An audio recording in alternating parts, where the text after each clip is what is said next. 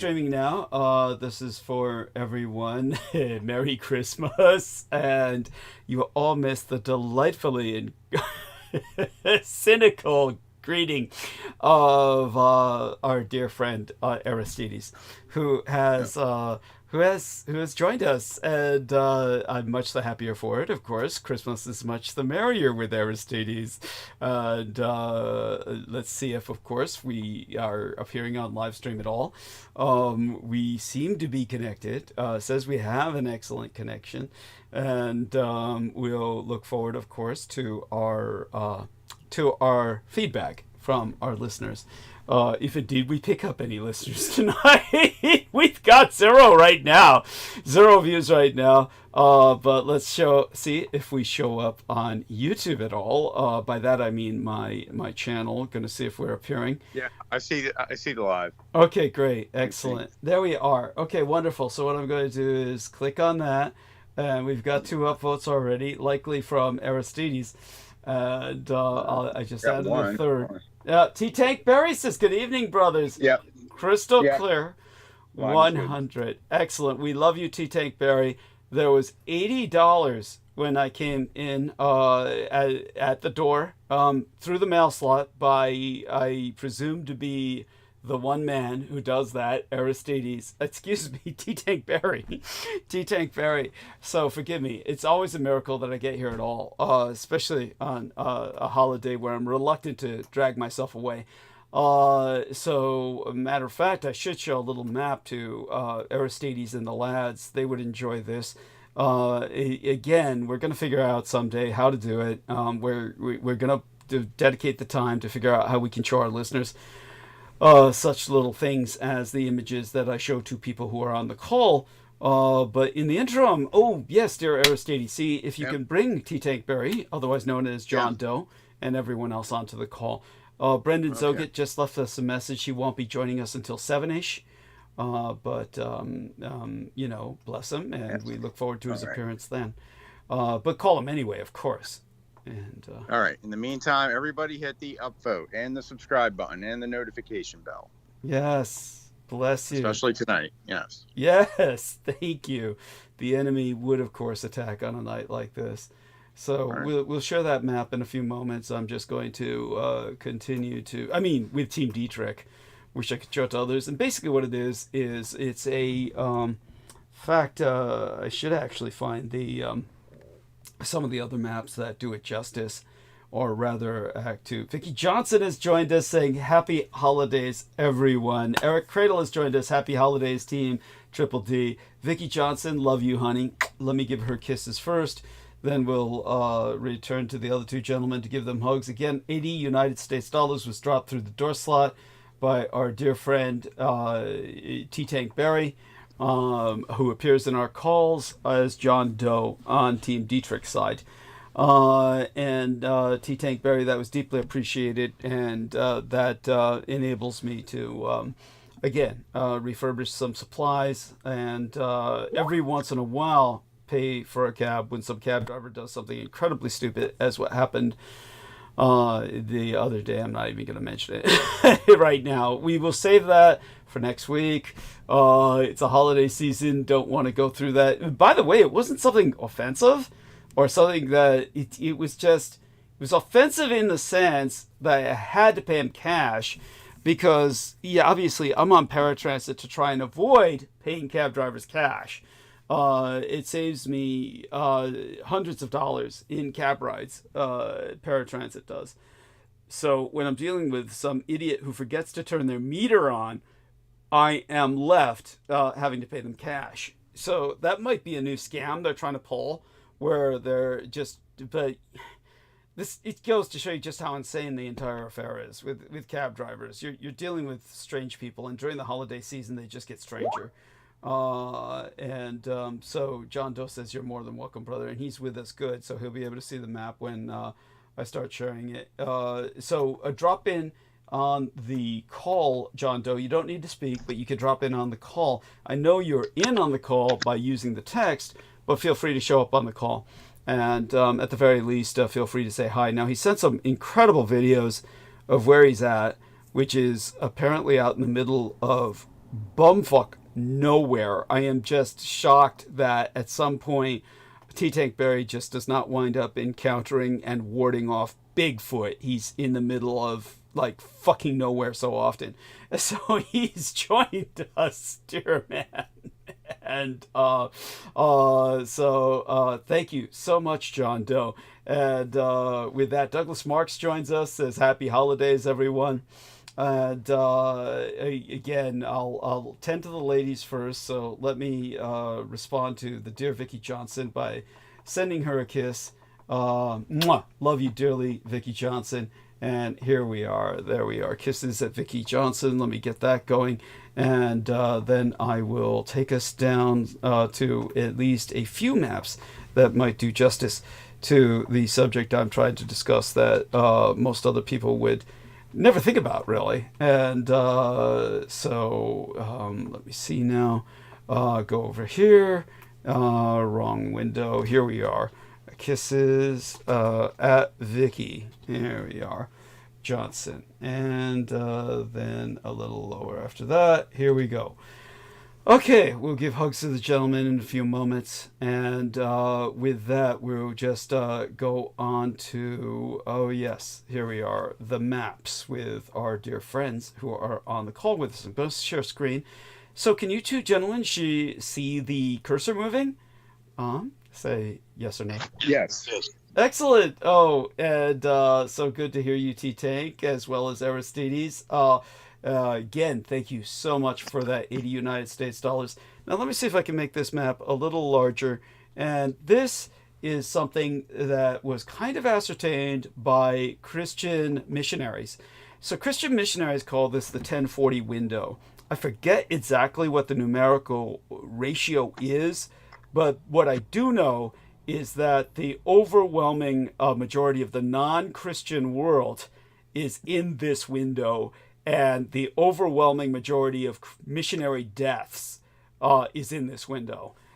This is where missionaries get killed trying to convert other people to Christianity, and it consists of what they consider to be 4 major power blocks of antithetical faith. I would say 5 really, but they say green Muslim, yellow Hindu, red communist, and orange Buddhist.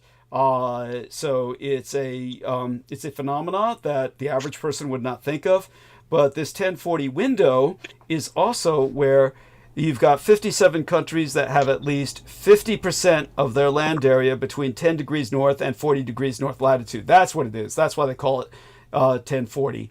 10 degrees north latitude and 40 degrees north latitude. That's 3.6 billion people, or 60% of the world's population. Well over half the world's population resides in that window. So that means the majority of the world's population is not Christian. And so Christian missionaries who enter that window enter at their own peril. And of course, within that window is North Korea. The really crazy ones. Go over there. Yeah. Is that a web link that you can drop? You could look up 1040 window. You'll find different maps. Yeah, 10/40. Right. But here's the point that I'm making. Here's a map that's a bit more detailed. All of the nations in orange, including Japan, do not celebrate Christmas as an official holiday. In other words, Christmas is obviously not on the calendar in either North or South Korea, despite the fact that South Korea is heavily Christianized. And not in Japan, even though everybody kind of celebrates it. What's that? I'm sorry? No. Oh, okay. I didn't say anything. Oh, okay. Yeah, just so people know, people celebrate Christmas in Japan, but it's secular. It's fun. It's like they consider it fun because of Santa Claus. It's not like they believe it. Again, many Americans don't believe it, but they celebrate it. But in Japan, the vibe's even more extreme in that regard. But all of these orange nations, including Bosnia and Albania, Christmas is not on the calendar, neither in Malaysia or Madagascar or any of these places.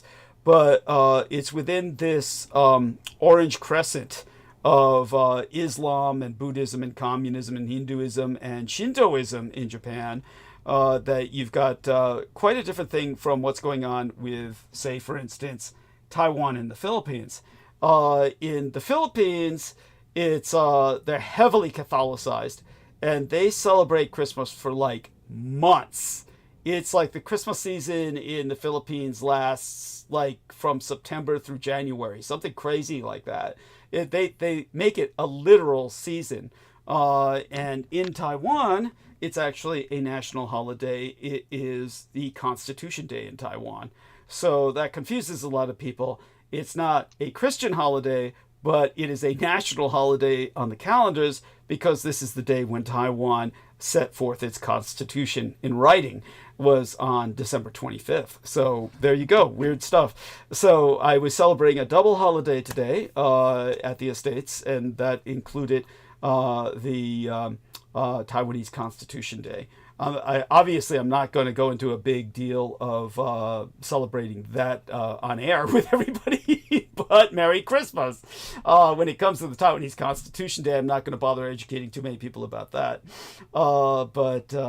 Okay, we're going to dive further into the program soon enough, but before that, of course, I will say Merry Christmas to both the members of Team Dietrich who are on with myself, T. Tank Berry and Aristides. Both of you gentlemen, if you would, do me a favor.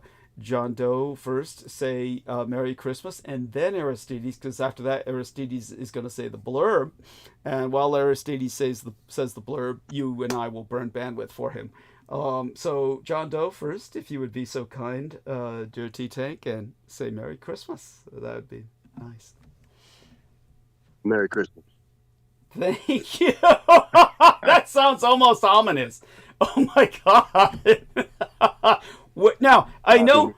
Yes, thank you. Now, I know you don't want to give out your exact location. There's no need for coordinates for the sake of your personal safety and personal security. But in general, where the fuck are you? You are... It does seem to have a fire pit. There does seem to be a fire pit out where you're at. Is this a national parkland, or is this just a lonely trail that you've kind of, commandeered? What the fuck? Where in general are you? Well, the state. That would be the poor man's estate. My own. Okay, got it. That's right. Oh, that's right. Oh gosh. Well, we won't give too much away about that.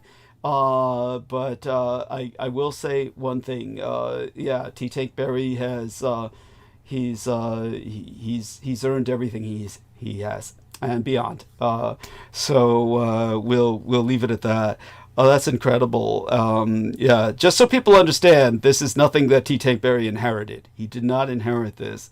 He earned it, and that's more than most of us will ever do in many lifetimes. That's California land, and it's we won't go any further. So back to Aristides.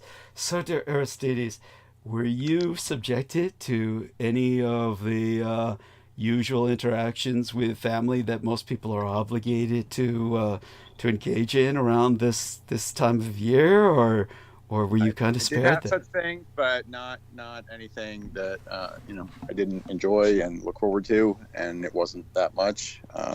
Some people do have very big, family affair Christmases. I know some of those people, and I really don't envy them. Although it's good to have family around, but it becomes quite a, a laborious time as well as a joyful. Oh, believe me, it can be horrible. I very seldom hear positive things from people who have to rendezvous with their families. It's like usually, oh my God, I forgot. Your parents, Aristides, did they pass on us, or are they still around? One did, and I spent time with the other, and my sibling, and your brother, and yeah, oh great, yes, brother and daughter, and it was a small family, Christmas, not to be so very religious about it, but I mean, hey, you're off. Most everybody's off work that has corporate jobs. So it's the time to see your family. Yeah, no, that's wonderful. I mean, so glad that that was done, and they're all doing as well as can be, I presume. Yeah. Okay. Yes. Yeah. Yeah. Everyone's well. Wonderful. And what else was I going to say? I don't want to pry any further into Aristides' family. We don't want to do that on air. But what was I going to say otherwise? Other than that, what else comes to my mind? Oh, yes. So please do us a favor and say the blurb in a more extended fashion. Well, Sure. Yeah. Once again, please hit the upvote if you haven't already. Always do that as soon as you show up. It's necessary for the algorithm purposes to counter downvotes that are placed that you cannot see. The algorithm rules, and online and YouTube, and shows won't be displayed or suggested, etc. And enemies of Douglas place downvotes with cheap bots, and they get taken away eventually, but by then you may have taken their toll. So please upvote. You can also go into your account settings, create sub channels, which each can do individual upvotes. So I've done that. I usually do 3 upvotes in the beginning, and then of course make sure you're subscribed. The subscribe button's here. Turn the notification bell on in case you forget when we start on time, or in case we don't start on time. And I put the donation link is in the chat. It's not too late to give Douglas a Christmas present today, so please consider that. Yes, by all means. And shout out to John Henry Mills Warrington. We don't know if you're listening at all because of the time difference in England. Probably still asleep, or I would hope you would be. We know George Knight almost certainly is. And we've got a lot of input from John Warrington. And he definitely is no fan of the crown or the royal family. Though he does, if you take a look at his face, he does have a Facebook timeline.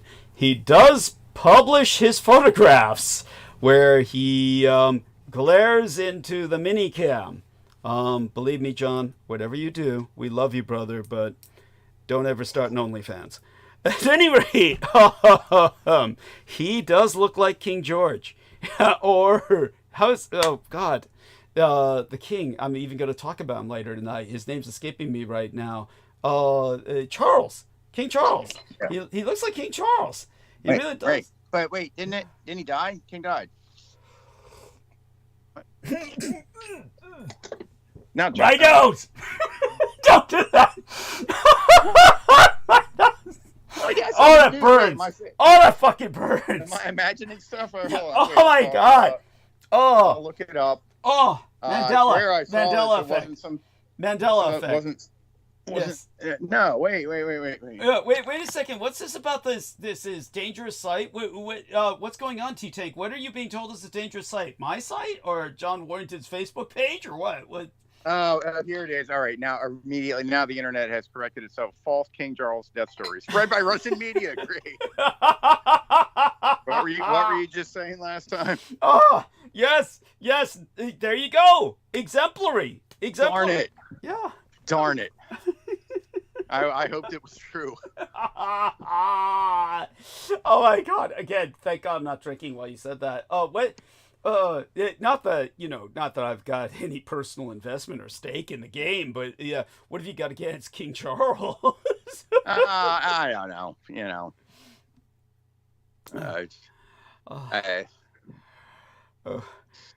I know you said there's good points to the monarchy, but I don't know. At the same time, Yeah, well, when you're a little guy, you have resentment for the big types. Understood. Here's what John has to say. John wrote, "I'm sorry, but no writer will ever top this opening paragraph." So he took this from the Irish Times, of course. So this is from the Irish Times. "Having a monarchy next door is a little like having a neighbor who's really into clowns and has daubed their house with clown murals, displays clown dolls in each window, and has an insatiable desire to hear about and discuss clown-related news stories. More specifically, for the Irish, it's like having a neighbor who's really into clowns, and also your grandfather was murdered by a clown."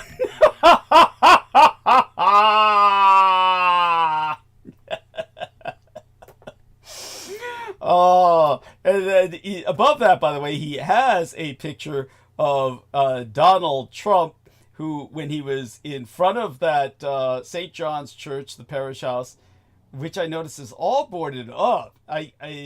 This must have been during the riots, of course, and he's holding the Bible upside down.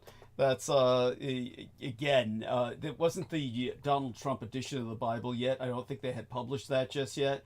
But how the fuck do I get that off my image? Okay, that is just so there you go. He's pairing the twain together, and it's not inappropriate that he does so. Now let's see. T. Tank Berry. Okay, let's see. He's published the other one. There we are. Okay. So recording screen. So there we are. So please, T. Tank Berry, if you could come on, verify this vocally. So sadly, he's bringing up that he tries to go to my channel, and it's stated to be a dangerous website. But that's when you're trying to reach my channel on YouTube. Or tell us, John, if any details that you're willing to share. Thank you, John. If you come on, thank you. Those two screenshots, brother, are one was the one you couldn't recall the other day when a message was sent to your phone. Okay. And that's the link that you sent to me via email. And when I clicked on that link, the first screenshot that I sent there in the chat. Got it. Okay. Is where that would lead to. So I just wanted to put that up on record for ourselves. Thank you. I appreciate that profoundly, and that is important. So thank you. Very good, and I appreciate that, T. Takeberry, your clarification. And with that, we can see that our dear friend Aristides has called everyone on the list. And what I can do is just make certain that I was going to say this about Australia. It's really weird, but Japan and Australia both have this in common. Australia celebrates Christmas, and yet they get it twice a year in a weird sense because they're near the South Pole, and a lot of people don't really get this consciously because they look at your average map, and your average map does not include Antarctica. Your average map will usually have the world, and Antarctica will be cut off at the bottom because, most maps are political maps, and Antarctica doesn't belong to anybody in terms of the surface world. It's cut off probably because it's identified more than anything else with the Third Reich in exile. So a lot of times they just don't want people thinking about it. So they just don't publish it on a lot of maps. But if you were to think about it, you would realize how close it is to Australia. Now, geographically, the closest nation in terms of a tip touching South America would be Argentina and Chile, the southern cone of South America. But Antarctica, bodily, just the entire continent, faces Antarctica, and the majority of the Australian population lives closer to Antarctica than they do up north towards Indonesia. And so it's cooler down there, whereas towards Indonesia it's very hot and harder to live. And everybody's a bit slower. They move really slow up north in terms of normal, movement to conserve, so they don't burn up in the heat. And that's why their capital is down south, Canberra, because everybody hustles a bit more because it's a bit colder and they actually have something that's resembles seasons. But Christmas for us is the middle of summer for Australia. So they have what they call summer Christmas. So, or Christmas in July. Well, that's their real Christmas. That's their winter. So their winter is our summer, and vice versa. So when it comes to their actual Christmas, it's really in June or July. And so when even though they're on the same calendar as the West, their seasons are the exact opposite. So they have a Christmas that they celebrate perhaps religiously, with us, for the few that are religious in Australia. And just so you know, the second largest response to religious surveys in Australia is no religion. So the majority of Australia might be Christian, but only by a percentage point. Literally, it's like maybe half the population registers as Christian, and of course, of those, very few practice it, and the other half is essentially irreligious or irreverent even. And the end result is that their holiday is the summer Christmas. And I was in Australia at the time they were celebrating summer Christmas, and it's just this really weird secular holiday that they basically is far more celebrated by the irreligious or a-religious. I don't know if you call them atheists, but they're mostly agnostic. And they have that as their secular fun holiday. And that's the attitude in Japan, would be like that toward Christmas. And so the Japanese and the Australians have this weird Christmas attitude that you don't find anywhere else. And but with the Australians, they do it twice. So there you go with that. Just something else to bring up. And I happened to be down in Australia at the time that they were doing that. And wild horses could never drive me back to Australia again, unless I was either abducted or you went there in some other extremely rarefied situation. I would never go to Australia again.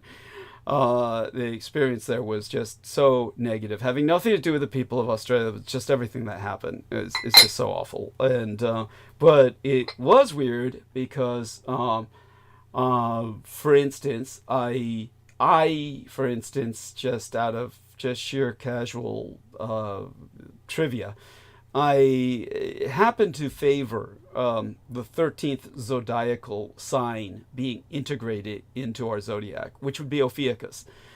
And the conventional astrologers, they go absolutely batshit whenever I bring that up. They hate it. And this is because they spend thousands and thousands of dollars.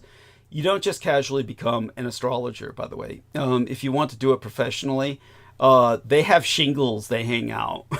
So you have to actually take courses. And these courses, of course, are one thing that you spend thousands of dollars on, maybe hundreds, but normally thousands. And then if you're not spending thousands on the course, you're going to spend thousands on a software program by which you become a professional astrologer.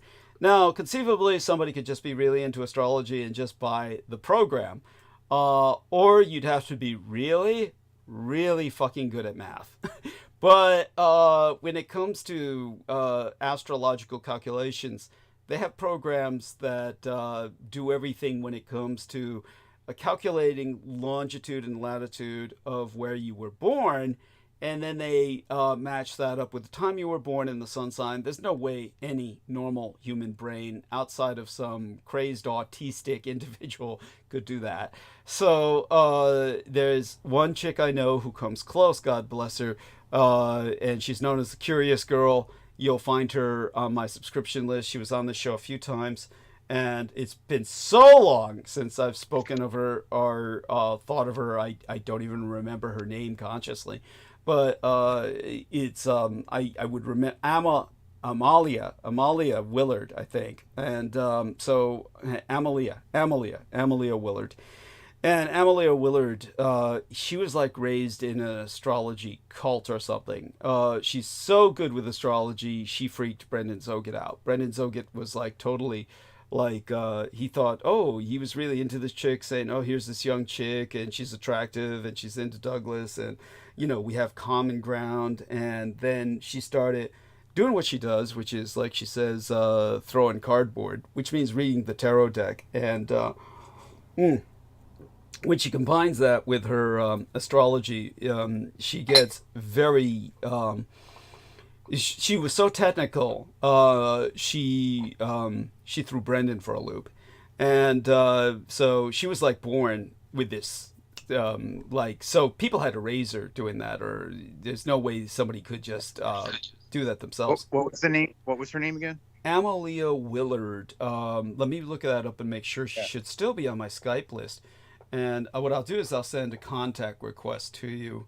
And then, yeah, you can start calling her. She's, if she ever responds, would be, I doubt it because she's so into what she's doing. And I think that her show's almost on at the same time as mine. I actually helped her get past maybe a 1,000 or 2,000 subscription. I can't remember. It was so long ago. It was either a 1,000 or 2,000 subscription shadow ban. She kept making it past 1,000 or 2,000, and then they keep throwing her, then they'd keep canceling her subscriptions, which is what YouTube does. And so I helped her get past that barrier. And once I helped her get past that barrier, she never came on my show again. I don't hold it against her. She says she has her reasons because she's all like, there she is, the curious girl. So let me go over there, and what I'll do is I will share her. Let me see. Share contact. There we are. Share contact with Aristides. So press the send button, and we're done. There we are. I will then do the same to you for her. And I'm sure that, that will mean absolutely nothing, but it's the right thing to do. So here we are, share contact, put that. Try to add her now? You're welcome to. I mean, it's, I don't expect her to respond. It would be funny if she did, but at any rate, Amalia Willard. The curious girl. That's what I'm looking for. The curious girl. There we are. Send button and press done. There we are. And did you send her a message? Of course not. No need to worry about that. Good, like to send. So if I send somebody a message or more, that it kind of locks them in as like. Oh yeah, feel free to do so, and just say I'm Douglas's executive producer, and anytime you want to come on, that sort of thing. But I don't think she looks at her messages on Skype, at least. She looks at them when I send her something on the phone, which I do exceedingly rarely. But she did respond, and but at any rate. Like I said, she would be a professional level astrologer. I don't believe she's using any programs. She would be one of these people at the level of autism, almost borderline autism, where she could do shit like that. But other people, astrologers, they use multi-$1,000 programs. And the point is that if you introduce the 13th sign, Ophiuchus, you would require people spending, it'd have to be a lot of money. I don't know what it would be, but they'd have to spend a lot of money on producing a new program. And because you would no longer have the even number of months, or days rather. There are 12 signs by the way they do astrology now, and that makes it an equal number of time for each sign. When you introduce the 13th sign, all the signs get variant time spans, and some of them are only a matter of a few weeks in which you would be born within a sign. Others would be a matter of a few months. But it would certainly change my sign from my sun sign from Libra to Virgo. And it would change my late and sainted mother's sun sign from Sagittarius to Ophiuchus, the 13th sign. As for my dad, the Scorpio, I forgot what he would change into. He might change into a Libra. Both my parents are dead, of course. But this is why astrologers hate introducing a 13th sign. But it would make everything much more difficult for them, and the program would have to be reset. Somebody would have to redesign an entirely new program, and the human mind would have to do much more difficult calculations. And so it wouldn't be straight cut and easy as it is today. Not to say it's that easy, but it's easier than it would be if you introduced the 13th sign. So because I favor that 13th sign, it's one of these things that I forgot why I was going into that subject, but I'll probably remember again later tonight. At any rate, it was something that rose up while I was doing all the Christmas celebrations and all the rest of that with the Blood Boys, because we were doing their signs. But all that being said, also, as you might imagine, I've been imbibing my share of alcohol along with boys' blood, and therefore am still not necessarily all that sober. But being here and having a job to do, we will get into that job. And if no one else joins us by 7 o'clock, which will be less than half an hour from now, we'll see what Brendan Zogut's going to be wanting to talk about. And he had a lot happen to him just before I left for the holidays, and he will share whatever he's willing to share. Probably needs to vent and cathart a bit, and he's had to move, or is in the process of moving, and into a transitional zone. He and I both, fantasized because, of course, Brooke Gibson had 2 kids. Each one of them had their own bedroom. She's got that empty nest with 2 empty bedrooms. He and I fantasized about going down to South Carolina and each taking over one of her kids' rooms. But, of course, then we'd have to move to South Carolina.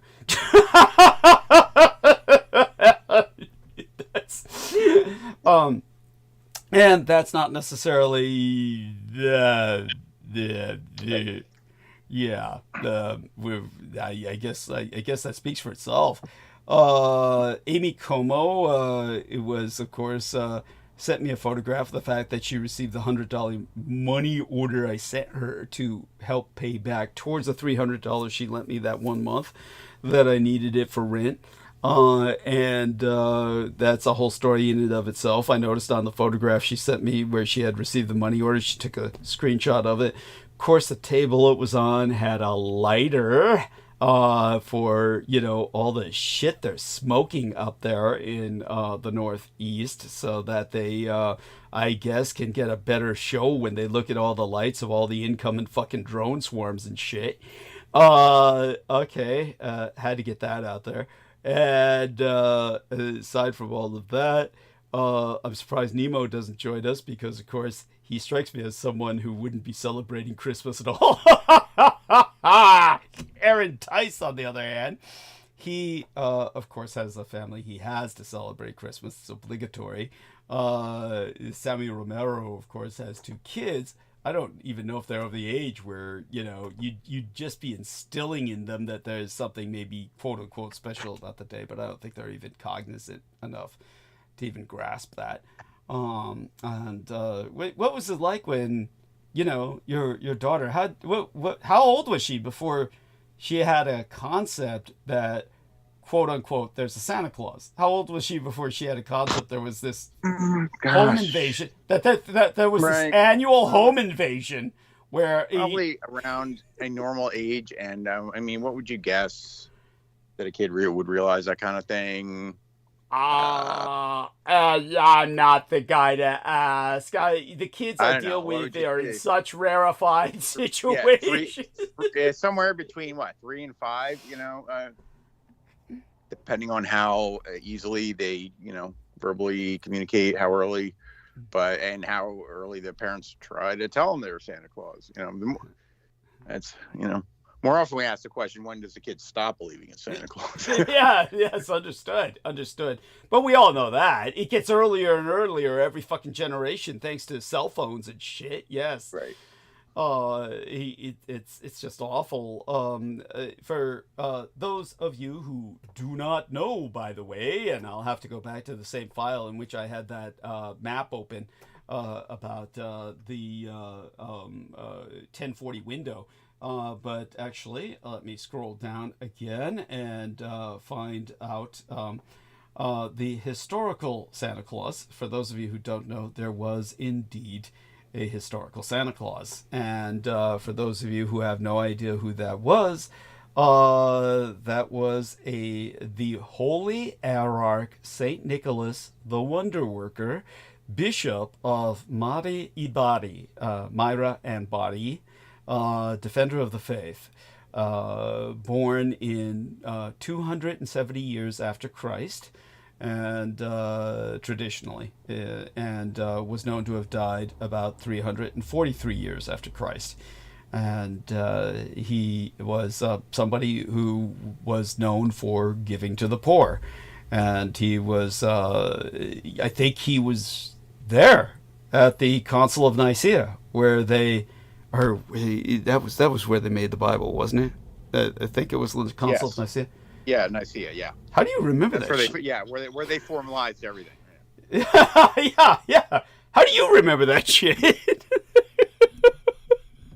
That's where they fucked everything up. Yeah.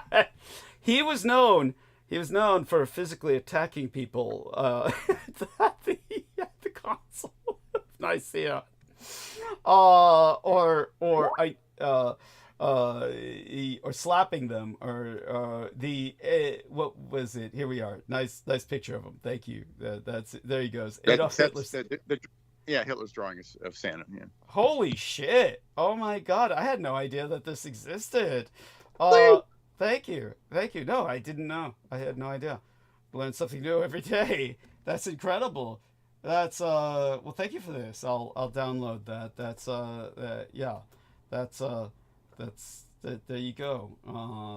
I hope that's preserved somewhere, because God knows I'm seeing links that saying it got sold at auction or something, so I think it still exists. Okay, yeah, because it's they do everything they can to destroy his legacy.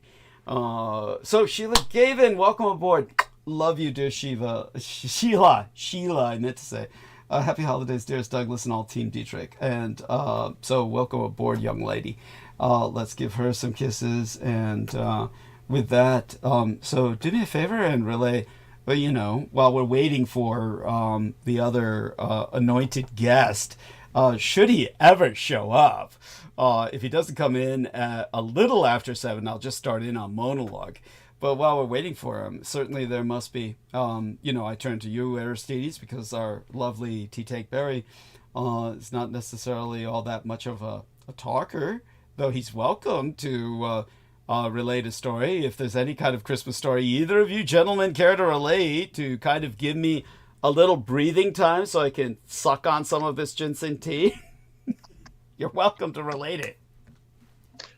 Well, if he, as long as he's here, we can have some bullshit about. Are you here? T-Tank? Yeah.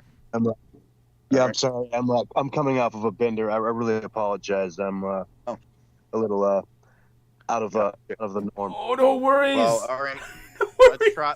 Let's try to talk about that, as difficult as it might be. So bender. So was this like a holiday kind of, hey, everybody's drinking sort of partying thing? Or? Yeah, one beer turns into 13, and then it's all downhill from there. I love it. It's delightful. Gotcha. Well, you've been there, Aristides.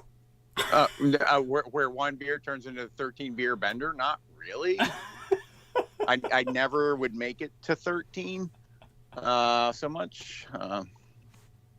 Only a few times I've been really, truly, horribly drunk ever. I'm not good at bendering.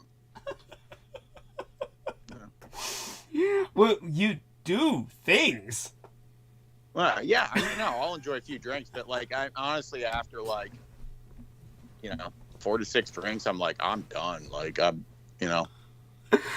Oh, yes. I don't know. I mean, I guess it takes something that I don't have, like cocaine or something. You got those shrooms, dude. You got that. Yeah, that's not going to help you through a huge bender, though. That's you're probably taking a detour. I love it. Well, for what it's worth, ginseng does help with hangovers. It really does. So everybody do get into that for that sake, if nothing else. And I want to thank both of you gentlemen for sharing such intimate facts about yourself. I've got a lot of questions coming in through the emails that I've been noticing, where they're asking me, of course, about tonight's photograph in a thumbnail of Livestream. And I'm trying to do my best to look like Marlene Dietrich, whose 123rd birthday is coming up on Friday, the 27th. I do want people to know I'm very ambivalent about Marlene Dietrich. She is, if indeed my legal father, George Joseph Henry Dietrich, is indeed my biological father, and the chances of that are very low. I've mentioned this before, but for those of you who just don't know, my legal father, George Joseph Henry Dietrich, was a sailor who was present at many of the signature nuclear tests in the Pacific, and that includes I've done my best to bleach some of this from my mind. It was so painful for him, it's intergenerationally painful for myself. The worst of them was Castle Bravo. Castle Bravo was where he encountered the Evanescer, who is Dr. David Lewis Anderson, who Peter Moon was so enamored of, still is so enamored of in his senescence and his decline. And when it comes to Dr. David Lewis Anderson, I described before how my father identified him as the Evanescer, which is, even though Peter Moon added in a last chapter that was... This is so bizarre because it does take me into a tangent here. For those of you who do not know, Peter Moon, it is probably best that Peter Moon did what he did and did not publish the book that he was claiming he was going to publish, because it would have been a monstrosity and would have had to have been republished after his death with half of the book cut out anyway, because he was going to add in literally another 300, 400 pages. That was all his bullshit. And it was all crap of his obsession, like Ong's hat. You know, we could go through the table of contents and it would bring up all the Peter Moon bullshit that he was always obsessed with. And Ong's hat, for those of you who don't know, is nothing to even concern yourself with. It's meaningless. It's like he claimed that he knew a guy named Joe Matheny who had set up a synchronicity machine, which is like our synchronicity generator, and it means absolutely nothing. It's just crap. It's just the guy was a paranoid schizophrenic who had imaginal delusions, and was in Chinatown in San Francisco, where he encountered somebody who knew everything about himself. Well, you know, of course it would, because figments of your imagination are basically your mind talking to yourself. So he hallucinated that he saw a guy who knew everywhere that he had been, and then proceeded to attack this individual and choke the individual. And, it resulted in just this stupid anticlimactic story where then he stopped choking the individual because the individual pulled a knife, and then he stopped choking him. By the way, this is totally fictive, and you know that because, honestly, if you're in a berserker rage where you're engaging somebody to the point where you're throttling them to death, they're pulling a knife, be damned. They're pulling a gun, be damned. At that point, you're more inclined than ever to finish the job that you've started. You're not going to let go, because your chances are they're going to plunge the knife into you anyway or shoot you. So you might as well finish what you started at that point.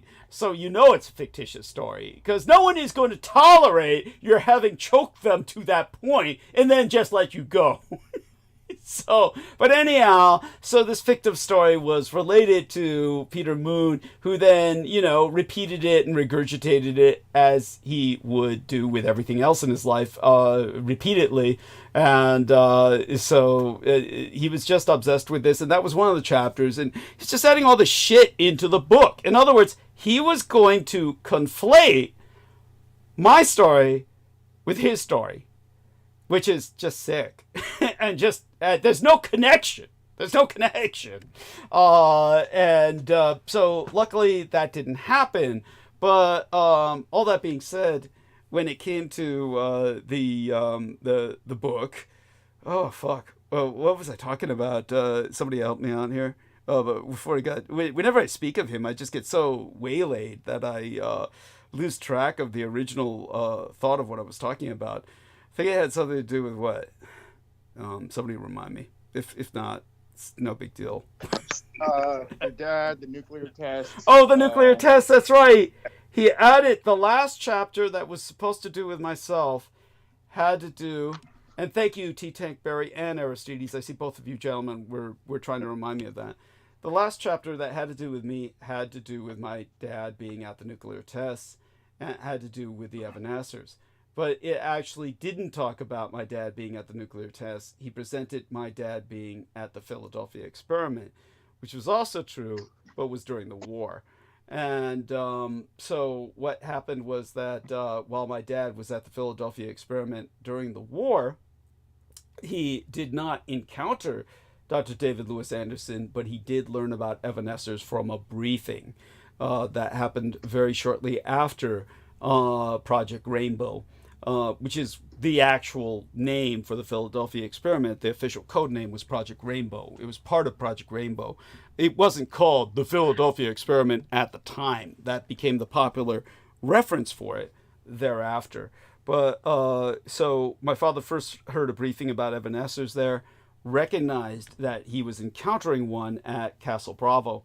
And Castle Bravo was the hydrogen bomb test where the physicists, in their incredible stupidity, it's impossible to imagine how anyone could do this, but miscalculated the force that would be released by the hydrogen bomb by orders of magnitude. And it turned out to be 10 times more powerful than anybody calculated. So everybody was in the blast vicinity, and it is amazing that it is nothing short of a religious miracle that anyone survived that test. And my father was, of course, among them. And all of those sailors were thoroughly irradiated, except for my father, for reasons that he was trying to push Dr. David Lewis Anderson, or rather the entity that took that form, off of the aircraft carrier, literally attacked him as the test began, and wound up being shielded by the fact that Dr. David Lewis Anderson, no doubt to protect himself as an entity within the form that he was in, essentially, for lack of a better descriptive, solidified, became very dense in mass, and my father being behind him was protected to an extent that many of the other sailors were not. Not quite sure if that saved my father's gonads or not, what with all the other nuclear tests that he was present at, such as Bikini Atoll and Eniwetok. He was thoroughly radiated enough anyway, and he was sterile, most certainly sterile. Now, it becomes a matter of debate, because my father was married 5 times at least to white American woman, and could never bear a child. He always wanted children. It wasn't that he had an erectile dysfunction or was impotent, because that would have precluded the marriages. The women were almost certainly sexually active with my father before he was married to them, and I know that my father saw prostitutes, aside from that, in port cities of call as a sailor, so he had to have been able to perform, or he wouldn't have sought out prostitutes. So that's it's really a no-brainer there. So he didn't have ED, erectile dysfunction, or impotence. He must have been sterile. Either he was naturally sterile, and if he was naturally sterile, then the atomic bombs didn't help. But he never had children until he married my mother. So he, of course, had what I call a kind of positive racism. There's really no other word for it. We have stereotypes that we project onto ethnicities that are not always negative. They are sometimes like, an example of this, but it's repugnant, and I hate to bring it up, but a good example that comes most immediately to mind would be Peter Moon, where he says, "I made certain to get a good Jewish lawyer." always make certain you get a good Jewish lawyer. And he said that he got Paula off of that, incredibly expensive parking ticket because he got a good Jewish lawyer. Make certain you get a good Jewish lawyer. So he had what would be called a positive sense of racism, that the best lawyers are Jewish, which is, that's just fucking racist, okay? That's just a stereotype, and it, if it's true, it's only true more through networking or connections than it is due to some intrinsic talent. But such being said, my father's sense of positive racism, he thought Asian women were more fertile. And so he married my mother. One of the reasons he married my mother was for that reason. And when she gifted him 2 children, he just thought that was par for the course and accepted us as his own children and went to his deathbed thinking we were his children. But as I've told everyone, the reality shared between my mother and myself, something I don't believe she ever shared with my sister, as a matter of fact, was that, nor did my father ever share with my sister that she was born out of wedlock, as a matter of fact. So I know for a fact my dad told me privately, oh, don't ever tell her she was born out of wedlock. Of course, at this point in history, nothing about my sister matters to me. But, and I don't think it would even bother her to know that she was born out of wedlock. She's so fucking far gone and has been for forever, as far as I'm concerned. But when it came to, by the way, my sister doesn't even celebrate Christmas because she's a Jehovah's Witness. So she doesn't celebrate Christmas or birthdays or anything. They don't celebrate anything. It's a vile cult. For those of you who don't know, they were sent to the concentration camps during World War II. People know about the gypsies, the Romani, political dissidents. They know about various people sent into the camps, and of course they know about the Jews. For some reason, nobody knows Jehovah's Witnesses were sent into the death camps in World War II. Not concentration camps, the fucking death camps. And Heinrich Himmler had a begrudging, the man who was in charge of the SS, Heinrich Himmler, he had a begrudging respect for them in the sense that they were all given the offer that they could walk out of the camps anytime they wished, so long as they officially renounced their religion. Now, the Jehovah's Witnesses, I think there doesn't seem to be any recorded cases where they renounced their religion, so they all chose death instead. So he had a begrudging respect for that. At the same time, having grown up with my sister at a young point in my life converting to Jehovah's Witnesses faith, or cultism rather, knowing as many Jehovah's Witnesses as I have, and being harassed by them for years after my sister was out of my life, I have no respect for them.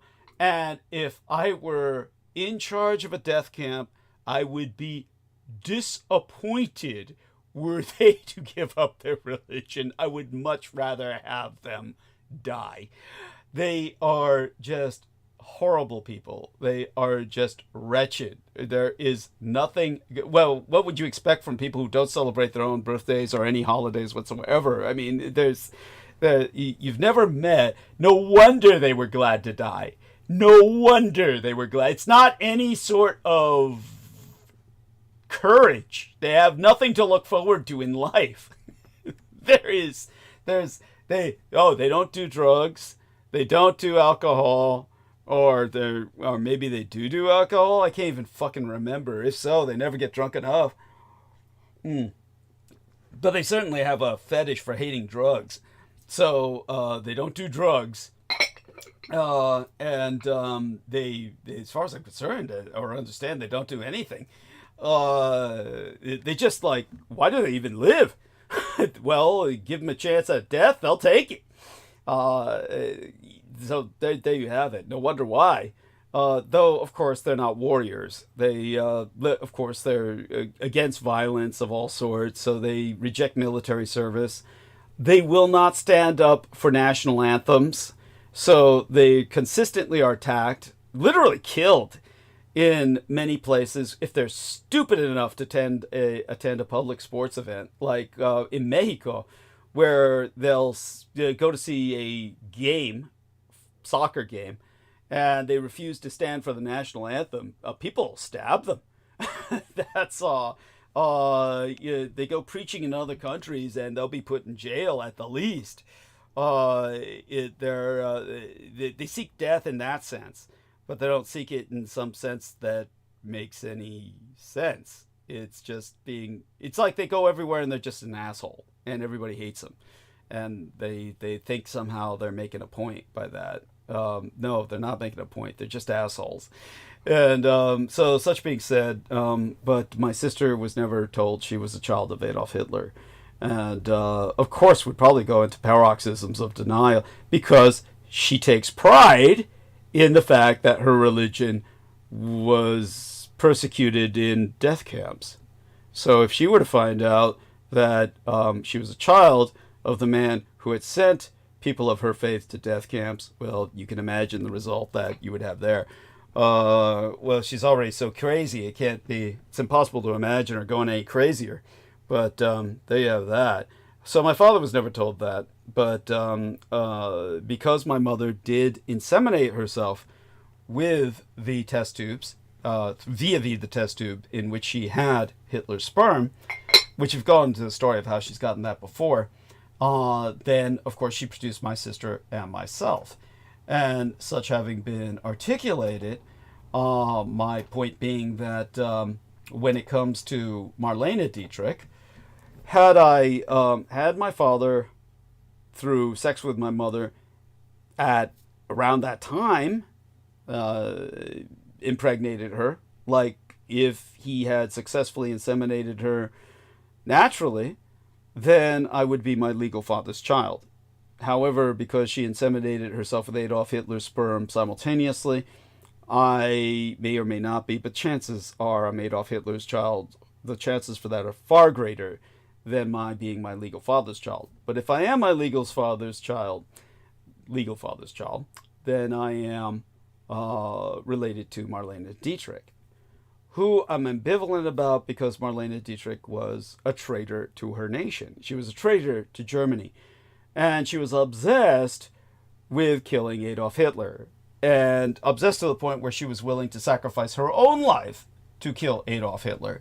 And they had to very much talk her down from surrendering herself to Adolf Hitler so that she could kill him.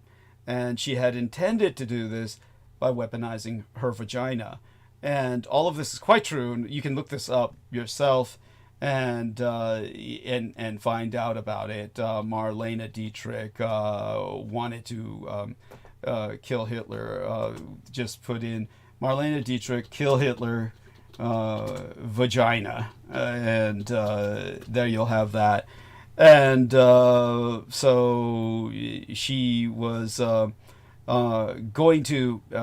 Yeah, well, you can just look it up. Marlene Dietrich kill Hitler vagina, and you'll find it. You know that you'll get all the details you need. But when it comes to such, she was working with the USO in the European theater, and very nearly got captured during the Battle of the Bulge.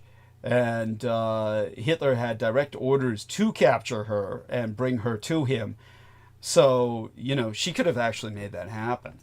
So when you talk, she's buried in Germany, by the way. She did not stay here in the United States. And yet the United States has appropriated her as, quote unquote, the good German.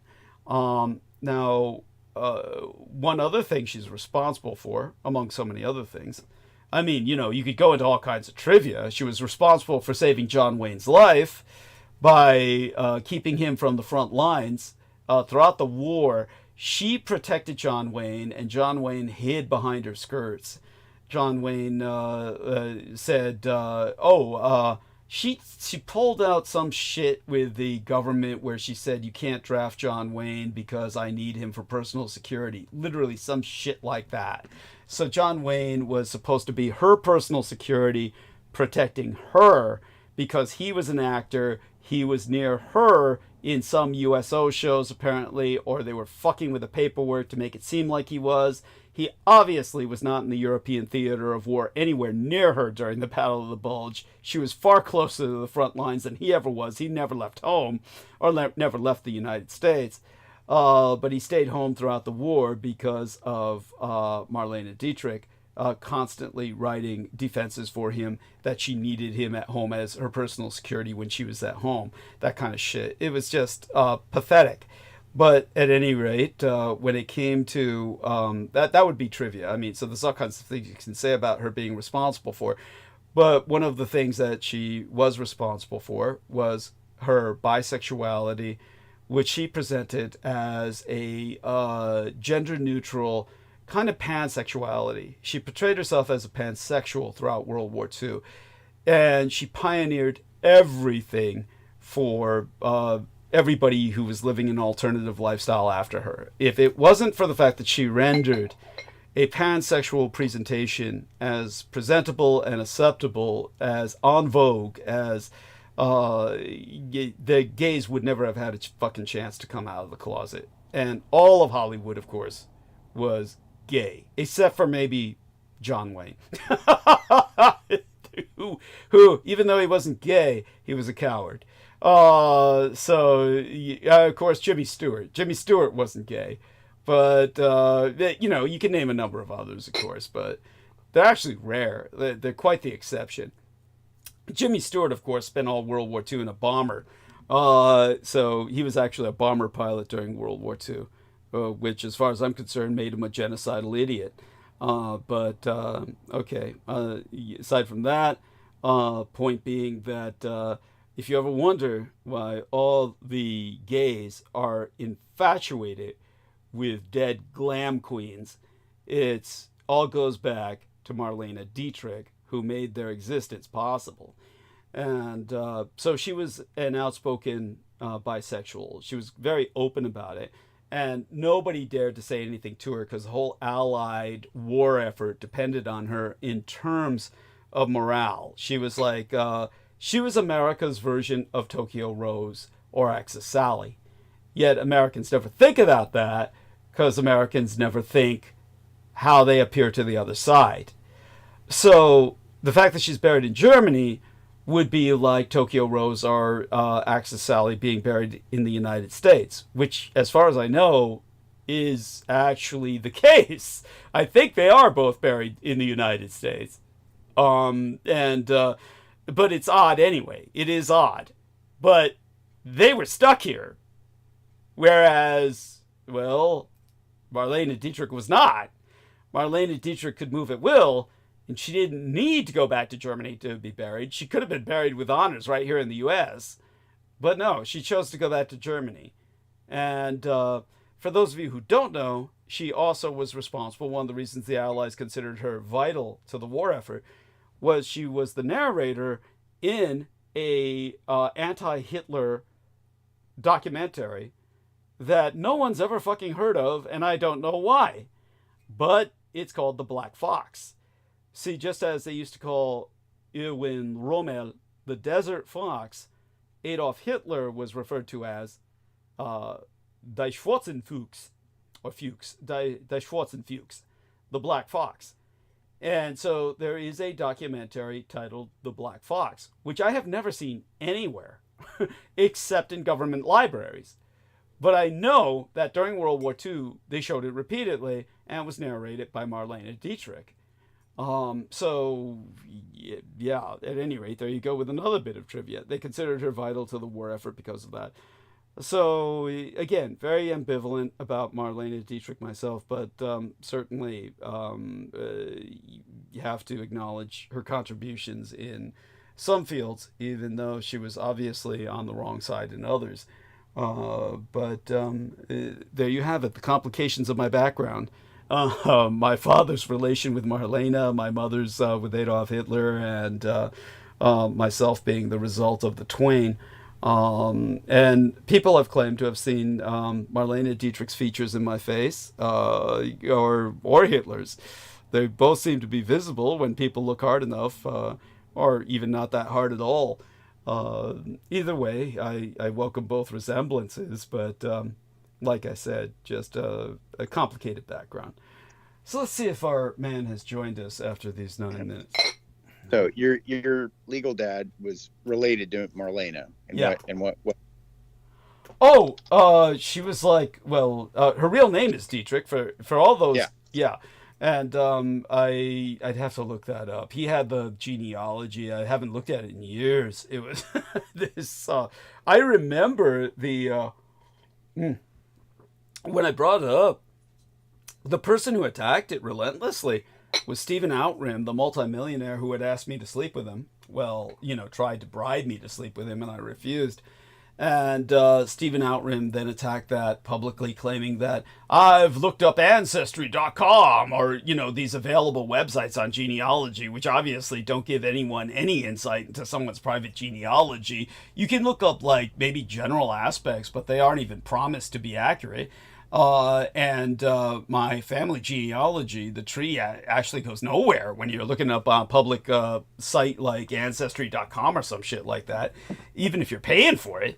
So it's not like these genealogies are all that well mapped out. But in the case of my father and Marlene Dietrich, the relationship wasn't that distant. There was this, for those of you who don't know, there are all these malevolent rumors about both Marlene Dietrich's quote-unquote real name and Adolf Hitler's quote-unquote real name. Now, I pointed out before, though it's probably too difficult for people to read because it's written in Dietrichonic, but basically, for those of you who don't know, there is a malign rumor that Adolf Hitler's real name was Schicklgruber. Okay, it's not the case. That was totally made up by this Hungarian criminal who worked with the American propaganda department, and that's because Schicklgruber in the Austrian language means you're like a simple country bumpkin. It's like calling an American a redneck or a rube. That's what when in Austria you'd call him a Schicklgruber. And so they were trying to say that's what his real name was, and he changed it. Okay, that's a lie. It's not true. It has nothing to do with reality. And people said the same about Marlene Dietrich. I can't even remember what they said her name was. Something, stereotypically German and outrageously stereotypical. Something like Zeppelin or Hindenburg. Literally something like that. Something very similar to one of the blimps they said was her real name, which of course is an insult because a blimp is, fat. Yep, a blimp. So they're trying to say, her real name was like a blimp. And like they're trying to fat shame her or something. But then they said she changed it to Dietrich, and that's not the case at all. Her real name was Dietrich. She was born with Dietrich just like Hitler was born with the name of Hitler. But the reason this is relevant is because that's also what they say about myself. They keep saying Douglas Dietrich is not Douglas Dietrich. But of course, whenever you ask them, well, who is he? There's never a response. The most people could get as a response from Richard K. Cole Jr. and Stephen Outram and the classic Chaos Cultists was that I was some guy who's actually from Thailand or something, which I think is trying to insinuate that, Thais are famous for cross-dressers. Maybe they're trying to insinuate that, or okay. And there's nothing they ever say that makes any sense. It's just any sane person would just, if they bothered to look into it, would just stop looking into it, because it's only going to make your head hurt. It's like, as people have said, the closest experience they have is like opening a trash can lid and taking a whiff, and then you wonder, why did I do that? It would be like that. There's no point. It's just sickening, literally sickening. But other people just love it, and they thrive. They go inside of that shit pit, and then they become one of the maggots that crawls through that shit pit because they feed off shit. And but most of those people were assigned to Team Dietrich just so that they could do that. One of those people assigned was definitely Peter Moon. So we knew that for years, of course, because of his behavior and because he was just so sick. And as I said, I still haven't even related everything he said to me privately. publicly. And some things came to mind earlier today, just on the way home, that were shared by Paula. And I, just began to consciously remember them. But I'm not quite sure I'm ready to share them just yet. In terms of, Marlene Dietrich, I'd have to look up through just certain, like some of my dad's old diaries or records or something, and I'll see what exactly the relation was, but they were definitely related. He, they were both alive at the same time. They both, and it wasn't that distant. It was, it just is what it was. Just was what it was. And of course, there was the incredible factor. Now, bear in mind, my father, of course, traveled all over the world as a sailor, was reassigned multiple times because of his experience to different events, or was present at different events because of his reassignments. For those of you who just don't get it, good example is Pearl Harbor. When, and by the way, just so people remember, because it is important, this is the month of December, and it is the month of Pearl Harbor. When Pearl Harbor took place on December 8th in Japan, it was if you look at Pearl Harbor Day in Japan, it's December 8th, which was a national holiday throughout World War II. People would celebrate it. The December 7th was on this side of the international date line. East of the international date line is this side. And west of the international date line would be where Japan is. That would be December 8th. And what happened was the Japanese also attacked Darwin in Australia, dropped far more bombs on Darwin than they did at Pearl Harbor. And very shortly after that, they sank Task Force Z, as the British call it. The Americans would call it Task Force Z. But the Japanese sank Task Force Z in the Indian Ocean. And that was on December 10th. So between December 7th and December 10th, which would be the 11th in Japan, the Japanese bombed Pearl Harbor, Darwin. Task Force Z was sank, which was the main carrier task force in Asia for the British. And that was their Pearl Harbor. It was just their entire fleet and being was wiped out in Asia by the Japanese on December 10th. And it was actually a 14 nights of the Japanese on a rampage of destruction where they just wiped out the Allied war machine and took over Asia and the Pacific. For those of you who don't know, what the Japanese gained in territory in those 14 nights, the Allies were never able to recover in 4 years of war. The Japanese were never driven out from any of the Asian territories they occupied. All the Americans took was a bunch of chicken shit little islands in the Pacific, and they make it sound like they conquered Berlin or invaded Tokyo or something. It's all they took were these tiny little islands that were so small in territory that you could literally look on either side of you and see the ocean. You could look over your left shoulder, over your right shoulder, and see the ocean. And it took them just tons and tons, thousands and thousands of tons of metal materials, thousands of men, to take each one of these little coral atolls where you could look out and see the ocean on either side of you. It took that much investment for the Americans to take those, and they make it sound like they climbed Mount Everest. And because in terms of manpower and materials, it was the equivalent thereof for them. They expended that much energy in that. But they never took back anything in Asia. They never took back anything in Indonesia. They never took back anything in Vietnam or Indochina. The one place that they invaded, because they had to, is because MacArthur was obsessed with it, was the Philippines. And he knew Roosevelt was dying and couldn't protest. And so he retook the Philippines because he honestly figured that was the only place he was going to retire. MacArthur, of course, it would take hours and you'd have to read the book that, and I'm reluctant to even recommend the book, of course, because all the money just goes to Peter Moon. When it came to the Roswell myth, we put in a chapter about that. Of course, all these books will have to be republished, just rewritten and republished under my own name.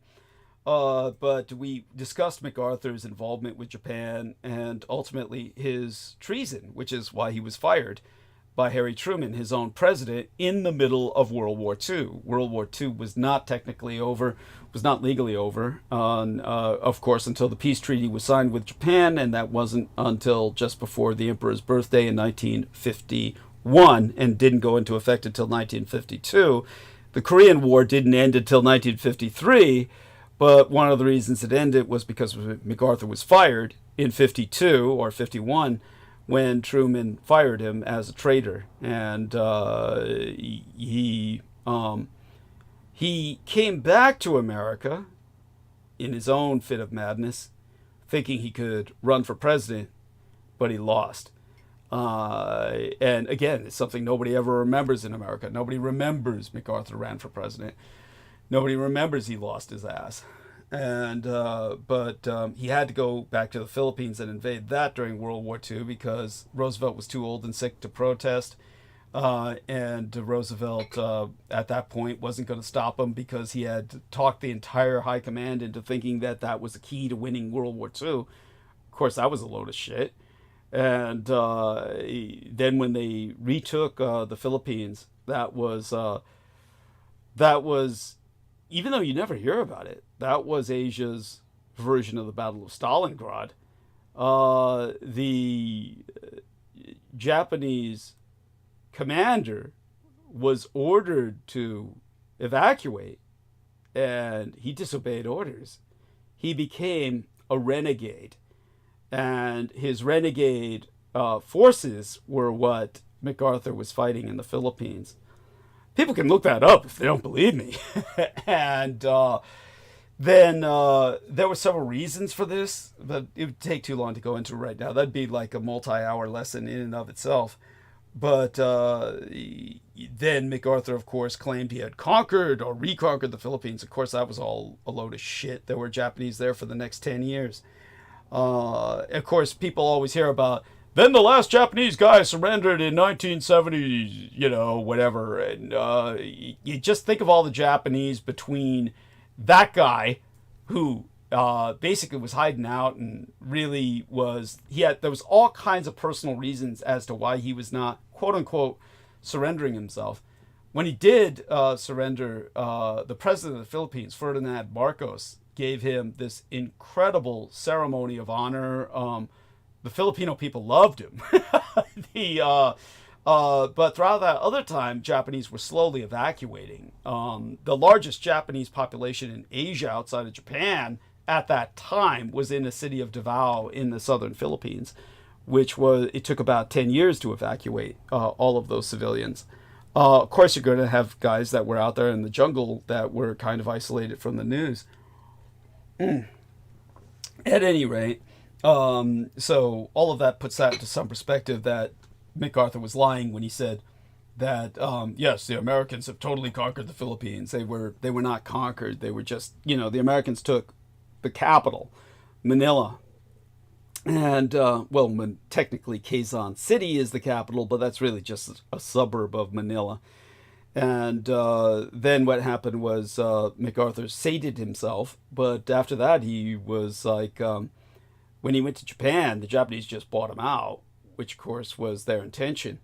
That was, again, something I take hours to go into. We talk about it in the book. I'm reluctant to recommend the book because the money goes to Peter Moon. So such being said, I'll talk about it again in the future. But right now, we've given plenty of time to our wait for our dear friend Brendan. If he doesn't show up by the bottom of the hour, I might well start into monologue. We'll see at that point. And let's see what else we can find. Looking into the chat room here. And let me see if I can acknowledge all of these other wonderful people in the chat room. Here we are. And with that, of course, those of you who are willing on the call are welcome to pitch in while I occupy myself with this. You could say, must be some cute little Christmas stories. Yes, this must be some cute little Christmas story you could share. Not really. Okay. Sorry, nothing really notable. That's okay. Yeah. You were just talking about the book, as in that was you discussed all this in the Roswell book, right? A lot of it. Well, a lot of it. Yeah. Remember, we were dealing with. You're like, yeah, but then you're like, oh, don't buy it because Peter will get the money. Yeah. Remember that I did provide you the PDF that I found. Yes, of course, and we're going to always make sure you preserve that in case I need that again. Oh yeah. Yeah, we're going to use that, of course, to rewrite the fucking book. And hope you're listening, Peter. Shove it up your ass. We all know you killed your mother and father. And try and sue me for that, little fucker. Anyhow, Veronica Berrera says, Merry Christmas. Douglas, it's my birthday. Oh, that's right. Her birthday is on Christmas. Love you, honey. Yes. Oh my God. Happy birthday to Senora Veronica Berrera. Buenas noches a todos. And the happiest of birthdays. The merriest of Christmases to you. We love you dearly. So glad to have you with us, honey. And let me see if I can find something appropriate for her. And here we are. Let me see. It'll take me a while to dig these things up. She's got the little birthday cake emoji, so there's no point in my giving that to her. She's got that up already. So, I know, a nice flaming heart. That's very, okay, so here we are. Happy, make that in caps. Happy birthday. Happy birthday. Birthday. Okay, and she says, love you too. There we are. There we go. And here we are. An appropriate emoji. Other than that, like T-Tank said, he was coming off a bender, which is so cute. That's and I'm just glad he's able to indulge. He's earned it, of course. Does some fairly dangerous work. And as he said, they were doing some safety terrorist practice the other day. And oh yes, let me send her these hearts in return. Yes. Oh yeah, parties and hearts in return for her. Punching the emoji button there. And okay. Such being said, we're going to again check into the call, see if dear Brendan has joined us. If he doesn't join us in a few minutes, I'll just start in on monologue. And oh yes, well, here's something we can do. Little thing to occupy us before we go into a full monologue, and I truly shut down the rest of the show in the sense of monologuing. Then everybody else just dies of suffocation because of my sucking all the oxygen from the room out of the room, as Judith Eggert used to say. And God, oh well. Can't say God bless her or God damn her. I mean, again, she's someone I'm ambivalent about. But in general, I guess with Judith Eggert, I have to come down on the negative. What a bitch. What a dumbass bitch. At any rate, especially since I found out from V that she was talking to Brandon Young behind my back, and Brandon Young was feeding her a whole bunch of shit, and she was just eating it up. I mean, that's just plain Darwinian selection. Not to mention other idiots she was, exposing herself to. She would claim that you know, she wasn't believing what they were saying, but you could tell it just stuck with her in her mind. But in the end, well, that's her loss. So she'll just die a bitter old bitch, as opposed to my being stuck providing care for her. Let's put it that way. Okay, so John Henry McMills Warrington, as he was saying here with his Irish Times, and oh gosh, let's put this comment here. Not exactly the place to look for sources of news. Oh yeah, what's this he's got up there about Elon Musk? He says here, he's talking to somebody else. Oh, this guy who wants to interview myself. Maybe I'll check into that, but I highly doubt it. You know, interestingly enough, I mean, if this guy really wants to contact me, I mean, he probably has reached out, in all fairness. You know, I get interview requests from people, and I just tell them, okay, I'll try and remember, look into it, but the reality is I really don't have the time. It's not even so much all the experience with all the ambushes. It's really the time. Rage book by Richard Bachman. Here we are. I'll heart that. Have a copy of this book. It's worth some money. Okay, give him that. What else was being sent to me by our man Brendan? If we don't have the man, we have what he says to us. What he sends to us in links. Finland to probe outage in power cable linked to Estonia. Incident at the S-Link 2 interconnector cable will not affect Finland's power supply, said Finnish Prime Minister Petteri Orpo. Then outages as Russia hits Ukraine energy sites at Christmas. President Volodymyr Zelensky said Putin had deliberately chosen Christmas for a strike targeting power generating sites in several states. Most of the missiles were intercepted, but there were some that went through, of course. And here we are. Why do Japanese people love the peace sign? Yes, it's you know, to that I can only give a check. Yes. It's not the peace sign. It's V for victory. Okay, as he was saying, V for victory. Yes, he's got it. He understands. It's amazing how Americans interpret that as a fucking peace sign. Let's see. Was that some noise I just heard from? Okay, that's interesting. It's our man Aristides. Okay, and so if you can think of any news items that you feel particularly deserve our attention, Aristides, before I dive into the night with monologuing.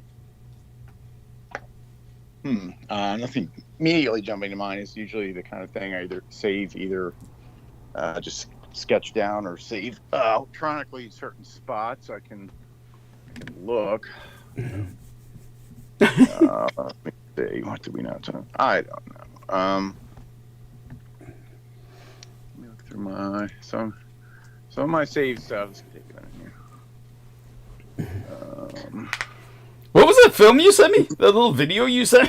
Oh no! Someone, I think it looks like the Luigi shooting. They modified it. Oh, that's so cool. Yeah, they modified the Luigi shooting the CEO.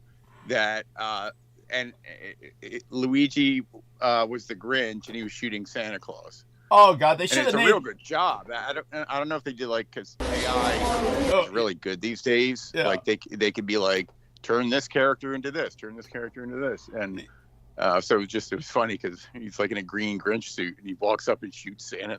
They should have made Luigi the Santa and made the insurance guy the Grinch. They've got it backwards. I know, but you know. Yeah. What can you expect? Yeah, that must have been put out by the deep state. That shit, or the Edomites. It's a Russian. Yeah, yeah. There you go, the Russians. Yeah. Don't believe it or not, the Russians also have Christmas, and their Santa is he's actually a lot cooler. Russian Santa has two young blonde chicks that are always with him and shit. That, by the way, that's not like some adult fantasy that's actually historically how their Santa Claus is portrayed, rather than that's I guess their Santa was always kind of like a pagan king image where he had a large harem. There you go with that. And that was, by the way, about the story about Russia's conversion to Christianity, right? Why don't you state it briefly? Yes, the infamous beauty contest. It was Vladimir the First, the first Tsar of Kievan Rus, who, or maybe it was in Muscovy at that time. I think it was in Muscovy. It was in Muscovy. That was, by the way, for those of you who don't know, Russia got its start in Kiev, which is the capital of Ukraine. They're like the cradle of the original Russian civilization. But then the Russian dynasty established itself foremost, meaning that was, they didn't, there was a tremendous blood feud between the Viking clans that had gone inland, the river Vikings, as opposed to the sea Vikings. Everybody's familiar with the high sea Vikings. It's in the West. The high sea Vikings terrorized the West, but the Russians are a product of the Viking Age. They're a product of what is called Pax Vikinger, which means the peace of the Vikings, or their version of the Pax or Romanum, or the peace of Rome. And so Pax Vikinger, which nothing peaceful about it, in either case, or in any of these cases, whenever you hear the term Pax, it's really pronounced more like Pax, but like Pax Mongolica, or Pax Slavonica, or Pax Sinitica, that would be peace of the Mongols, peace of the Chinese, peace of the Russians. There's nothing peaceful about any of these empires. But when it came to Pax Vikinger, that would be up there with the fucking Mongols. That's like, there's no peace involved. It's just they're invading everywhere. But the Pax Vikinger stretched and established Russia through the river systems, the inland Vikings.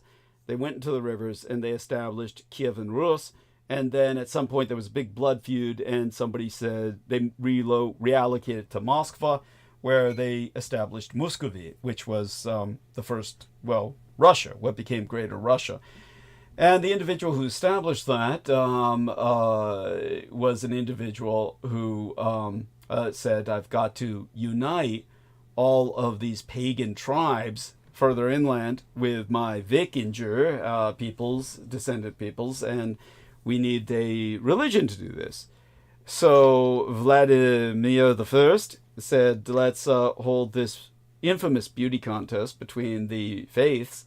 So he brought in the Muslims, Tibetan Buddhists, the Christians who were from the East, so they were Orthodox Christians, and a bunch of other religions. But basically it was those three came down to the final three contestants. And, when he approached the, he almost became Buddhist. That would have made all of Russia subservient to the Bon in Tibet. They would have been like, at this point, modern wise, they all would have been like, acknowledging the Dalai Lama as their Pope. That was, which is pretty... Oh, Heather's in. Heather. Oh, she brought us a Tasmanian devil. So, there we are. So, there you are, honey. So, say Merry Christmas. Merry Christmas. Wonderful. Merry Christmas, Douglas. Oh, Merry Christmas, dear Vinny. Semper Fidelis. So, there's our wonderful Vinny, and he's taking... he's taking care of Heather. And so, dear Heather, how are you feeling? You sound like you're feeling good. I'm feeling good. Good. I'm sorry, what? I said you sound like you're feeling good. Yes. That's, yeah. And it's great. Wonderful. So what were you up to on Christmas so far? What kind of things did Vinny and yourself do? I wore a Santa suit. I got a Santa suit, and I tried to wash it, and it turned the white parts pink. So I had to wear it. I wore the top of it. I wore the top of it for half of the day, and I wore the bottom of it for half the day. And It was something that I should have done a long time ago. That's incredible. Yeah, I come to grips with my whole issue or whatever. Oh, wonderful. Wonderful. Yeah. I'm so glad you're here. You can talk to these gentlemen while I take a short break. I always try to take a break before I go into monologue. And so yeah, it's a blessing that you've joined us. So, honey, so I'm so glad to hear that you're, you've arisen out of kind of some of the ennui that we all fall into around the holiday times. It's so easy to fall into a kind of, torpor because or there's more accurate descriptives, of course. But the holidays are a hard time. It's like, for one thing, everybody feels like it's some painful requisite that you have to, quote unquote, be happy, and so everybody's almost trying to force that feeling onto themselves, which isn't how it's done. Just doesn't work. So, so what about some little happy or unhappy holiday story that you're willing to share? Any kind of story you're willing to share that comes to your mind about the holiday? Well, I don't have any. I don't have anything unhappy. Okay, good. To say. Good. Yeah. I can't complain. Okay, that's wonderful. And it doesn't help. I do have a Christmas tree, and I didn't decorate it, and I thought, well, that wasn't very festive. So today I took a Japanese doll, I think, and I put it in the tree.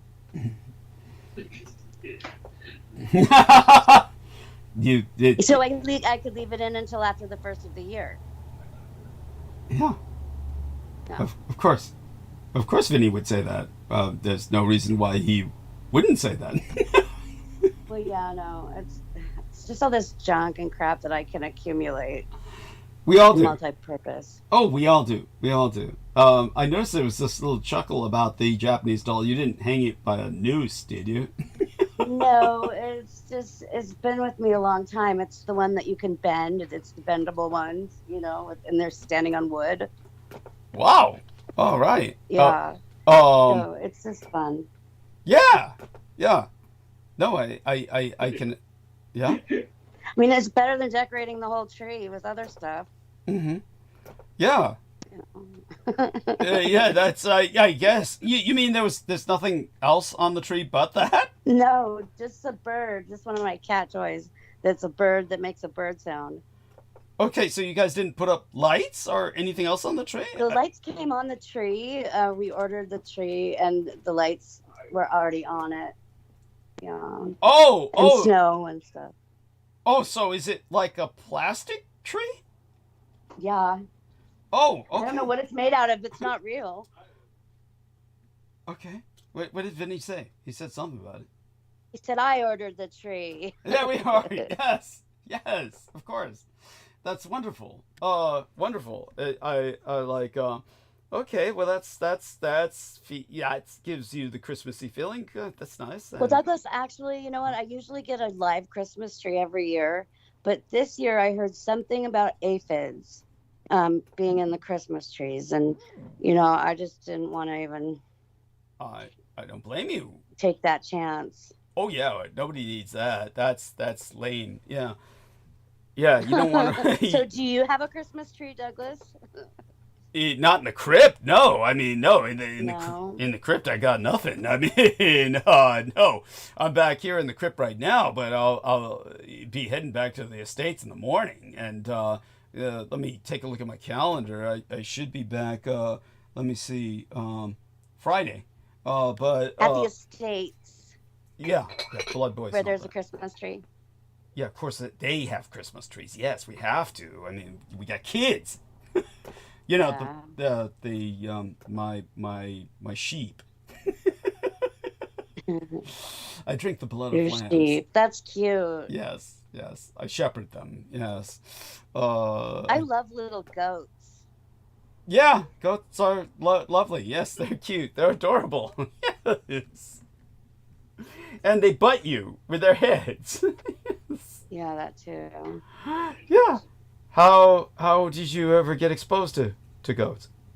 I grew up on a farm when I was little. Oh, that's And right. Yeah. That's right. I remember. There was a picture. Did I publish it, or did you publish that picture on Facebook of this? I don't remember, but it was of our farm. Yeah, that's when I used to have animals and stuff. Uh-huh. Yeah. Yeah, that didn't look like that looked like Dust Bowl territory. That looked like that couldn't support any human life, let alone any It looked like the Manson cult. That's what it looked like. Yeah, well, the Mansons lived in caves. It's more like it just looked like it was very bleak. Who were the people that went into Arizona? And I thought it was Manson cult, and then they had like all these houses up or cabins where they all lived. I don't remember. You don't remember? Yeah, it sounds horrible. Your situation looked bad. If that photograph was truly of your property, that was awful. That was awful. Yeah, it was just the property, and it was just like always a nightmare. Yeah.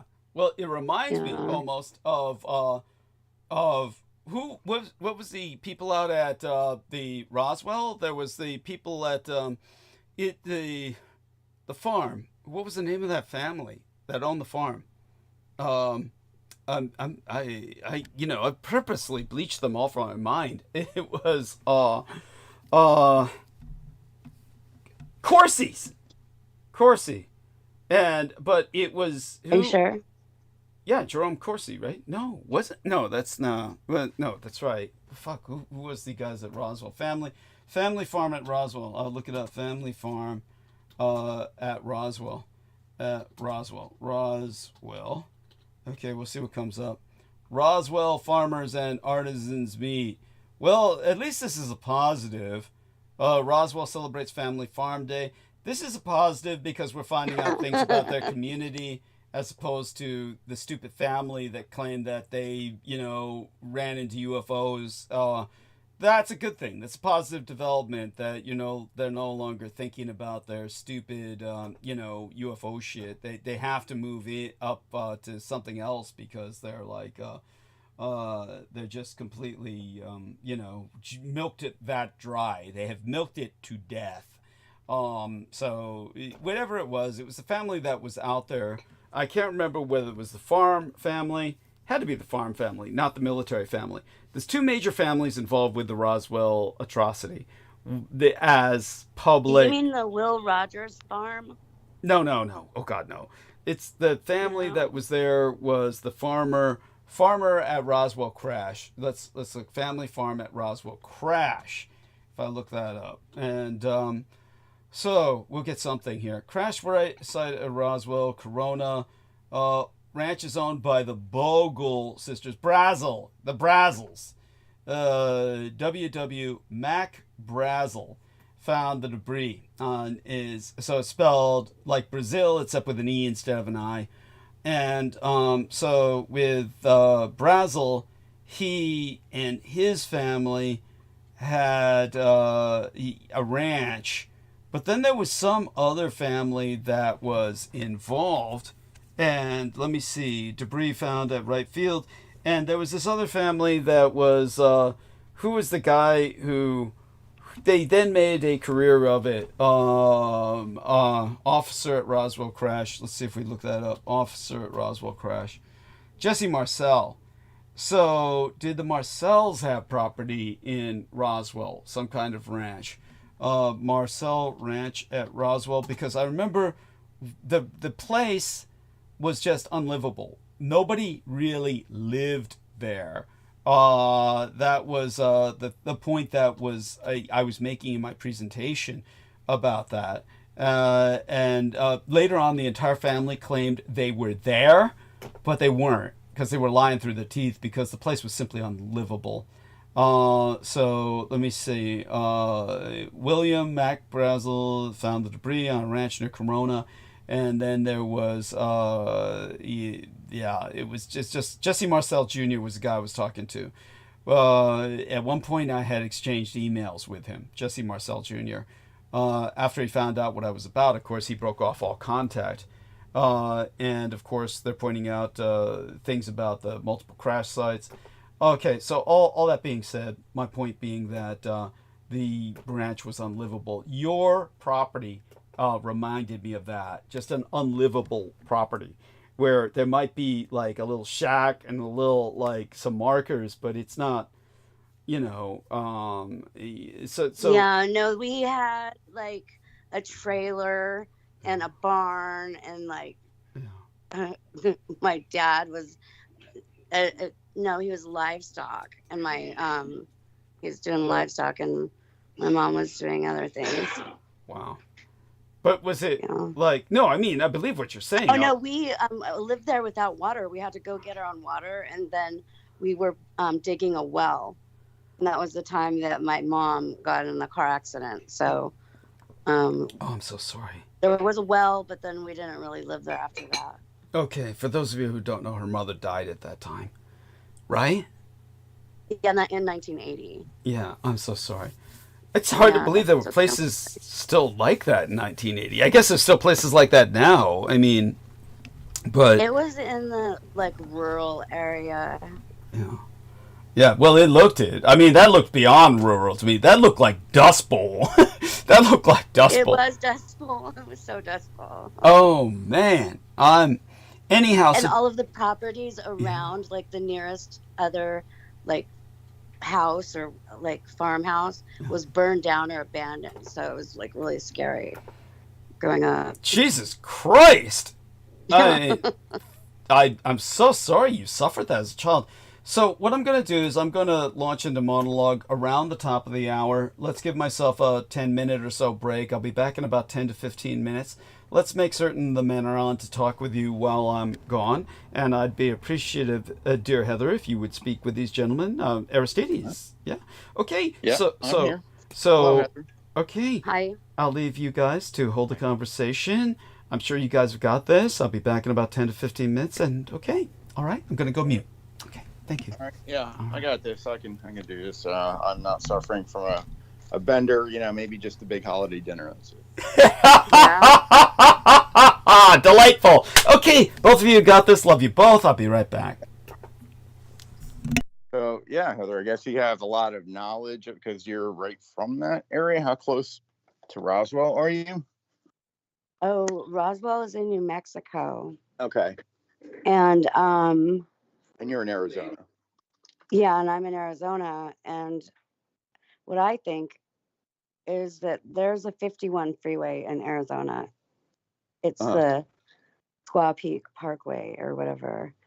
And it's the Freeway 51. And I always think, because a long time ago, right there, the spaceships were said to have crashed. And then that's when they cut the road off and made it a different road.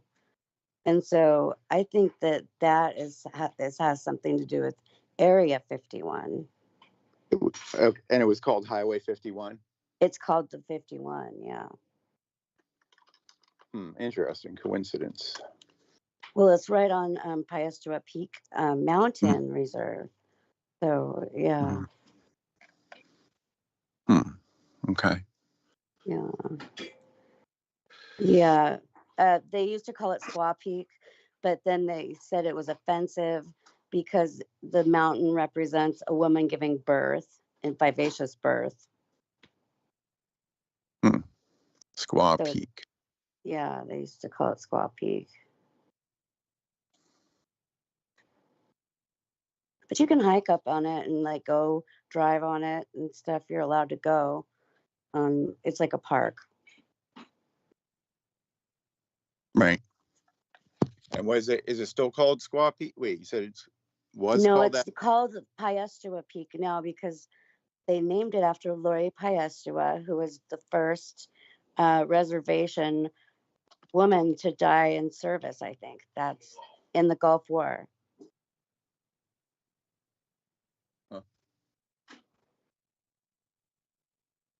Okay. And it's one of the trying to look it up, the peaks where you'd be able to see stuff from? Yeah, you see the whole city. I'll find something. Let me stop being lazy. I'll get glasses and I'll help you. Yeah. Okay. I am looking it up. PIS to.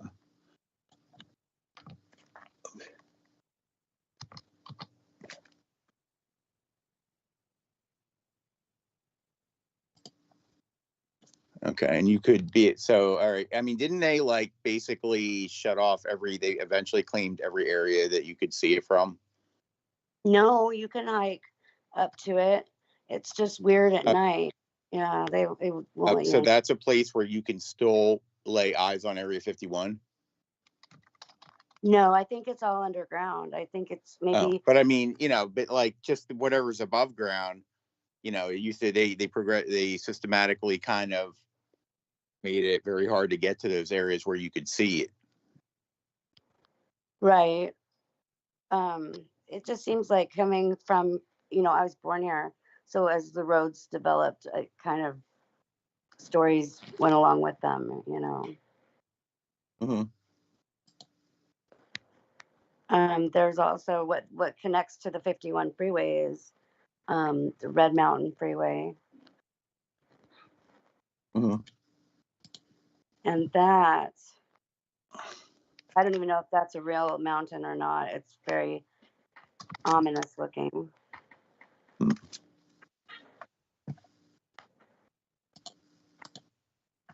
Because there's no really red mountains like around, where the city is, with the red dirt, that's usually up north.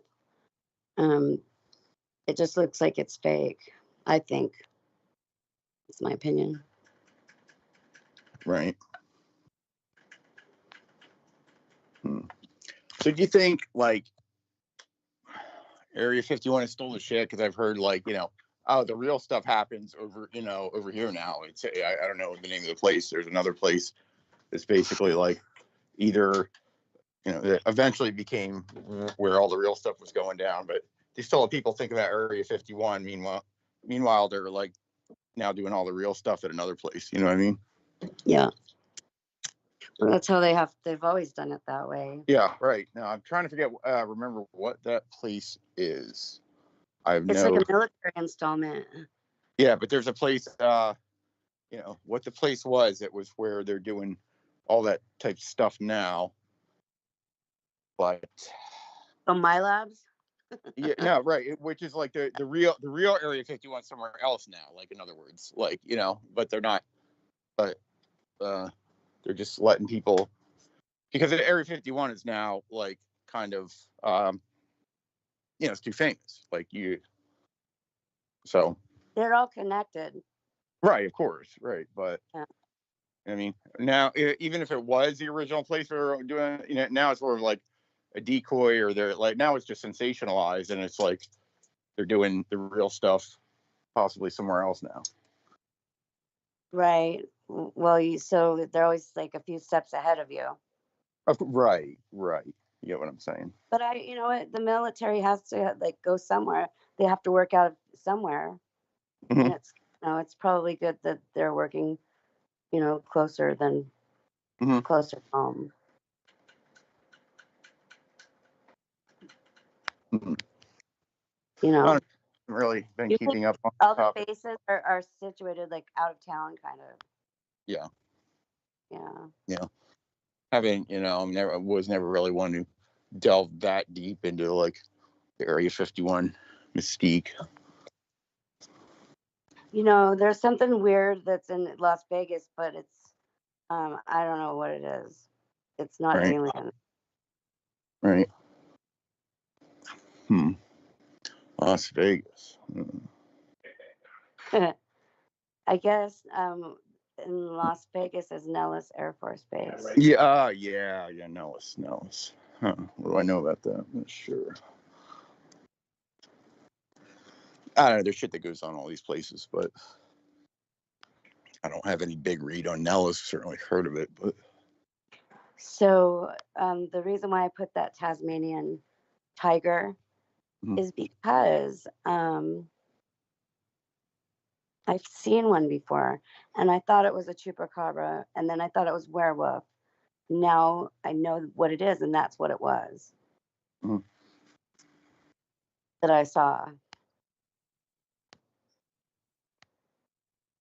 And this is what you put in the, I didn't see it. You put in the chat. I'm looking. Yeah, I still haven't gotten my glasses on, so I'm like really not able to do things very efficiently. Did you drop something in there? No. Oh, okay. I thought maybe you put something in the text box, our text box. Here it is. Well, I just don't want to like talk about things that I don't know what I'm talking about. So. Okay. So I think I'm going to be going to the Grand Canyon. Oh, cool.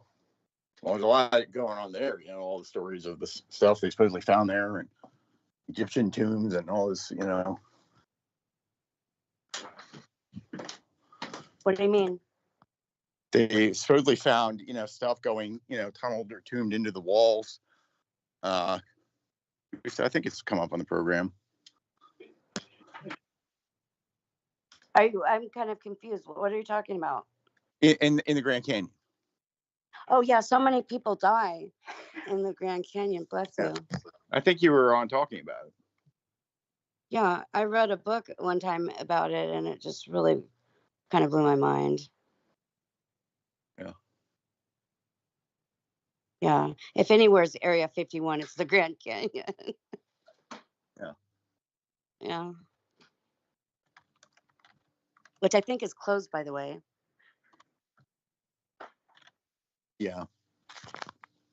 Well, anything real revealing is going to be closed, or not just, this is not like, the glory time of what, like late 1800s, early 1900s, people just go around discovering these things. Like, I just walked right in there. I just rappelled down and there I was in a tomb. They got it all like locked down by now, Oh, well, from what I understand, or what I always thought was that you can only get to it like when the water's like down so low, or there's like certain parts where you can only get in when the water's right. Right. That could be why people go kayaking and river rafting down the Grand Canyon. Right. I don't know why else they do it. Right.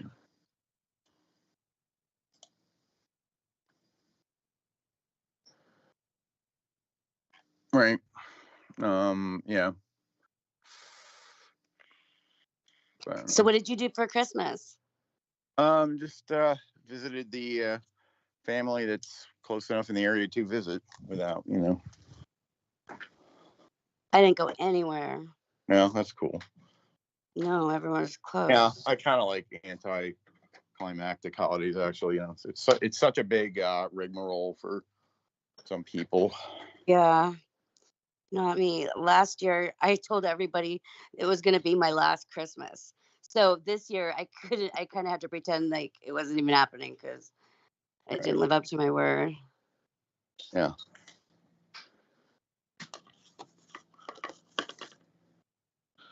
Yeah. Right. Did you do anything at all? You stayed home, or you guys do anything there? I stayed home. I dressed up like Santa. Okay. I cleaned up a little bit. I hung out with my neighbors outside tonight for a little bit. I just watched TV. Right now I'm watching some Indian movie. Mm-hmm. Yeah. Okay. Dressed up like Santa. What else? What else did you do? Oh, well, I had put a link in the last conversation about how AI, I guess it's something about Sanskrit is the best way for AI to program itself. Yeah.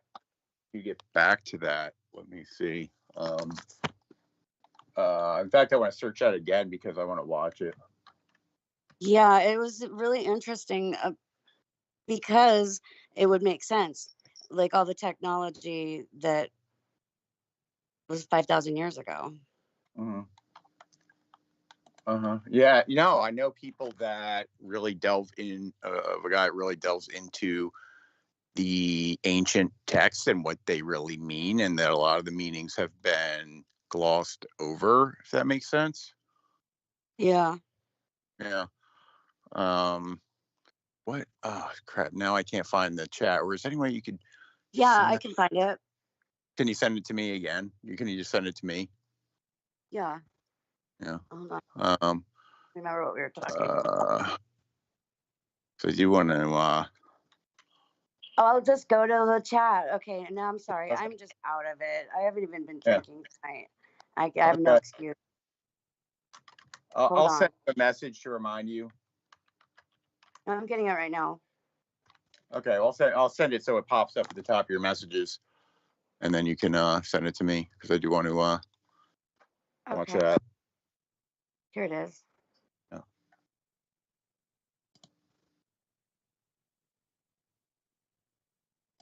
So Merry Christmas.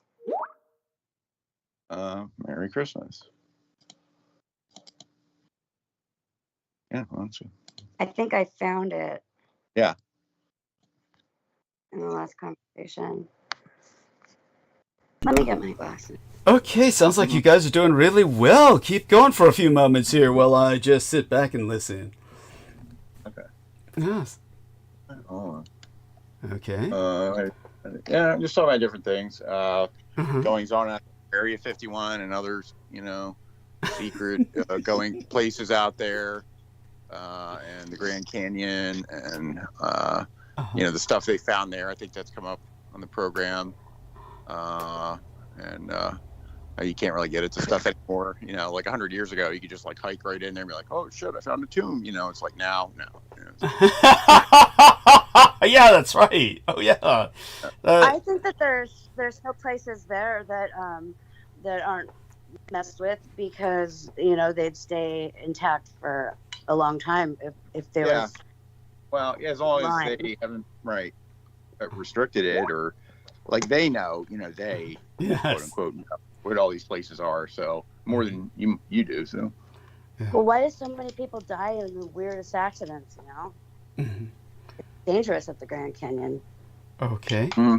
Yes. And could you give us some details? Do you think these are mostly selfie accidents, or what? But they are now, but they haven't been in the past. Like the water gets crazy and people go rafting. They go hiking. Yes. Yeah. But they go off the trail. I think that's the big problem is they go off the trail. Okay. Yeah. And so when do you and Vinny ever go camping? No, we don't. I've never been to the Grand Canyon. Okay. So, well, I mean, neither have I, for that matter. And I'm not really into the outdoors myself, as anyone who listens regularly would know. But are you interested in ever going to the outdoors with Vinny or something like that? I mean, you had a trailer in the past. You said, No. Vinny and yourself never wanted to buy a trailer and do some traveling, something like that. Traveling. We've talked about that. Yeah, we've talked about that, going to Kansas or something. Okay. And what would yeah, all right. And so that may be in your future. Hopefully. Okay. Wow, that's cute. That'd be great. Yeah, wonderful. Wonderful. Thank you for that input, Vinny. Yes, there we are. And yeah, and so how are you doing? How are you doing on your donations, Douglas? They're going horrible. Let's get to it. What's that, honey? Let's get to it. Yes, everybody out there. We encourage everybody out there get into the Christmas spirit of giving. Yes. What I do want people to understand is have a shout out to make to John Lukács. I don't believe he's what is the guy's name? I don't believe he said to keep his name a secret. So let me look up in the email here and see who it was that made a $20 donation. But honestly, this guy donated $10 two times, and that's about all. Oh, here we are. So we've just got a contribution of 100 United States dollars from Sammy Romero. So God bless you, Sammy Romero. Love you. Love your family. Shout out to all of them. He says, Merry Christmas, Douglas, from my family to yours. Thank you for giving my family the gift of your friendship. God bless. The prayer hands, heart, and the peacock. Yes, bless you, dear man. And so that's wonderful. That came in miraculously. Did you conspire that, Heather? I'm just working on it. Okay, no worries. And so that was wonderful. And now let's take a look at, see if I can find out this other gentleman here who also contributed. And this was a guy who contributed $10 twice. So I guess I'll give him a shout out. Counts. Yes, everything does count. I mean, I've stated this before about about that, but still, yeah. That's the guy's name I couldn't remember at all. It was John Kulik. John Kulik sent $10 twice. So there we are. So shout out to John Kulik, who said thanks both times and didn't seem to indicate that he wanted anonymity. So there you go. And other than that, of course, there was the lovely Brooke Hagberg towards the beginning of the month, who contributed 140 United States dollars. She always contributes 40 automatically, but then she will pitch in later with other contributions. And so they're always deeply appreciated. And so all of that being said, everybody who contributes, believe me, I hope to remember to acknowledge you at some point. And if I do, not get to it in time, you're always welcome to remind me with emails that you can follow up with. Okay, so all that being said, I am going to probably dive into monologue quite soon. I'm just, for the moment, basically trying to warm up. Let's get my little pancho around me, my heated pancho, as our man Mr. Aristides has suggested at some point. I'll get a vest. And of course, right now, this suffices. The vest, of course, is an excellent idea. And everything has its advantages and disadvantages. God knows I might even get too hot inside of a vest, but I won't know until I try it. At any rate, okay, let's get this little pancho around myself so I can feel warmer throughout the night. It's so funny. It's the way that you say it is so cute. Oh, thank you. Pancho. Yes. Pancho. Yes. Yeah, that's Asian accent. Pancho Villa. Yeah, like Pancho Villa. Yeah, that's right. That's what I think of. Yes. And I'll bring up another one of those Mexicano-sounding names soon enough. Obviously, out of necessity in covering what I'm going to cover in monologue. There's certain things I have to address, and we're presented with kind of a triage of different people behaving badly. So I'm going to, in the news, that is, in the news. So I'm going to have to address their misbehaviors, and we'll definitely get into that. Let's take a look. Our numbers look okay. I might as well get started. We are now 2 hours and 12 minutes and 30 seconds into transmission. And I might as well start sucking all the oxygen out of the room. Before I do so, dearest Heather, dear lady, anything else come to your mind in terms of current events that strike you as, mention worthy? I have not come up with anything else. I kind of scanned through, but that's kind of a blank last couple days. I don't know. Oh, it can seem like that. Yeah, believe me, it can seem like that. And dear Heather, she might be involved. If she's involved, that's okay. But if you are able to come out of mute, dear Heather, or feel like it, go ahead. You're all welcome to interject anytime you wish. And one of the things there we are, dear Heather. So anything in the news that you might think is mention worthy, or anything in current events that you can think of, honey? No. Okay, that's good. No. I just try to stay focused on, on what I'm going to be. Sounds good. How's your health? There must be follow-ups. How's your health with the imaging and all that? Were there follow-ups on any? So I got the email result of the imaging because I didn't want to go to the doctor because I thought it was better. Okay. So he said if I want to go back to him, then I can, and we can go forward. But I don't. So. Okay. I'm okay. What? I'm certainly satisfied with whatever your decision is, but I'm curious as to if the doc, say you went back to the doctor to quote unquote move forward, what is the doctor thinking of? Probably physical therapy or something like that. And this doesn't interest you? Yeah, totally. Then why don't you? Yeah. I'm just going to go through, I wanted to do it through this one place, but they weren't able to make an appointment for me at that place. So I'm still working on it. Okay, got it. Was that because the insurance wouldn't cover that particular facility, I presume? Yeah, I'm having problems with all that. Yeah, that's a bummer. And, you know, Amy Como, shout out to you, Amy Como. Merry Christmas if you're listening. Amy, of course, might review this later, but Amy was, of course, told me to check into Graston Physical Therapy, which is, of course, a form of basically massage.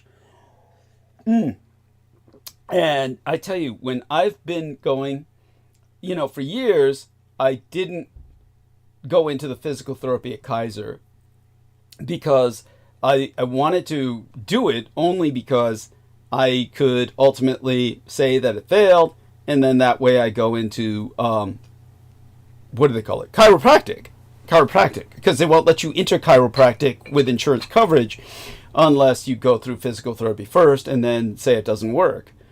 You know, I can tell everyone that there is nothing in any way, shape, or form deceptive about this. I can tell all of you with the emphatically, I can tell you with the greatest sincerity that physical therapy as provided by Kaiser doesn't work. There is nothing.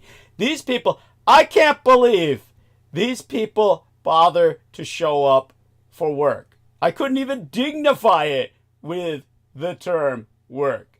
I mean, you can remember when you were back in high school how you had the PT coach or the physical education coach. They used to call it PE.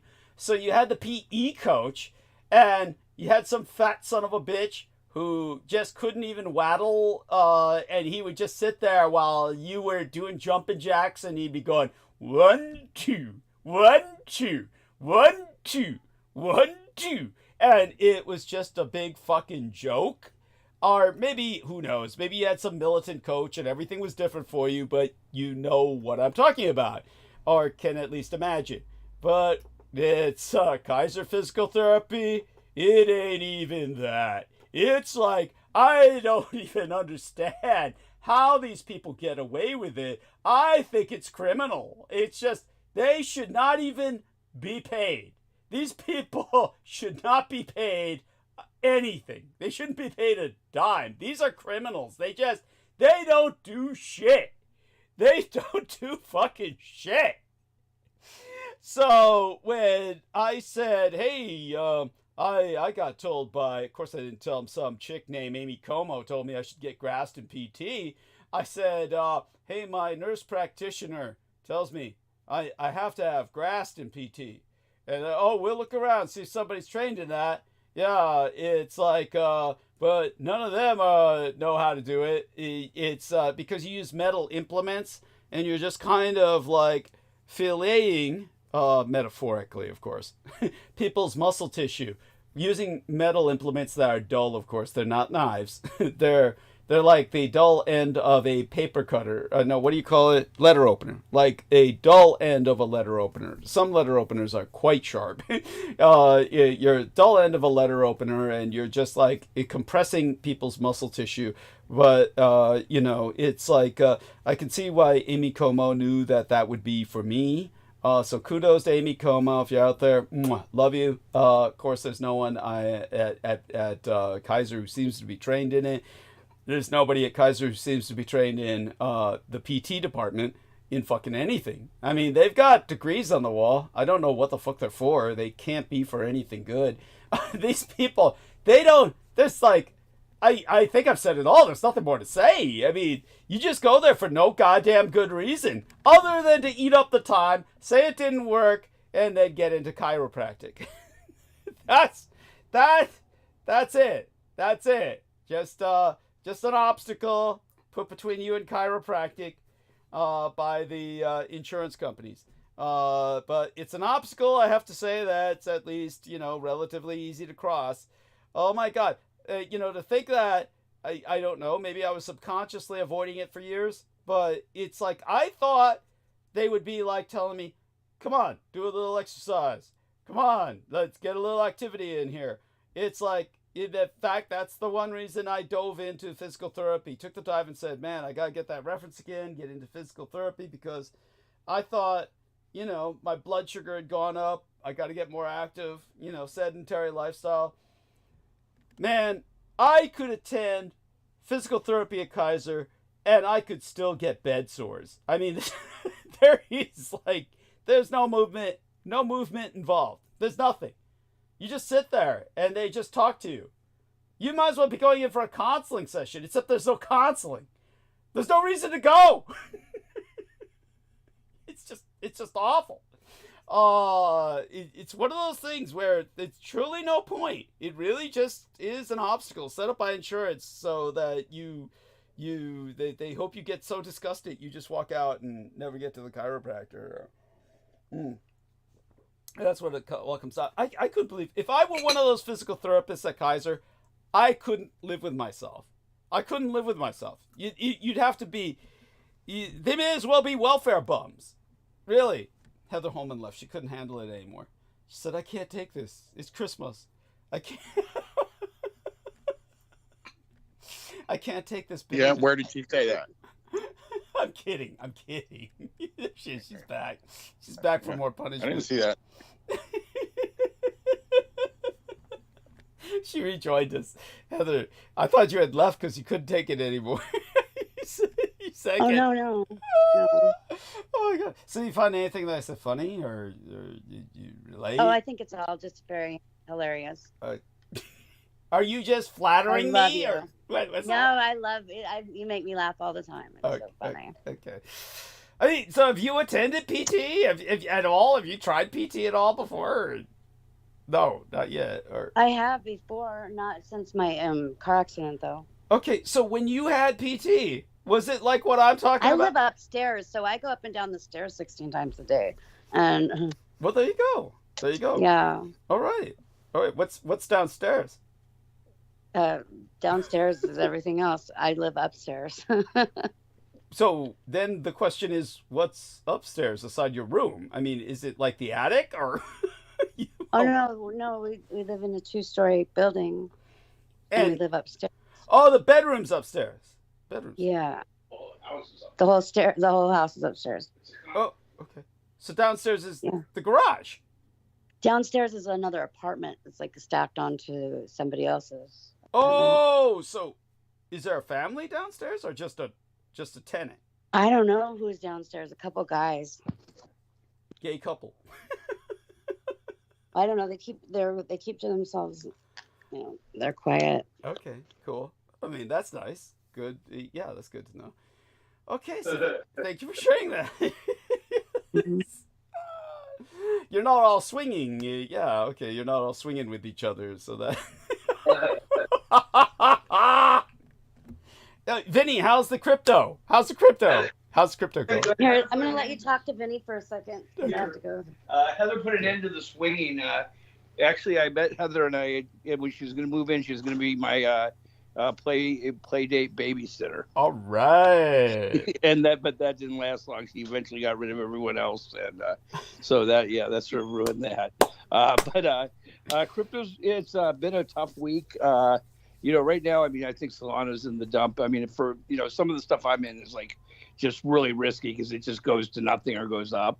But Solana's, the number 4, number 5, number 6, and they've got great numbers. I mean, they're doing a ton of business. Every good meme coins on them, and they've dropped from like 270, 260 down under 200. And last 4 years they were up at 600 or 700. So I think it's an easy double in the next year. Okay. So thank you for that. I appreciate that profoundly. Yeah. And of course, always wishing you the best of success. You're one of these people who's, as far as I'm concerned, a professional gambler, and you do very well with it. Yeah. Well, thank you. Yeah. And if you want a real gamble, basically keyboard cat. on keyboard cat on bass. Has a $14 million market cap. It's doubled this month. I've had it for about 6 months.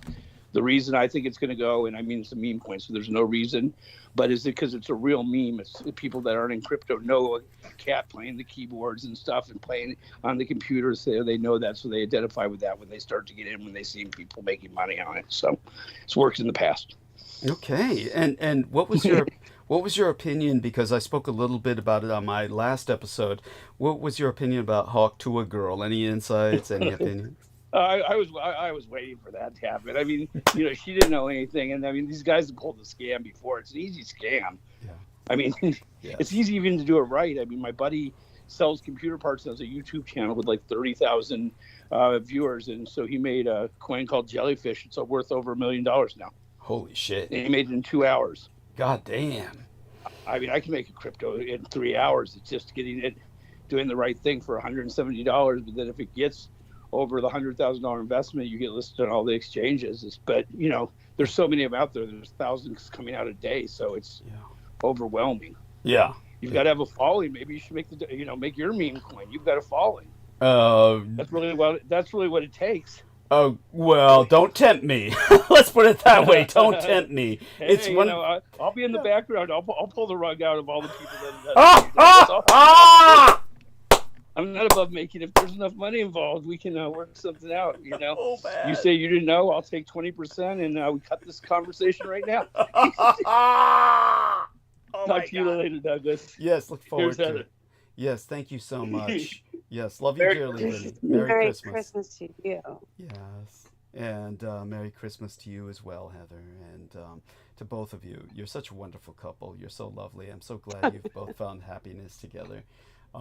It is a blessing. We're all blessed by the two of you having found each other. And so, dear Heather, I'm going to go into monologue now. Any other insights before I take over? No, that's it. Okay, well, thank you so much, and thank dear Vinny for us, and you're welcome to hang on and interject anytime you wish. So, okay then, we'll get started. We'll mark the time now, and Dietrich coin, yes, John Doe says Dietrich coin with a, I shouldn't heart that, I should put a ha-ha on that instead, so I'll put both. Not usual that I put two emojis in response to one comment, but yeah, that's he says it with a K, of course, Dietrich, and then Koin, Dietrich coin. It's just too tempting, and of course I'd be one of those people who would wind up with one of those Hawk Tuah type scandals. That would be almost inescapable. I wouldn't trust myself. However, we won't dwell on that over much in case I ever do decide to go for it. I wouldn't want to give everybody too much of a forewarning. All right. So all that having been said, let's start with a little quiz right now. We'll start with what's impacting me immediately in my living space, meaning my state of California.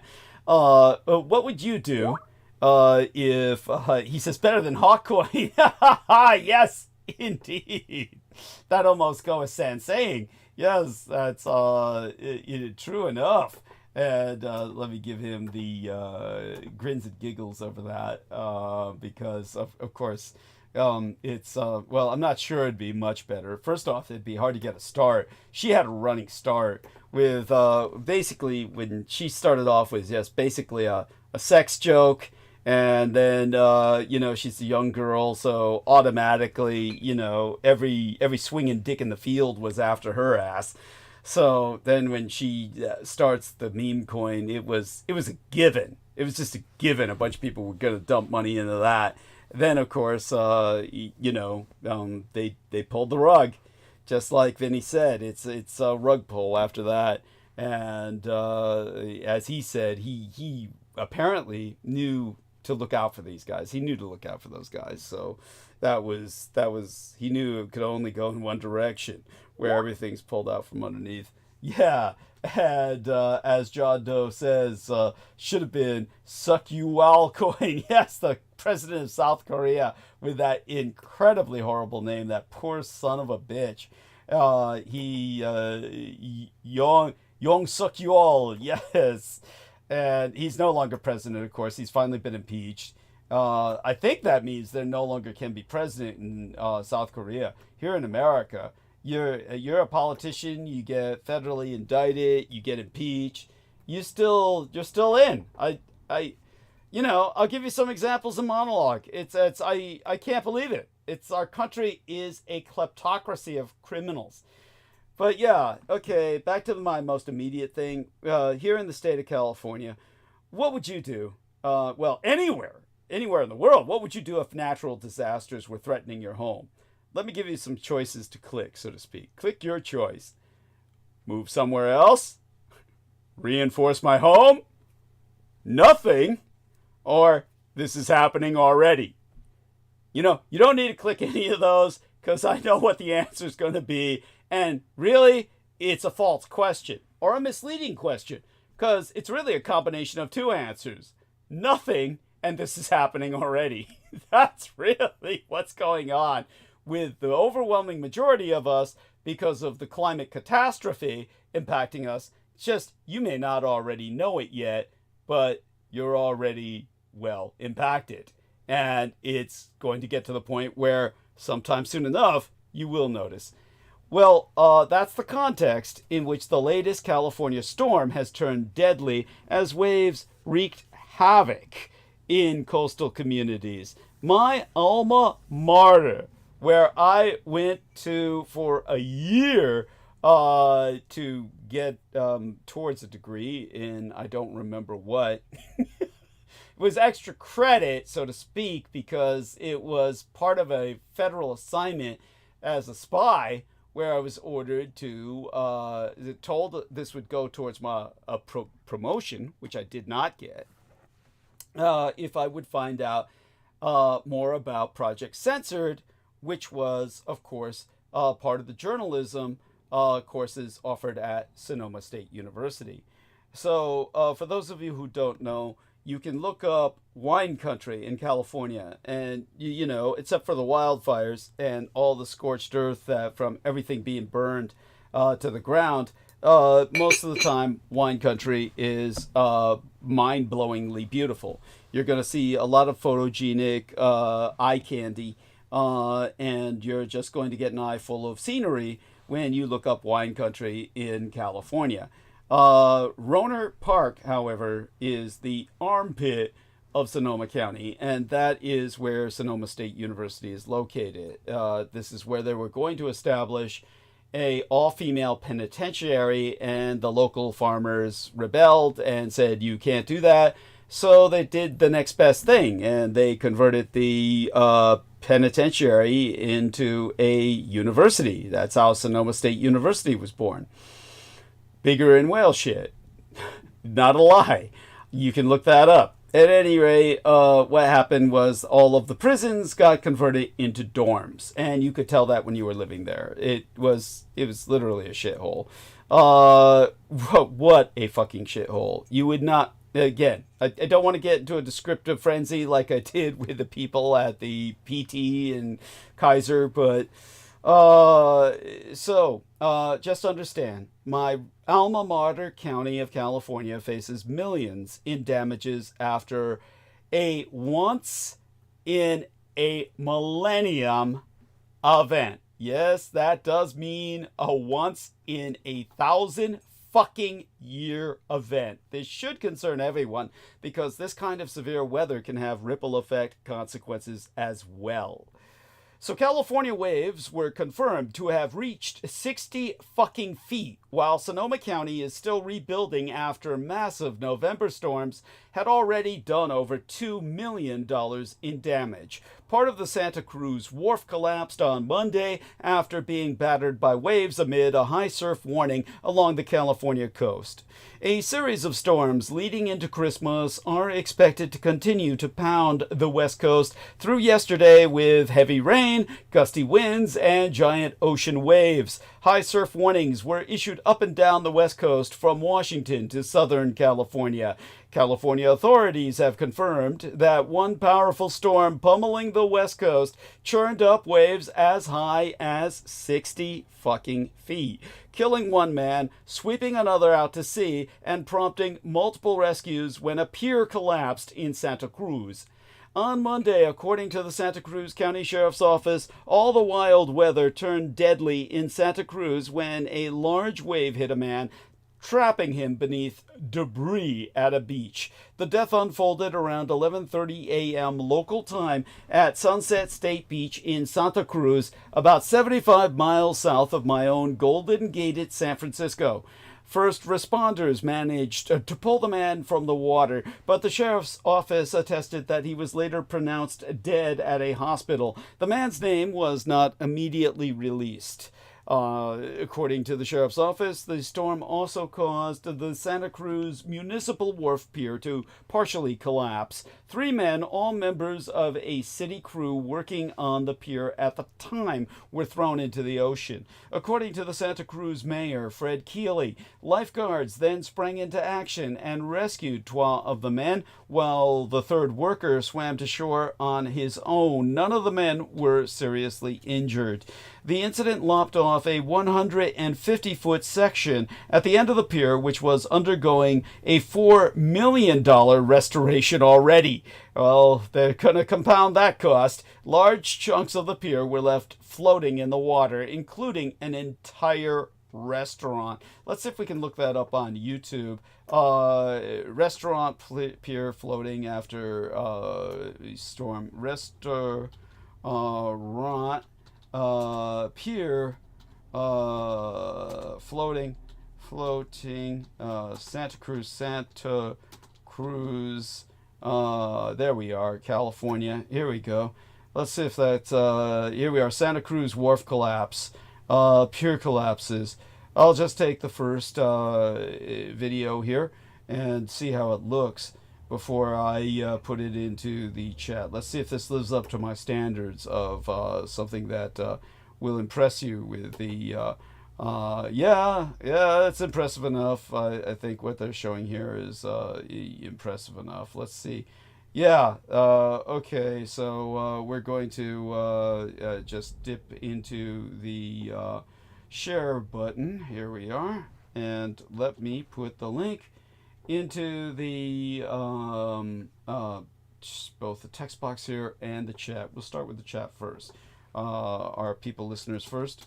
All right, and there you can access that, and a feast for the eyes. Okay, we'll also now put that into our text box here for the people on Team Dietrich, and anybody can see that little treat. And let's take a look if there's any other footage there that does this justice, because it was pretty spectacular. A number of things that have been happening here have been pretty spectacular. Pier collapses, high surge damage. There we go. Oh yeah, here we are. This is a good one. So in terms of, you can see the man on the debris here. Okay, so this one is definitely going to be the one where you see the man on the debris, and we're going to enter that in. Holy shit. Okay, this is let's take a look, see if I can download that image. Here we are. So that'll go into okay, I'll just write the word sex under that too. Fucking gum. This is what I get. See, there we are. I'm sharing now. This is what I get for anybody on Team Dietrich. See, whenever I just check for casual news, then I get this stuff. Yeah. Chat freely with us. This may well be AI enhanced in terms of her bust line, but still can't resist looking at it. There we are. I cut that off for now. So just downloaded that. Of course, I'm a sucker for cowgirls. Okay, so that having been added, people are always inviting me into, or rather organizations that are, shall we say, under the radar. They're not to be trusted, of course. They it's just okay, here we go. Okay, enter that button, and we'll take it from here. Now I'll get back to business. Not that I ever really get back to business, but here we go. The man floating on the debris is pretty impressive. It shows what can happen right under your feet. So here we go. He gets rescued by the man in the fuck, what do they call those things? They're like you ride on lakes with them. Like all the fucking blue collar mafia types, firemen and paramedics and policemen, they all like buy shit like this, and they all jet skis. Yeah, jet skis on lake. Yeah, douchebags on jet skis and lakes. Yes, yes, yeah. Yes, yeah. Gotcha. Yeah. Thank you.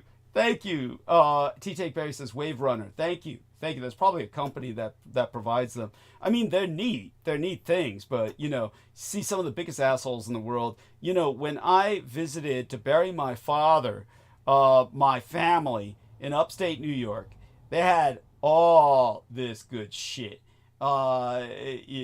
Just fucking jet skis, all that shit. Like they got nothing fucking better to do than spend money on, and they all had trailers up the ass. Oh, Brendan Zoget, you want to come on, Brendan? Jump on bandwidth. Is he on with us? Did he jump on the call? Fucking jump on the call, Brendan.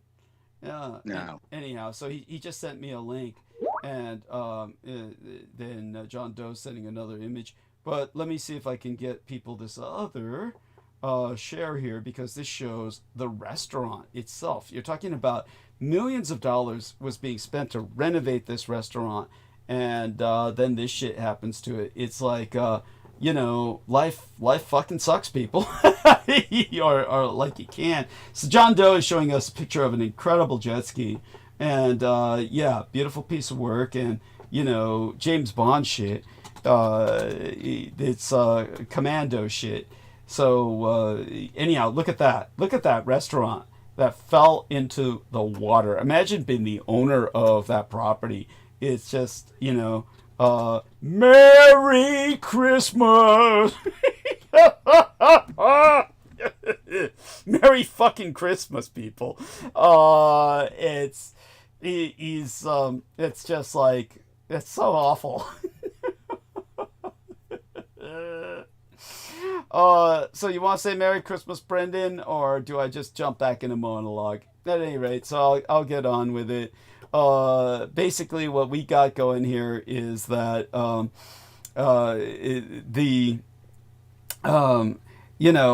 as I said, you have this incident where it lops off a 150-foot section at the end of the pier, where this restaurant is sitting. Then you had this one worker stranded on a piece of that pier floating in the water while they were performing $4 million worth of restoration already. Has to get rescued by a first responder in a jet ski. And so our dear T-Tank Barry suggests full coverage insurance. I would fucking hope so. I would fucking hope so. If he's got that, he's okay. If he's got that, he's better off than he was before. A restaurant is a money hole anyway. It's a money pit anyway. Fuck, he's better off taking the insurance and running. Maybe, all I can say is it worked out well for him if he's got it. The sheriff's office also issued an evacuation order Monday, opening this work week afternoon. In the afternoon of Monday, opening this work week for oceanfront restaurants, specifically along an approximately 3-mile stretch of shoreline just south of Santa Cruz, citing large swells and high tides. What does that tell you? It tells you that if you own an oceanside restaurant, you need to evacuate at times like this. Why would you open one? Obviously, it's good business when it's operating, but man, when you'd better be fully insured, or when that wave comes, it's taking your business, and I mean taking it out to sea. So, the National Weather Service in the Greater Bay Area Metroplex region warned that dangerous and life-threatening beach conditions. We're still under a high surf advisory warning. Our forecast for along the Pacific coast through yesterday, including rough seas and breaking waves of up to 60 fucking feet. Now, a separate rescue attempt occurred Monday near Monterey, where authorities believe high surf likely pulled a man into the ocean. According to the Marina Police Department, the incident happened at Marina State Beach along the Monterey Bay around noon. In a statement, police said Bystanders attempted to assist the individual. However, due to extremely large waves and strong currents, their rescue efforts were unsuccessful. Authorities attested that Marina police officers, firefighters, United States Coast Guard, and the California Highway Patrol launched an extensive search for the man using boats and aerocraft, but were forced to suspend the rescue operation when weather conditions became too dangerous. The man, who was not immediately identified, remained missing yesterday morning. According to police, at the time of the search, the National Weather Service estimated waves in the Santa Cruz area to be 25 to 50 feet high. The Santa Cruz Sheriff's Office said first responders also performed water rescues in a harbor near Capitola, about 4 miles south of Santa Cruz. So what the fuck's happening? According to KQED, Sonoma County sustained $2.6 million in damage from an atmospheric river. Things were so serious that the county passed an emergency proclamation in response to this damage. According to NOAA, the NOAA, National Oceanic Atmospheric Administration, an atmospheric river is a weather pattern that contains more water vapor than any area outside of the tropics. When it moves over land, it can dump massive quantities of precipitation in the form of rain or snow in a very short amount of time, which can cause flooding, landslides, among all too many other issues. In my own alma mater, Sonoma County, for example, the storm pushed the Russian River watershed from very dry to flood stage within a matter of days. It felled trees, knocked out power, caused landslides, damaged roads that are crucial for evacuation, and killed 12 people. The rainfall surpassed records in the area, and it was deemed a once-in-a-millennium event. This is a once-in-a-thousand-year event that's going to happen a lot more than once every 1,000 years now that climate change is catastrophic. Here we are. Gruß von Krampus. Yes. So, dear Brendan, again, you're invited to interject at any time. And somebody dig up that picture of an atmospheric river for me. You got a copy of that, don't you, Aristides? And let's see if we can find one. If so, not sure where. Okay, let's see if we can find one to show our dear listeners just what an atmospheric river is. It is literally a river in the fucking sky. It is something that is, here we are with a good image, that a subscription is required to continue reading. Fuck me gently with a chainsaw. Fuck you all. I'll break through this goddamn paywall and you guys can go fuck yourselves. Okay, river source. But this doesn't give us a way to show our listeners, does it? So let me see if I can find another image of that. Yeah, downloading it myself won't get it into our listeners. So John Doe provides us an image. Here we are. Good images from John Doe. Feel free to put links to those images, dear T-Tank, into the chat. And I'll see if I can find something to... Okay, here's what I'll do. There we go. So if I do this, go over to where I can find it. But atmospheric rivers, they bring rain and snow. They're incredible phenomenon, and they are loaded with life. You want to know how the old days, people like, what was his name? That guy, Charles Fort. Do you remember Charles Fort? Any of you people? No. Oh, man, how could you not know about Charles Fort? Wait, out Long Island? Charles Fort guy? No, Charles Fort was the guy who was into the paranormal. He was, if you look up Charles Fort paranormal, Book of the Damned. Look up Book of the Damned. Yeah. Book of the Damned. Yeah. And then you'll recognize him. I'm sure you'll know about him. And so when it comes to Charles... F-O-R-T. Yeah, Fort. Yeah. And so if you look up Charles Fort, A Book of the Damned, he used to write about things like when it would rain fish from the sky, and people used to wonder why. Well, wonder no more. It's atmospheric fucking rivers. So understand that an atmospheric river will it'll fuck your day up.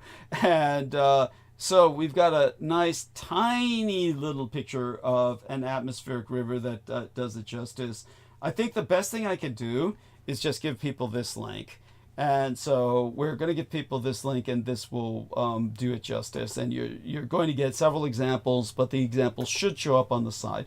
So let's see if this shows up for everyone else the way it does for me. I think it's too long a link to show up in the chat. Shit. Okay, so we're going to have to do something else. Let's see if it's too long a link for our men who are on the call. So in text, Brendan has joined us. So dear Brendan, say Merry Christmas and catch us all up. Situation report, please. Status report, please, by all means. Let's see if he can come off mute. Brendan, you're not living with the assholes anymore. You don't need to watch yourself. Yes, he's temporarily over at Mom's with Mom. This is what people are going to have to be stuck with, and they're going to have to enlarge the image in the chat. Okay, so here we are. This is what I can find that can fit the chat as a link. Okay, here we go. That's just a tiny little image, but you'd have to enlarge it if you enlarge it. There he is, Brendan. Status report, please. Situation update. We're all waiting on you. If he can talk. Greetings. Good evening. Oh, wonderful. Yes, and I can take another break while you're with us. That's wonderful because you're one of our talkers. Are you available to talk for a good 10, 15 minutes? Yeah, I could talk for a bit, yeah. Oh, wonderful. So by all means, tell everybody whatever you're willing to share about, your movement. You had to move. You're staying with your mom for the moment. Is it okay if I say that? Wait, everything cut out. Are you still there? Yeah, I'm here. So, please share with us everything that's been going on with you. Give us a situation report, and then I can take a short break. But, first I want to hang around a few minutes and hear you say Merry Christmas to everybody, and, yes, go into your story. Yes, the sun has risen again, so we can all celebrate another year. Yeah. The Son of God, the sun is rising again. Yes. Yeah. After 3 days of staying still. So that's the good news. And that's Easter. So we'll have another year. That's Easter. You're no Christian. No, it is. Sidereal sun. I mean, the actual, the solstice. Okay, got it. Yes. Okay, got it. So the 21st is when it, the 21st is the shortest day. Yeah. Then it stays stationary, or it doesn't change in position for 3 days. Right. Then it starts rising again on the 25th. That's why. Got it. It is the rising sun. The got it. Christ, and the Son of God, rising of Christ. His rising, reflected that. Excellent. Very good. And Easter is like the other side, the other equinox. Yes. The equinox version of that. Yes. Wonderful. So it celebrates these pagan holidays. But anyways, so Merry Krampus to everybody. Yeah, love that too. Yeah. And that's what Heather so always wanted to talk about. When I was on Revolution Radio, Heather used to call in to talk about Krampus. Yes. That is true. Yes. That is true. You remember that? Yeah, I was just thinking about Krampus yesterday, and of course. Yeah. Of course. Wonderful. So, so continue, both of you. Both of you have a conversation. Tell them now I know what's been going on with you. Tell everybody what's been going on with you while I take a short break, okay, Brendan? I'll be back in about, 10 minutes at the longest, okay? Right. Okay, I'll go mute. Yeah, so my situation went completely foobar. The so-called family I was living with, my uncle, he threw me out the day before Christmas. Like literally grabbed me by my collar and threw me out my front door. So I had to get the constabulary involved, and, all kinds of other fucked up shit had to happen. But basically I've been moving out of my house, like, on the fly on a holiday because of this, crazy shit that's been happening. Because of, just some terrible family shit that's going on. And it's just, Yeah, it's just not fun, but it'll be a lot more positive when I finally vacate and never have to deal with them again and completely disown these crazy people. So it had to happen one way or another. So it did. And yeah, so that's what happened. Brandon, hang in there. You know, I know somebody who faces that maybe type of situation, and there's nothing worse than, you know, getting kicked out of your own house. Yeah, it's terrible. Yeah, and they did all kinds of messed up shit to me, so it's just not worth it. All you can say is that, you know, there's somewhere else right now that's like where you're supposed to be instead, and it's not in a bad place. Right. Yeah, I'm doing all right, so it's not too bad. And I had a good Christmas, anyways. I went to some other family that is not so toxic and ridiculous. Another side of my family, so everything is good. Other than that, but this is all a side effect of like the occult siege. And so Heather, listen to this part. Is what really ticked him off is I went into the living room playing Hanuman Chalisa. So I was playing like a Vedic chant, and it made him lose his mind, and he just like started flying into a rage and some like demonic rage. So I know for a fact that it's related to you know, the occult siege that's going on, obviously. Well, I don't know, but I wrote this little the vigil thing. I've been writing it. I wrote it in my shower. I wrote it in my window. Yeah. What was it? What were you writing? The one that you always put in the chat. Yes. Yeah. The algaes symbol. Yeah, I think so. It's like what I used to think in high school or whatever. I saw that. I thought it meant love. Yes. Yeah. Yeah, it does. Yeah, that's right. So that's a lot of fun. And yeah, I do the same thing. It's like there's anywhere you just got to put it. But I just heard this thumping and thumping and thumping on my wall. I'm like, come on. Yeah. What was it? Like, what the fuck was it? I don't know. Krampus? Is it a Krampus? I don't know. It just sounds like something's getting turned on. Interesting. Yeah. And yourself, are you all right? I'm okay. I'm okay right now. You know, once I get to a point where I can't take any more pressure, it's pretty easy. I just ignore everything. Yeah. Yeah. I agree. I agree like that with that. So. I mean, if things are all okay, you know, something's not okay. Yeah. That's what it is. Yeah, it's definitely like just unnecessary drama. So once it's over, it'll, you know, I know it'll be much better in the long run. And also just, you know, like if some beings like want to be messed up and not evolve, then there's no point in dealing with them. Like you can't deal with beings that want to cause trouble for other beings. Like there's no, you know, and these people are like chronically toxic. So it's not just me that they mess with, but it's like the entire, just everyone around them, they become so toxic. So it's just like, it's good to be separated from that. Honestly. Yeah. Do you think that, what do you think about the Turing machine? Do you know about that? Which one? The Turing machine? Yeah. Yeah, it's like the thing that broke the, you're talking about the AI, the first AI?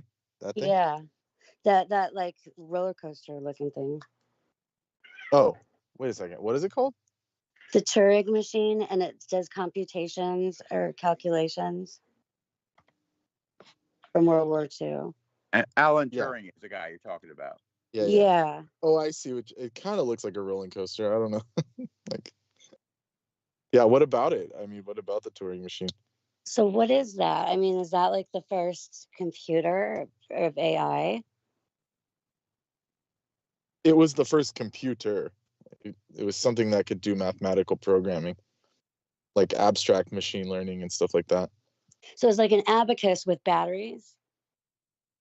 Pretty much. It's like it was like the first algorithmic device. It was like a physical algorithm device, basically. Because they're like, it's just ran on tape or something.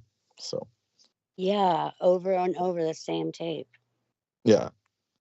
So it can store like information and different things. So Okay. Well, how was your Christmas? Did you get anything cool for Christmas? Did Santa come? yeah, yeah, uh, yeah. Santa Claus.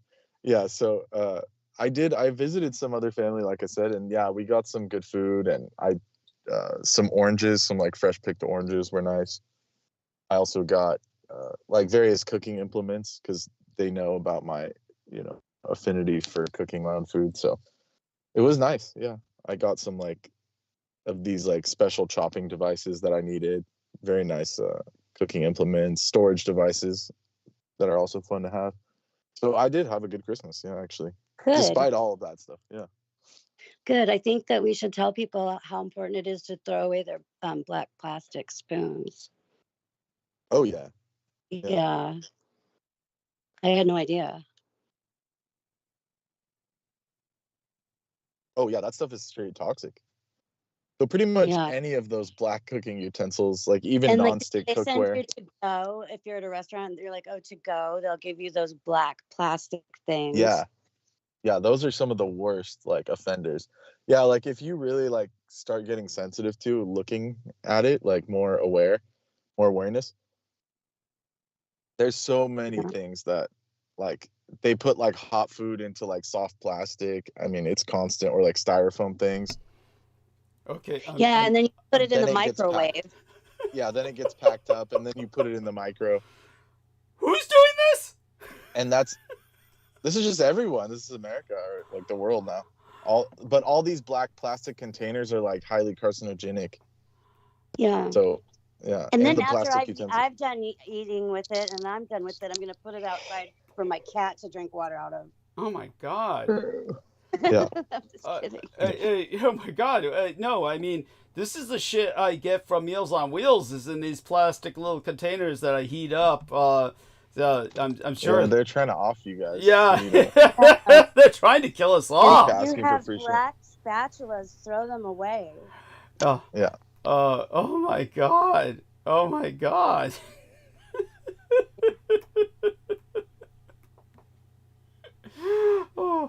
So I'm looking at this latest link from Brendan Zogit. The Lessons of Monsters. Tell us a bit about this. Kolstrom. Is it Chris Kolstrom? Wait, what are you talking about? Your post. Did you read the subtitle? As learned from the demon of Krampus and the Namihage. You never heard of these things? I didn't read the rest of the subtitle. I'm reading it now. Okay. Learned cultural demons Krampus, Namahage. There, it's the Japanese version of Krampus. They do it at New Year's. Oh, but it's cool. the same. It's the same ritual. Oh, that's right. You're talking about they've done that. That's right. And the Japanese have done this, of course, for millennia. Yes. And those are supposed to look like some of the people from Mu. The people that they're dressing as, that the Krampus look appearance. That's right. Yeah. Yeah, they put on like masks to appear like them and stuff. Yes. So. Yeah. So there's a whole backstory to that. They were just comparing the two cultures culturally. Wonderful. Did you also put that in my private messages as well? Please do so. Oh, I can. Yeah. Yeah, please do so. Yes, thank you. And continue with talking about. Now, of course, you're more than welcome to talk about your uncle, because you might as well put it on public record. It's already on legal record. You might as well put it on public record. And yeah, I briefly stated it earlier. Okay. Yeah. And so he kicked me out on Christmas, and I've been before Christmas, and I've been moving out this whole week. So, and I have to go tomorrow and pack up everything because he's still being belligerent, and the cops like told me they're not coming anymore. Oh, so. Jesus! What? Why? They were like, "We're not your personal bodyguard. You have to deal with it. Unless he does something violent." Right. Yeah. Oh my God! But I they think were quite it was sympathetic. Yeah. They were. Yeah. The first guy was sympathetic. He might have been a rookie or something. Interesting. Because the other two police officers said, "Yeah, we don't want the liability of having to split people up anymore." And both of the cops said that. they said that they could get in trouble because they would be responsible if anyone got killed or something. That's literally what he said. Because this guy came close to drawing on your uncle. Tell him. Yeah, I think that's why they were looking at the report. And Okay. yeah, my uncle kept lunging towards me because I was talking to my grandma about how he threw me out and shit. Yeah. And then he was just like going crazy, like, oh, you know, like freaking out. Yeah. And the cop had to like literally almost draw on him and say, okay. And then the cop came up to me and said, all right, we got to go. So, yeah. I had a so friend that happened to, and the mom, they came into her house and she didn't even know they were in the house, and she lunged at them with a steak knife because she had a plate with a steak in her hand, and she got shot. holy crap. Who was this? Yeah. This is a friend of mine from like a long time ago. His mom. Okay. Wow. And Yeah. and Did she die? Yeah, she got murdered by the police in her house Fuck. because she sucks. lunged with the steak knife in her hand, even though she was It's holding. a shame the steak. that didn't happen this time. yeah. Not your lucky stars. I wouldn't call it lucky for my part. Yeah, no, we would have preferred if his uncle had been taken out by this guy. As T-Tank Barry says, it's because Brendan has rights to the property. And yeah, so he was pulling some chicken shit, like where he was telling the cop over the Ring camera that, yeah, he's welcome anytime, no problem. And then the second the cop leaves, he was like busting down my door in my room saying, get the fuck out, you know? Jeez. So I had to call the cops back. It was just so dumb. Yeah. It's like, if you want me out of here, you just fucking let me leave. It's Yeah. just crazed. He's just crazed. Yeah. So, Yes. They're just like abusive, totally like leech. They're like psychic leeches and shit. Yes. Parasites. Their brains are full of parasites and shit. So. Yeah. You can't reason. Like, you can't reason with people like this. So. Yeah, like Oh, Rob. prions? Are you talking about prions? Yeah, it's getting to that point. It's getting to that point. Yeah. I'm sorry, Brennan. Yeah. That's no. I'm positive about it because once I move all my stuff out, they can go to hell. I mean, literally Yes. in a handbasket. So Yes. Well, you And they have will. you have the option of Because- going somewhere. yeah, and whatever happens to them, like, and anyone, and I'm not saying this out of some kind of hubris or some kind of like Disdain. threatening disdain or something, but everyone that's ever put their hands on me has like met with a terrible fate. So you know, Yeah. and it's by no intent of my own. It's just that's just what happens. So Like- it sounds similar to the kind of phenomenon that George Knight has, where it's something Yeah, similar. precisely. Though I do want to mention our dear John Doe says, sue his ass. Tell T-Tank Barry and our listeners how you could have sued, or certainly the policeman said you could sue him if there was an assault upon yourself, correct? Or something of that nature? What was it? What's going on with that? The potential. Well, they basically said that this opened him up for a civil case. Right. So I could sue him, Mhm. but at this point, it would just be null and void. You know, it's just, what would I get from someone like that? It just would be ridiculous. But what I am gonna do is just try and rebuttal him as best as possible, because the house isn't up to code and all that shit. So it's kind of just like, if he wants to really press me. And then I guess we can expose him now. This fucker. Yeah. So he works for Apple Corporation. So I don't give a fuck. I'll expose this fucking bastard. Yeah. So he works for Apple Corporation, like the Apple in Silicon Valley. And what he does is he like lifts, like literally steals phones when they go off the assembly, like off the refurbished line. Like if they can't refurbish them, they'll just replace the customer's phone. And instead of throwing them away, he's been like lifting the phones, right? And giving them to people. Jesus. And so he gave me one of them. And so now he wants it back. So he's like, that, you know, it has like an Apple serial code. You got to give it back to me. And I was like, okay, when I'm done using it and I move out, I'll give it back. But I'm not going to give this shit back. Fuck Of course it. not. Fuck You know? it. Yeah. And what is he going to say? He's going to call like the phone company and say, yeah, he has a phone. And they're going to be like, where'd he get it from? You know?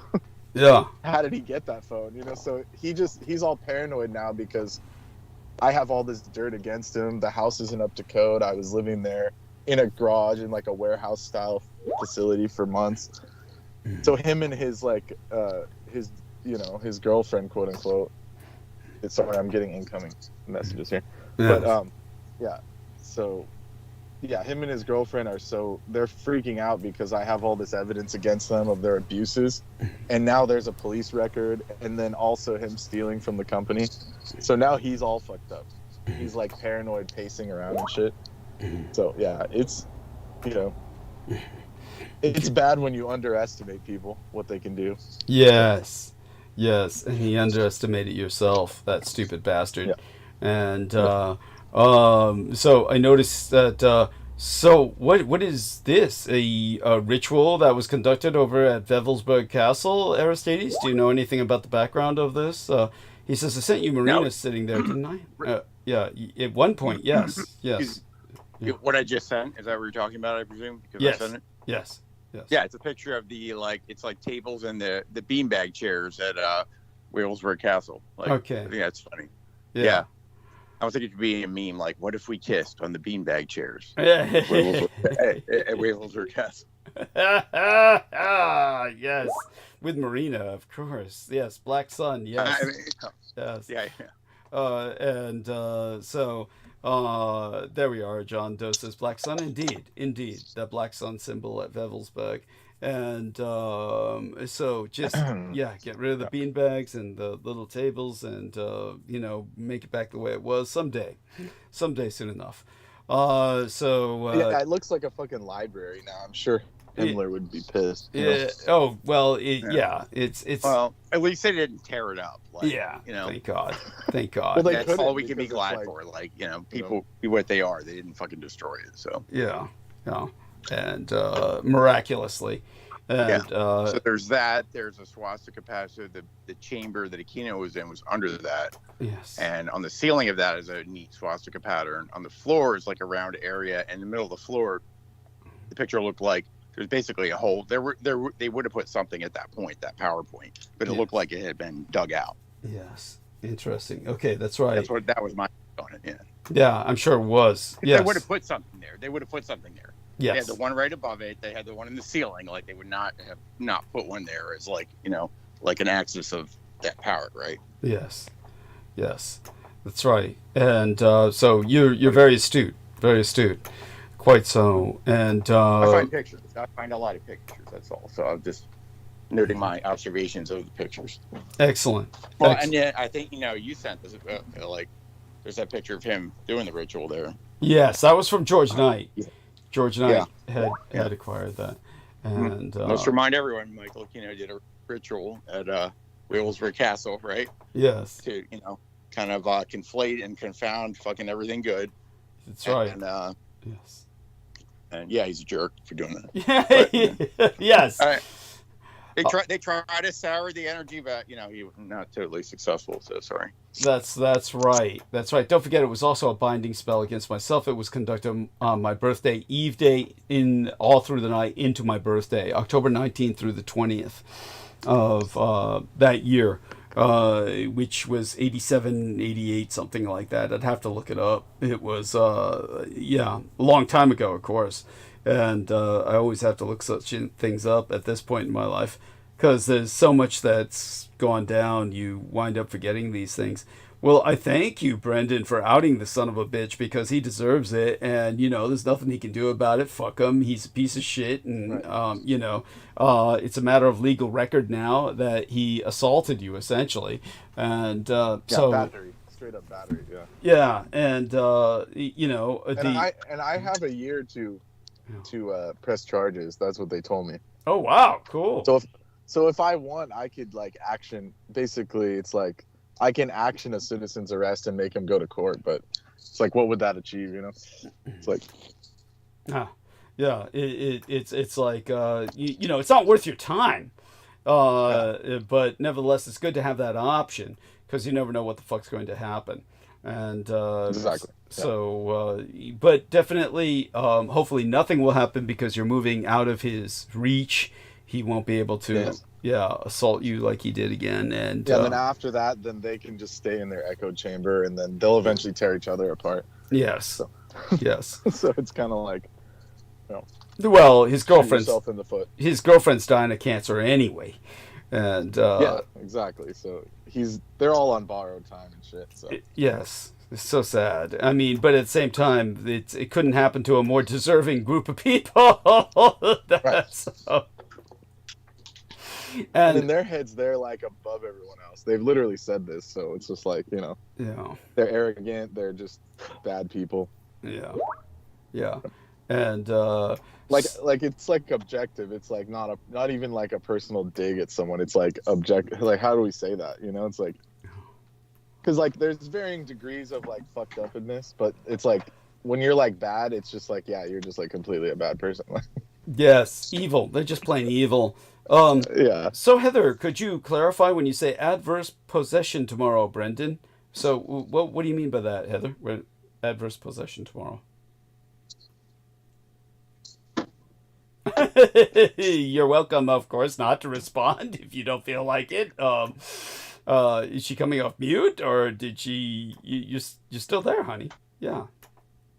Oh, she entered that. I don't know what to make of what she entered, but I'm so sorry. I was sitting here talking, and I thought that I was not on mute. Okay. Okay, yeah. Here, Benny can explain adverse possession. Okay. Adverse possession is an Arizona law where They're in California. And it's probably the same. It's in a lot of states. It varies. The reason I know about it is because I have a real estate license, and they talk about it. But basically, I have a friend that did it, and what he did is he stayed with a gentleman that had heirs and stuff, and then the gentleman signed his house over, but the heirs never even came forward. So he just moved in the house, had his mail sent there, blatantly lived there, you know, acted as if he was the owner of the house. And if you do that for 10 years and no one cites you for trespassing and everything else, then you can file for a legal title.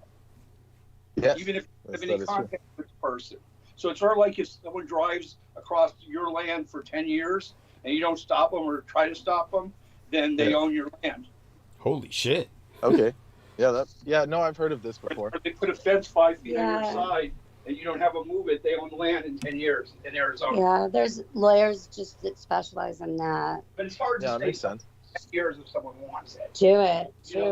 If they file anything against you, like trespassing, your 10 years starts over.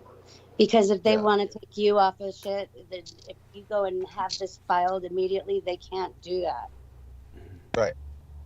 Yeah, no, that makes sense. I've seen people do it, but that works in like completely abandoned, or if someone knows that the person lets them stay there and they like forget about the property or something.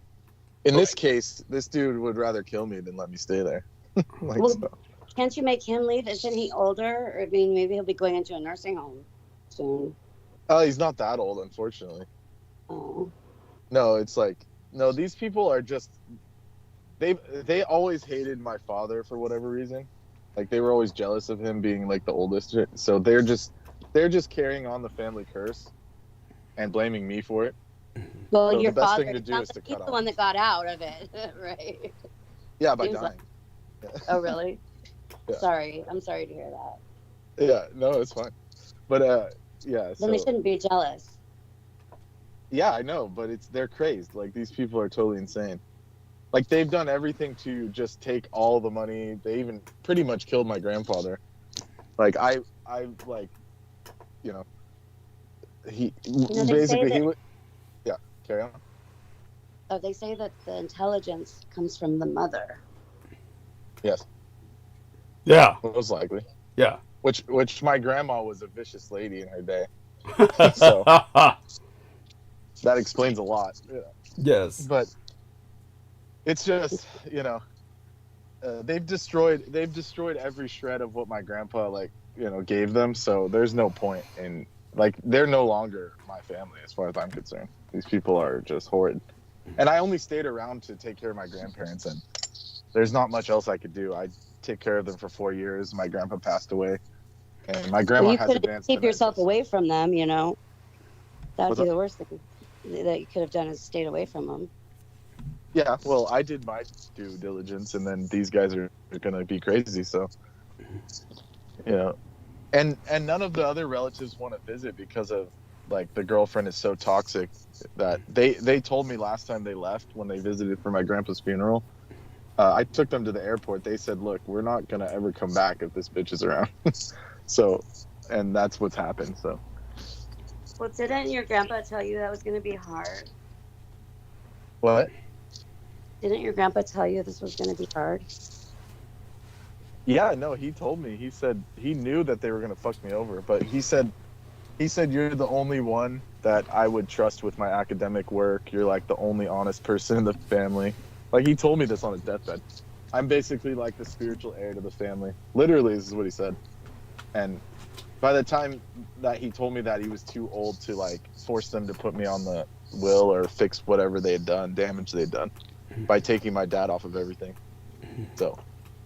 So he felt guilty when he was dying, telling me that I was the only one with sense. He was like, "You're the only educated Well, one." he My wanted to kids believe failed. that you were going to be able to make it without all that, you know? Yeah. Well, then I'm on like a fucking vision quest because I have to start over from scratch again. So. I don't recommend getting a And meta. all the stuff I have. What's it? I don't recommend getting a meta. Meta? What's that? One of the visor things that you can get absorbed in. Does Oh, computer. like no, definitely not. But yeah, so everything I've ever done is all on my own, and I've fought everything. I've worked for everything, so I don't have anything to worry about. Good It's for just you. it's just a timing thing. So to get like a place to live and stuff is going to take a few months. So I just have to kind of, but I'm used to being nomadic, so it won't really damage me too much. Yeah. Other than just the irritation of having to deal with drama, like just dramatic. Are you going to people. leave? Are you going to go somewhere else? I could. What's that Janis Joplin quote? I don't know. Run for the hills. Freedom is when you have nothing left to Oh, lose. freedom. Yeah. Oh. Oh. I feel like if I went exploring the world, I'd be running away. Yeah. Freedom is just another word for nothing left to lose. Yes. There we are. Nothing don't mean nothing if it ain't free. God. Of course, there's some people who took that a bit too literally with that Freelandia movement that we knew of from. Yeah. Yeah. Yeah, I'm not going to go that far. But But let's say I have options. I'm not going to go become like a. I'm not going to be a Kalahari Bushman or something. Live outside. Yeah. Yeah, and I have potential like decent job prospects and stuff.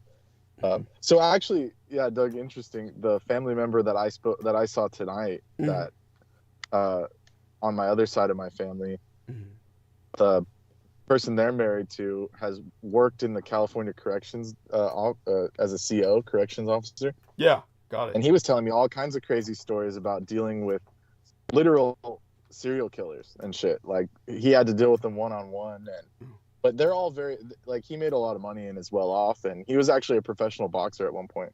Right. But he fought people like Sugar Ray Leonard and stuff. Does he have any Like, connections where he could help you get into being a correctional officer yourself? That's the shit. Yeah, he does, and so that's what we were talking to him about. Okay, excellent. And they offered it, and I said, I might not be able to handle it. I was like, do normal people do that? And he's like, yeah, pretty much everyone's like just a normal person.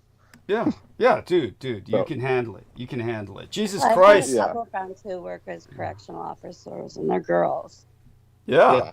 There you go. Yeah. Yeah, he was wondering how chicks do that. Like, is there something wrong with them, or is this just? No, I know this girl that she came out. Well, she's my neighbor.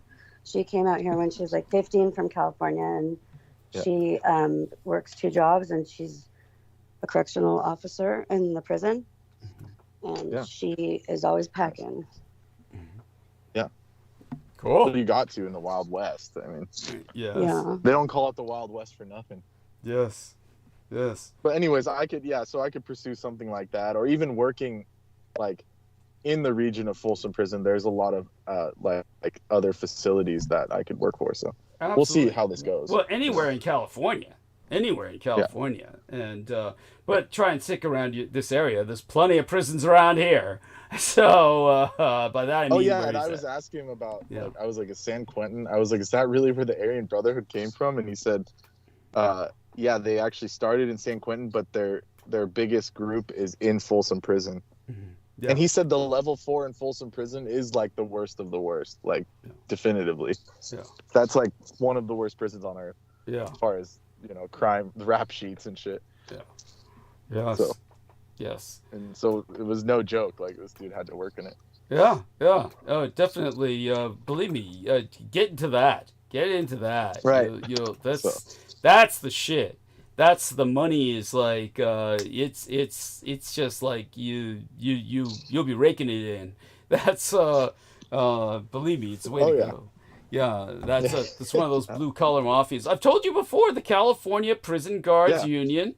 You remember what I've said all these years? Highest paid constabulary in the fucking world. You know, so and I asked him, and he confirmed it. Thank you. He tried to be like modest about it, but he just said like, yeah, pretty much. Yeah.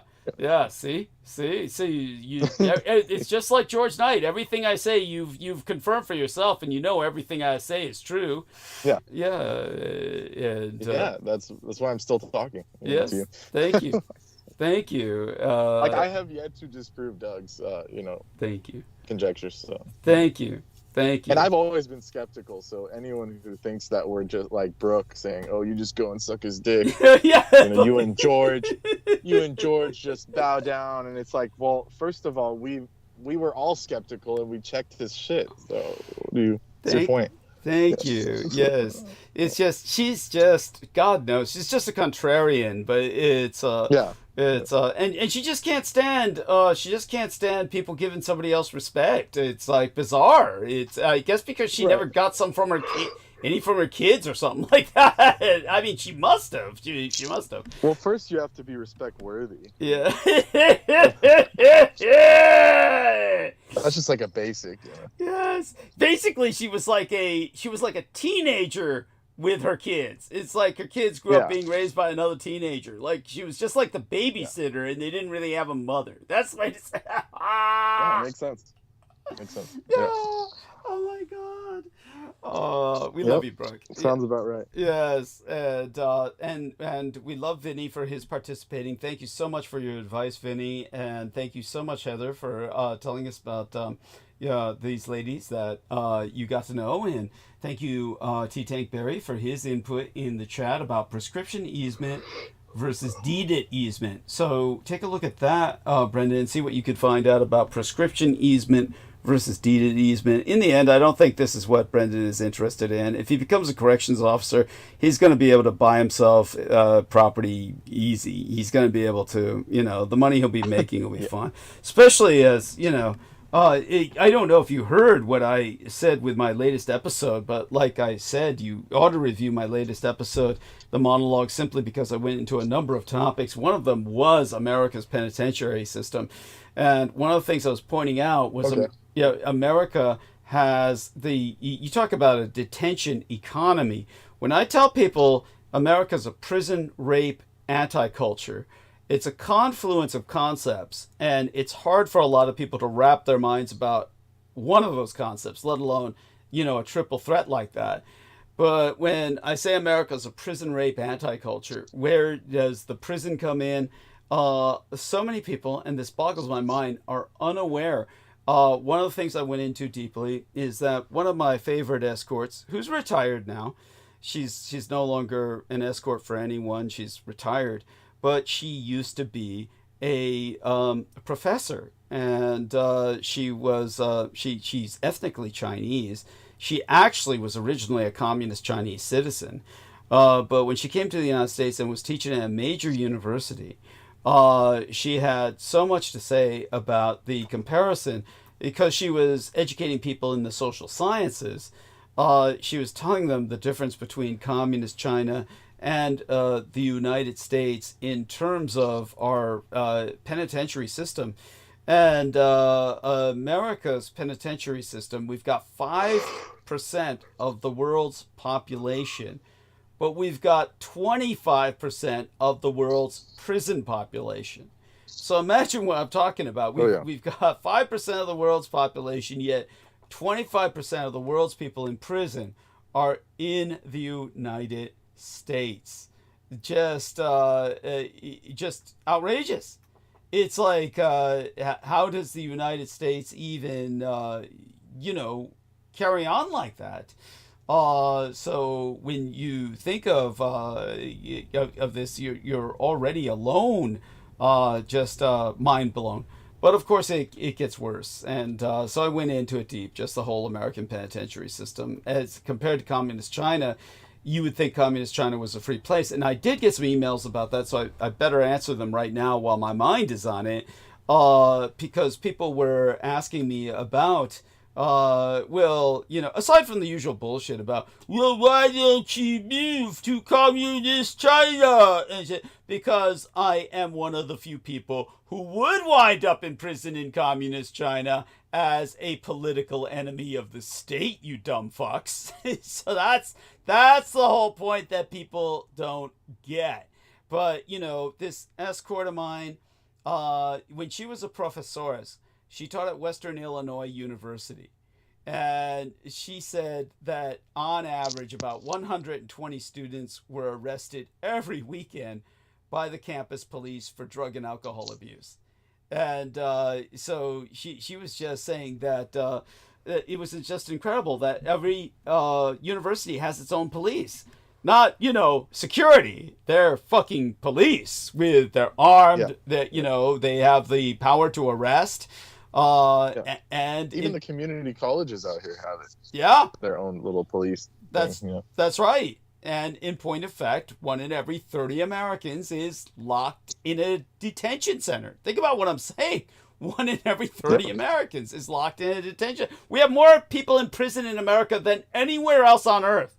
And we call ourselves the land of the free. I mean, it's the sickest joke in the fucking... topsy-turvy, Yeah, and the fact that Americans believe it. The fact that Americans believe it. But when I was talking about how communist China has so few police, and people are writing me, of course, about how can this be possible, this is why at Tiananmen Square they had to call in the military. They had no police forces or units that were large enough to deal with an unprecedented social phenomena, so they just called in the troops. They don't have police capable of dealing with that. Chinese police are,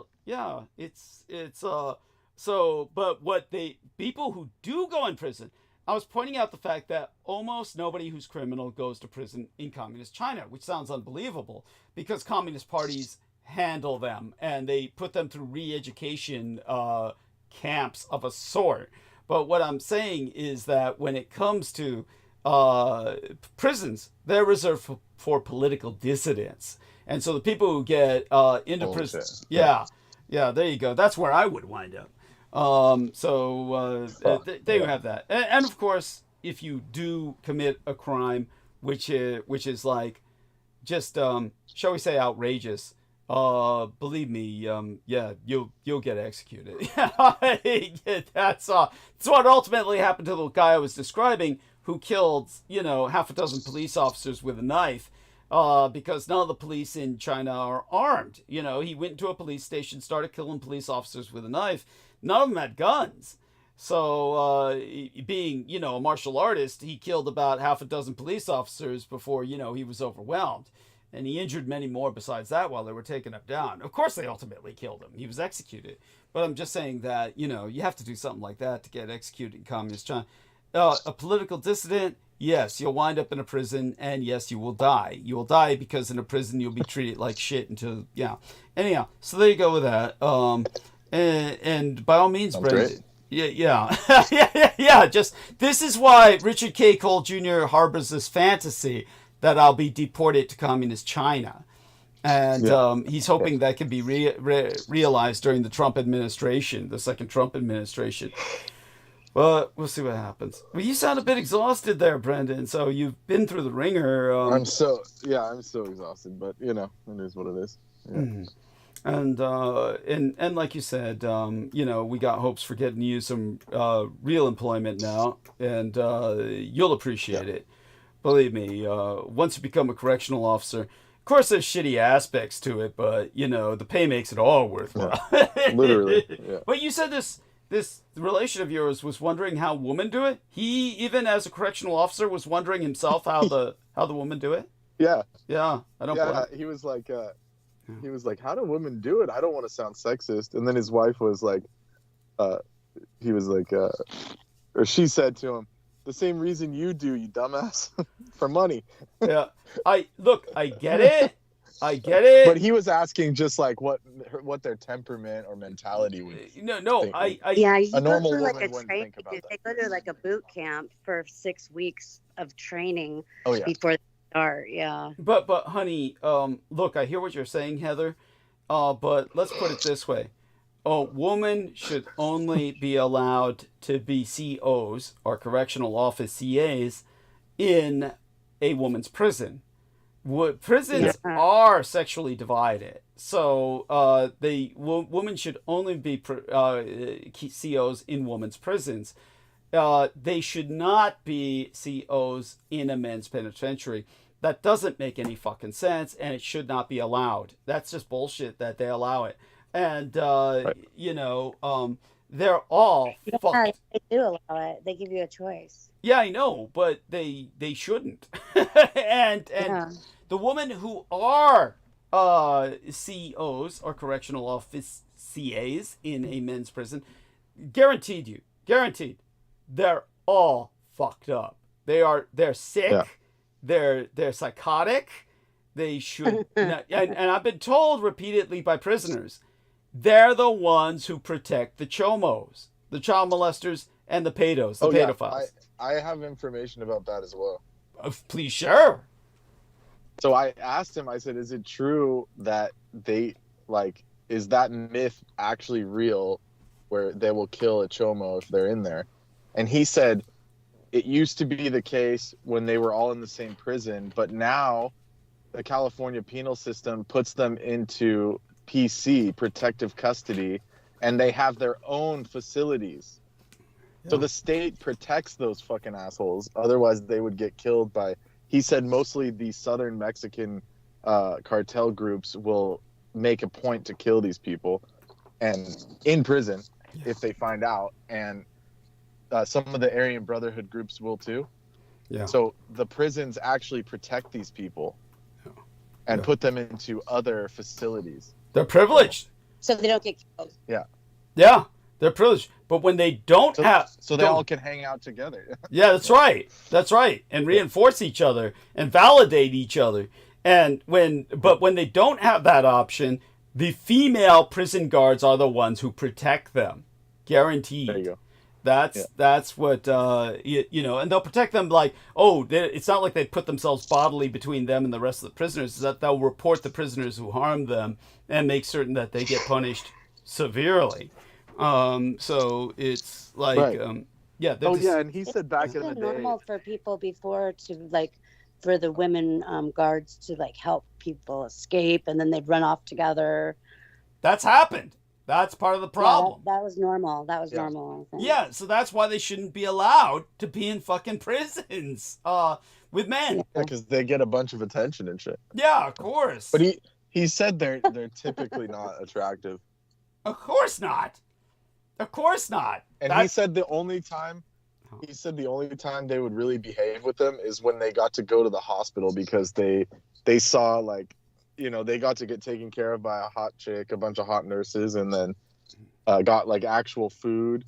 So they would actually behave when they went to the hospital, apparently. Oh, fuck yeah. Because they were getting cared for. Someone was caring for them. Yeah. Well, beyond that, honey, they're getting cared for by chicks that are actually attractive instead of fat dyke, fucking hairy armpit prison guard woman. Okay. And so the girls that I know that do it are in their early 30s. Yeah, but what do they look like? Oh, they're not bad. Well, let us be the judge. We'd have to look at them. Yeah. There's obviously. Look, I'm into porno flicks, and of course some of my favorite porno flicks are where the lady prison guard gets taken down and gang raped by a bunch of prisoners, and that's exactly what would happen if you had a hot chick. So don't be telling me because sometimes it's fun to do bad things. Yeah, but don't be telling me that these chicks are attractive. You might say, "Oh, they're not that bad." That like what? They got two Most arms. Of them, a lot of times they're felons too. They've done time. There we are. Wait, what was it that he said? There are people that have already done time and now they're guarding. Yeah, there we are. There you see. So there are a bunch They of found the Lord or something, and they're doing it for that. But they, you see them drinking and smoking and doing all the other stuff too. Who knows? But they are attractive sometimes. Sometimes. Okay. Yeah, that's yeah. I guess you'd have Shocking. you'd have to be in a certain mood. Again, there's different opinions on what's attractive, so yeah, that's but I hear you. Yeah, maybe they got big boobs. Maybe they're not all covered up in tats, but we know they are if they've done prison time. They're going to be tattooed from head to foot. Probably tattooed in the fucking face. Well, you have to pass a background. I don't think you can. No, So- the prudent thing to do is you get a tattoo behind your ear so it's discreet.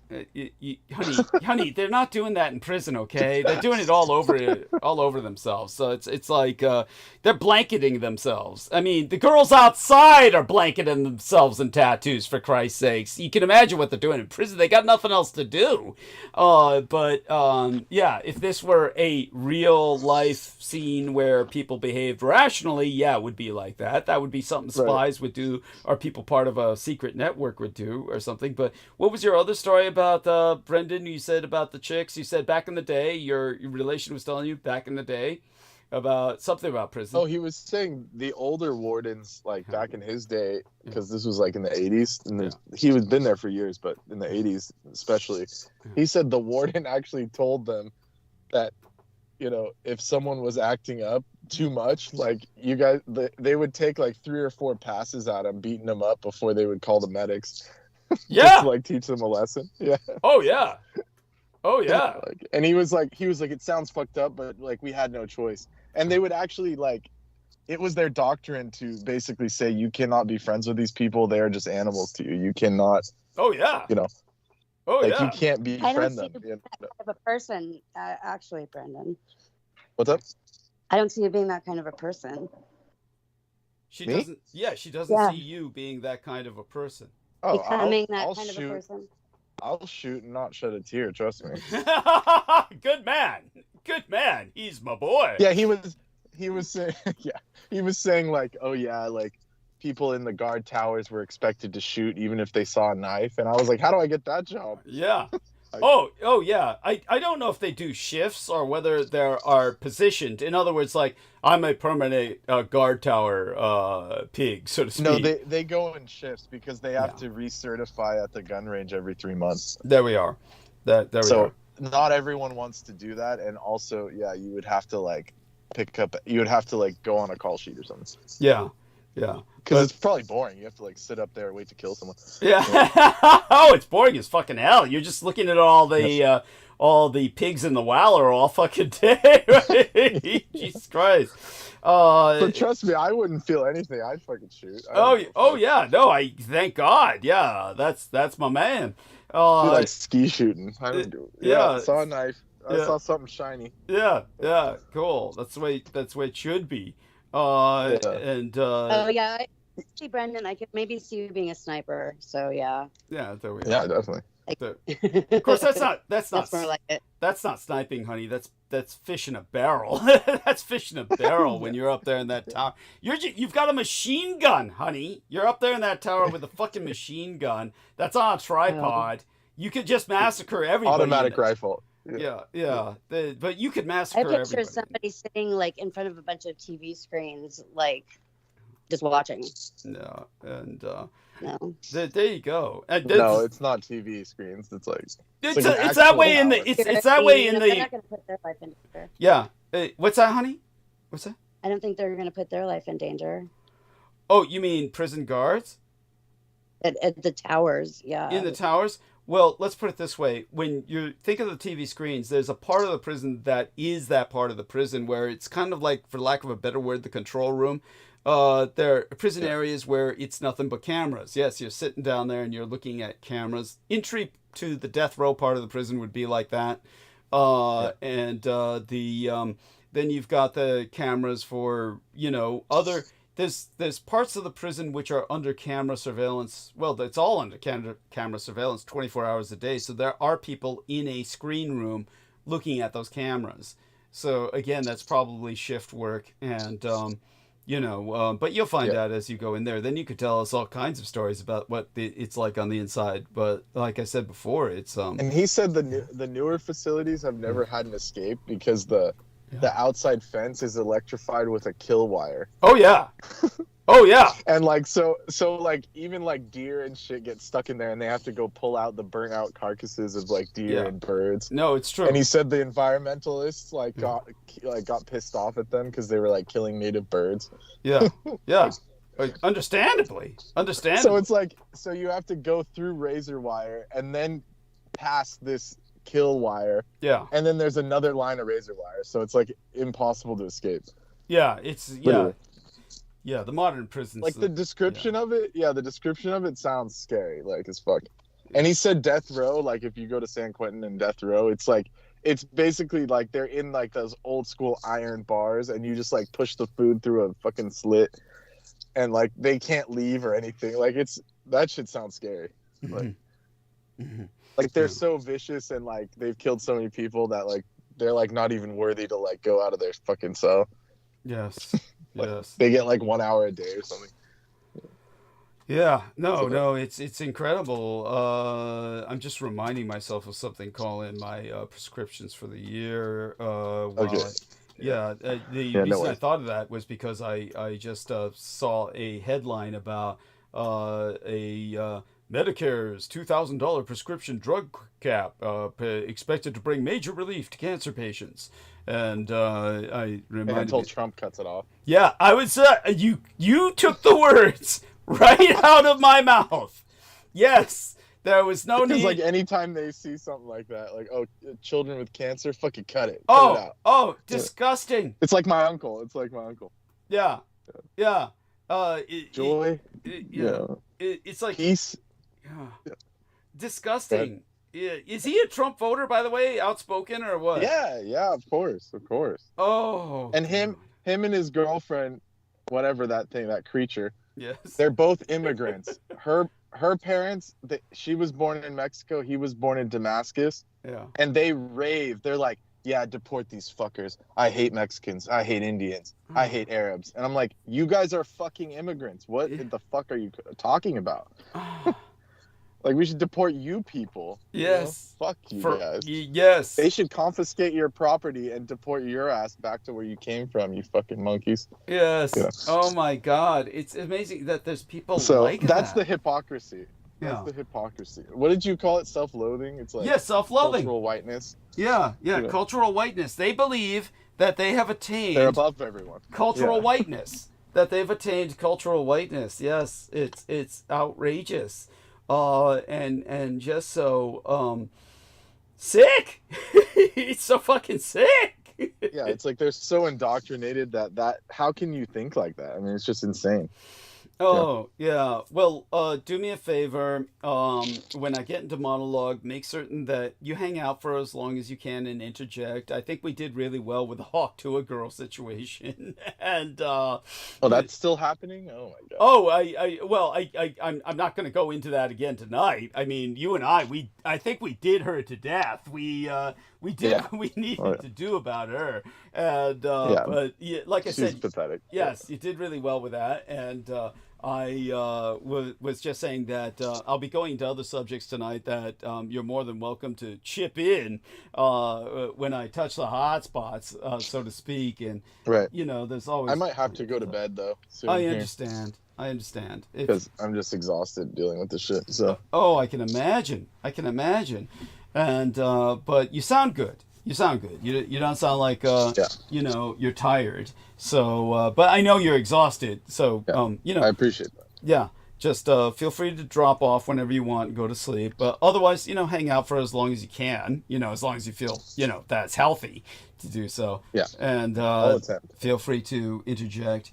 So I want everyone to know I'll be starting into monologue soon. But before we do, so you sent several links. By the way, what brought up the Richard Bachman book? It doesn't look like you sent a link concerning the Richard Bachman book. You just happened to mention it. So what brought up that subject? Well, this was something you brought up recently, I thought, right? I've always spoken about it, and yes, I do have. So So as per usual, they always steal. Every time you talk about something, they fucking swoop it and write an article about it. Oh, those so they wrote an article. Yeah. Yeah, they wrote an article, the Stephen King book that Stephen King pulled off the shelves, and I was like, okay, what is it? And then I clicked on it, and it was fucking. They wouldn't give the title for some reason. So I went to the comments, and it was Rage. There we And are. I was like, wait a second, didn't Douglas talk about this? And I looked Thank you for a copy of it. Yeah. Yeah. And I was like, what is the controversy? Like, they tried to like make it seem all mysterious. Oh. And then when I saw the book, I was like, wait a second, Doug talked about this. And then I looked at what the book was about, and it was about a school shooter. And I was like, Thank you. Yeah, Doug's already brought this up. And apparently the copies of the book are worth in the thousands of dollars. Oh my god. So that's what I was texting you. I was like, if you have a copy, you could sell it. So for some cash. I do have a copy. It's buried somewhere in my fucking Beaver's basement, where he allowed me to store a bunch of shit. But yeah, and, don't tell him how much it's worth. You gotta go over there and snatch it. Oh my god, yeah, it'd take forever to find it. But yeah, I definitely thank you for bringing that up. Now, what is this about Wikipedia's king who doesn't exist? That also proves your point that thank you. Everything on Wikipedia is fucking garbage. So this guy who's like an English Welsh historian, he was on Wikipedia and he found like a whole fabricated bloodline of a king that never existed. Thank you. That they just put up on Wikipedia as if it's part of the real like lineage of Wales. Thank you. And it's like just complete bollocks, and he can't get them to take it down. There he keeps like requesting them to take it down, they won't take it down, and it's completely fabricated. Thank you. Thank you. Yeah. You know who probably even was probably a Q. Thank you. Q's shit. Thank you. Thank you. Because he wanted to add himself in. Thank you. Thank you. Because he was living in Scotland. He wanted to promote himself as Scottish royalty. And so he probably added that to try and bleed in through the Welsh. And it was some kind of, the name of it was like it was like supposed to be funny or something. Right. Yeah. Like it was like a joke or something. Yeah. In other words, which is very Aquino-esque. Very Aquino-esque. Yeah, that's why I sent it to you. Yeah, like his name actually means fart or passing gas or something, and literally, I'm not joking. Yeah. Can we find it? Where is this thing at? Yeah, it's not that far if you scroll up. It's one of the latest links you provided. But yes, people, please don't use Wikipedia. And for people who defend Wikipedia, go on. His name was Anwin Dudu. There we are. ANNWNDDU. Yes. Oh, Didu, yeah. Yeah, Didu. And Anwin Didu. Yeah. Stupidity. Fuck Wikipedia and Aquino for fucking up all our And then realities. these people, the comments are hilarious. Yeah. I want to see a Netflix documentary about Anwin Dudu, how he went from the disgraced and exiled king of Greece to escaping to Wales and becoming a king of the region. Yes. Yeah, there you go. Like basically, they tried to say, in the fake article, they said he was like a Greek or something. Incredible. That escaped or some bullshit. That's very Aquino-esque because remember his dad was Italian, and so he was and he was also quarter Filipino, but he never wanted anyone to know about the Filipino. So he was just trying to Europeanize himself, and so there's this Mediterranean link. So instead of this, half Italian Filipino on his dad's side, he's presenting himself as, strictly from his mother's side, who was German, and then saying he was also Scottish, and then trying to insinuate himself through this, it's so perverse. It's something he would do as an allegory for his own situation. So that makes perfect sense. And oh my God, no wonder they won't take it down. So that's why they refuse, even though this guy's asking them. It's because it's Aquino. Well, this guy's proved it. He's proved it basically without question. That king never existed. It's not in any kind of history. It was just made up, and they won't take it down. Yeah. Thank you. And then these are the same people who were, claiming my legal father was not related to Marlene Dietrich, even though they were alive at the same time and share the same fucking last name. It's like, stupid, crazy people. Yeah, that was Stephen Outram. And so, oh, by the way, so share with everyone the fact that we had evidence from Google, someone trying to break into my account. Google actually sent me a notification that unidentified IP address. They wouldn't even list it. They just said someone else. Definitely not myself. Yeah, it was just like another device. It was just like another device, and none of us, neither me or Douglas, have signed in on anything. Yeah. So. Yeah. So there you go. It was bizarre. Yeah. But we took precautions, and this is what we're dealing with. They definitely want to take my channel down. They want to take they're horrible people. Yeah. So that's this whole situation with me. They're trying to just straight up kill me. They fucking put me out on the street. Yes. Because as far as my uncle's a jackass, but he was definitely triggered by the some kind of dark spell. Oh yeah. Dark magic. Oh yeah.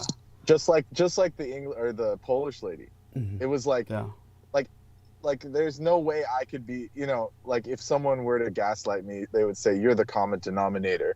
But it's like, how can two different groups of people make deals with me and then completely renege on them? I mean, it's like, Well, there you go. Is what I'm saying makes sense? Like, it just doesn't add up. Like, something's not adding up. Oh yeah. Well, we know that it's almost like they went through an MK Ultra program and they just flipped the switch with Peter Moon. It's almost difficult to imagine magic being that powerful. As powerful as it can be, it's possible. But with Peter Moon, he was definitely just MK Ultra. He had the implant and everything. He said so himself. My implant fell out. My implant fell out. But, like I said, what is so bizarre is that he wanted to publish the book because over half the book was about his own bullshit. Over half the book had been corrupted by his own bullshit. They was adding in all these extra chapters, another 400 pages. That was all his crazy shit. And so he definitely wanted to publish the book, and that way he could conflate my story with his. And then suddenly, however, the day he was going to, he told Aaron... At the last second. Yeah, at the last second. Oh, the book's not going... They just flipped the switch. And then it's like, there you go. It's but he definitely had prior programming. With your case, it's definitely more of a spell cast, where they're just, but nevertheless, it's not that the spell needs to be powerful. Look at the caliber of the people they're assailing. Caliber of the exactly. That's the thing, is that these people are totally like spiritually defenseless. Yes. And then totally spineless. Yeah. And then on top of that, this has to do with the witch that came into the house while it was being built. Yes, that's quite true. She placed a spell inside of the bones of the house, as Doug predicted. Yes. It would completely undermine anything conducive to anything in that place. It's true. And that's what happened. Yes. So. Yes. And she disappeared. Yeah. Doug, she literally, that lady, I saw her walking the neighborhood a second time. Yeah. And I tried following her in my car. Yeah. And by the time I got to the end of the street, she like disappeared. Yeah. And I haven't seen her since. Yeah. Yeah. And it wasn't like, she really had some place to duck into either. It's like... No, it was an open street. It was like daylight and an open street. Yeah. Yeah. And I assure you, that's exactly like our man said. She had come there to plant bad seed. In the sense of really corrupting. And what you're dealing with is not that these souls are so much defenseless, it's that they're corrupted. They're corrupted souls, these individuals. It's one thing to be, shall we say, they're not, there's plenty of defenseless souls that are, I wouldn't say necessarily pure, but not necessarily corrupted either. This couple, they're just corrupted. They're just pure. Yeah, they're just pure shit. Yeah. So it's easy enough to turn them when you cast a simple spell of rage, and then these people begin to they ape out, and exactly, literally, like, quite literally, it was like, yeah, it was like I was agreeing with him and he was still going bonkers. Of course. Where he's like, get out now. And I said, okay, I am getting out. And then he's like, fuck you, it's just, it was crazy. No. You could try. There's no placating them. It just angers them more. Yeah. So that's the level we're at. And, Yes. Yeah. It's outrageous. And, well, thank you for joining us. I'm glad you were able to join us, and love you dearly. Stay safe and be well, and Merry Christmas. Okay. Yeah, Merry Christmas. And, it's a better Christmas than the Ukrainians had. Oh, Jesus. Yeah, I know. Thank you. It's horrible. Oh, yeah, we'll have to do them justice maybe in another episode. There's so much to go into, and it reminds me of so much else. Well, apparently the Russians attacked them on Christmas Day and destroyed all their power plants again. Yeah. Or a couple of them. Yeah. So that's just fucked up. Yeah, of course. Yeah. But then that's Vladimir Putin for you. Yes, he's a piece. Yeah. Yes, just garbage. Just garbage. Yeah, some Christian. Yeah, and to think, all his bullshit about Christianity. And to think that Viviana Sanchez and Ian West were all in there with, I forgot, Nemo would have to tell us who the hell else they were in there with, all preaching, Putin and Trump and Musk will save us all. The Holy Trinity is Putin, Musk, and Trump. Those pieces of shit. Crazy people. Oh yeah, and Syria's spiraling into chaos again. Of course. I don't know how anyone thought that would work out. Thank you. I mean, they've been conquered by the Islamic State. Yeah, notice I'm avoiding the term ISIS. The Islamic State and Al-Qaeda. Al-Qaeda and the Islamic State. Yeah, and so the Christian quarter of Damascus, they brought out their Christmas trees, and these guys burnt them all down. Yes. Yeah. Dumb so, there you go. Assholes. Yes, of course. So it's just pure shit, I know. This is what, our man Bashar al-Assad was trying to prevent. And believe me, they'll miss him now that he's gone. I can't believe they were dumb enough to celebrate when he left. Stupid sons of bitches, and and the bitches who were dumb enough to join them in that. It's all going to become like Afghanistan now. So it's like now classic power vacuum and like fighting, Oh, well, worse. Desolation.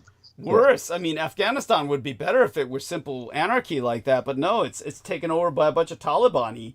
So in this case, it's the same with Syria. Syria is going to be like that too. Just a bunch of these fucking Islamofundis. Taking it down into a shit pit, and it'll take forever to bring it back. It's we could go on about that. And then for hours. I sent you this article about why do the Japanese people love the peace sign. Yeah. And the second paragraph says V for victory. Cultural anthropologist Nomura Masakakazu explained that the gesture, in an article published in Chokoron magazine 1991, wrote that raising one's hand with the palm facing outward and forming a V with the middle index finger and an index first spread across Europe during the World War II to symbolize the victory over Nazi Germany. So it has become a symbol of solidarity amongst the Allies. In the 60s, the demonstrators in the Vietnam War used it to call for peace. And then he's saying that's the leading theory where the peace sign came in. And somehow in the 70s, the Japanese started using it in their TV ads and different camera, ad copy. And then it got adopted by the Japanese. But I think it was released as a subtle way as a V for victory, Japanese victory. Yes, absolutely. Yeah, he's just trying to. All the Japanese do it. Yeah, he's just entertaining the fucking white people by saying what he's saying. Don't listen to it. It was the Japanese won World War II. That was their victory sign. That's what it comes down to. But you notice that they said victory against Germany. Yeah. Yeah, that's just for the stupid, Allied consumption. The humor the crazy white people. And Exactly. yeah, And when I went to Pearl Harbor, I did the V for Victory. yeah, cool. And how did they respond? And no one knew what it was about. They thought it was like, oh, some hippie doing a peace sign. And I was like, no, it's Japanese victory. Yes, yes. Like, Thank look at you. this place. It's a fucking dump now. Yeah. Oh, yeah. Oh, God, yeah. They won all right. You know, Yes. The best parts of Hawaii are all Japanese owned. Yes, of course. Yeah, whatever the Americans have, especially anything near the military sites, is just... Yeah, it was just a shithole, yeah. Yes, thank you. Yeah, taken down into the nothing. All right then. Well, blessings. It was good to speak with you. And yes. carry on. Thank you so much. Deeply appreciate it. And of course, pleasant dreams if you're going to go to sleep. Hang out as long as you're able. I'll try. Okay, but otherwise go to sleep. Yeah, you definitely have earned it. And I have to move the rest of my stuff tomorrow. So Understood. So find yourself some rest when you decide to do so. And all right. So with that having been said, we do want to answer some questions. I have gotten a few of them in about atmospheric rivers. Why is this uptick in atmospheric rivers important? Well, as our climate warms because of an overabundance of carbon dioxide and other planet-warming gases in the atmosphere, our weather patterns become more and more unstable. We experience prolonged droughts followed by massive storms, leading to flooding, erosion, landslides, and property damage. The uptick in atmospheric rivers that make landfall is just one of a number of severe weather symptoms that can have ripple effects. In Texas, increasingly severe hurricanes have caused the cost of homeowners insurance to skyrocket, while wildfire risk has made companies pull out of parts of Colorado. And in my own Golden Bear Republic, state nation of California, it took state intervention to prevent insurance companies from dropping coverage for more than 750,000 customers. As for the question from another email, what's being done about atmospheric rivers? In the big picture, the best thing you can do to help reduce the impact of severe weather is to reduce your carbon footprint. Move away from pollution-emitting gas engines and toward electric tools and vehicles, and minimize the amount of energy you're using in your day-to-day life.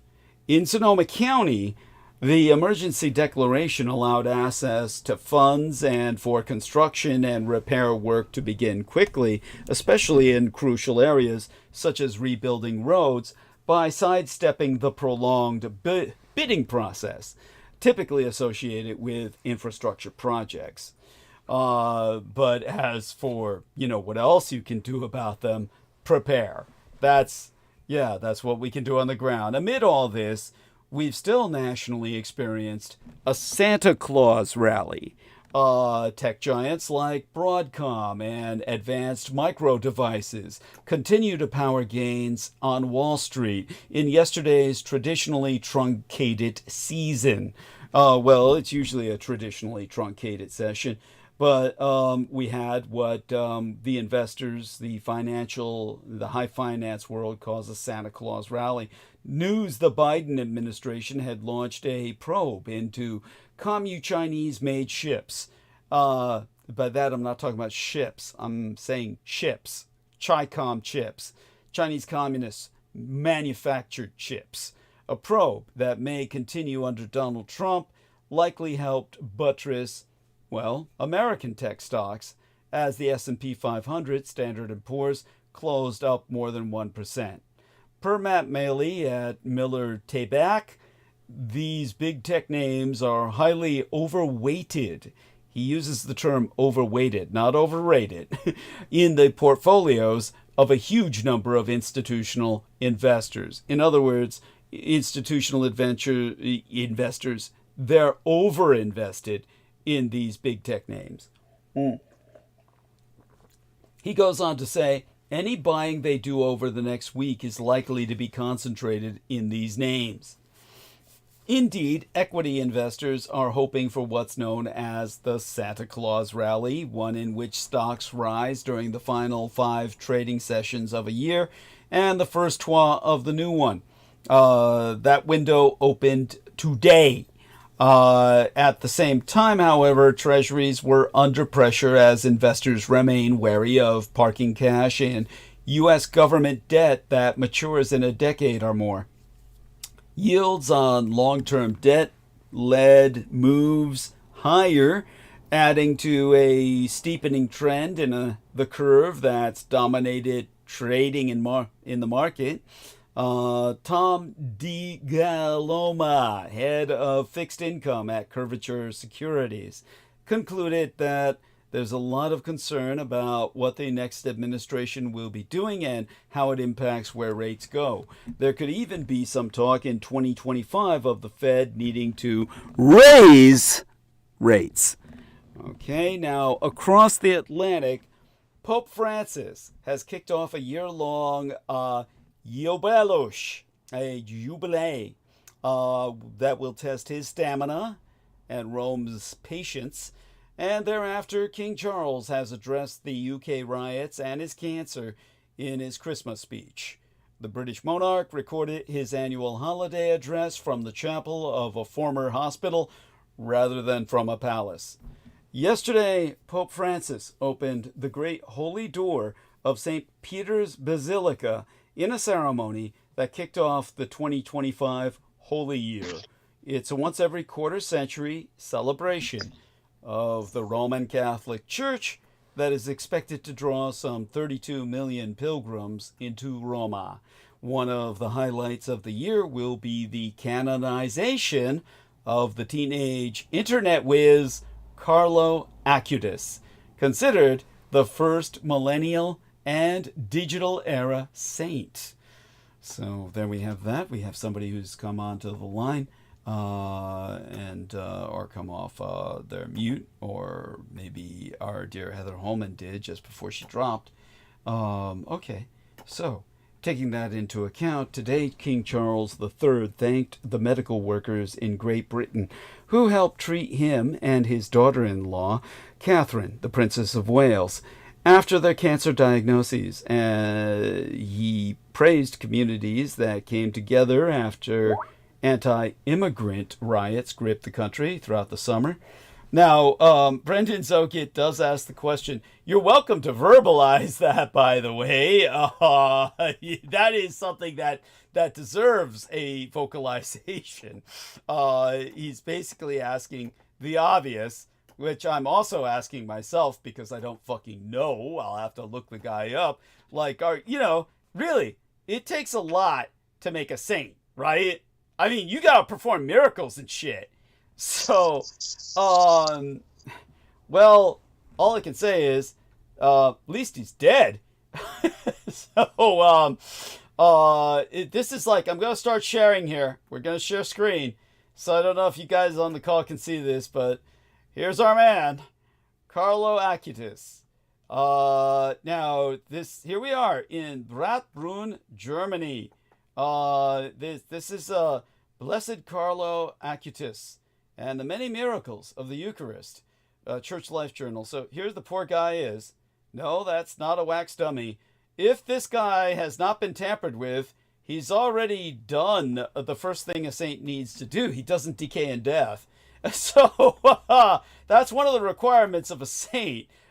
He's an Italian kid. There we are, named first millennial saint following his 2006 death. Now, one of the requirements for being a saint is you don't decay in childhood. I mean, they had to drag that little girl away from looking at him. I mean, no, this isn't Carlos. They look kind of similar. This would be him if he had lived. Yes. Fucker's clipping his hair into his food. Like, okay, that's fucked.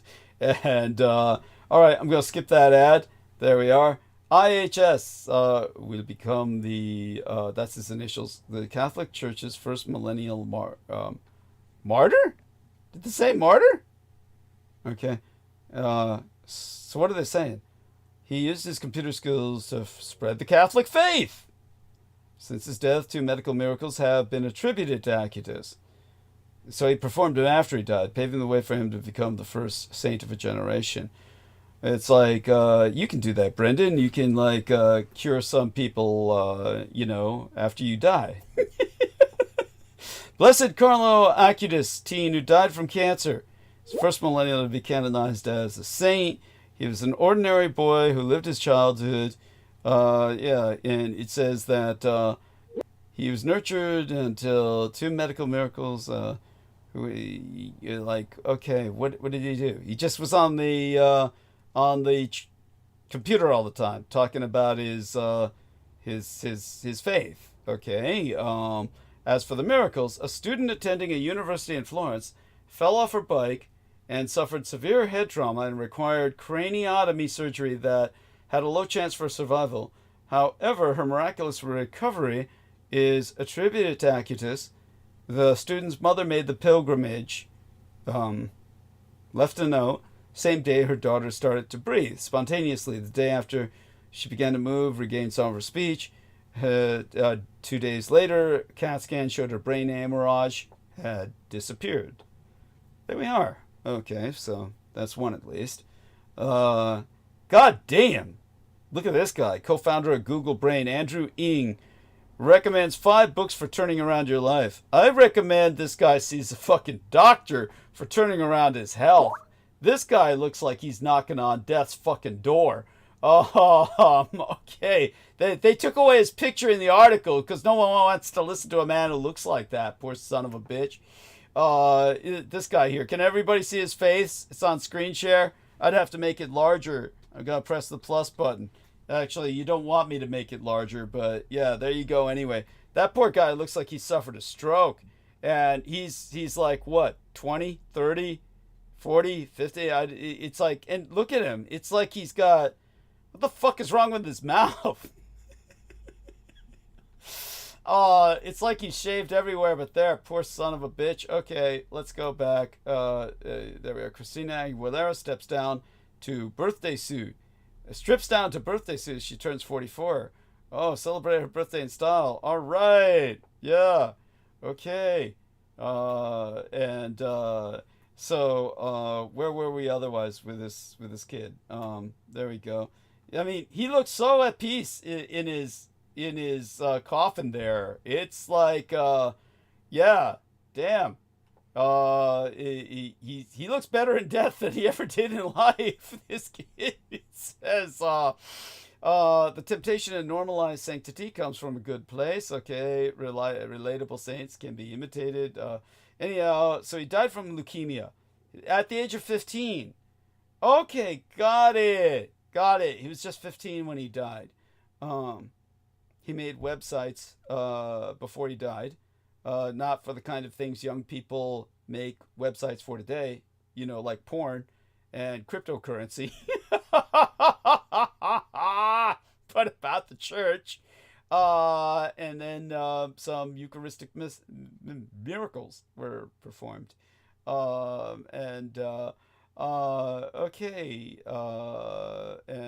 They talk about other types of miracles and stuff. Okay, I'll stop sharing on that. I guess we got our answer to a degree. Let me see. He says, can't talk. Oh, he died. He didn't do much. My friend who died of cancer did the same when we were 18. Shit, the threshold is low for saints. He looks like shit. No, oh, he's talking about the Ng guy. He's talking about the Ng guy. But no, Carlos, he looks great while he's dead. But yeah, it's, you know, apparently he did perform some miracles after death, if we are to accept what the people who accepted those miracles accept. There we are. Yes, stylish in death. There we are. There we are. And there you go, Brendan. We ourselves can hope to look that fucking good when we die. But leukemia is a wasting disease. Yeah, there you go. That's one of the miracles right there, dude. Yeah, miracle indeed. See? Yeah. Leukemia did him in, but didn't waste him away. So he's you know, he did good. All right. back to the task at hand. Now that we've... Troy Bellamy says, Merry Christmas, Douglas, the Vampire, and the rest of the DD universe. Thank you, Troy Bellamy. Love you dearly. Hugs and kisses. And so glad he's joining us on Christmas night. Welcome, Troy Bellamy. And you're welcome to come aboard. Of course, we always call you, so you're welcome to join the call and interject.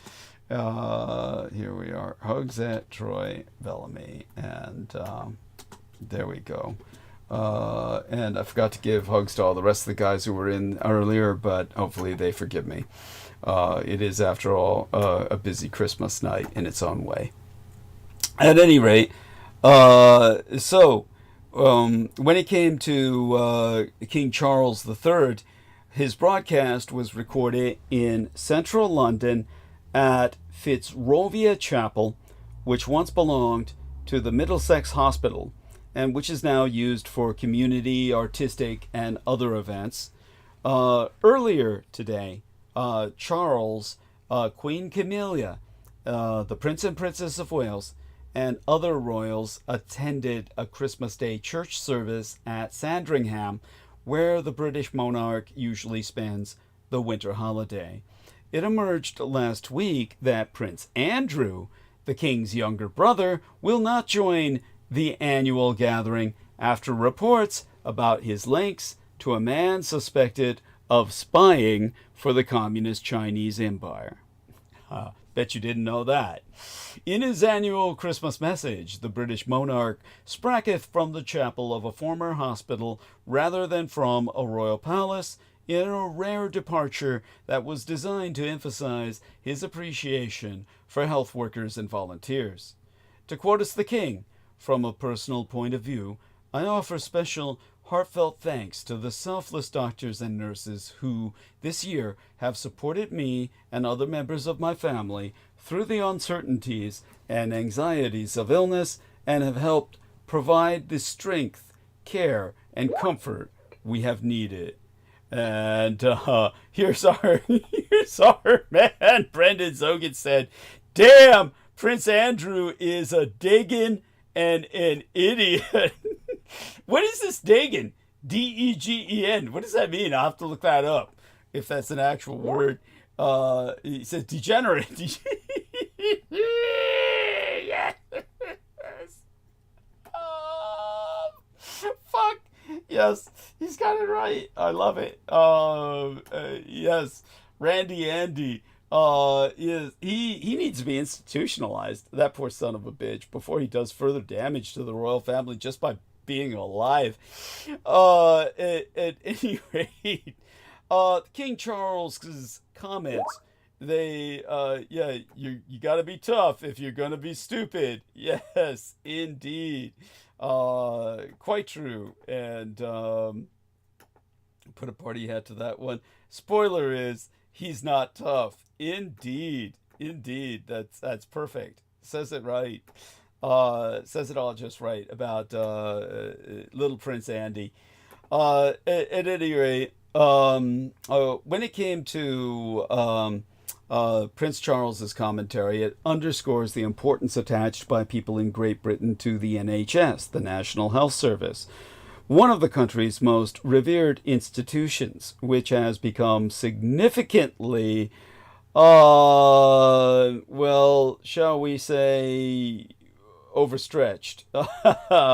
It's after years of underinvestment and is still suffering the aftershocks of the coronavirus pandemic. Matter of fact, there's no way I can really do justice to the dive the NHS has taken. In September, Catherine announced that she had completed chemotherapy treatment, and she recently hosted a carol service at Westminster Abbey, a significant return to royal duties. Charles, who disclosed in February that he too had been diagnosed with cancer, returned earlier to the public eye. In October, he visited Australia and for a meeting of Commonwealth heads of government, Samoa.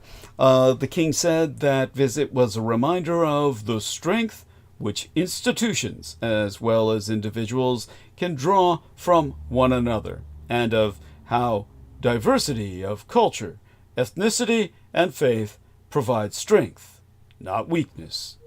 Now that comment seemed to chime in with another part of his 10-minute broadcast today, in which Charles referred to the aftermath of riots that broke out in the summer following the killing of 3 girls and the critical injuring of others at a dance class in Southport near Liverpool, emphasizing that this was, in his words, to repair not just buildings, but relationships, and most importantly, to repair trust. The king so said, "I have felt a deep sense of pride here in the United Kingdom when, in response to anger and lawlessness in several towns this summer, communities came together not to repeat these behaviors, but to repair." Okay, so let's take a look here. Alex Brooker feels sorry for whoever has to spy on Prince Andrew.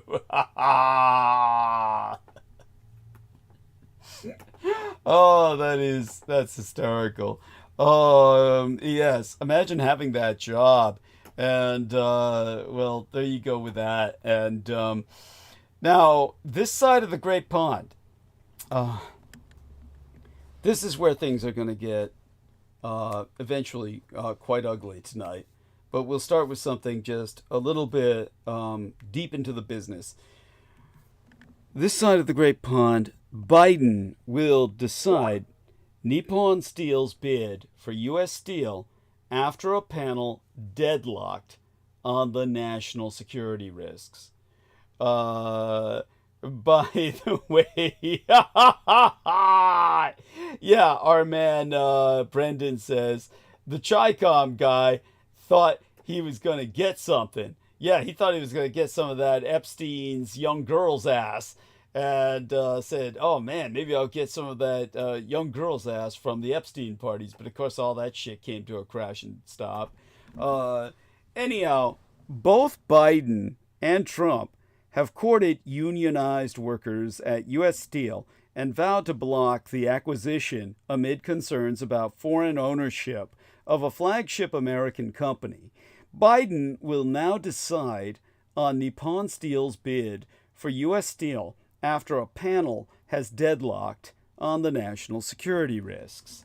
Nippon Steel has factories in these United States, Mexico, the Communist Chinese Empire, and throughout Southeast Asia. It supplies the world's top automakers, including Toyota Motor Corp, and makes steel for railways, pipes, appliances, and skyscrapers. Nippon Steel pledged to invest $2.7 billion in United Steelworkers represented facilities, including U.S. Steel's blast furnaces, and promised not to import steel slabs that would compete with the blast furnaces. It also pledged to protect U.S. Steel in trade matters and to not lay off employees on closed plants during the term of the Basic Labor Agreement. Earlier this month, it offered $5,000 in closing bonuses to U.S. Steel employees, a nearly $100 million expense. Nippon Steel also said it was best positioned to help American steel compete in an industry dominated by the market-Leninist Chinese.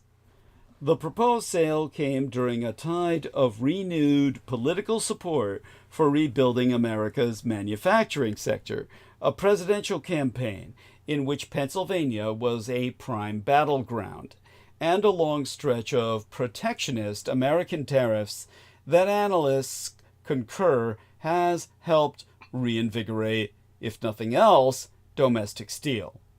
Chaired by the Treasury Secretary Janet Yellen, the CFIUS, that's spelled all uppercase, it's an acronym, CFIUS, screens business deals between the U.S. firms and foreign investors and can block sales or force parties to change the terms of an agreement to protect national security. Now, Congress significantly expanded said committee's powers through the 2018 FIRRMA.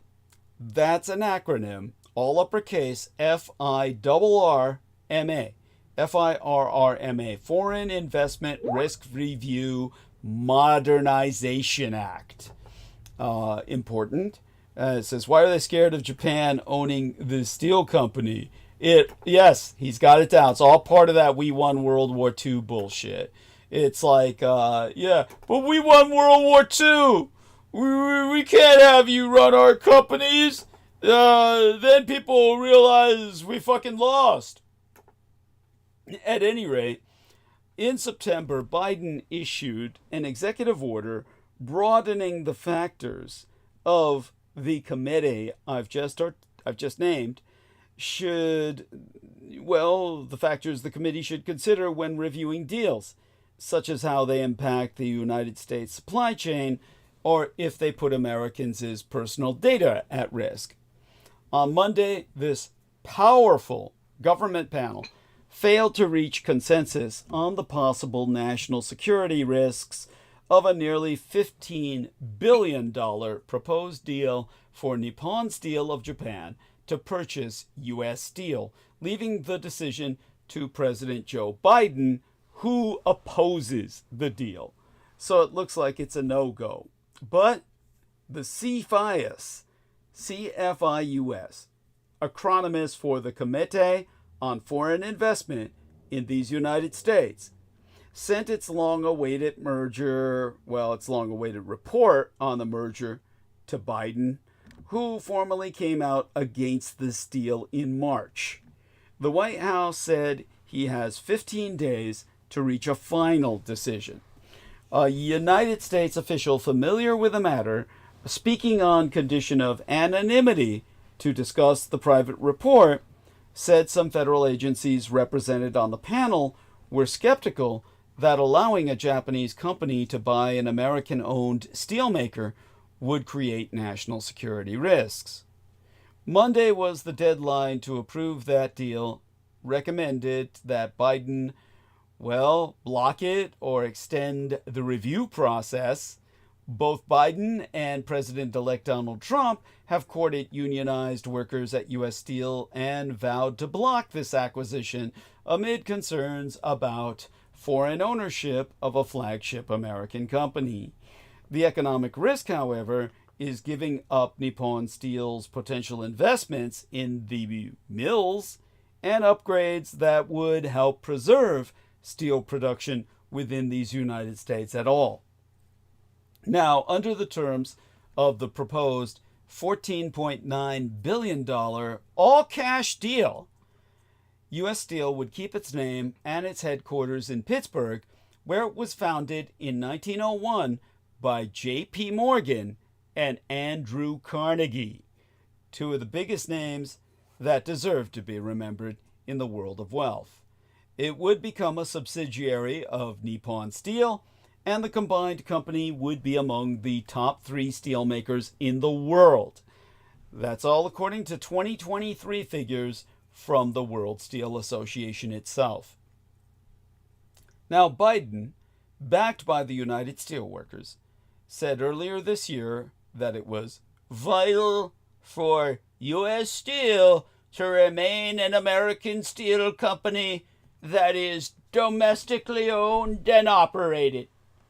Trump has also opposed the acquisition and vowed earlier this month on his Truth Social platform to block this deal from happening.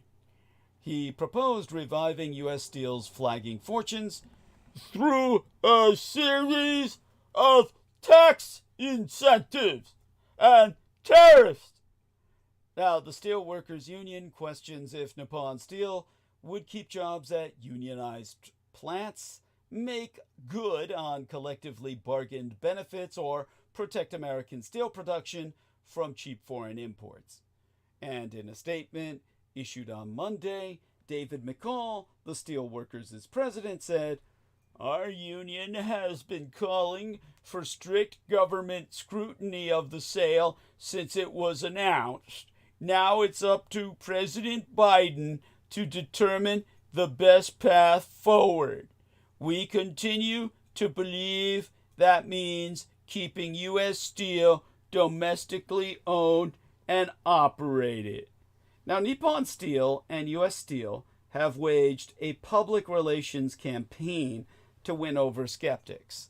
U.S. Steel said in a statement on Monday that the deal is the best way by far to ensure that U.S. Steel, including its employees, communities, and customers, will thrive well into the future.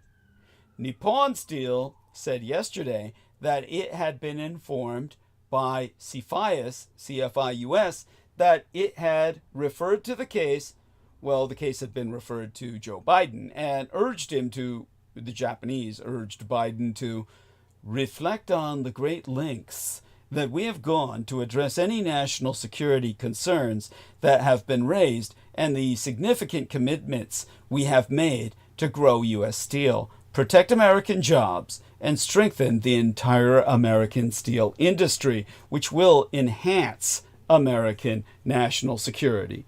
And in a statement, it said, "We are confident that our transaction should and will be approved if it is fairly evaluated on its merits."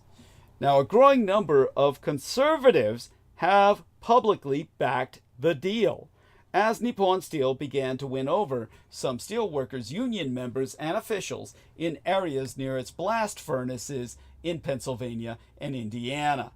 Many backers said Nippon Steel has a stronger financial balance sheet than rival Cleveland Cliffs to invest the necessary cash to upgrade all the aging U.S. Steel blast furnaces. Now, breaking this side of the Pacific, on my lost and found radar, between the triage of Luigi Mangione, the 33-year-old Sebastian ̔APETA-CALIL, and the Congresswoman Kay Granger, all swarmed under by the drone panic and the crisis of reality itself. Well, sure, the truth is out there, but will we ever know it? So let's take a guess here. To whoever's still awake and willing to participate on Team Dietrich, if any of you want to come on the call, I've just given you 3 names. You might not even know 2 of the names. The only one you're likely to know is Luigi Mangione. However, I also mentioned Sebastian ̔APETA-CALIL and Kay Granger. You probably don't know those 2 at all. Well, Sebastian ̔APETA was the man who burned that woman alive on a New York subway. And Kay Granger is a fucking Congress bitch who hasn't earned a single penny in all her 30 years of her career. That may sound harsh. Believe me, it's not. Look, my inbox has been assailed with queries about these mass drone sightings. But really, they are peripheral. They are peripheral. The 3 people I've just named are the most important people in the world right now. And which of the 3 of them is more important than the others? If we had to scale them in terms of what they represent, which of the 3 is the most important? Luigi Mangione, Sebastian ̔APETA-CALIL, or the Congresswoman Kay Granger? And I would have to argue that they are all incredibly important, more so than you realize, but I'd have to put Luigi Mangione at the bottom of the triage because he is symptomatic of what will explode in the next American Revolution in terms of class warfare. He is symptomatic of the emergent class warfare that will explode into the Second American Revolution, or the third, if you count the American War between the states as America's second rebellion. Such being said, the person who would be between him and Kay Granger would be Sebastian ̔APETA-CALIL, because he's the more immediate. He would go to the front of the line if we're thinking most immediately. In the near term, ̔APETA-CALIL setting that woman on fire and being promoted by our state, meaning the United States, his federal government, as an illegal immigrant to make way for Trump's mass deportations and his ethnic cleansing campaign, this individual is going to be most important in the near term because he is a Reichstag fire MK Ultra arsonist, MK Ultra Reichstag fire arsonist in its most literal sense. He's an illegal immigrant programmed and set to in assignment to set a woman on fire, something he's not even cognizant of because he's MK Ultra, and he knows what he did, but he doesn't know why. But I can tell you why. He was programmed by Trump's cultists to do just that so they could follow up with ethnic cleansing and deportation. That will impact us all and crash our economy and result in millions of people being deported and millions of people dead. Millions of people imprisoned, which was pretty much the plan. And they had to start with someone like this. So they made sure to cut this guy loose before Trump came in. So they'd have time to build up in a crescendo of ethnic race hatred. Kay Granger, however, in the long term is far the most important of all three of these because she's representative of why we've gotten to this point. She's representative of why we cannot function as a government, why we have no government. Oh, amidst all this, my inbox was assailed with queries about the mass drone sightings in these United States, forcing me to look at the various theories about what they could be and what the story tells us about our increasingly fractured reality. A surreality in which Congresswoman Kay Granger's family admits she voluntarily moved to an independent living facility 3 months ago amid frantic reports that she went missing and was finally found in the facility's memory care unit, their MCU. The family said she did start exhibiting, they've confessed, they finally confessed that a time ago, all throughout her career, she started exhibiting signs and symptoms of dementia.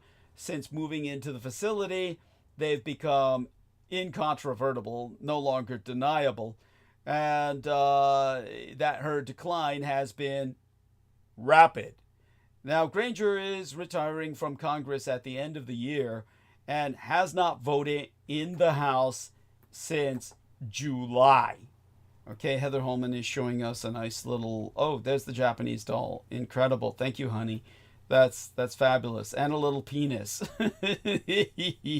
Yes, her little penis symbol on the tray and, with the geisha. Oh, quite, yes. Sex magic. That's cool. Thank you, honey. Very cute. Yes. Like it a lot better when you do it than when that bastard Dan Arola was doing that shit all day, all night. Now,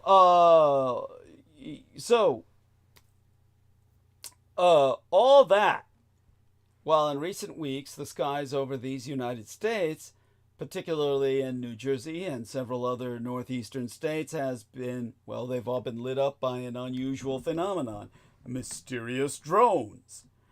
These sightings have captured the public's attention and spawned a wide range of explanations, showing the loss of trust in authoritative institutions and narratives. And of course, our dear Heather points out, every time I send something, it sends it 2 times. Yes, it does that with all of us. And that's fine. Why'd you take it down? Looks like she deleted her comment. Don't do that. It's okay. It only sent once, believe me. Again, just taking a look into our live stream. Now, the sightings. They began November 18th near Morris County, New Jersey. Since then, the mysterious aircraft have been reported in New York, Connecticut, Pennsylvania, Virginia, Ohio, and Texas. The sightings have several elements in common. The alleged drones are often seen flying in formations, sometimes appearing to be as large as cars. More significantly, most of the sightings have occurred over or near military bases. This isn't entirely unprecedented. In late 2019 and early 2020, for example, drones of unknown origin were seen flying in a grid-like pattern over nuclear missile silos in Colorado and Nebraska, often at night. Over the past year, however, the sightings have intensified. Last December, as reported by the Wall Street Journal, a fleet of unidentified drones flew over critical military sites across the Chesapeake Bay for 17 days in a row. As for the theories, any of them could be true, or the explanation could be something else altogether. There's the rub. More than anything, this is a story about the increasingly slippery nature of the truth itself, about the way in which legitimate mistrust of government and official narratives combine with social media and new technologies to create parallel realities. This situation makes it impossible for the establishment to impose any official story, but it also opens up new avenues for those in power to exert control, leveraging mistrust and epistemic chaos to further their own agendas.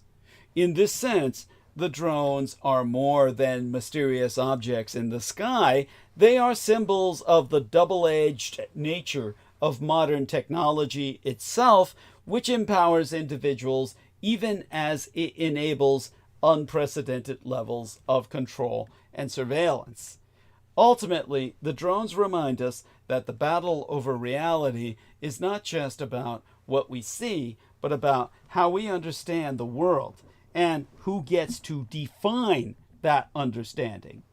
Mistrust of official narratives isn't going anywhere, but richly justified skepticism won't be enough to sort falsehood from reality. Because ultimately, when it comes to complex social phenomena, that is something that can only be worked out at a collective level. Sammy Romero has joined the chat.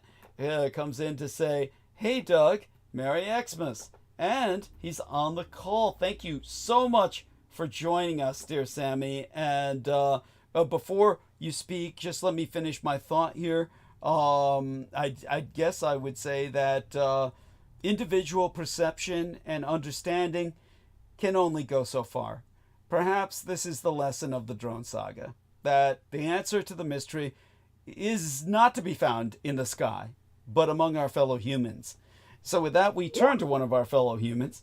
Dear Sammy, say Merry Christmas if you would be so kind. Here we are. And there's dear Sammy. Let's see if he can get off mute. Don't forget the mute button. We all do that. A lot of times we'll think we're talking and our mute is still on. Gets very frustrating. So, dear Sammy, yes, by all means, share with us your... thank you for joining us on this Merry Christmas night. Hello. Yes. Oh. Hi, Doug. Merry Christmas. Thank you so much for the $100. It helps immensely. God bless you. I wish I could Hey, give you Sam. more, Yeah. Hey, how you doing, Aristides? Hi, Hey, Brent. I just wanted to say hi while I had a chance before I get to, kind of zoned out into a space to fall asleep. So, yeah, man. Likewise. Thanks for joining, man. Likewise. Thank you. Thank you, Aristides. Thank you so much. That's appreciated.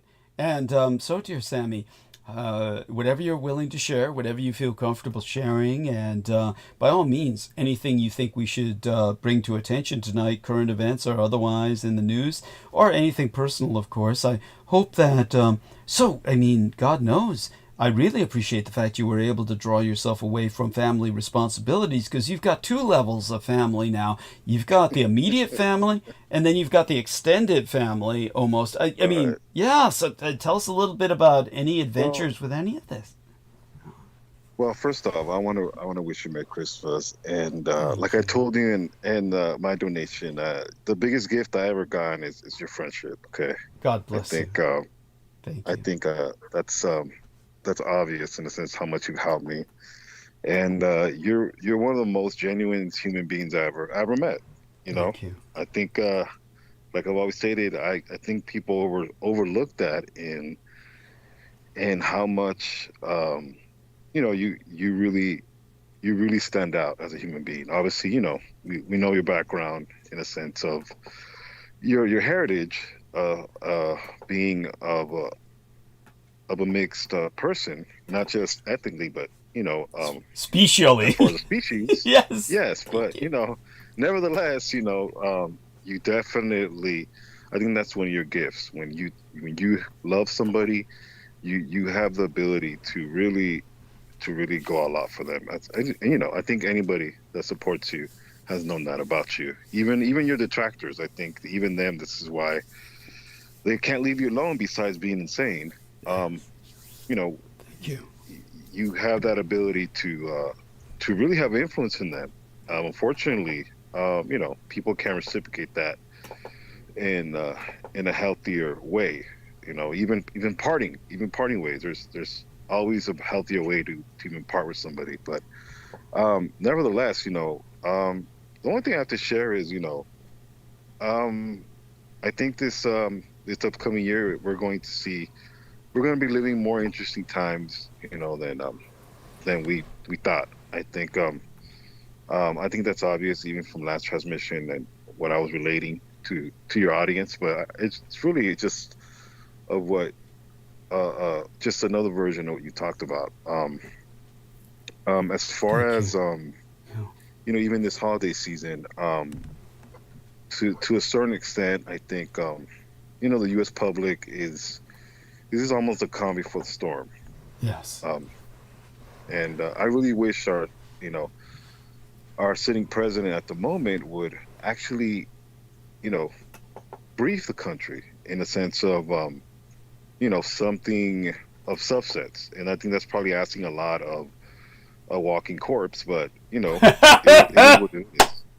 I mean, what else is there left? He obviously pardoned his son, and, I can understand that. I don't know about anybody else as far as, the public making a big deal about things, but nevertheless, it's just, I think it kind of shows how much he's throwing in the towel. Yes. Or how much he's shown his inability to have perspective even on his presidential tenure. Yeah. Which makes me almost shake my head in the sense of he really is giving that Sleepy Joe nickname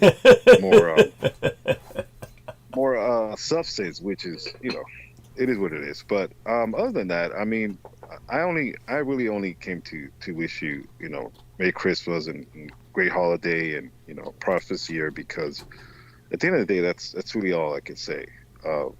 At least I can have some type of impact, especially on you.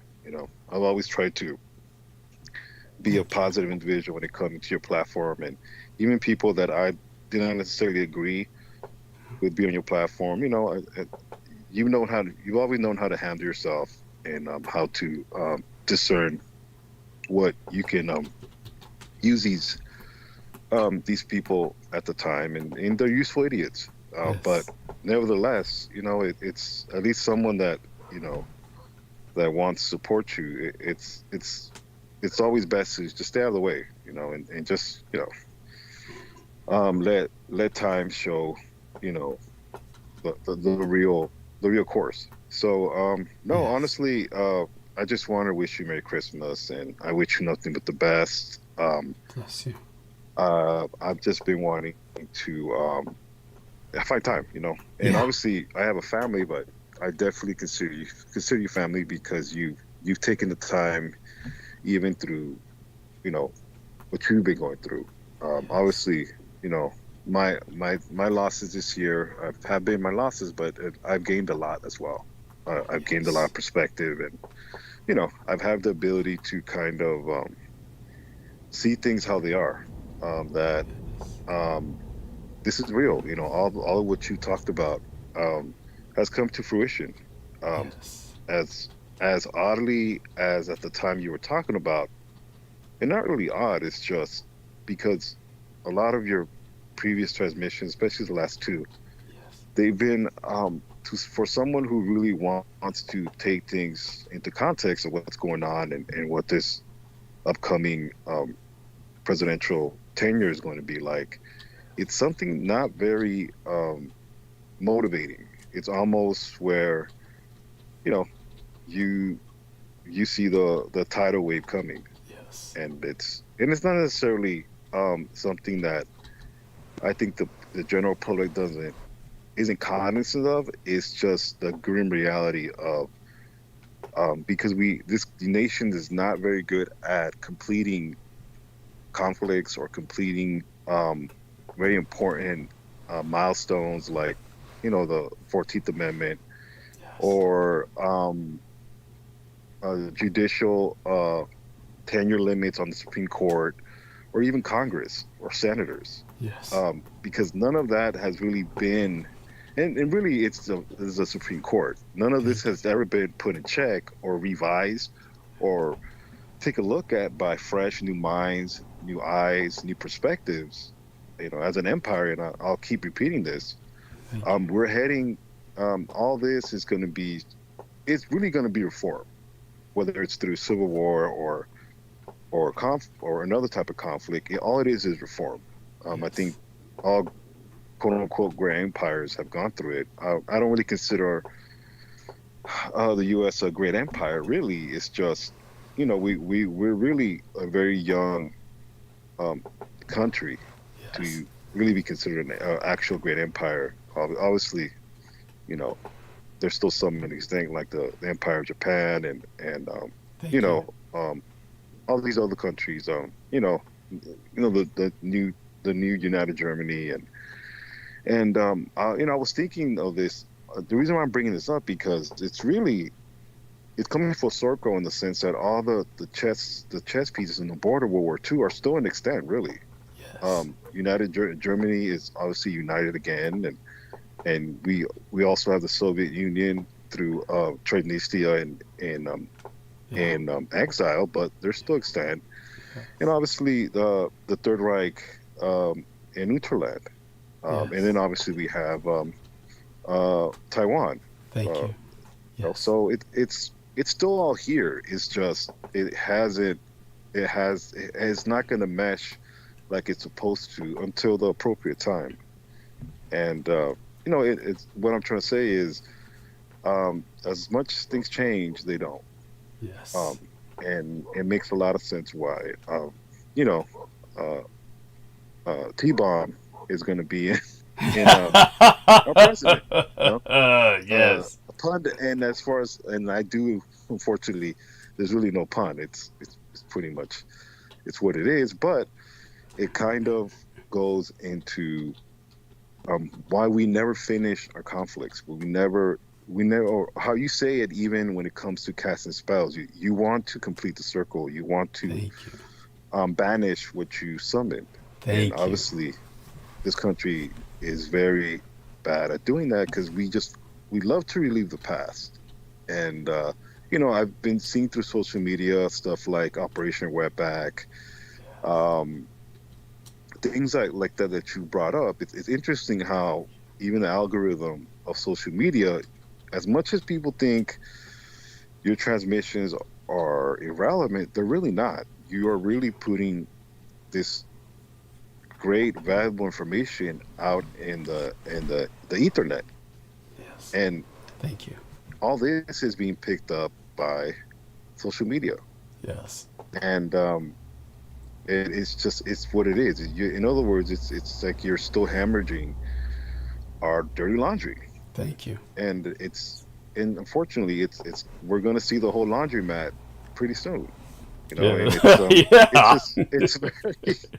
it's amazing how everything is coming full circle, and what we thought was in order to pass, it's really the present, and we're reverting to we're we're reverting to the past, and it's really lame because we obviously we the people that this past really makes what the past does is it shines a light on the people responsible for their ignorance, and the people that are responsible don't want this past to be relevant now. They want to hide it, or they just want to disregard it, and it doesn't, because they don't learn. What I mean by that is all right, the Edomites. Yes. And it's going to come back full circle, and it's funny how things just come out, because it's just impossible to. The truth is going to come out. Obviously, there's the saying, "The truth set you free," but it's really now more prevalent than ever. So, I don't want to sound like a broken, a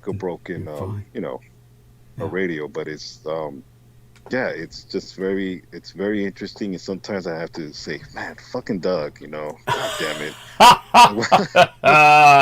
Not that I know, there's no, I don't mean that in a bad way. It's just Understood. like, no, it's very much, you got to shake your head. Now, I can't even look at a what do you call those,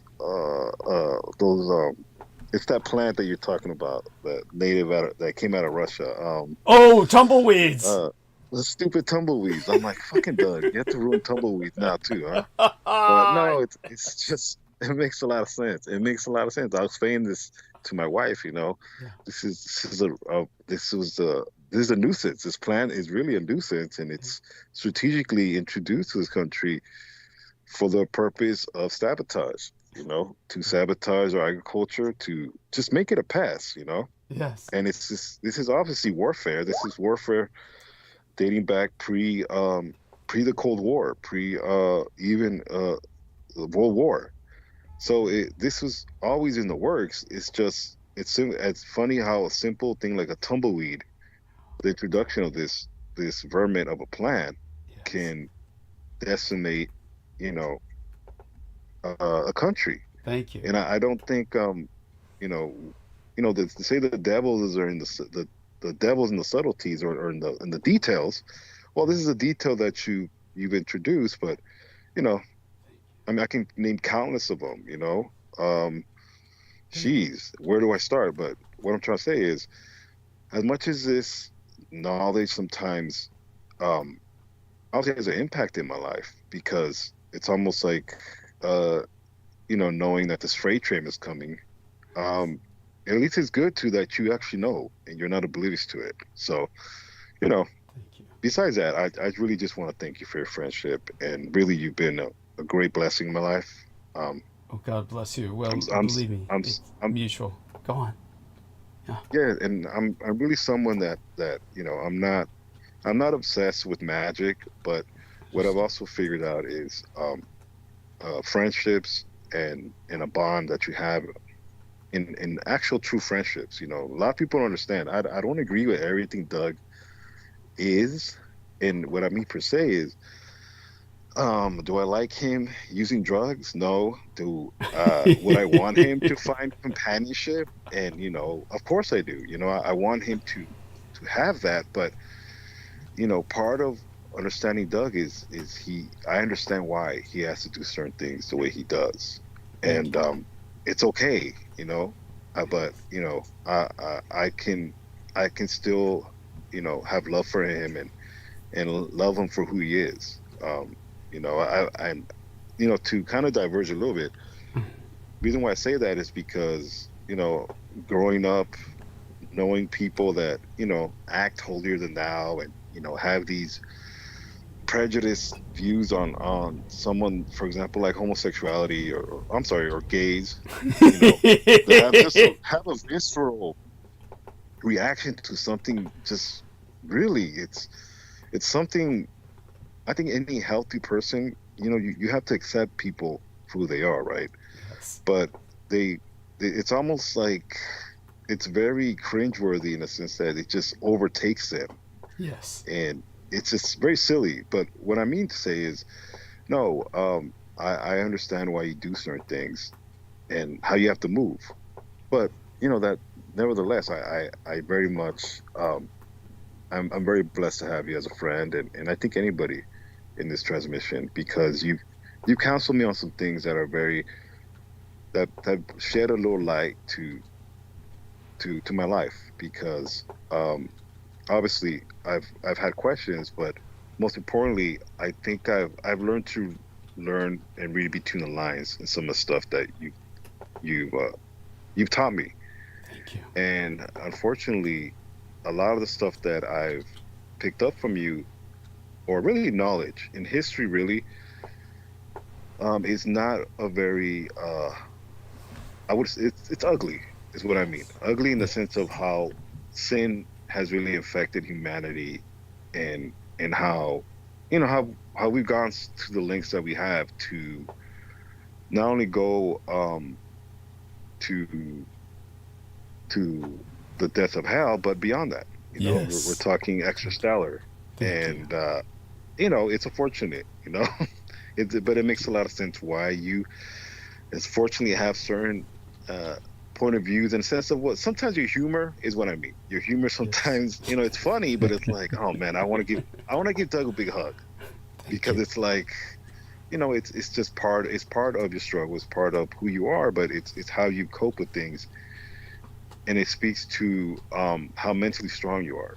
Thank you. And I say that to say this, and it's definitely, I'm glad that you have the ability to still be here. And Thank you. no, I will digress and let you go back to your transmission, but I want to wish you, happy holidays, and to your family as well. Your son and your son-in-law as well. And unfortunately, I find it kind of weird calling them sugar daddy. It's a little, Yeah, it's rather creepy. I don't like it myself. I call him, your son-in-law. But definitely, yes. we can laugh and we can find humor in things, and I think that's very healthy, because at the end of the day, this is all we have. I think even tonight, there's people that are benefiting, like you talked about, and I have to remind myself that yes, there's ugly things in this world, but those are also possible. And every time I see that, when I see beautiful things, there's a balance to things as well. And it is a stark reality, and it is sometimes uneasy, but life is not about staying there either. It's not about just being one-sided. You're gonna have to go through shit, or else what else? All you're doing is existing. But like I said, Merry Christmas, and everybody on Team Dietrich. I really pray that everybody is enjoying their holidays. Because definitely, I think this season, this time of the year, there's a lot of death going on. Oh, a lot yes. of people are not going to wake up to see tomorrow, and a lot of it is self-inflicted. Yes. And it's unfortunate, but it's really loneliness and despair and reaching out to somebody. I think the best thing I've learned to do in these times is to reach out to people that you may not necessarily reach out, and just wish them happy holidays. Obviously, I understand, as much as we learn from history or knowledge, what we've held on to as quote unquote holidays are not necessarily what they are, but they symbolize part of what's I think of it as a pile of crap, and there's pieces of corn. Yeah. Little pieces of corn. I hate to gross out people, but it's what we have. I think this bullshit that we have as far as this anti-culture, there's still some I guess edible things, but nevertheless, it's not all hopeless. It's just it's just what it is. But I want to wish everybody I know I'm repeating myself, but It's fine. I have to re-acknowledge you, Doug, that, and I have to give you words of exhortation to you're a very special person, okay? And there's nothing you can do about it. I don't care if you don't believe it, or the audience. I have to speak these words to you because it's important to, and I think everybody that cares about you, that's told you that. If not, I'll tell you that. But like I said, I'll go back to to enjoy my holidays. But I'll be listening, and Thank you. Well, it was wonderful. I mean, honestly, I love you dearly as a brother, and I love your brother as a brother as well. Say hello to Isaac, and Merry Christmas, and of course to Maria and all the family. We'll do. I'm so proud of you. You're making such a great choice in terms of your transfer into this new career. We won't talk about it publicly until you're comfortable with it, but I do want people to know that Sami is making a career transfer, a lateral transfer in careers, and I'm proud of him for it, because I've always wanted him to do this, because this is so much. He has so much better potential for him than where he was at. Which was kind of just wearing on him. It was wearing on him. I was thinking just the other day about that guy whose wife got sick and maybe paralyzed, but basically bedridden essentially. And so all he had left, in order to avoid going home to be a care provider, he was basically putting all his energy into work, and then was like, saying, "When are you going to be back?" The desperation that he had, and you just had to tell him, it's possible I might not come back. And, I think, I honestly, it's really, look, I think people entrap themselves in misery. Yeah. I think we've all been there. At least I have. And it's really your fault. It's really, your own self. I think, when you start seeing people, at least with me, when I see individuals that are really just abusing themselves, I have to kind of view it as people, as seeing somebody rub shit on themselves. Yes. And, looking around while people are walking away from them. Because, all you are is just, abusing yourself. And really in everything they do, it's very pathetic. But luckily, and through my parents' prayers, you have to, it's reform, really. You have to kind of just change, and it's okay. It's just it's almost to the point where it's best not to think about it, because I think it's just pointless, but definitely yeah. But I'm putting my best foot forward, and obviously it's really faith, and and really just continuing to adult and be a responsible adult, as much as I can. Right. But anyways, thank you, Doug, and thank you, everybody else. Have Merry Christmas, and be safe. Yes, God bless you, dear brother. Thank you so much for appearing. And Merry Christmas to you and yours. Okay, we love you dearly. Stay safe and be well. So that's Sami Romero, who graced us with his presence. We're very blessed by his visitation. And with that, I do want people to know that drones are not the only annoyance in the East Coast skies. Pilots are complaining that more people are pointing lasers at planes now, too, which, by the way, is a federal offense, an act of terrorism that will land you in a federal prison. So don't do it. As for the drone sightings themselves, there were also incidents in the last month at other bases in New Jersey, Ohio, and yes, even my own Golden, California. Recent drone sightings over military bases across the country have renewed concerns that the United States doesn't have clear government-wide policy for how to deal with unauthorized incursions that could potentially pose a national security threat. Now, qualifying that they posed no threat to installation operations and no impact to air and ground operations, a spokesperson confirmed to the Fourth Estate that over a period of 6 days earlier this month, there were 6 instances of unmanned aerial systems, or drones, entering the aerospace of the Marine Corps Base Camp Pendleton in California. The retired Air Force Brigadier General Rob Spalding, who previously served as the Chief Red China Strategist for the Joint Chiefs of Staff, attests that the drone incidents are a problem that has been brewing for over a decade, and we have basically failed to address it. So this brings us back to the bridge of the triage of the three people I've been speaking about, and the U.S., I'll use the acronym first, the U.S. MIMIO-NANISIC-COM. And I will place that acronym inside of the chat. Hopefully this won't be too long for the chat to take. Probably will be. We'll find out. Yeah, it's too long. So let's see what I can do here to bring it down a tad and see if this works.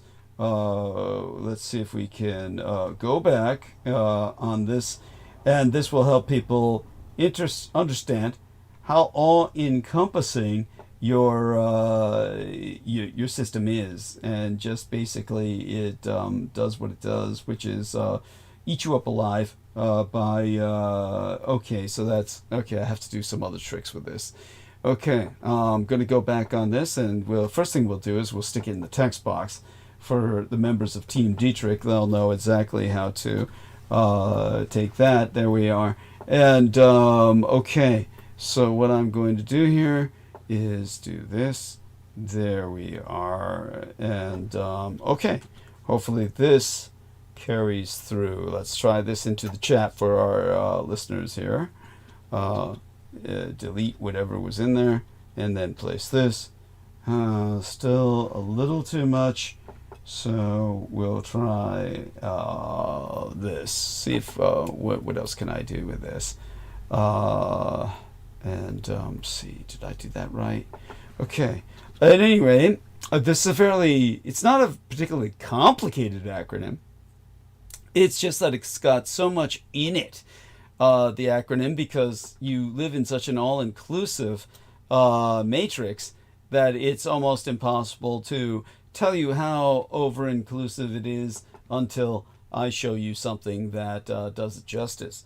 This is what we hope will do it justice, but oh, I know what to do. Okay, so here's what we're going to do. And this will take a few moments here. And this is what we come back to. The United States military, intelligence, medical, insurance, education, occult, nuclear, academic,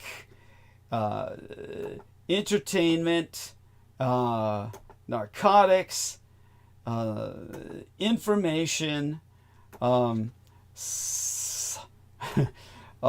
sciences, and industrial congressional complex. I'm multitasking, which is why I'm hissing between the words. And what I'm doing is I'm turning this into a short enough acronym, condensed enough, where it will take inside of our little text box that's allowed in our chat room. So here we are. So here we go. Gonna cut and paste this, and this should be able to fit into our chat. So let's delete what's in there and then do this and enter. There you go, kids. Okay, that's it. Add US to it for United States and add junta thereafter, and you've got it perfect. This is the MIMIO-NANISIC-COM. Military intelligence, medical, insurance, education, occult, nuclear, academic, entertainment, narcotics, information, sciences, industrial, congressional complex. The congressional part is very important for what we're going to talk about. We've just left the military angle, and now we go into the congressional. So this brings us back, believe it or not, to the setting ablaze of a New York City woman. Now, officials have promulgated that the man accused in New York City, the New York City subway fire death, was in this country illegally because Luigi Mangione has pleaded not guilty to New York State charges in his CEO killing since a defense fund established by supporters of the suspected CEO killer topped $200,000. Now, that may all sound like it doesn't connect, but a lot of things I speak of don't sound that way until I explain. See, the New York Post first reported that an illegal Guatemalan migrant named Sebastian ̔APETA-CALIL, who was previously deported, is responsible for setting a woman on fire on the New York City subway. The woman was sleeping on the train when the man set her on fire and watched her burn. Federal officials have announced that Sebastian ̔APETA, actually, charged with murder in the death of the woman set on fire in a New York subway car, was in these United States illegally and has been deported had been deported in 2018. Now, the U.S. ICE, USICE, the the United States Immigration and Customs Enforcement officials have identified ̔APETA as a Guatemalan citizen whom they claim illegally re-entered this country at an unknown date and location. He was shipped in by the red MAGA maggots. That's an insult to maggots. By the Edomites of the Republican Party, MK Ultra programmed to attack a black homeless woman that no one gave a shit about, that they could spare as a victim. Luigi Mangione pleaded not guilty to New York State charges in the killing of United Healthcare CEO Brian Thompson, as his defense complained about the police parading him in perp walks that are, in their words, perfectly choreographed, utterly political. All of that is quite true. All of this is connected. Luigi Mangione represents the incredible boiling undercurrent that the Edomite state, our deep state, seems determined to erupt into open rebellion by doing the most stupid thing imaginable without conspiracy. This is not conspiracy. They're just plain fucking dumb. They keep doing these perp walks. Keep doing this, guys. You are making this person into the next saint after the young man, Carlo, that I was talking about. Honestly, this guy is the next Carlo Acutis. This guy's going to be sainted just like the other young Italian. So you got two Italians here headed for sainthood. But with the other individual, Sebastian ̔APETA, he's going to be diabolicized. This individual is going to be turned into the devil himself to represent all immigrants, to represent the entire Latin American ethnos in America, so that they can proceed with their ethnic cleansing campaign. As for the practical question I'm already getting, what's going on with police presence in the subway? Understand that police patrol the New York City subways, and there is a vast network of cameras in stations and in all subway cars. But the sheer size of the subway system, 472 stations with multiple entry points and millions of riders each day, makes policing it logistically difficult. As I was hosting our latest transmission on Sunday, officers were at the station but were patrolling a different platform. That was their claim. They claim they responded after seeing and smelling smoke coming from the fire, meaning the wind.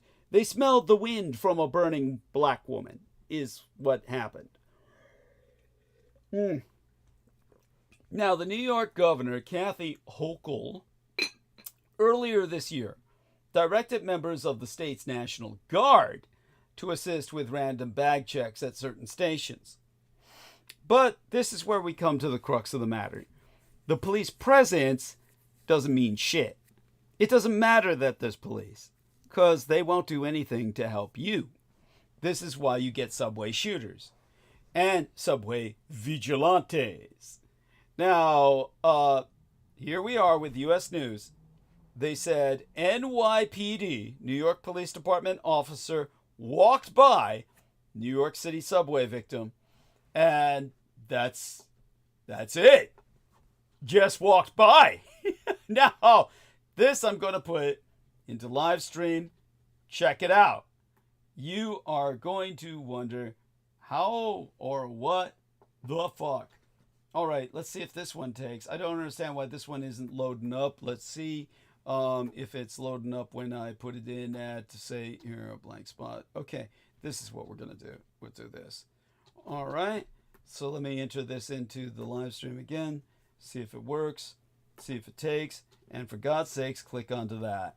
Okay, at your leisure, don't turn on the sound. You don't need the sound. Turn on the subtitles. But basically, here's what they say.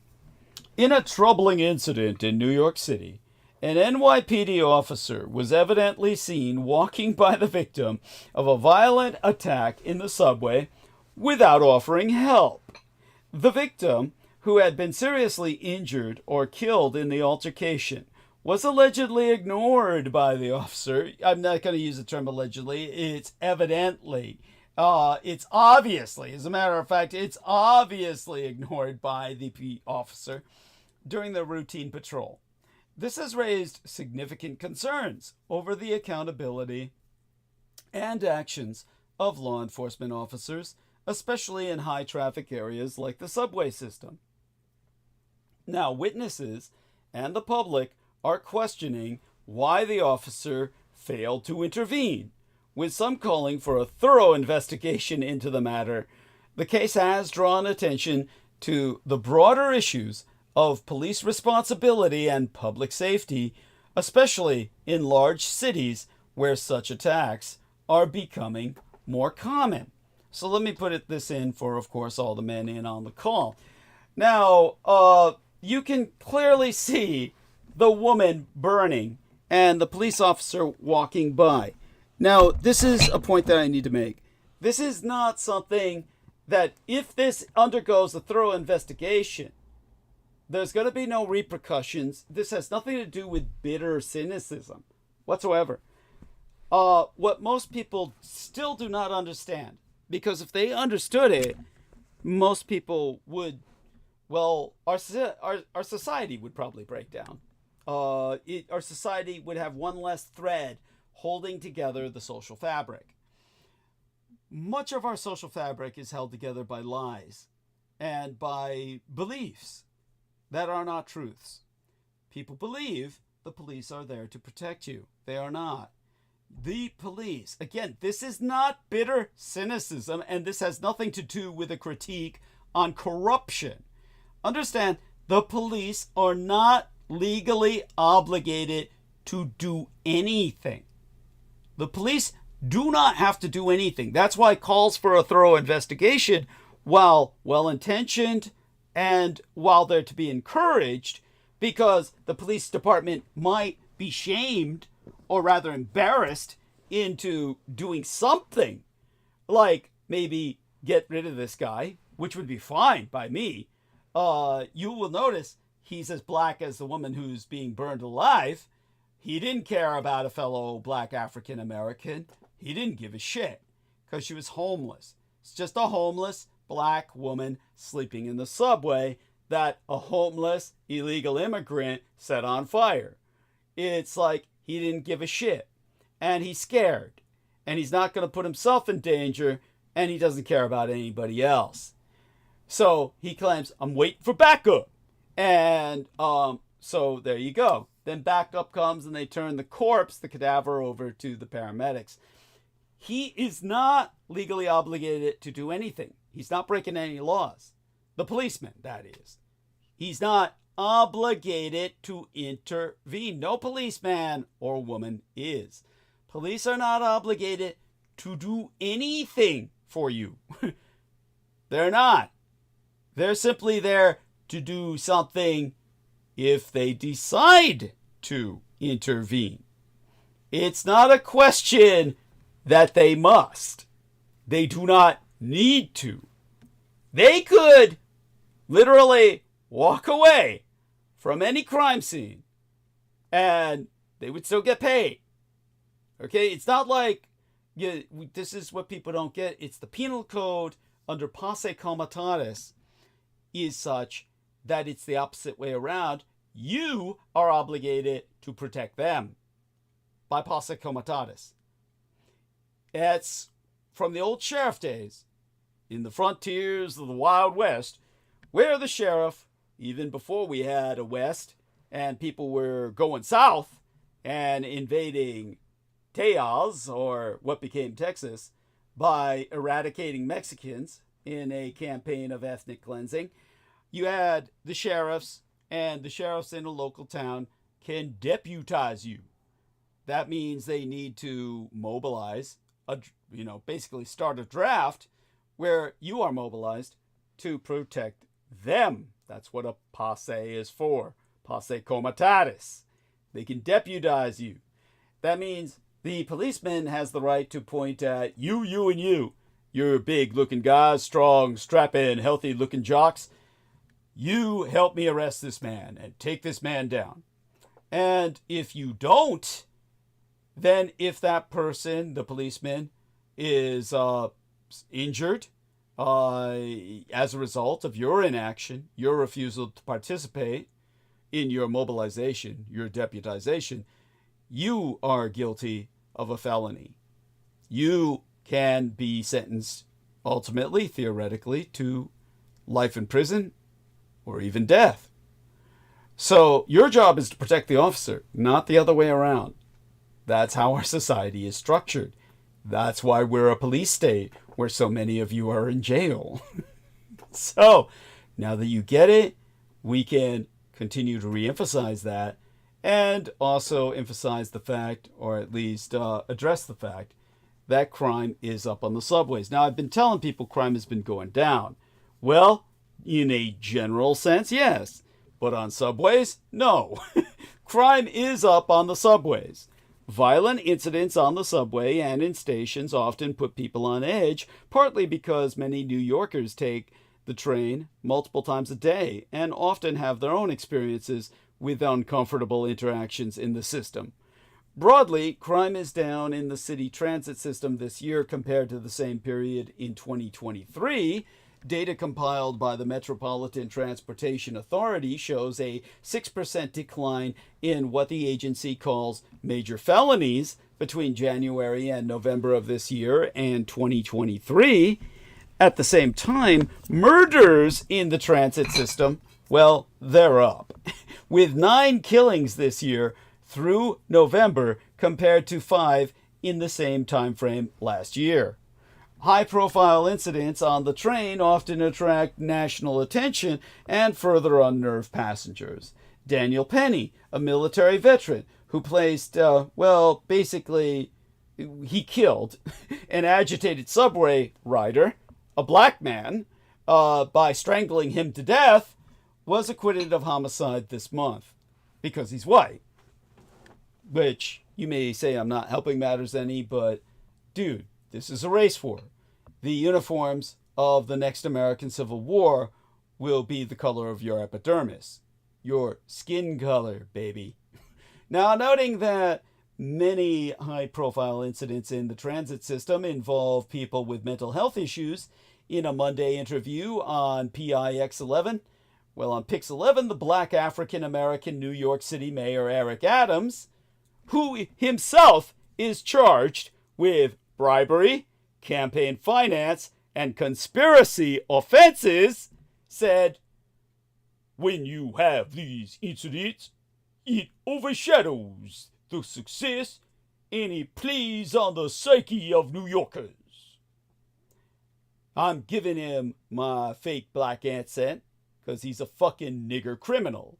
That's all this motherfucker is." We'll get back to that.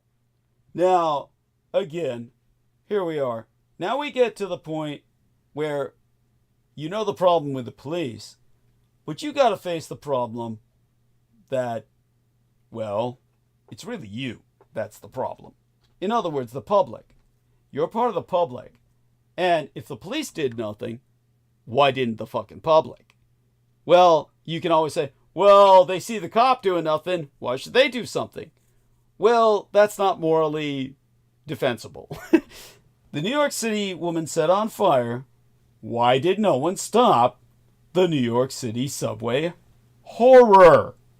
So, ultimately, we can go back to the NYPD officer, but here's what I'm going to put in the stream. Here we are, and by all means, check it out. Again, no need to turn the voice on, just look at the visuals, turn on your subtitles, that should be enough. We're going to put this into our text box right here as well, and hopefully people will take a look at that. This is horrific. Look, there's a woman burning alive. She may be a black homeless woman who was taking up too many seats by sleeping. But that doesn't earn her this horrific demise. Few people deserve to die like that. Well, actually, there's too many people who deserve to die like that. But I'm willing to bet she wasn't one of them. As a homeless person, I can imagine plenty of them stink to high heaven. They're not bathing. They're pissing and shitting themselves, stinking up the subway system, and they're sleeping sideways and taking up 3 seats. So, okay, I can fantasize about setting someone like that on fire, but no, I wouldn't realize that fantasy. Not in this lifetime. But this individual, of course, found the perfect target and probably received the voice to skull command, the voice from God, as they say in the high technology field. Do it! Do it! And, not to defend this guy, it's indefensible, but still, yeah, I could almost imagine why. At any rate, in a horrific and gruesome scene that has sent shockwaves across New York City, a man set a woman on fire inside a New York City subway train and used his shirt to fan the flames, causing her to become engulfed in fire. Now, I could never do that because that would be, I'd have to stand there and interact and actually smell the result of what I started. The suspect accused of killing the woman has been charged with a murder in New York court. The incident has left New Yorkers grappling with questions of safety and inaction by others to save her. As the flames engulfed her body, shocking footage betrays a group of onlookers, including police officers, who either watched or walked past without offering any help. So I would dare say, hey, at least I wouldn't stand there and look at it. I wouldn't do that. No, I'd walk away. Oh, that's so dumb. You can't count on help from others either. We can't just blame the police on this. None of the public did anything either. So that brings us back to you. You are part of the public.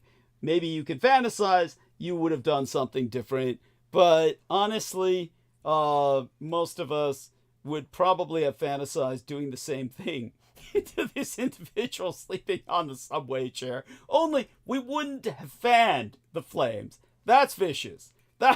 We wouldn't have started the flame in the first place. I wouldn't have. Almost none of us would have. But we could very well have fantasized about it. I know I have. But standing there and fanning the flames, that's going a bit far. That's pretty bad. It's not that I haven't done horrible things to people, but yeah, that's taking viciousness to a whole new level beyond even my baseline psychosis or pathology. So okay, all of that having been confessed on Christmas night, this brings us to the canonization of Saint Luigi. For anybody who starts bitching at me about what about this poor woman? Where's the display of empathy? I don't, I've already said why. I mean, they haven't released this woman's name for a reason. The background is that she's a homeless troll who would normally live in a cardboard box or under bridges. Does that deprive her of her essential humanity? No, but it debases her past the point where she cares about anyone else's. So understand, many of them sleep on the trains. Understandable, because it's heated, a lot of body warmth, they're in from the elements, and of course, they stink to high heaven, and they piss and shit all over themselves on the train, and you know, and then they fall asleep sideways as soon as the person they're sleeping against leaves, because the person they fall asleep against leaves, because, you know, they smell of piss and shit, and then they fall asleep sideways, at which point, you know, they're taking up 3 seats that you don't want to use even if they were to get up, because they're covered in shit and piss. So then, you know, the fantasy that many of us have is of setting these people on fire. Then somebody actually does it. The reason the people are standing as while he's fanning the flames is they are barely able to restrain themselves in helping him fan those flames. That's what they're standing there paralyzed with their need to refrain themselves from actually joining him in fanning the flames. That's what's going down there. That's why they're standing. But they're certainly there to watch, because they all dreamed of doing it. So they have to stand and stay and watch. Police officer, of course, doesn't give a shit. You know, as I said, he's not obligated and is not breaking any laws or rules by not doing anything. He's not obligated to do anything. So all of that having been stated, by the way, I have been a former sworn officer of the law of the San Francisco Police Department. I know what I'm fucking talking about. Okay. So, and you can talk to any policeman that you know and trust who really trusts you. Say you're selling him drugs, or he's selling you drugs, because there's a lot of police that do that. Say you're sleeping with him. If you really know a policeman, they will verify everything I say. And as to the people who were in that subway watching this woman burn, they would also verify, if you knew them, everything that I'm saying. Yes, hell of a thing to say on Christmas, but hey, we're here to be truthful. This brings us to the canonization of St. Luigi. Now, the authorities inadvertently transformed a perp walk photo of the accused killer of a healthcare CEO into a Renaissance painting of the arrest of Christ. This belongs on Christmas night. This is Christmas worthy. We're not even midnight yet, so we are still on Christmas night here on the left coast. So we've yet to strike the witching hour here. I am going to put a photograph here. Click on that photograph. Make that photograph large, please. Indulge yourself in that. Indulge me. Indulge myself in this. Click on that photograph. Make it larger. And by God, you will see an image of Luigi Mangione. And we will now analyze that. On Thursday, as dated, the 19th of December, the New York Police Department released photos of Luigi Mangione's extradition to New York City. The accused murderer of United Healthcare CEO Brian Thompson appears in a prison jumpsuit orange, a speck of color, surrounded by a phalanx of gray-garbed and grim-visaged police officers brandishing semi-automatic weapons. Behind him, no doubt excited for the photo op, the photographic opportunity, is the federally indicted HNIC, as they used to say while I was growing up, the head nigger in charge, HNIC Mayor Eric Adams, who has abused his power and position for nearly a decade, obtaining personal benefits and illegal campaign contributions from foreign nationals and others, giving them undue influence over himself as a traitor to his nation. This nigger belongs in the center of that fucking photograph. This nigger should be lined up against a wall and fucking shot. But this nigger is still the criminal mayor of New York City, who's marching a good man to what he feels will be his death. That's what's wrong with your society. That's what's wrong with our society. That a nigger like that is in charge and on the loose.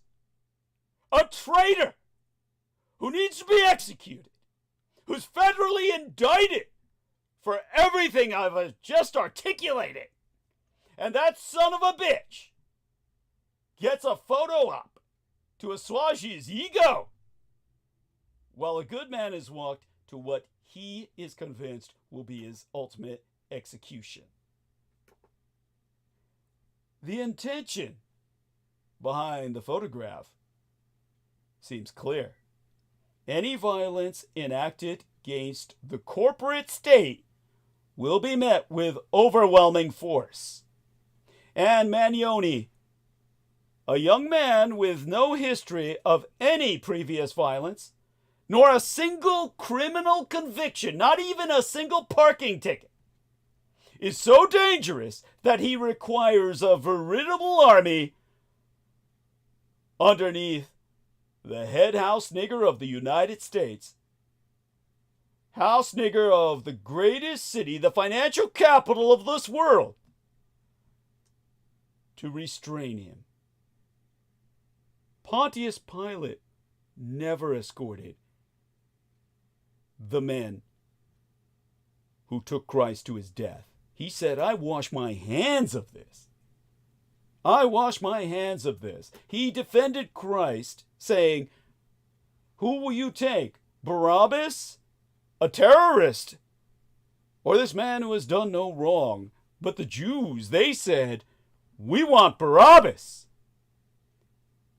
Well, in this case, you've got the nigger delivering Christ to his crucifixion. This is why the neo-Nazis converge Judaism and negrophilia as a single pathology corrosive of society. Now the image backfired spectacularly because of just that. The officers wear ballistic Kevlar, armored against the impact of bullets, but only a thin red t-shirt and oversized jumpsuit shields Mangione from the bitter December cold. He's not even allowed to buckle it, button it up. The cops hold guns, yet the accused is handcuffed. To many perceptive internet commentators better educated in Western art history and visual rhetoric than the NYPD and the head nigger in charge, the NYPD, the New York City Police Department, and the HNIC, one comparison in particular stands out. That the authorities have inadvertently transformed a perp walk photo of Mangione into a Renaissance painting of the arrest of the Christ. Writer Rebecca Solnit, using the initials that signaled the Roman imperial authority, SPQR, which is the Latin for Caesar, noted on Facebook that the photograph depicted Black SPQR, meaning Black Caesar, and NYPD, together at last. That the beatific and dark-curled Mangione is, as many have noted, unusually handsome, only underscores the difficulty of trying to produce propaganda that casts him as villainous. Now, let me share with you a painting from the Renaissance. Here we are. And feast your eyes and gloat your soul on the similarities. We will also place that here.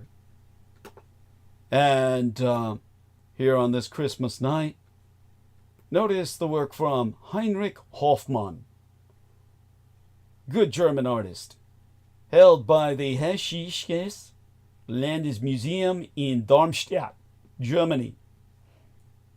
Now, the Hessisches, or Hesse's Land Museum in Darmstadt, United Germany, This is the arrest of Christ from 1858.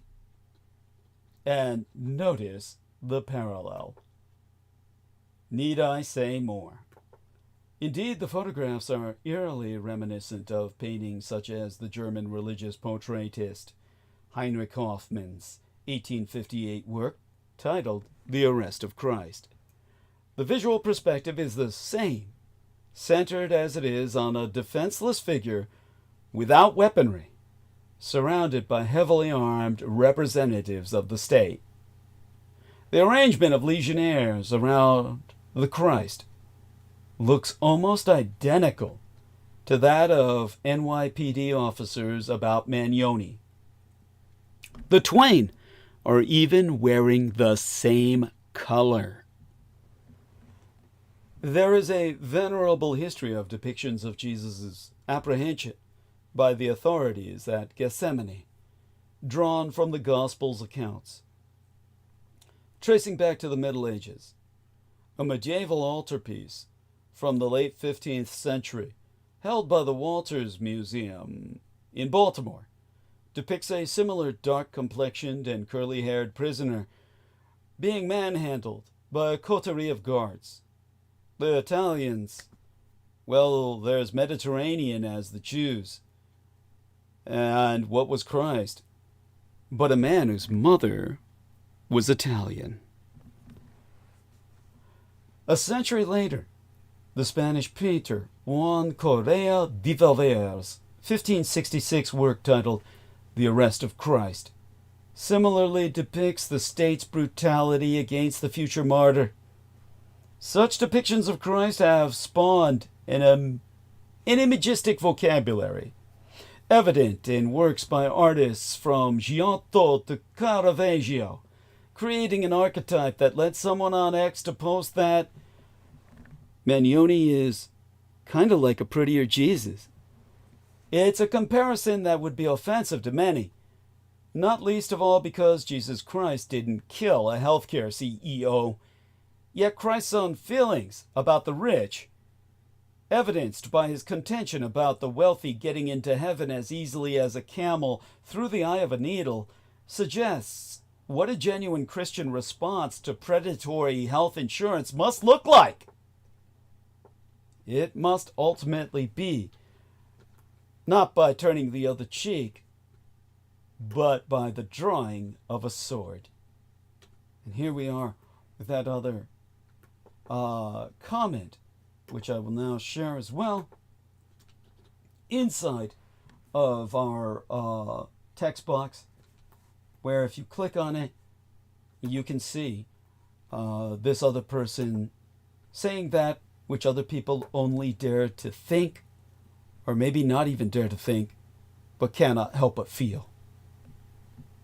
The post by uncle_GWORL via X. Screenshot was taken by Lisa Yin Jiang, who shared it with myself.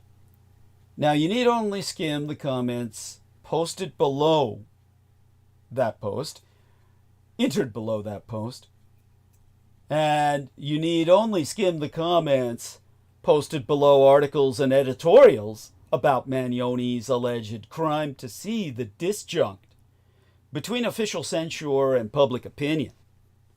From the comments sections of Reddit to Facebook to Blue Sky to X, there has been a stunning, and to many of those invested in the system, quite worrying, response to the assassination that seems to unite left and right, socialists and Trump true believers, that the shooting was on some level understandable, if not justifiable. Many in the media and government reacted to that sentiment with indignation and opprobrium, which has in turn been largely ignored or even mocked by the public. When a columnist at New York Magazine opined that while the shooting was a tragedy, healthcare inequity in these United States made it inevitable, Pennsylvania Senator John Fetterman, once lauded as a champion of the working class, called it a shitty take, man. And yet, nearly 41% of voters in their 20s see Mangione's actions as justified. Meanwhile, Bret Stephens, columnist at the New York Times, argued in a risible editorial that Thompson was, this is the victim, the CEO he's describing, the real working class hero, that the murdered executive is a model for how a talented and determined man from humble roots can still rise to the top of corporate life.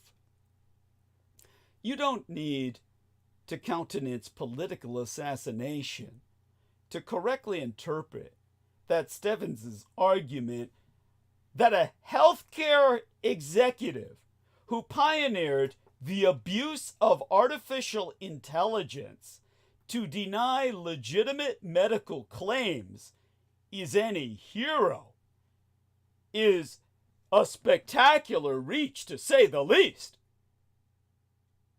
That this practice no doubt increased the death and suffering among those whom United Healthcare ostensibly covers in service of improving the company's profit margin only confirms the moral incongruities of Stephens' claim. Here you understand how I'm understating myself. Unlike the shock impact I need to convey concerning the black mayor still on the loose and out to hurt others, able to harm others, while a good man is in chains. How opposite we've turned the tables from the days of chattel slavery. How opposite in the most negative sense imaginable. And in terms of the insanity of the argument of Bret Stephens, shill for the deep state, hell, shill for the open state, the state that exists spitting in your face. That's certainly what the overwhelming majority of the aforementioned internet commentators noted as heartbreaking stories of denied claims were shared beneath the editorial that he wrote. As a matter of fact, after publishing an op-ed, an opinion editorial by the CEO of the United Healthcare's parent company, the New York Times received so much backlash that it turned off the comments. Last Thursday's photographs are only the latest in this saga of the media's inability to read the pulse of the public at all. The political and media class have been entirely unable to capture the narrative of Thompson's shooting. Whatever one's opinions on the intersections of violence and politics, it's undeniable that we're currently witnessing the rise of a folkloric figure, an avatar of the rage felt so strongly by so many Americans that it transcends partisanship in this most partisan time. As a result, when columnists try and portray Mangione as a kind of Ted Kaczynski, he just ends up looking as romantic as Che Guevara. When the NYPD ferries him to the courthouse as if he were Hannibal Lecter, he appears rather as if the Christ.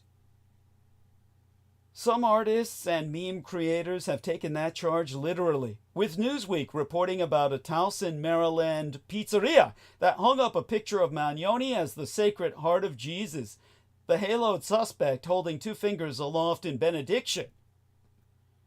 Whatever one's position on all of this, that it's a dangerous precedent normalizing murder or an organic expression of rage from a populace abused by the system, is secondary to the fact that something angry, vengeful, and not without reason is brewing among the American people that the criminally corrupt authorities cannot yet begin to comprehend, as personified in that traitorous nigger who did what Pontius Pilate refused to do, join in the escort of a man he himself is convinced will be martyred. Maybe art history alone can lend a clue as to what that might be. And thereunto we'll finally learn, and thereunto we'll be forced to return. Here then, a painting by an unknown artist, maintained at the Museum of Baltimore. Again, feast your eyes and gloat your soul.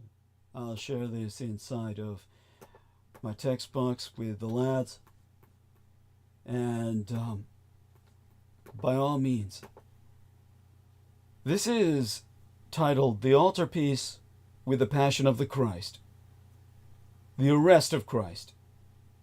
Painted circa 1480 through 1495. Oil on panel. It's a public image.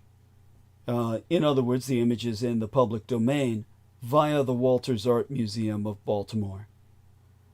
Again, the artist is unknown. But in terms of our returning to this, well, it begins with an in-depth analysis of population collapse. The missing Congresswoman's case proves that Congress needs to do some norm changing over new rules on attendance. American politics has an age problem, and we are ergo in for the battle of the ages. America's gerontocracy, rule by the elderly, being a challenge for democracy itself, as American politicians are just too goddamn old, and the solution isn't age limits, I assure you. Have you ever even heard of Kay Granger? Probably not. She's a Republican congresswoman from Texas who's been in office almost 30 years. But that's not why I'm writing about her. I'm writing about her because she hadn't been in her office or even seen for half a fucking year. She was just gone. Poof! And there wasn't really anything the House was able, or rather willing, to do about it. That has to fucking change. If you stopped showing up for work, what would happen? After a series of unanswered phone calls and emails, you'd be fired. In Congress, of course, there is no boss to fire anyone. There is a Speaker of the House who can call for a vote to expel members who violate their oaths of office or for egregious violations of congressional ethics, but that has never fucking happened. In 1983, while I had already graduated from high school through a GED and was in City College of San Francisco earning my Associates of Science in Criminal Psychology, a double major of Criminology and Psychology, the Representative Jerry Studs, Democrat from Massachusetts, admitted to having sex with an underage house page and was found, in other words, incontrovertibly proven to have made sexual advances, taking advantage to make sexual advances towards a pair of other kids that we know of. He was censured, and he turned his back on the chamber as it voted. Then he was reelected repeatedly until 1997, long after I was participating in fighting in the Balkan Wars as a mercenary. If contempt in the face of your exposure for raping child pages can't get you booted from the House, then nothing fucking can. More recently, Representative George Santos, Republican from New York, was actually expelled, but it took a federal indictment to make Congress act for the first time in this regard in its entire fucking history. In that context, a mere poor attendance record is never going to get you removed. We know this because Granger was AWOL. AWOL, it's a military term, absent without leave. We call it desertion during the days of my father. And deserters would face execution. And she was AWOL for half a dozen months. For the love of God. She didn't run for re-election, but only because she would have had to offer proof of life to the voters at some point. Granger was recently discovered living in a $4,000 a month nursing home that specializes in treating dementia patients. Certainly no one would wish that on anyone, but Granger should not have clung to her job if she was not capable of doing it. As matters stand, her constituents have had no representation in the House for a very long time. Just to be clear, the office itself still functions as far as constituents are concerned. Anyone seeking casework help will get the same advice they always have, whatever level that office maintained. What they won't get is a vote on anything. It is likely either that the chief of staff steps up and leads the employees, or no one does, and the office becomes a base of operations for people who clock watch all day, if they bother to show up at all. In either case, in committees and on the floor, the people of Texas's 12th congressional district had no say in anything. You might wonder how someone could simply disappear, not do their job at all, and face zero consequences. That's because, outside of Election Day, the only mechanism to hold members of Congress to any standards at all is other members of Congress. Members are reluctant to support kicking out others for sex scandals or health issues because they all have sex scandals and health issues themselves and expect to have many more in the future. Mutual self-preservation of a caste of criminals makes for good job security. This is why I said we have a kleptocracy personified by the head nigger in charge in the photo op with the martyr Luigi Mangione. But they're all like that. No matter what their ethnicity, no matter what the color of their skin, they're all a kleptocracy, a cacocracy, a confederacy of criminal idiots.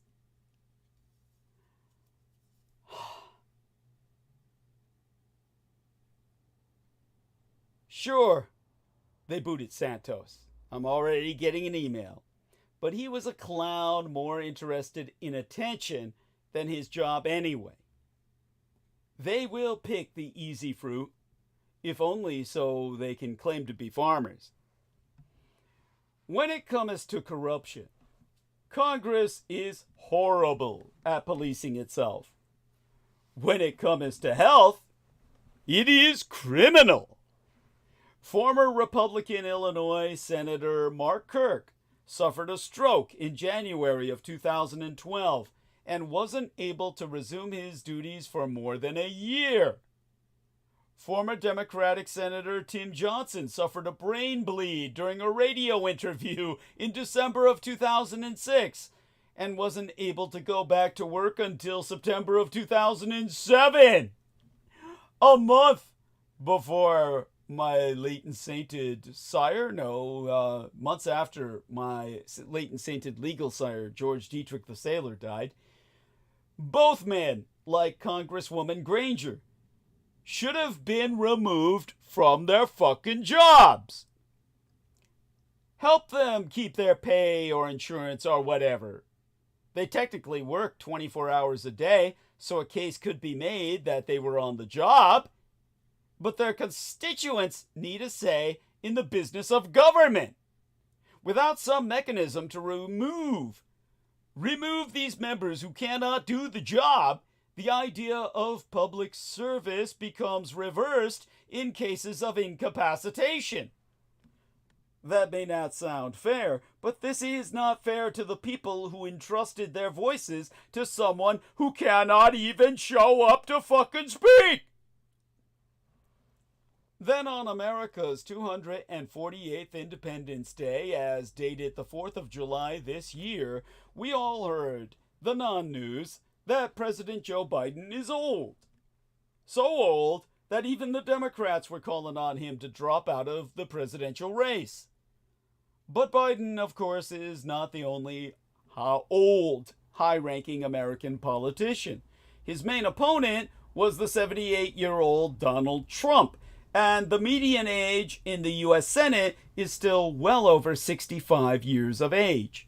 In fact, American politicians have aged so much that the United States has been universally defined as a gerontocracy, a system of government where power is exclusively monopolized among the elderly.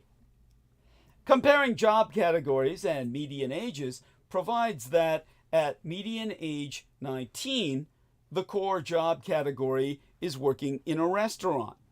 At 47, it is being an attorney. And by 65, it's the median age of the Senate. And the story? In their late teens, people work in restaurants to fund their way through college.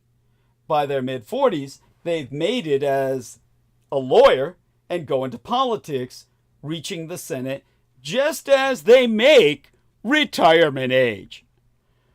It all makes for a coherent story, and one that can be plotted on Shakespeare's 7 Ages of Man, which brings us back to art history. The Mitchell Wing, see, I was teaching this to my blood boys. The Mitchell Wing of the State Library of New South Wales in Aotearoa, that's the Maori name for New Zealand, is home to the Shakespeare Room. It is it's a beautifully decorated room built to commemorate the 300th anniversary of the death of William Shakespeare in 1616. The Shakespeare Room is filled with objets d'art and books connected to the life and works of William Shakespeare. One of the most beautiful artworks in that room is a series of stained glass windows. They're depicting images from a speech from Shakespeare's play titled As You Like It.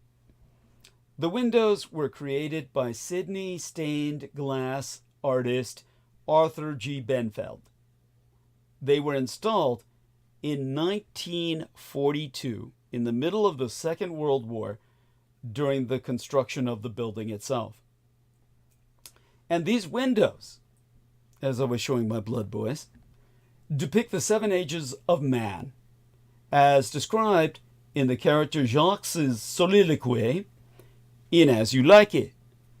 In this comedy, Jacques is a melancholy lord who is living in the forest of Ardennes after having been banished. He rarely takes part in the action around him, preferring to observe rather than to join in. In this speech, Jacques first compares lives of men and women in the world to actors playing roles on a stage in the theater. The speech then examines the changes that take its place over the course of a man's life. Jacques divides the life of a man into 7 stages.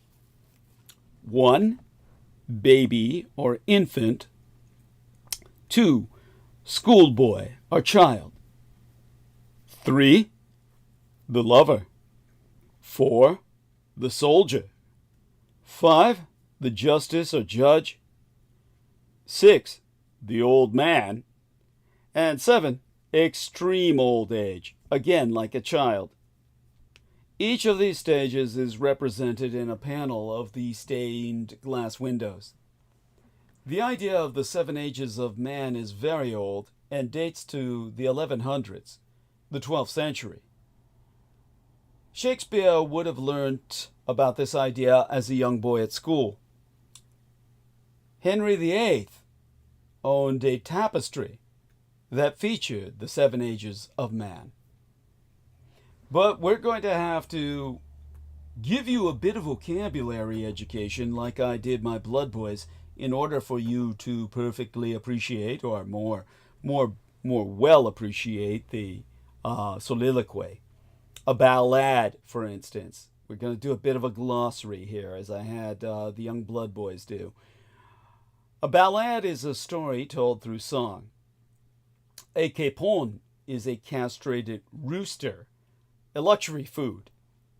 The roosters tasted much better than chicken, but you castrated them first so they wouldn't have the testosterone from their balls into their system. They were like the Blood Boys. Well, they're not castrata, but in, the church, they used to have the castrata who would sing in the choirs. And yes, they could have sex. They do get erections. The castrata were young boys castrated so that their voices would remain high and girl-like. And there you have it. The wonders of the church. So a capon is a rooster castrata. And it sings like a bitch or a chicken. But it makes for damn good eating. They don't make them anymore. It's truly still a luxury food because you're not going to find anybody who sells them. You'd have to raise your own. You didn't hear that from me. Besides, how the hell do any of you know how to castrate a rooster anyway? You'd really have to know what you're doing. I would dare any of you to try. A rooster would, of course. Well, you probably wouldn't survive the encounter. At any rate, when hose are referenced, they mean stockings. When they speak of the lean, they mean someone who's thin. Mewling would mean crying or whining. When they speak of modern instances, they mean new judgments or decisions. The term of oblivion would mean nothingness. A pantaloon, that refers to the 6th stage of life. The character of Pantalone is a weak old man from Italian comedy. Pantaloon was 16th century slang for an old man and is similar to geezer. Paired would be a big cat such as a leopard or a panther. Pipe would refer to a musical instrument like a recorder with a high-pitched tone. Puking would mean vomiting, as it does today. Sans is, of course, the French word for without. You hear me use it often.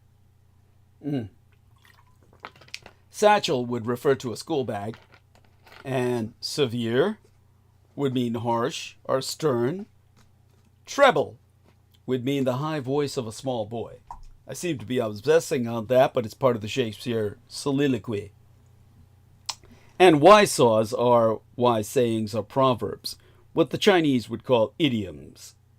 And woeful would mean sad. Now, here's the actual speech from William Shakespeare's As You Like It, Act 2, Scene 7, wherein Jacques sayest, all the world's a stage, and all the men and women merely players. They have their exits and their entrances, and one man in his time plays many parts, his acts being 7 ages. At first the infant, mewling and puking in the nurse's arms, and then the whining schoolboy with his satchel and shining morning face, creeping like a snail, unwilling to school. And then the lover, sighing like a furnace, with a woeful ballad, made to his mistress's eyebrow. Then a soldier, full of strange oaths, and bearded like the paired, jealous in honor, sudden and quick in quarrel, seeking the bubble reputation, even in the cannon's mouth. And then the justice, in fair round belly, with good capon lined, with eyes severe and beard of formal cut, full of wise saws and modern instances. And so he plays his part. The sixth stage shifts into the lean and slippered pantaloon, with spectacles on nose and pouch on side, his youthful hose well shaved, a world too wide for his shrunk shank, and his big manly voice, turning again toward childish treble, pipes and whistles in his sound. Last scene of all, that ends this strange eventful history, is second childishness and mere oblivion. Sans teeth, sans eyes, sans taste, sans everything. Now, in analysis of the 7 ages of man's speech, this monologue compares the world with a stage in theater. Men and women are the actors, or players on this stage. Actors playing roles have entrances and exits during a performance. Life also has its entrances and exits. People are born and die and pass in and out of our lives. Just as an actor plays a variety of roles in life, so too do men and women play different roles or pass through different stages or 7 ages of their lives. The speech then focuses on the experience of men. However, it is also possible to consider how the lives of women might be divided into 7 ages or stages. The first role or stage is that of an infant or baby. The baby cries and whines before vomiting in the arms of his nurse. In the second stage of life, man plays the role of a small boy or child. He holds a school bag, has a shiny face, and walks as slowly as he can because he does not like school and is reluctant to leave home. The role of the lover is the third stage of life. He is young and foolish and falls passionately in love, singing a sad song about love in which he describes the beauty of a girl's eyebrows. In the fourth stage of life, the man plays the role of the soldier. He has a beard, swears oaths, and is ambitious to seek out honor. He is so keen to improve his reputation that he is willing to risk dangers such as cannons in war. In the fifth stage of life, a man plays the role of a justice or judge. He has grown fat from eating expensive meats. He uses his experience of life and the knowledge he has gained to offer what he thinks are wise sayings and advice and good decisions. In the sixth stage of life, man becomes a pantaloon or weak old man. He is so thin his stockings become loose. The speech compares this stage of life to a return to being a baby, like a baby or a child. Old men and small children both have high voices and are dependent on adults. The seventh and final stage is extreme old age, or a second childhood. Like babies, very old men are dependent on others and have no teeth. The old man loses his memory, hearing, and control of his senses before dying. All such having been qualified, a senior Russo collaborationist, red Republican insurgent representative from Texas vanished from Congress for half the year. The news over last weekend that Representative Kay Granger has been residing in an assisted living facility is a reminder of the moral questions posed by America's gerontocracy. Kay Granger, who is 81 years of age, stepped down as chair of the House Appropriations Committee this past spring, and she announced last year that she would not seek re-election. Sometime in July, she disappeared from Congress entirely and has since missed 6 months' worth of votes. Last week, the Dallas Express, whose now CEO mounted a primary challenge against Granger in 2020, reported that Granger has been residing in an assisted living facility. Her son soon confirmed that she has lived there for at least several months. Yesterday, he reportedly said that the representative's decline was very rapid and that she'd moved into the facility before she'd begun showing signs of senile dementia. In a statement to Axios, Granger said, "Since early September, my health challenges have progressed, making frequent travel to Washington both difficult and unpredictable." While I was hosting last transmission on Sunday, her staff posted a picture of the representativess.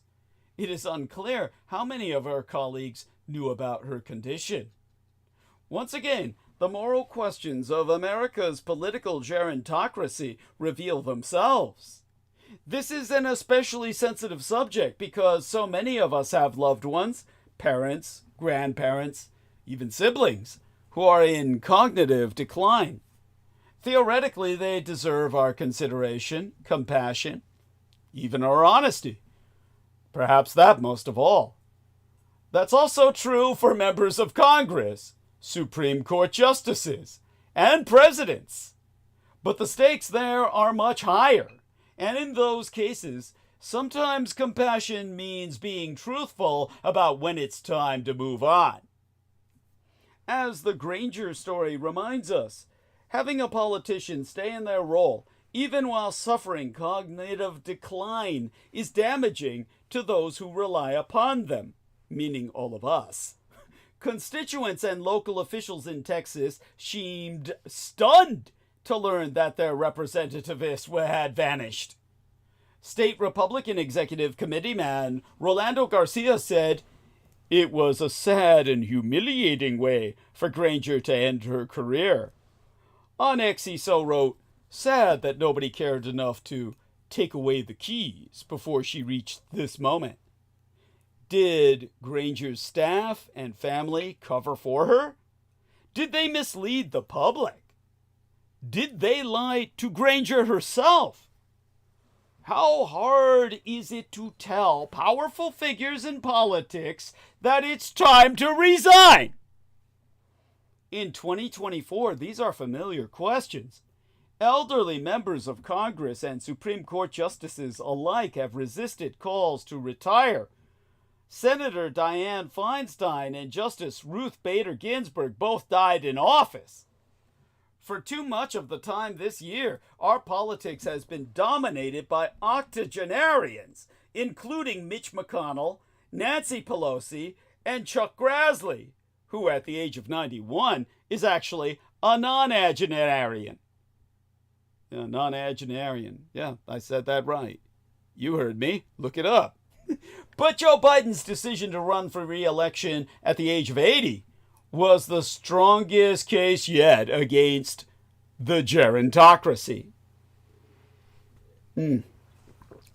Despite growing signs that Biden was in decline, the White House remained firmly in denial, at least until the disastrous presidential debate in June.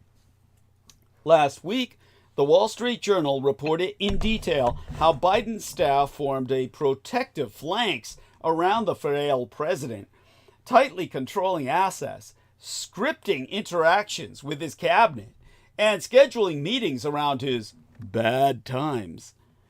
The White House denied that the president's schedule had been altered due to his age. The Journal reported interactions with senior Democratic lawmakers and sub-cabinet members, including powerful secretaries such as Defense's Lloyd Austin and Treasury's Janet Yellen, were infrequent or grew less frequent. Some legislative leaders had a hard time getting the president's ear at key moments, including ahead of the U.S.'s disastrous pullout from Afghanistan. All the while, the White House pushed back against evidence that Biden, the oldest man ever to serve as president, might be unable to effectively serve for another 4 years. America's politicians have an age problem, and the issue seems especially acute among congressional Democrats. The prevalence of older politicians can arguably make the elected class less relevant to younger voters and make it more difficult for new voices to rise in politics. But at its core, this is an issue of honesty. Didn't the American people have a right to know that Biden was struggling? Didn't Texans deserve to know about Granger? And if either of them was being lied to by those supporting them, didn't they themselves deserve the truth as well? And I hope you all noticed the clever little way in which I disambiguated Texas from Americans. Eventually, Biden did bow out, unlike his Texan counterpart. And one consequence is that the next president of the United States will, like Biden, be 82 years old at the end of his term. When Nancy Pelosi announced last year that she would indeed seek another term in the House of Representatives, the news was met with some incredulity. Though some Democrats relished the prospect of 12 more years working alongside an experienced stateswoman and a formidable fundraiser, many other political observers were less enthused. This is largely because the Speaker Emerita, as Pelosi is now known, will be 84 when the next U.S. elections take place, and her decision comes at a time when aging candidates have become a major issue in American politics. These United States are an outlier, even in a world where the majority of lawmakers are much older than the broader populace. Compared to peer countries, the United States is especially dominated by older elected officials. 1 in 5 people, or Congress people, I mean to say, I loathe to call them people, 1 in 5 Congress creatures is over the age of 70, making it one of this nation's most elderly professions. In fact, I can't imagine any other profession where anyone would be that age at all. You're simply considered unemployable even as a greeter at that age. You certainly couldn't perform the duties of an usher in a theater. You wouldn't be able to escort people to their seats. This trend has prompted calls for maximum term limits, mandatory retirement, and even compulsory mental competency tests for those over 75. Last week, Republican Congressman John James introduced legislation to bar those who would be 75 or older during their term from running for president, vice president, or a member of Congress. That does not mean older members have to be excluded, at least that's what he argues. Rather, that space should be freed up for new entrants instead of allowing the same people running the show. What we do have is unrepresentative democracy. The response to Pelosi's declaration is the latest flashpoint in a larger debate about the growing gerontocracy in these United States. That announcement from a member first elected in 1987 follows concerns about the health of older senators, including the 81-year-old Republican Mitch McConnell and the late then 90-year-old Democratic California Senatoress Dianne Feinstein. Octogenarian McConnell has fairly recently frozen twice mid-sentence while speaking to reporters, prompting a consultation with a congressional physician and the senator's neurology team, meaning the people who dope him up or embalm him so that he stands up without flabbily flailing in the wind like those balloons that shaped like pencils you see in the parking lots or car sale lots. Feinstein, the oldest member of the chamber, took an extended leave of absence this year following a bout of shingles. As a result, it made it difficult for us Democrats, who have a razor-thin majority in the Senate, to push through appointees and legislation. Though Feinstein finally died this year, she resisted all calls to retire earlier amid long-running concerns over her failed memory. Worries over his health have also plagued Joe Biden, the oldest president in U.S. history, who at 80 years old was still running for re-election in a catastrophically abortive rematch against the then 78-year-old Republican frontrunner Donald Trump, both men having even then been urged by the 77-year-old former presidential candidate Mitt Romney to stand aside and make way for the next generation. In August, a poll by the Associated Press and NORC Center for Public Affairs Research indicated that 3/4 of the public think Biden is too old to serve as president, and for another term at least, including more than 2/3 of Democrats. Yet unease over America's gerontocracy is twofold. While there be concerns over physical fitness and mental competency, a political class dominated by older people has other consequences as well. Similar to other minority groups, the severe underrepresentation of young people likely means their interests are not being adequately addressed by policymakers. Any social scientist would prove this point, which then contributes to political apathy among the youth. People are wondering, why aren't they voting? Well, what the fuck? Look at what they got to vote for! Per Daniel Stockmer, a University of Ottawa political studies professor who has researched age representation around the world, including these United States, legislatures should somewhat resemble the population. Somewhat, you like what he said? Somewhat, I'm going to quote you, somewhat resemble the population to make decisions that resemble what the overall population wants. There you have it. Legislatures should somewhat resemble the population to make decisions that resemble what the overall population wants. For democracy in general, it's good to have turnover of leaders. In the U.S., however, the median age of both the Senate and House has generally increased since the start of this century. This is in contrast to Deutschland, the new United Germany, where the median age of the Bundestag has fallen since 2013. Although, according to data collected by researchers at the University of Ottawa, trends have remained more or less flat in the past few years in the lower houses of British and French parliaments. The U.S. House of Representatives is also older than its counterparts in other G7 countries and even the Russian Empire, with a median age of 58 years. In the Senate, that figure jumps to 65, which means half of the senators are either at or beyond an age often associated with retirement. Considering these ages are calculated relative to the start of congressional sessions, those in office will be even older by the time they finish their terms. Or they won't finish them at all.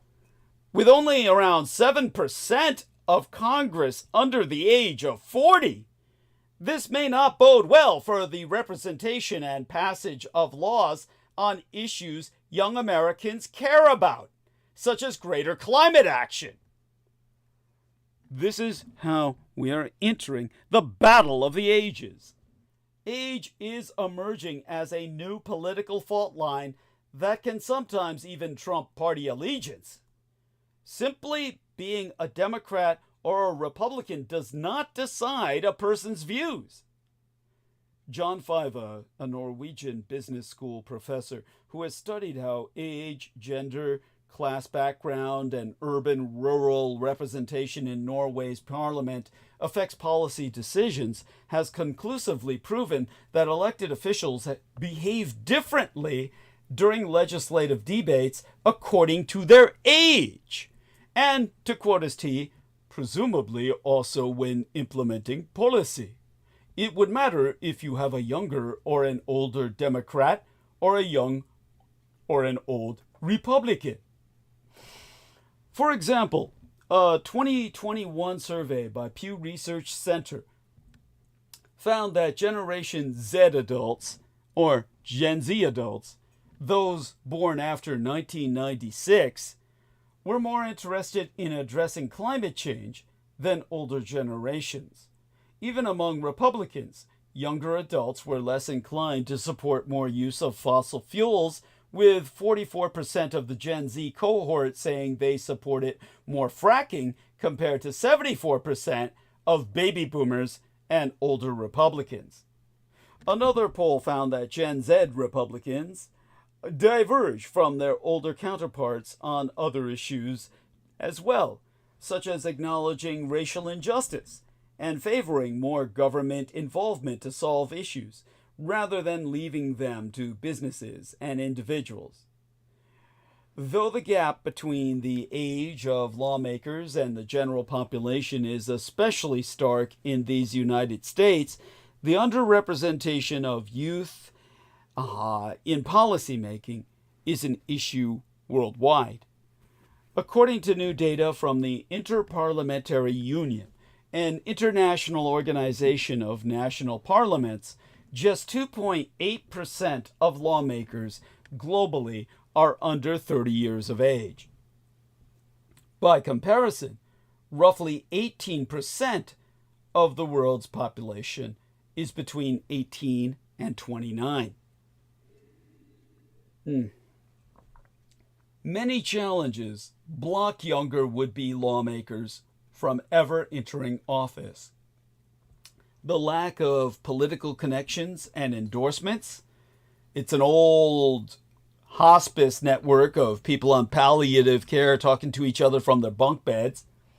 Limited fundraising power, because nobody makes any money anymore. You just don't have that capacity to do so.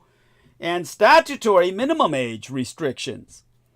To help young people surmount those obstacles, groups like Run for Something have recently popped up to offer training, mentorship, and funding. Now, Juan Ramiro Sarmiento, a 29-year-old spokesperson at Run for Something, which helps progressive candidates under 40 run for state and local elections, has confirmed that means older politicians are not going to pass laws that prevent them from re-election. Instead, a critical mass of young politicians is needed to bring change. To quote his T, our government today is run like a gerontocracy. So it is no surprise that the public policy that comes out of there benefits themselves. Brandon Sackboon, who's 27, who is running for mayor in Terre Haute, Indiana, the butt of Steve Martin jokes, after winning the Democratic nomination earlier this year, is optimistic that more voters will start to embrace younger candidates as they look for fresh ideas and solutions outside of the status quo, himself positing that people from both parties can get behind the idea of, in his words, passing the baton to a new generation. We're faced with a different set of challenges that folks weren't faced with previously. Now, look, there's absolutely nothing wrong, in essence, with older people holding positions of power. If I ever attain secular power, I'll be older. If voters want experienced officials to lead the country, then the chances are that those officials will skew older than the average worker. What is concerning, however, is just how overrepresented older Americans are in national politics, and how that has long already led to a political class that's out of touch with the many challenges that younger people face. That concern is only compounded when politicians share little information about their health. The late Dianne Feinstein, for example, spent the last few years of her life clinging to her Senate seat even as she approached 90, despite serious concerns about her degenerate mental fitness and clear signs of cognitive decline, including total memory loss. The 82-year-old Senate Minority Leader Mitch McConnell continued to freeze in multiple public appearances last year before eventually announcing that he plans to step down from his role, if he can remember to do so. And more recently, Biden's missteps and disastrous debate performance sparked a panic about whether the 81-year-old president was actually capable of even campaigning, let alone executing his official duties. He should have abdicated the presidency to Kamala Harris then, so she could have run as president, as the incumbent. Now, a lot of Americans are frustrated with the fact that the choices they have for president in the last few electoral cycles have been not just older candidates, but goddamn downright elderly candidates, so old that each would have been the oldest president in history. Biden is the oldest president to date. President-elect Trump will break that record by the end of his term. But part of the reason that voters seem to have so few choices is because one of the major pipelines to the presidency is Congress, which itself has been getting older. In fact, the current Congress is the oldest in American history. That there are so many aging politicians has prompted many to call for simple solutions, including age limits. But having so many older politicians is a symptom of deeper problems with our democracy, which will not be addressed by simply banning older people from running for public office. Democracies must be representative, and having young people underrepresented among lawmakers can lead to a government that fails to adapt to a changing world. American politicians, however, regardless of that qualifier, are just too goddamn old. The most straightforward explanation for why America's elected representatives have been getting older is simply that the American population as a whole has as well. According to the U.S. Census Bureau, the median age in the United States is now 39. Up from 30 in 1980, and baby boomers are staying in the workforce much longer than earlier generations because they cannot afford to retire. While that might explain why elected officials are getting older, it doesn't necessarily explain cases like Feinstein's or McConnell's or Biden's, people serving into their 80s while battling public concerns about their health, or why roughly a quarter of Congress is made up of members who are over 70. That's where signs of an eroding democracy start to emerge.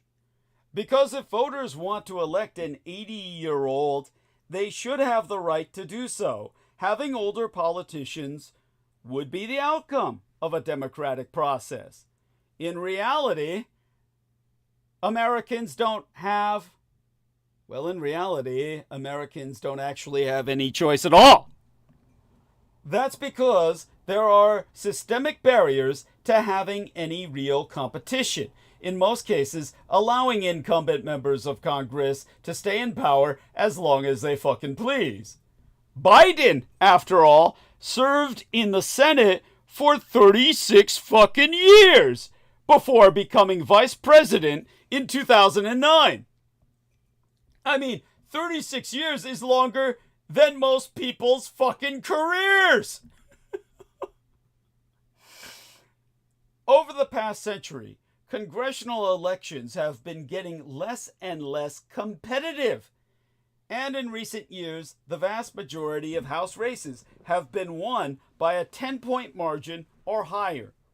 In 2018, for example, according to the advocacy group Fair Vote, only 44 out of the 435 congressional districts were considered toss-ups, that is, decided within a 5-point margin. In 2022, it was even lower, with the 36 House elections being considered, with only 36 House elections being considered competitive. As all competition has declined, the average age of congressional members rose. In 1981, for example, the median age of a U.S. Senator was 52. In 2022, It was 65. Retirement age. There are two main reasons why House elections are so uncompetitive: polarization and gerrymandering. As Americans become, well, as they've already became more polarized, they became more loyal to their political parties. That meant that fewer and fewer Americans split their tickets, voting for, say, a Democratic presidential candidate while also voting for a Republican candidate for the House or Senate, making congressional districts safer during a general election. And, more importantly, partisan gerrymandering, where lawmakers draw up congressional districts to benefit one party, has made competitive elections all the more rare. That means that most congressional elections are essentially decided by the primaries. Once someone wins a primary in a very safe Democratic or Republican district, for example, the general election becomes nothing more than a formality. But there's another roadblock to real competition during the primaries themselves as well, one that leads to politicians serving longer and longer tenures: the power of incumbency. Incumbents tend to have a sizable advantage over their challengers for various reasons, including name recognition, party support, and campaign cash.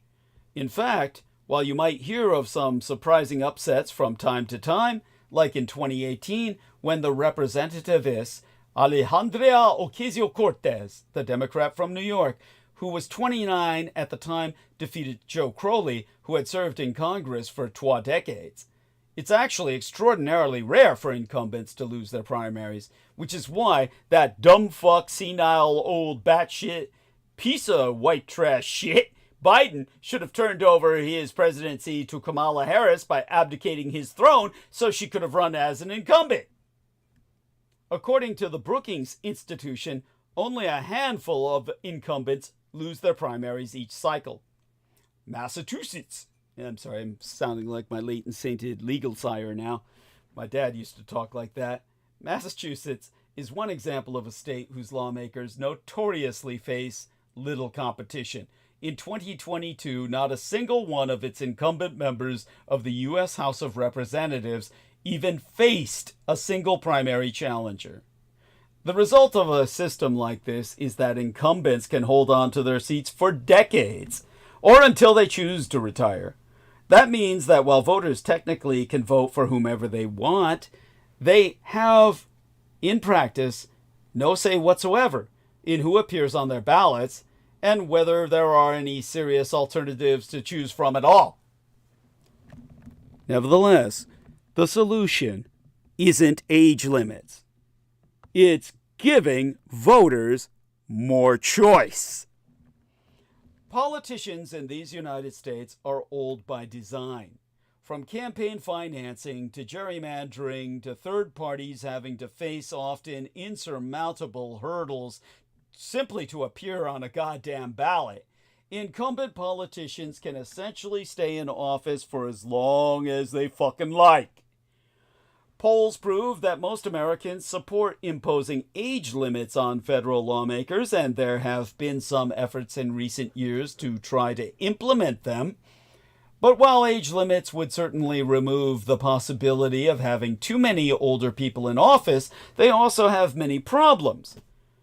You see, for starters, they're discriminatory, barring people from participating in certain aspects of democracy simply because of their characteristics.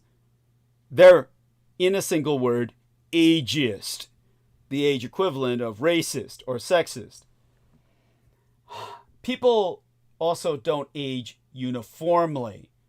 And while one person might start showing signs of cognitive decline in their 70s, another person might be perfectly capable of serving in office well into their 80s. Now, because I'm who I am, you know I'll be perfectly capable of serving as a public servant until the day I fucking die. So deciding an age cutoff based on scientific averages of physical and mental health can also be relatively arbitrary, especially with medical treatment getting better and life expectancies getting longer over time. The second problem with age limits is that they don't address the underlying problem, which is that there's no competition in elections anymore. That's why efforts must largely focus on making elections fairer and more competitive by making incumbency less of a guarantee that a candidate will win an election. Turnover in Congress and elsewhere will be higher, and it will be more possible for younger people to get elected. That will help create a reality where elected officials are more representative of their constituencies. The first thing I would do if I assumed a benevolent dictatorship by force majeure in the event of a civil war would be to enable that turnover at the lower levels of government, throughout the lower levels of government, and ultimately within a shorter enough period of time, an expedient enough period of time at the upper levels of government. Now, to get there, lawmakers must focus on democratic reforms that include limiting partisan gerrymandering, making it more affordable to run for office, giving deep-pocketed donors less influence, as I said, get money out of politics, people, and improving ballot access. Those technical reforms might not immediately make Congress younger, and certainly won't solve the current crisis of confidence faced by Biden himself, that Trump himself will be facing within 4 days, let alone 4 years. But they would make this corrosive era of gerontocracy less likely to ever happen again. They would also give voters a chance to elect whomever they really want, be it a young up-and-comer or a retiree looking to jump back into the workforce by serving their country in public office. That's ultimately what voters should have. A fucking choice! Because this is not going to end well. In a classic case of Musk rolling Trump, DC insiders warn that the Trump economy has begun with the end of Red China as a great power. The trouble with Elon Musk's debut as the federal budget negotiator being that the Rockefeller-rich Elon Musk's DOGE will crash the American economy. Well, to see the cars of the future, you need only look at the Chi-Com Volkswagen, and no further after that. Because there be 5 finger points worth of money moves the middle class must make before Inauguration Day. Something earth-shattering happened, and it doesn't seem as if we collectively noticed. It's all starting to falter as the honeymoon is over while Trump keeps amoraging political capital, and the economy is guaranteed to tank under Trump. The House Speaker, having spoken with the MIC, the MIC, the man in charge, and Trump ahead of the spending bill vote, thus ascertaining the real reason Musk tried to tank the spending bill and the looming MAGA civil war. Americans now understand tariffs and realize they'll only raise costs since, with their surprising and innovative features, Red China's electric vehicles are streets ahead. Ask yourself right now, it doesn't seem connected. It all seems like my stream of consciousness has kind of caught up with me in the night. But indulge me. What will the car of tomorrow look like? Prestigious European or Japanese manufacturers used to point the way. Now it's commune Chinese car makers that increasingly have the most impressive features. Your next set of wheels may include remote control functionality or even the ability to drive on water. After the Republican-led Congress passed a government spending bill while rejecting a last-minute demand for a debt limit suspension from President-elect Donald Trump and his multi-billionaire advisor Elon Musk, The American Prospect editor, Robert Kuttner, looked at the second richest man in the world after Putin's growing influence and, referring to Musk's influence in the removal of an anti-China trade provision in the bill, concluded, "It's a classic case of Musk rolling Trump. At the end of the day, Musk got exactly what he wanted. I don't think this is going to end well." Now, another assignment I gave my son in the Blood Boys, my son acting as kind of like my tutorial assistant, if you will, was transcribing what Mr. Robert Kuttner said in this interview by Amy Goodman. So it's a rush transcript, and I'm going to read it to you. I've got no rush in reading it, but this will put things into perspective for you.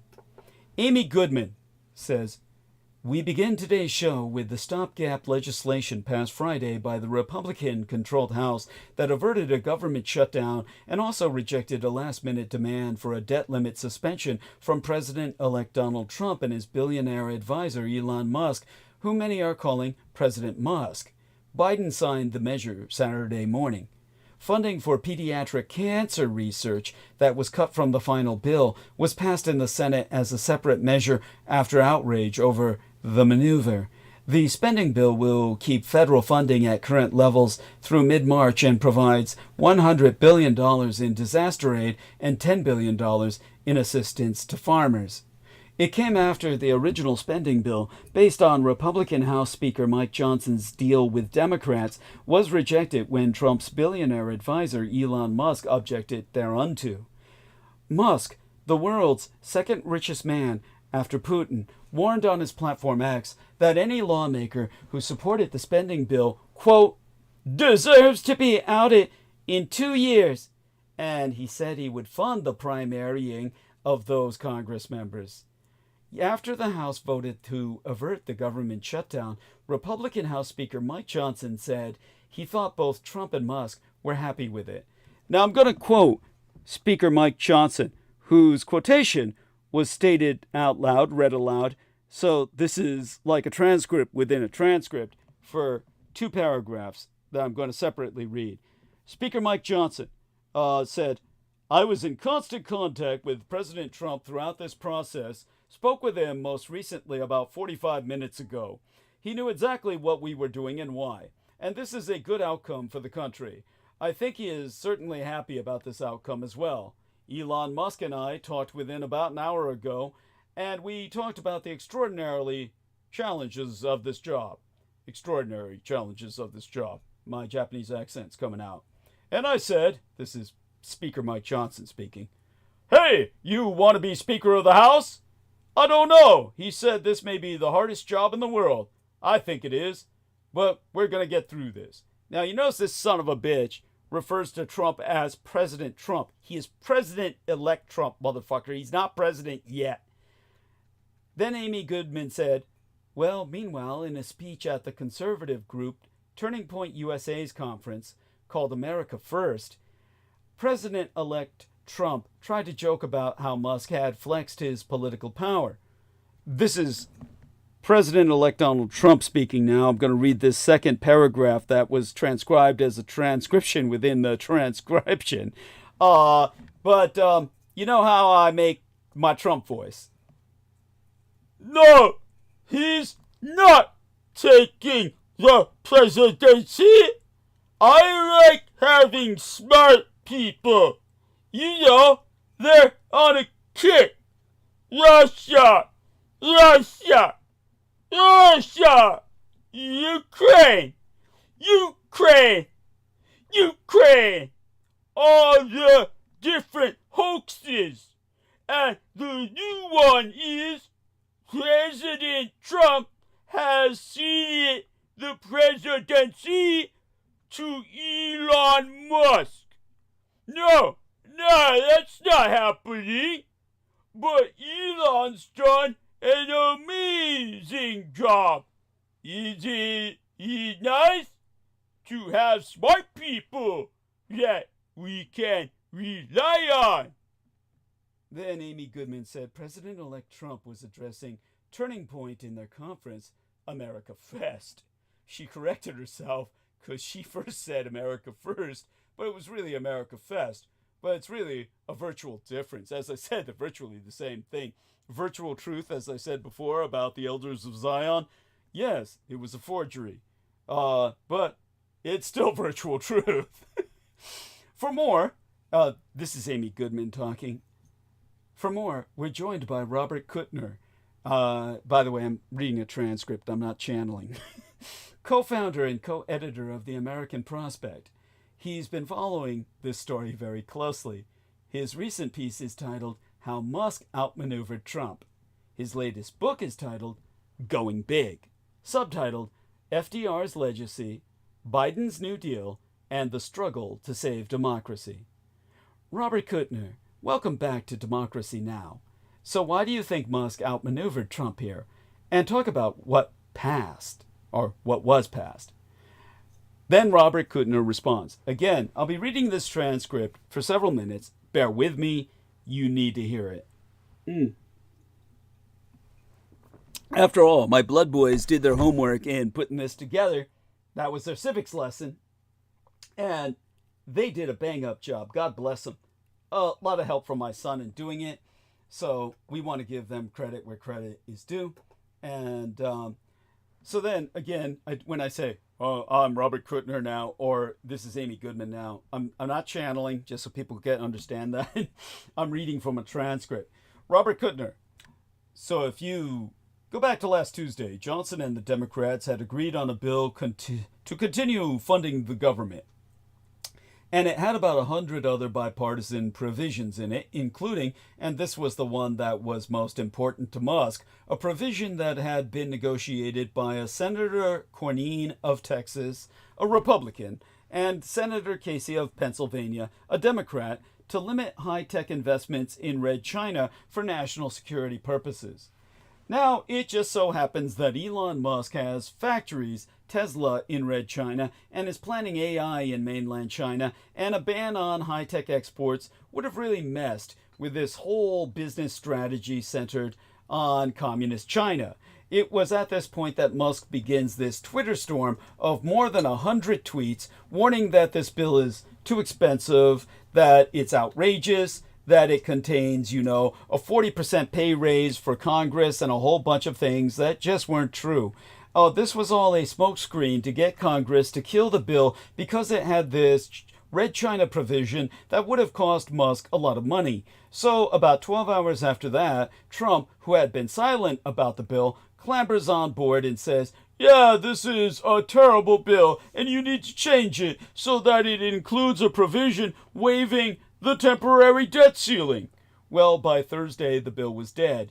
They had to renegotiate a whole new bill. And at the end of the day, Congress wanted to go home for Christmas, and so it passes overwhelmingly. But in the meantime, 38 Republicans had refused to get on board with this waiver of the debt ceiling.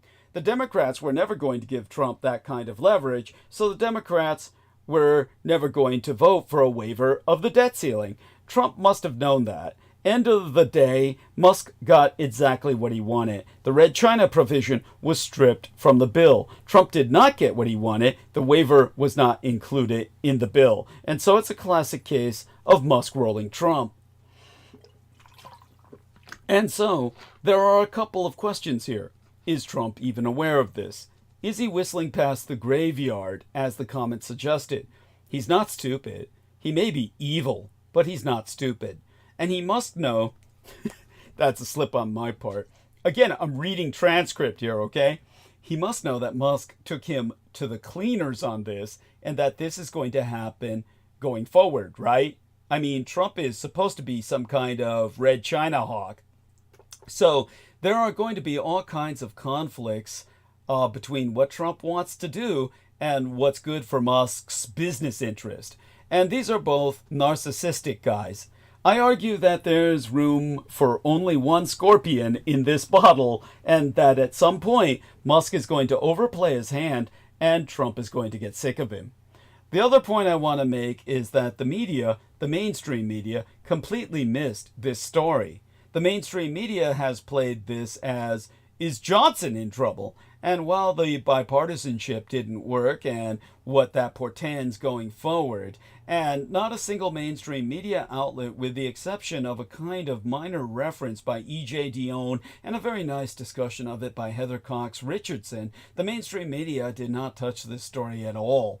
Politico magazine had another characteristically stupid piece this morning on "This is all about whether Trump can control Johnson." That's not what it's all about at all. A deal that included a waiver of the debt ceiling was never in the cards. There were never the votes for that.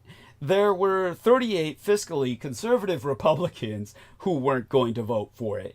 The Democrats were never going to vote for it. And by the way, the threat to primary those Republicans, most of those are in very, very safe seats. And so again, Musk is going to demonstrate that this particular threat is just idle bluster. And the other interesting thing here is that unintentionally, this puts a little bit of spine in the Republican caucus in the House and the Senate. They're willing to eat a lot of crow for Trump, but at some point, even the spineless Republicans in the House and Senate get sick of being treated as nothing but rubber stamps. Then Amy Goodman says, "So, Robert Kuttner, talk about Democratic House leader of the minority, Hakeem Jeffries, allegedly discussing permanently abolishing the debt ceiling. Can you talk about the significance of this discussion? And because it's just referred to as the debt ceiling or eliminating it, explain exactly what it is." So then Robert Kuttner says, "Okay, so in the early 20th century, legislation was passed requiring Congress to explicitly pass a law increasing the permissible amount of the national debt. Up until then, Congress could pass whatever it wanted to. And if Congress passed deficit funding and that temporarily increased the national debt, well, that was just the way it was. It was assumed that because Congress had voted to increase the deficit and that temporarily increased the national debt, that took care of it. And then during World War I, they decided, when the government was borrowing a lot of money to prosecute the war, they decided, no, there ought to be a separate vote extending the debt ceiling. And for a long time, this was just pro forma. And then, beginning in the 80s and 90s, Republicans used this as a cudgel to force to threaten a government shutdown if Democrats would not cut particular spending programs. And for about 40 years, the ritual of, are we going to fall off a cliff and shut down the government? Or are they going to come to some kind of compromise and extend the debt ceiling? That has been a part of American fiscal politics. So, at various points, various Democrats and various Republicans have said, this is silly. This is a distraction. Let's get rid of it. And when the Democrats have wanted to get rid of it, the Republicans have said, oh, no. We're not going to give up that leverage. And vice versa. So, in this context, when Trump is about to become president and Musk is talking about cutting $2 billion worth of social programs, there aren't even $2 billion worth thereof, trillion worth of social programs. Tactically, this is not the moment for the Democrats to give this up. So I think Jeffries sort of talked about this as part of some grand bargain in the future, but not in this particular moment. Then Amy Goodman said, can you talk about what the Republicans cut out in the House? This is astounding. What, $190 million for pediatric cancer research, and then what the Senate did to fix that. But what exactly this means? Robert Kuttner says, well, there were about 100 provisions, bipartisan provisions, that had been painstakingly negotiated in good faith across the aisle by Republicans and Democrats that were part of the budget deal that Musk succeeded in killing. The Senate managed to restore, I think, only 4 of them. They restored some farm relief, they restored some disaster aid, they restored some funding for pediatric cancer research, and I think there was one other relief measure. But the other 96 were on the cutting room floor. And those included, a very small token raise for Congress. I think cost of living raise of 2.5%. Musk, in his Twitter storm, described this as a 40% raise. And there were lots of good pieces of legislation, most important of which was this Red China provision that, people concerned with national security, exports of military-sensitive technologies to Red China have been trying to get for a long time. This is bipartisan. And that and all these other provisions were just left out of the bill because the final bill was what's called a continuing resolution. Let's just fund the government at the same level until the middle of March. And then the Senate did succeed in restoring these 3 or 4 provisions. Then Amy Goodman says, and I also wanted to ask you about Elon Musk and his interests here. I mean, if he wields this much power, and people talk about, well, he's not even elected. He doesn't want to be elected because he would have to abide by some conflict of interest laws. You've got him holding over $15 billion in federal contracts through SpaceX, Tesla, Neuralink companies. Talk about the significance of this and how he benefits by what he pushes for. Then Robert Kuttner said, well, the really interesting thing is, if you can imagine Musk playing this game at Trump's expense one time too often, and then you say to yourself, okay, going forward, can Trump, like he's done with so many other people, simply say, you're fired? Or does Musk have too much leverage over Trump? Or conversely, does Trump have a lot of leverage over Musk? So, if Musk became Trump's enemy, that could do a lot of damage to Donald Trump.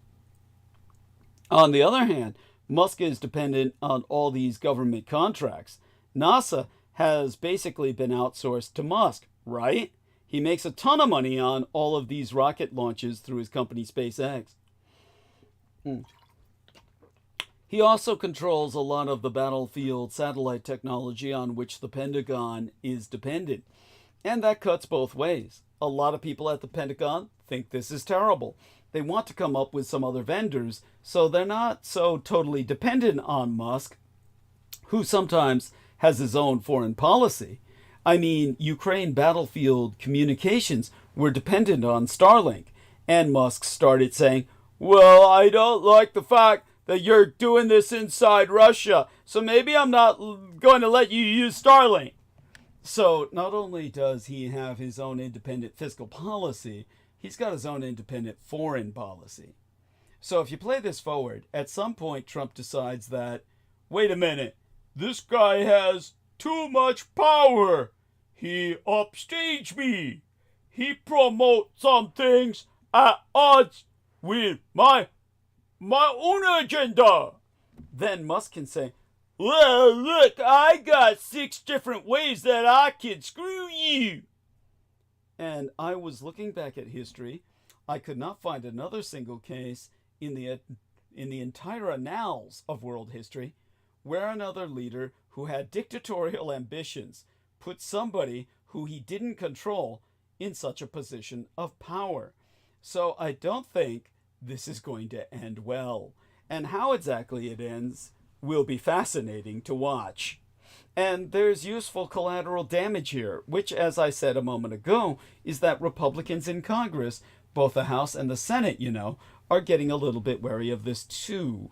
You don't threaten 38 members of the Republican House, who have the safest Republican seats, no less, without getting some kind of backlash.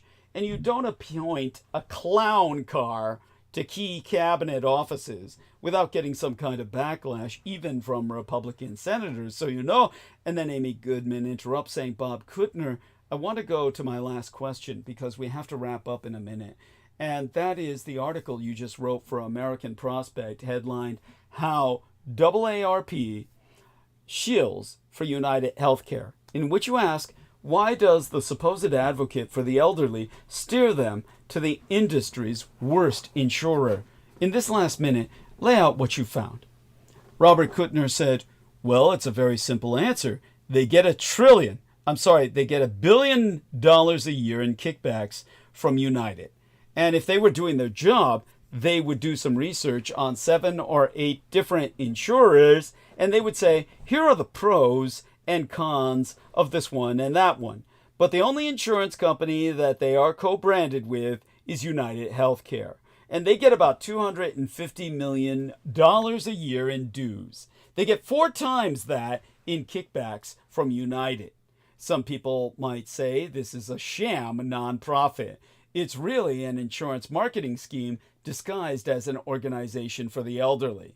And I'm going to be following up on that. Amy Goodman said, "Well, Bob Kuttner, I want to thank you so much for being with us. Robert Kuttner is co-founder and co-editor of the American Prospect. We'll link to your piece, How Musk Outmaneuvered Trump. He's also a professor at Brandeis University. When we come back, we'll speak with a French journalist who says she's found sisterhood as she's covered the rape trial of Gisèle Pelicot. She's the 72-year-old French woman whose landmark gang rape case galvanized France when she insisted on dropping her anonymity. On Friday, Pelicot's husband Dominique and half a hundred other men were sentenced for gang raping her for more than a decade. Back in 20 seconds. Imagine this poor lady for 10 years gang raped by half a hundred and one men. 51 men. Unimaginable and unspeakable. Now, across the Pacific, Yi-Fu Zhan of the University of Wisconsin-Madison has calculated that Red China's population, reported to be 1.41 billion, will drop to 330 million by the end of this century. Now, the startling conclusion is included in a paper to be published in the winter 2024 issue of the Contemporary China Review. He's not the only one concerned. Wang Feng of the University of California, Irvine, writes, "Mainland China has embarked on a road of demographic no return." Yi puts it this way, and here I quote his T, "Left unaddressed, mainland China's demographic trap could precipitate a civilizational collapse." Why do we care? Rapid demographic change can push an ambitious Red China to become even more militant and accelerate dangerous plans. The crisis is plain to see. Yi's stunning 330 million figure assumes that the People's Republic of China will be able to stabilize its total fertility rate, generally the average number of children born to a woman over her lifetime, at 0.8. Red China's TFR in 2023 total fertility rate was 1.0 and is dropping over time. A nation generally needs a TFR, a total fertility rate of 2.1 to maintain a stable population. The aforecited Yi believes that the Communist Chinese Empire's TFR could even fall to 0.7, meaning Communist China on the Asian mainland will have even fewer people by 2100. How far will Red China's population fall? The 2024 revision of the United Nations World Population Prospects shows a low estimate of 403.8 million people at the end of the century. The United Nations figures closely track mainland China's, which for 20 decades has, shall we say, malevolently or intentionally overestimated the size of the Red Chinese population. Yi's prediction, however considered extreme today, will certainly, most certainly, definitively actually, be closer to the mark when the clock strikes 2100. Communist China on the Asian mainland today is 4 times more populous than these United States. At the turn of the century, it will most certainly have roughly the same number of people as the United States of America. Red China is in a shit pit. No other society has ever faced a steeper decline absent war, disease, and famine combined. These one-off events throughout history have resulted in disastrous demographic drops, but societies almost always bounce back.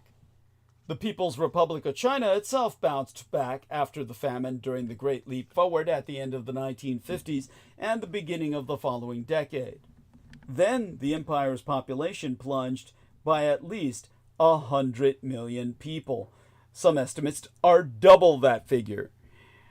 Today, Market-Leninist China's population decline is caused by deep-seated changes in society, continued economic failure, and deepening gloom enveloping the culture.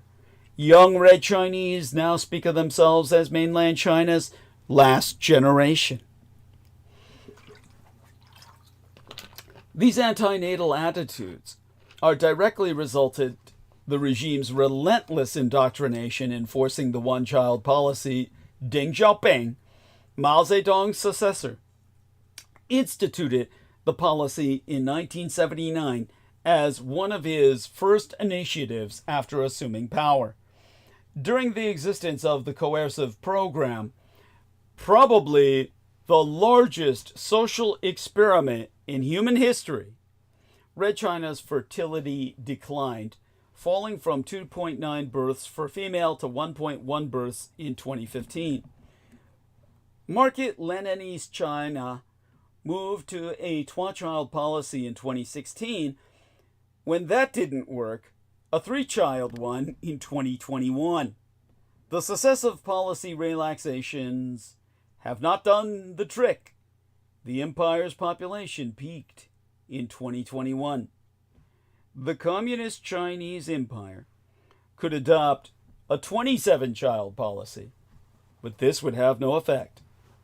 Per Nicholas Eiberstadt of the American Enterprise Institute, notwithstanding the totalitarian conceit that population trends are something that government can fine-tune, the reality is that birth trends tend to comport very closely with the desired family size of real-life parents. It is possible to use bayonets and police power to force birth rates down against the will of a people. It is very much more difficult to use state force to push birth rates up.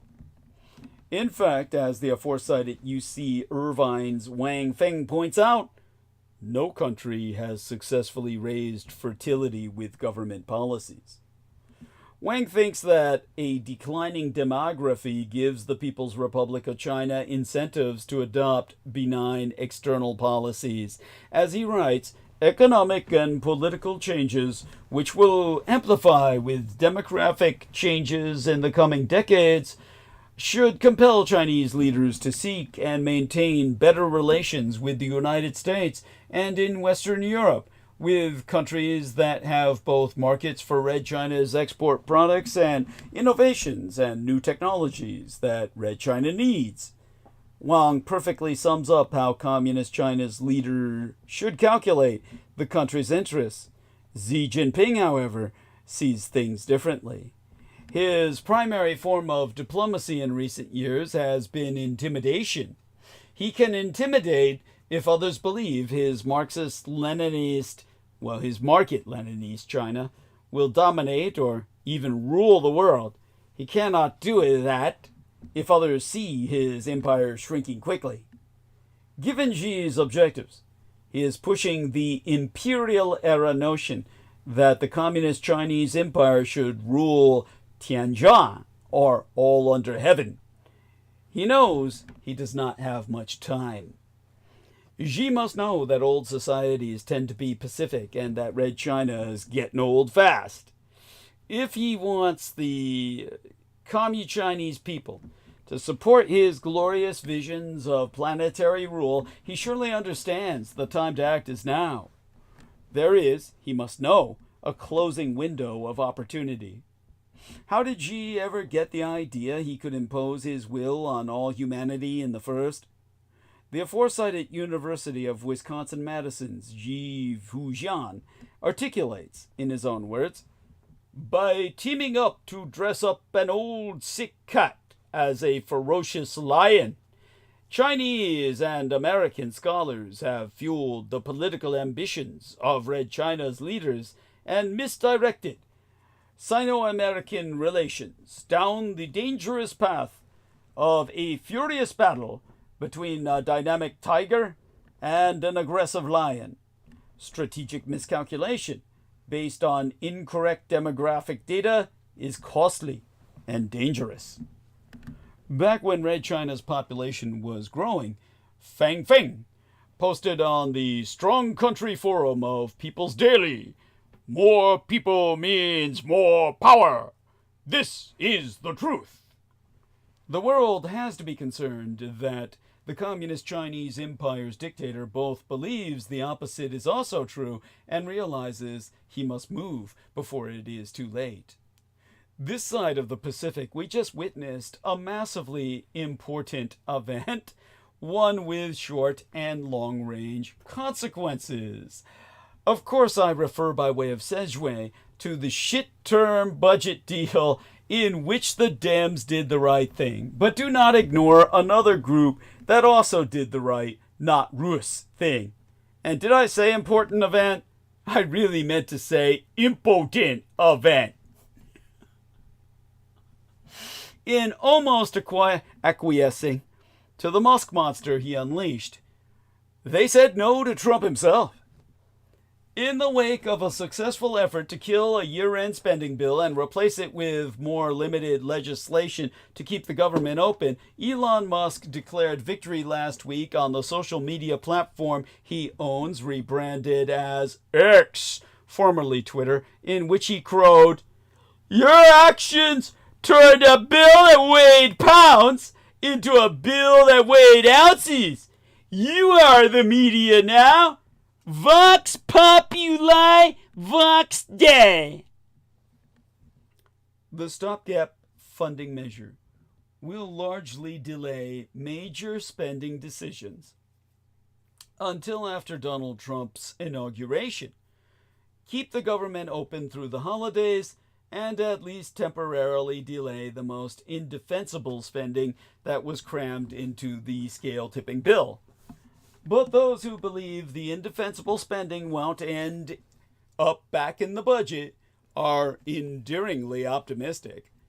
No, it had nothing to do with revenge pornography. The real reason that Musk attempted to tank the spending bill last week was actually exponentially more important to Musk, Trump, and MAGA's agenda for Trump's second term in office. Trump gave a massive tax break to billionaires when he was first president, as everyone infamously remembers.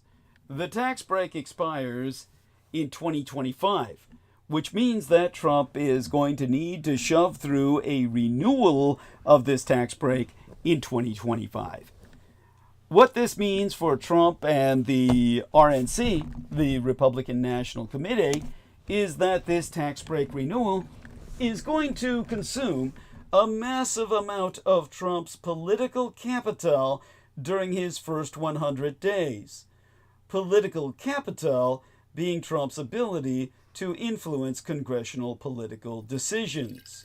Let's not forget that Trump's first term in office added somewhere around 8 trillion United States dollars to the national debt, the most debt added by any single president in history, by trillions. Thereafter, AOC, Alejandra Ocasio-Cortez, visited the Majority Report, which is a media outlet, for a podcast show where she said, and here I quote as she, "This is the core problem that they're in right now, which is that they need Democratic votes to pass this thing. This conference cannot keep themselves together.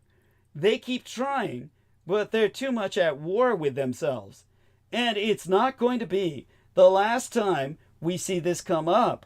The Trump tax cuts are expiring next year, and this is what the fight is actually all about." This is why Elon is involved in this right now. He's not tweeting this out of nowhere. He's not coming at this out of nowhere. They are trying to lift the debt limit now, because reauthorizing the Trump cuts next year are going to explode our federal debt. It's going to explode our deficit again. And they don't want to lift the debt limit then at the same time. At the same time, Trump is going to want the means to be able to start mass deportations.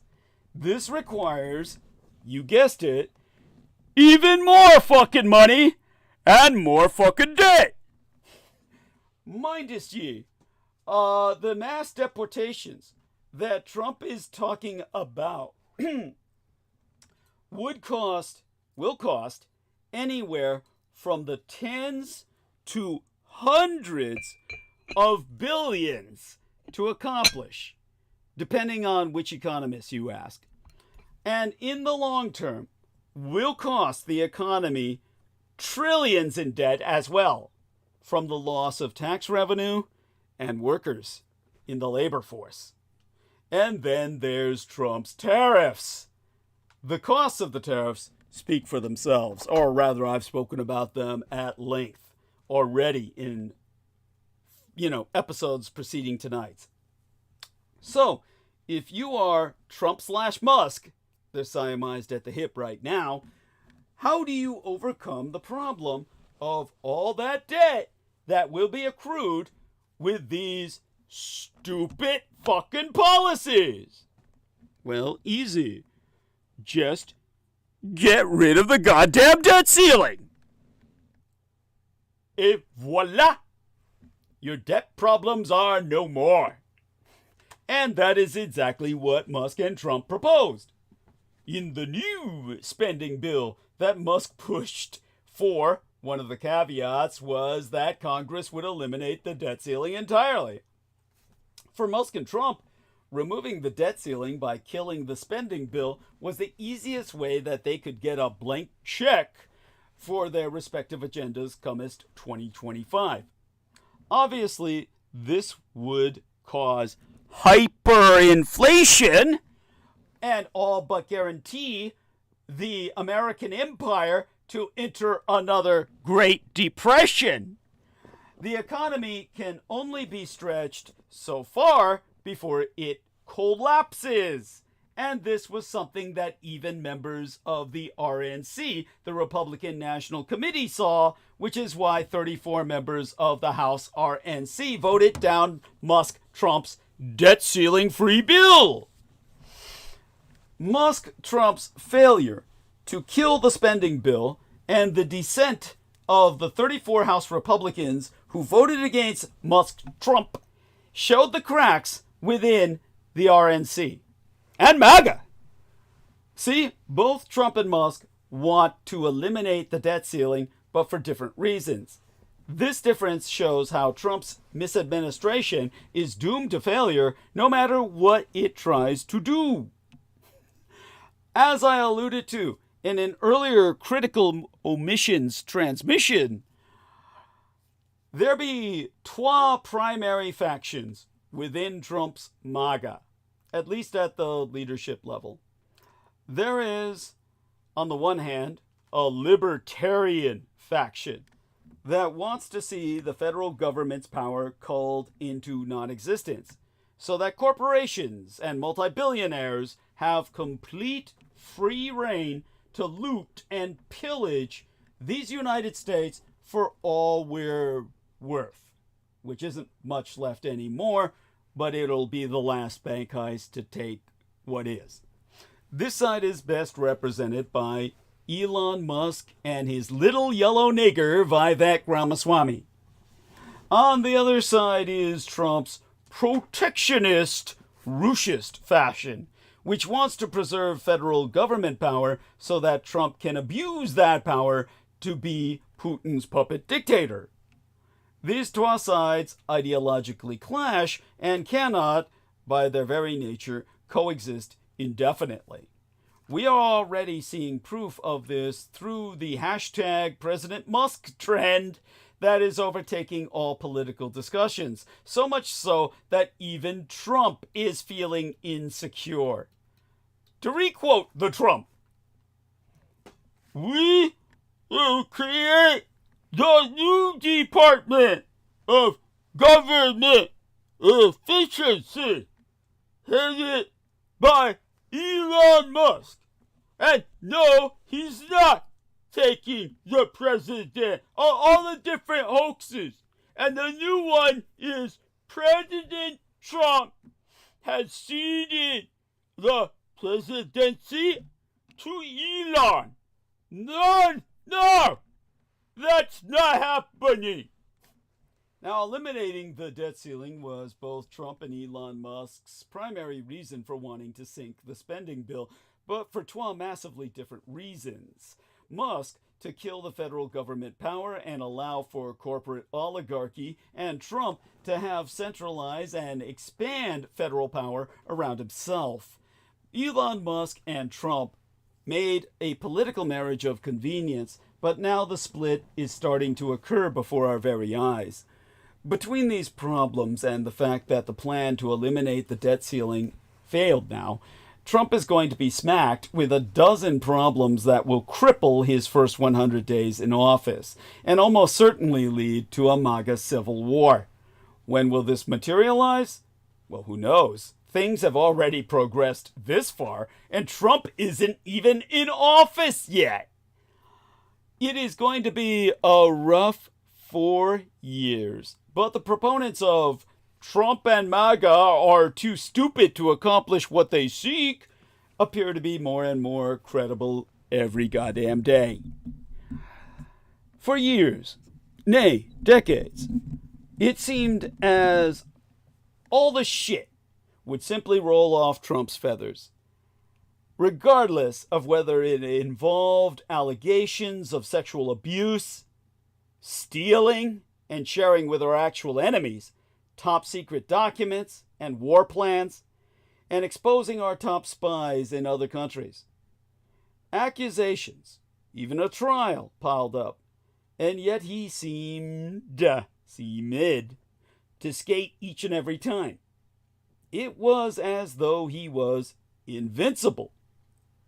I heard from more than a few folks that people not interested in politics actually decided to support him because he was such a survivor.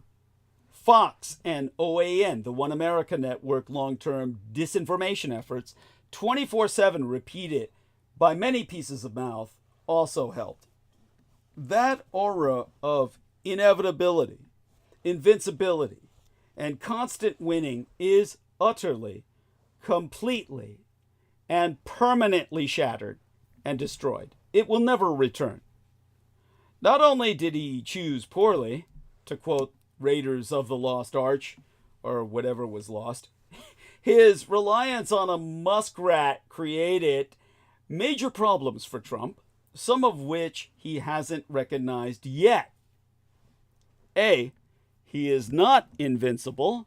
Lots of people stood up to him on both sides of the aisle, compared to how obediently many G-Cupers, Gentlemen's Quarterly, instead of grand old partiers, flung themselves and their sense of honor and integrity as well in front of the liar-in-chief. This is a major sea change.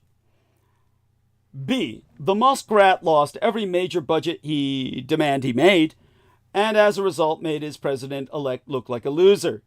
That included warnings to the GQP polls not to stray, or else.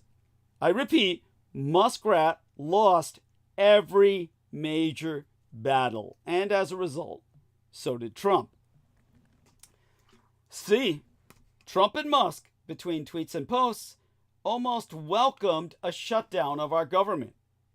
When an old dog like Mitch McConnell calls their play ineffably stupid and idiotic, that says something. D, MAGA, to a measurable but still small extent, woke up. They, or some, realized that a shutdown would hurt them, that it would harm American standing on this flat earth that they believe we're all standing on, that the economic damage would have been hard and expensive to fix, and that leading them to such an idiotic event was foolhardy.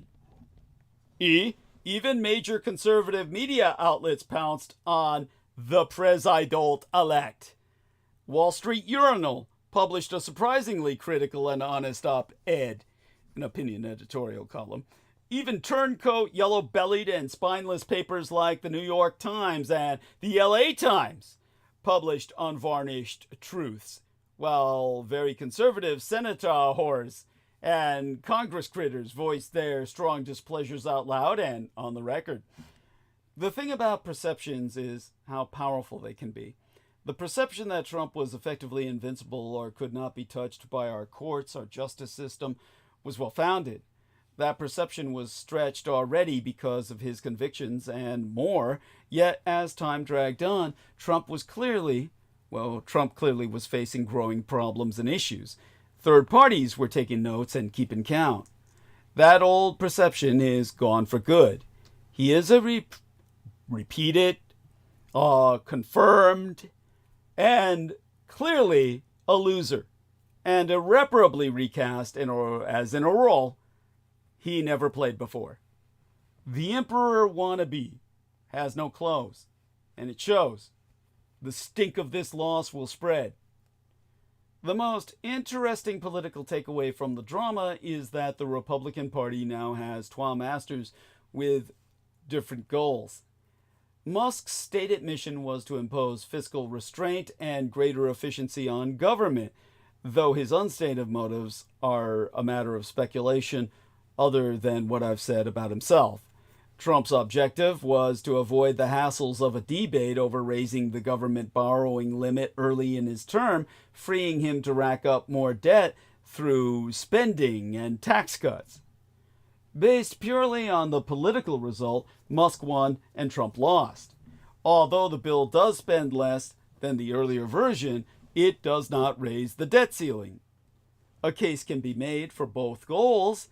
I think Musk is indisputably correct about the need to cut spending, and although I don't want Trump to be able to amass more debt, fights over the borrowing limit are reckless because they put the full faith and credit of the United States in doubt. The challenge for Republican legislators is that they are caught between the agendas of 12 figures who are very popular on the right, and those agendas, and perhaps others, are in conflict. We'll have to wait to see how the politics play out. In the meantime, I also want to address the more philosophical problems with Musk's position. First of all, literally weighing the value or profligacy of a piece of legislation by the ounce, as Musk proposes, is not exactly logical. The National Industrial Recovery Act, the foundational legislation of the New Deal, comes in at an economical 18 pages, but that hardly gives one a sense of its massive impact on the economy. Then there's the idea that Musk's minor budget victory proves his ex-followers are the media now. Huh? The standard conservative complaint about traditional media is that they mislead the public in the service of an ideological or self-serving agenda. But Musk rallied his virtual mob with a host of false claims about the bigger spending bill. Now he is suggesting that misleading the public in the service of the agenda of the owner of a media platform is a glorious triumph. Well, it's certainly a triumph if you can't beat them, join them. Hypocrisy! Lastly, Musk's oft-repeated motto, Vox Populi, Vox Dei, which transliterates from the Latin into the English as the voice of the people is the voice of God, is theological nonsense. It's used by the British Whigs to challenge monarchical power in the 18th century, was politically defensible, but it doesn't take a divinity degree to understand that Taken literally, the phrase argues that God is subservient to the passions and vicissitudes of public opinion. It's very difficult to find anything in the Old or New Testament to back up that idea. If a poll were all it took to change God's mind, Sodom and Gomorrah would have been fine. Noah would never have needed a boat. And neither Jesus nor Luigi Mangione wouldn't have to ask God to forgive them, for they know not what they do. One of the earliest mentions of this Latin phrase is found in the writings of Alcuin of York, an advisor to Charlemagne himself.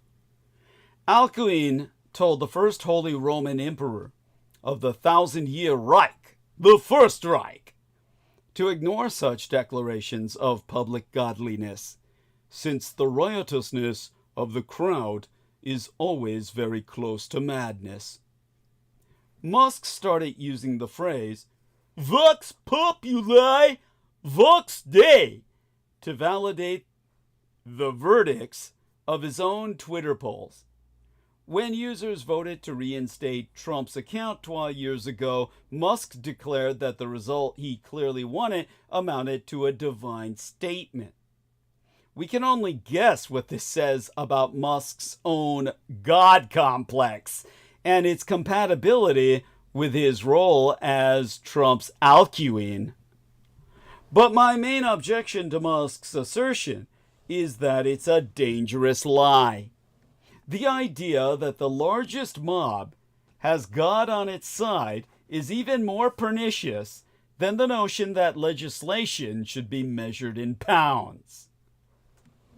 Still, Elon Musk, the multi-billionaire CEO of Tesla, is co-leading the newly formed DOGE, the DOGE, Department of Government Efficiency, with his little yellow nigger, Vivek Ramaswamy, under the incoming administration of crypto President Donald Trump.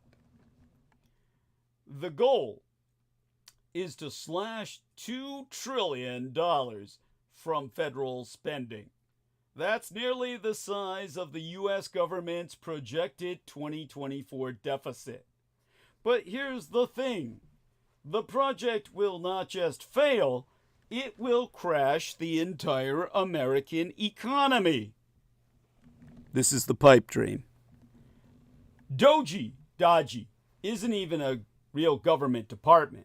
It's an advisory group. It cannot implement anything without Congress or Trump signing off.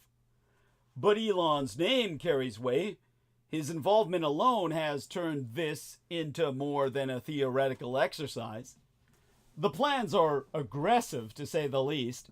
Massive layoffs, well, I should say supermassive layoffs, dissolving entire agencies, and gutting regulations. While Trump and his allies are cheering it on, skeptics are sounding alarms about the inevitable fallout. Elon and Nigger Vivek are eyeing a government workforce reduction of up to 75%. 3/4 of federal employees could be shown the door if DOGE's vision is realized. But how realistic is this? Experts concur, not very. Here's why. About 75% of the federal budget is mandatory spending. Programs like Social Security and Medicare are theoretically untouchable without causing massive political backlash. That leaves only discretionary spending, about $1.7 trillion for cuts. Half of that goes to defense, which Trump and his allies are unlikely to dare to touch. What's left are pennies compared to the grand $2 trillion ambition. Even the proposed savings from cutting inefficiencies, somewhere between $150 billion and $200 billion, are a drop in the ocean compared to the deficit. The math doesn't add up. This brings us to the government shutdown standoff. Elon's already flexing his political muscle, and it's actually making Trump a bit nervous. Just weeks ago, the eccentric multi-billionaire torpedoed a bipartisan deal, I mean to say, to avoid a government shutdown. His fiery social media posts rallied Republican lawmakers to block the agreement. He called the appropriations excessive, labeling them as wasteful spending. This heightened all the fears of a government shutdown just as the holidays were looming. If federal operations ground to a halt, if they had ground to a halt, the economic impact would have been catastrophic. If they actually do grind a halt to a halt, the economic impact will be catastrophic. Indeed, apocalyptic. The 2018 through 2019 shutdown cost our economy $11 billion fucking dollars. Experts warn that a new shutdown will be even worse, especially with 2025's inflation and interest rates outlook already creating a fragile economic environment. And Elon's influence isn't even official yet. Imagine what happens when Trump takes office and the DAJI begins to push its proposals more aggressively. The risk of prolonged gridlock in Washington is growing, and the economy itself will be collateral damage. This is a debt crisis in the making. For all its talk of efficiency, the DAJI will actually worsen the national debt. The United States is already in deep. The national debt is over $36 trillion, and the CBO, the Congressional Budget Office, projects it will hit 166% of gross domestic product by 2054. DAJI's proposals, if they fail to deliver real savings, will only accelerate this trend. Here's how it could very likely play out. First, DAJI's $2 trillion savings target seems unattainable. If they miss the mark, the government will have no choice but to keep borrowing. That means higher interest payments on the debt, which are already consuming $880 billion a year. 13% of the goddamn budget. Second, Trump has called on Congress to eliminate the statutory debt ceiling. While this might avoid debt crises in the short term, it will lead to uncontrolled borrowing in the long run. Then there's the wild card of tax cuts. Elon's ideas include reducing taxes without corresponding spending cuts. So deficits can only explode. Trump's first term added nearly $8 trillion to our debt, partly because of these tax breaks. If DAJI follows a similar playbook, the debt problem will spiral out of control. The markets are on edge already. As I've forewarned in the past, financial markets are not immune to DAJI's grand plans. Investors are watching nervously, and for good reason. Analysts warn Elon's cuts will create a deflationary shock. Bonds yields are already rising, making borrowing more expensive for businesses and the government alike. Yields have jumped from 3.6% in September to 4.46% now. This creates a liquidity crunch. Companies struggling to access cheap capital may cut back on investments, leading to slower economic growth. Stock markets will take a hit as investors shift toward bonds, which are seen as safer in uncertain times.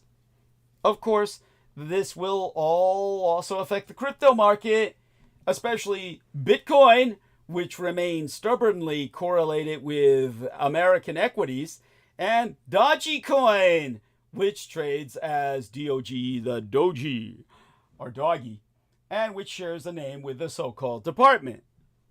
There's also the fear of reduced consumer spending. If Dodgy's cuts target entitlement programs like Social Security, millions of Americans will lose all disposable income. That will affect the economy as a whole, hurting everything from retail sales to housing markets. Trump will try many things to get back on track. Watch for Leon, as I call Elon, to be disinvited from Mar-a-Lagoon as a black lagoon, really, and probably kicked off that silly, unofficial, toothless committee. P.S., or postscriptum here, calling him President Musk, really, or R-E-A-L-L-Y pisses off der Furhair. Don't stop doing it, please. Trump will try to blame Biden, Kamala, global warming, Russia, liberal traitors, and the January 6th committee, and he will fail on all those scores. The rank stupidity and lack of prevision, plus the arrogance that only the clueless super rich can sport, probably prevents them from catching on to the new reality, but they will. So some credit where credit be due unto all the Pauls, the politicos who stood up and told Trump and his President Musk, no! In politics, the term honeymoon phase, or honeymoon period, is typically used to describe a period of support and goodwill a politician enjoys after winning an election. President Joe Biden's honeymoon phase came in 2021. Biden enjoyed 61% approval in an Associated Press / University of Chicago poll released in February of 2021, but his approval rating subsequently plummeted when viewers grew increasingly frustrated over inflation. Many pundits have said that President-elect Donald Trump, after narrowly defeating Vice Presidentress Kamala Harris in the 2024 election, is enjoying the honeymoon period, or honeymoon phase, of his second presidency. But MSNBC's Steve Bannon articulates in a December 23rd column that Trump is engulfed in chaos as he gets ready to return to the White House. According to Bannon, all that chaos was self-evident during the recent battle to get a spending bill passed in Congress in order to avoid a federal government shutdown. Biden signed a last-minute bill into law on Saturday, well, yesterday for me, the day before yesterday by now, December 21st, stressing that Trump's transition from president-elect to president has been mired in chaos. Bannon thus observed, and here I quote his tea at length and verbatim, in theory, Donald Trump could be enjoying his honeymoon phase. In practice, the Republicans keep stepping on rakes. Throughout his first term, Trump had a habit of screwing up policy agreements with 11th hour demands that didn't make a lot of sense, and last week's developments suggested that the president-elect learned very little from those experiences.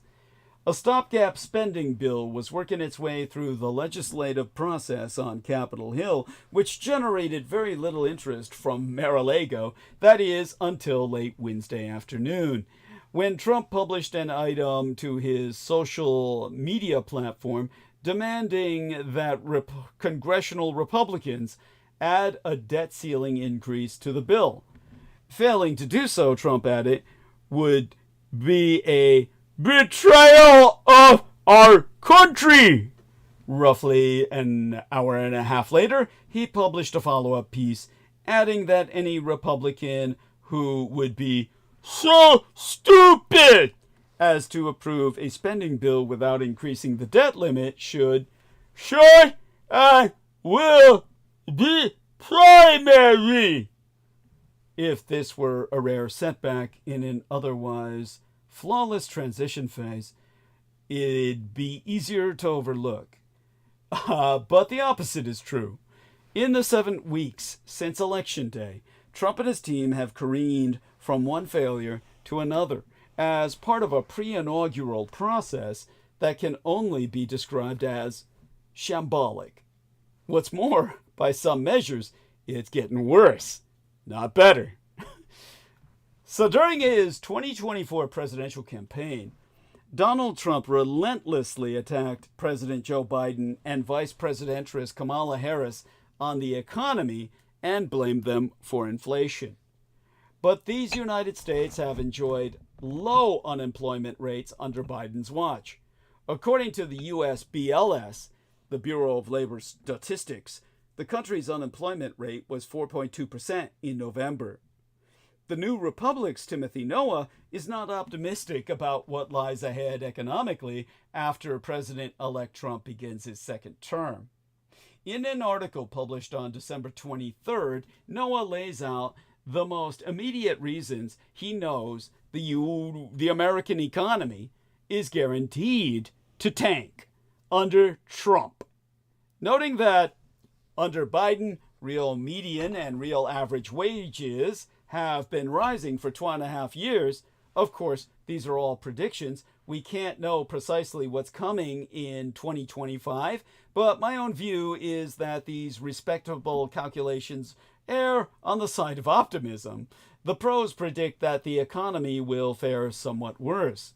Here, Noah drawing a distinction between the rich people ecosystem and the real American economy, qualifying that the investment-oriented Vanguard Group is worried about Trump's trade policies will increase so-called core inflation or inflation minus volatile food and energy costs. Donald Trump's election provides a useful occasion to examine the difference between what rich people want and what constitutes a thriving economy, with Noah concluding, the stock market, which is where rich people live, has been climbing since Election Day. The economy, on the other hand, is starting to falter. The Fed ratcheted back future rate cuts because Trump keeps threatening to slap tariffs on every conceivable import. Freed of their imperative to give every benefit of the doubt, I believe the economy will tank. Your investments may not appreciate in value, which is all the oligarchs really care about, but this time next year, I doubt your boss will promise you a raise for 2026. Instead, he will tell you to clean out your desk. Now, many of President-elect Donald Trump's cultists, who believed his promise to make America great again, are about to face an inconvenient truth. Tariffs will hurt them more than they anticipated. New data from Global Strategist Group proves that 3 in 5 Americans view tariffs unfavorably, oppose Trump's tariffs, and believe that they'll increase costs. This comes as Google search trends showed a sharp increase in the search results for "What is a tariff?" and "Will tariffs raise costs?" in the days after Trump's win. World-renowned Nobel economists tried to warn us about the cost of tariffs in October. Alas, we here at Team Dietrich on critical omissions also tried to sound the alarm in the years leading up to the election. Despite growing opposition, Trump is still determined to repeat the same mistakes in his second term. Trump is now threatening to impose tariffs on multiple nations, including some of our closest allies, in his second term, ostensibly placing the blame on the fentanyl epidemic as coming from across the borders of Mexico and Canada. What's particularly ironic is the realization that many of Trump's supporters who voted for him based on his promises of economic prosperity will soon have to reconcile that Trump's support for tariffs is likely to hurt them directly through rising prices on goods and services. This is the classic case of the cost of doing business. being passed down to the consumer, something experts and advocates have been warning about for years, none more so than myself. During his first term as president, Trump threatened tariffs against Mexico, then called them off. He eventually implemented tariffs against Red China, sparking a trade war with one of our biggest importers that economic experts highly criticized. Retailers, like Walmart's chief financial officer, John David Rainey, have said that they would pass on the increased cost of goods to consumers. Trump has falsely claimed that foreign companies pay tariff increases, but the American companies pay and then raise prices for customers so that the increase doesn't affect their revenue. In an interview with CNBC on November 19th, Rainey said, "We never want to raise prices. Our model is everyday low prices, but there probably will be cases where prices will go up for consumers." Yahoo Finance reported that Best Buy CEO Corey Berry said, "The vast majority of that tariff will probably be passed on to the consumer as a price increase." Now, small businesses are bracing themselves for higher supply costs. Consumers are also reportedly preparing for higher fees, and some are even making significant purchases like cars and appliances before prices go up even more. While the public's growing familiarity with tariffs is a positive development, it's too little, too late. For consumers, particularly MAGA voters, who will be the ones reeling from the consequences of their actions. Because in the world ahead of 2025, CHICOM EVs, or Chinese Communist electric vehicles, are the cars of the future. So why can't American shoppers buy them? There be seismic changes pushing Honda and Nissan into merger talks. Number 1, Red China makes cheap electric vehicles. Number 2, Xi's electric. So, Nissan and Honda are in talks for a merger with the goal to complete it by 2026.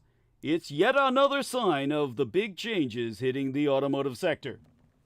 Now, new EVs, electric vehicles, aren't cheap. At least, not in these United States. In other parts of the world, bargain electric vehicles from Red China abound. But a 27.5% tariff has kept those cars out of these United States, for the sake of Elon Musk. Even higher tariffs and outright bans are both, Trump guarantees. Not just real possibilities, but he's promising them. He's not threatening. He swears they're coming.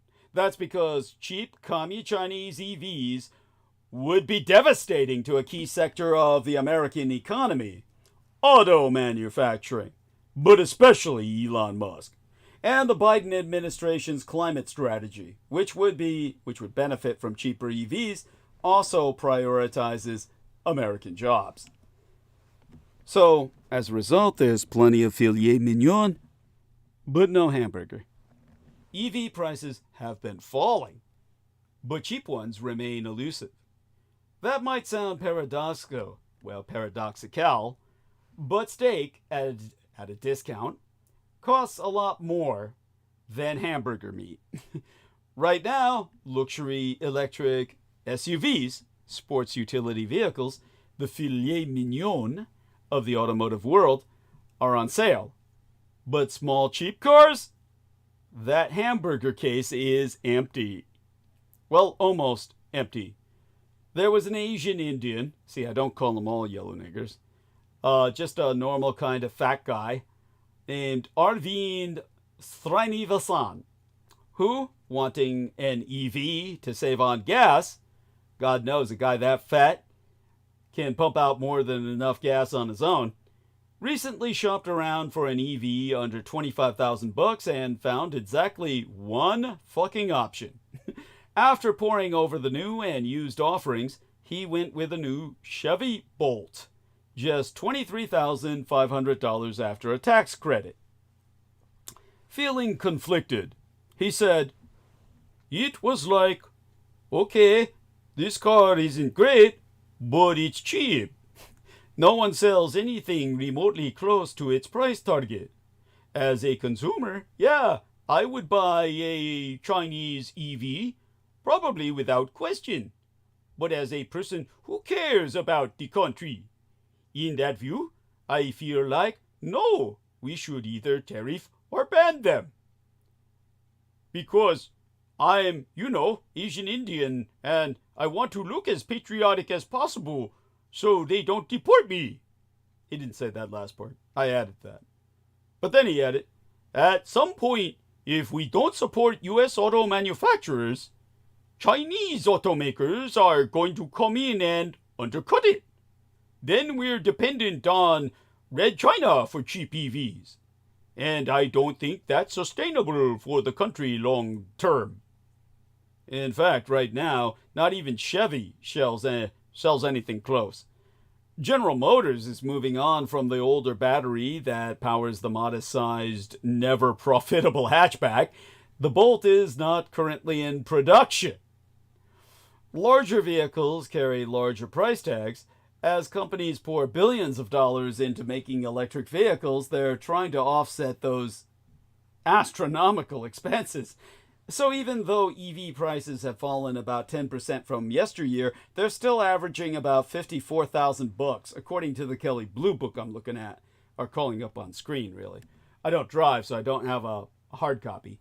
Companies say they're working on cheaper options. Ford has a skunkworks team tackling the project. GM has pledged to bring back the Bolt with a new battery. Stellantis has said a profitable $25,000 EV is key. Tesla, the undisputed market leader for EVs, says it's bringing a cheaper model to market by next year. But they don't have much fucking time to waste. Volvo, the Swedish car maker owned by a communist Chinese company, plans to sell a Chicom-made, a Chinese communist manufactured EV in these United States beginning this summer at a relatively budget-friendly starting price of under $35,000. Volvo says it's paying the tariff. The company did not comment when I asked about reports that it will be refunded that money in exchange for exporting American-made vehicles. All that gets complicated. So instead, how is an impressive car just $10,000? Meanwhile, cheap, really cheap, communist Chinese EVs are proliferating. The BYD Seagull costs just $10,000 in mainland China. Chicom manufactured cars used to be a punchline. The economist, or rather economistress, Sue Helper, who has spent decades tracking globalization and automotive manufacturing, remembers seeing BYD vehicles a few years ago that were, in a word, terrible. But she recently took a Seagull for a test drive in a parking lot in Detroit.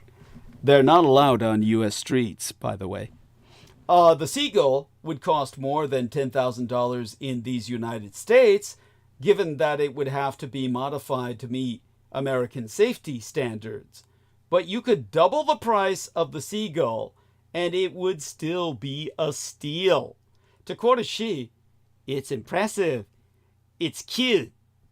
In fact, I think she orgasmed by the time that she stepped out of the car. Either that or she pissed her pants. The seat looked like it was wet and reflective in the sunlight. I shouldn't dwell on things like that, but I'm a pornoholic, so I see things I guess the visceral side of life.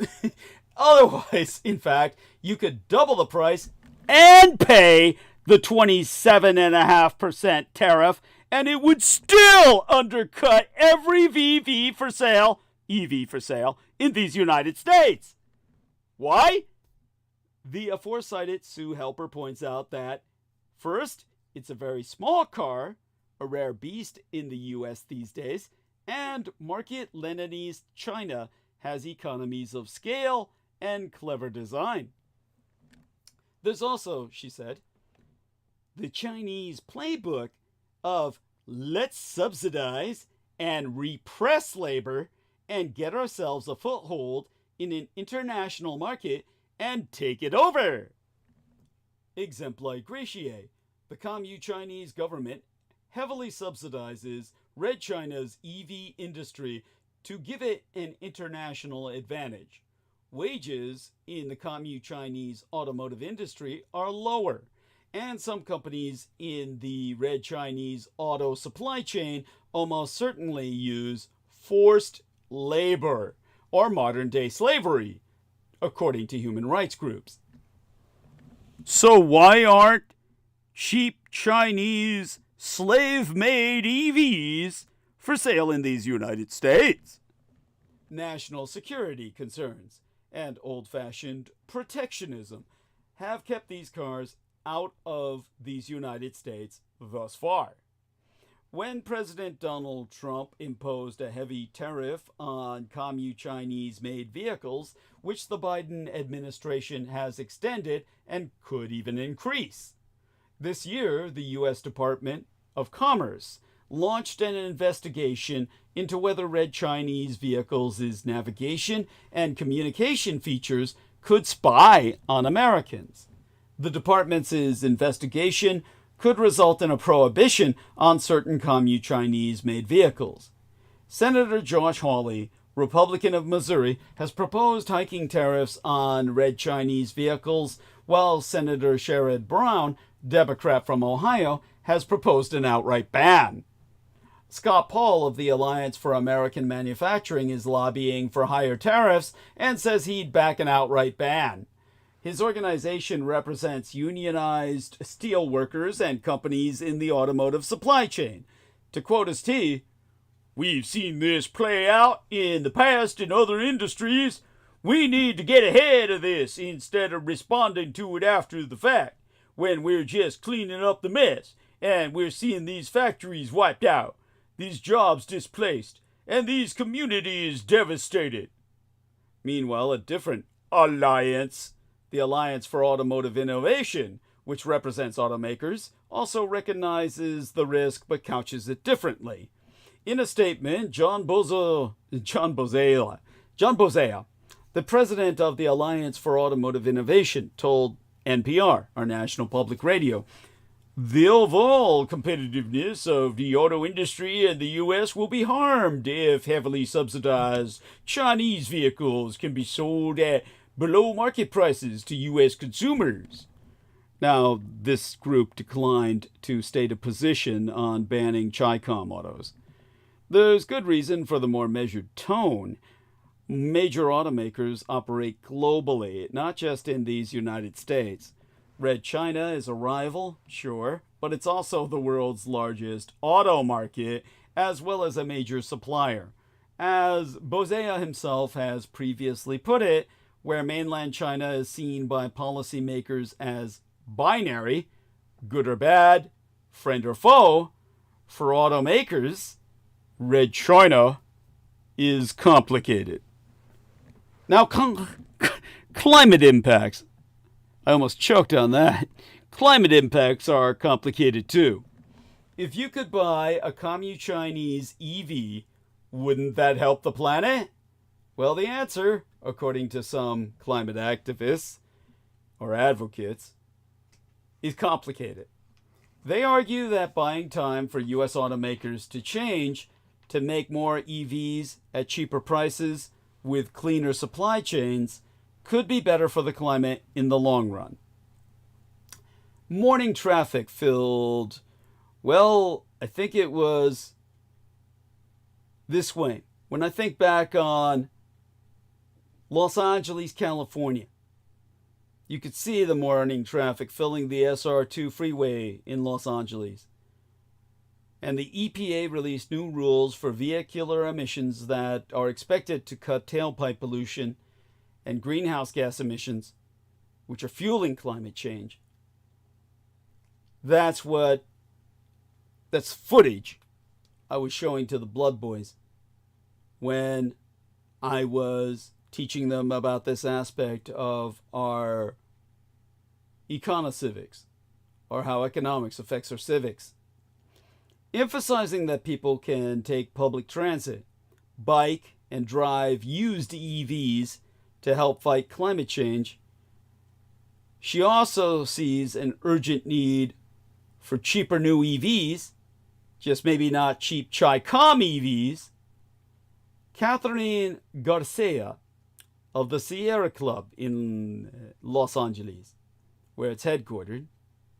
And when it comes to things like greener steel and electricity, American companies rank much better than the commie Chinese ones. So to quote she, we are trying to move the market so that all automakers are making vehicles as sustainably as possible. Meanwhile, labor groups and green groups have united around the argument that decarbonizing will be good for the planet and American workers. It's a position that resonates with Bonnie Dixon, who's also torn over commie Chinese EVs, working part-time as she does as a research scientist on a tight budget, ergo processing her world as another frustrated car shopper who drives an older gas pickup she'd love to swap for a zero-emission car.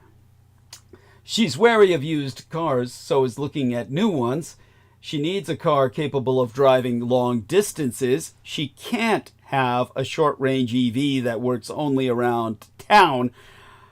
New, affordable, long range, no dice. She doesn't know much about the politics of tariffs, so saying, "What I'm aware of is just the great urgency of needing to reduce carbon emissions. Definitely the best solution would be if we could build them in the US. That's what I'm hoping, that the US manufacturers will get their act together and produce these more affordable EVs that we need."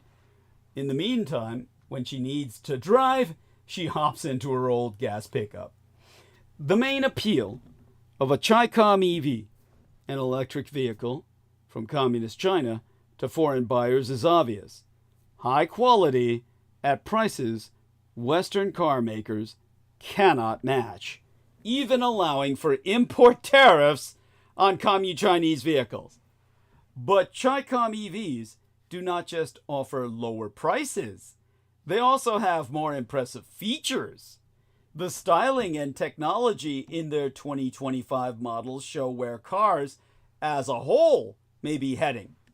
Some vehicles made by BYD, for example, offer rotating touchscreens in the center of the dashboard, which can swivel themselves between landscape and portrait models. Or modes, I mean to say. It's Atto 3, a quirky mid-sized EV, has unusual guitar-like strings on its door panels, and a gear selector seemingly inspired by a rocket ship.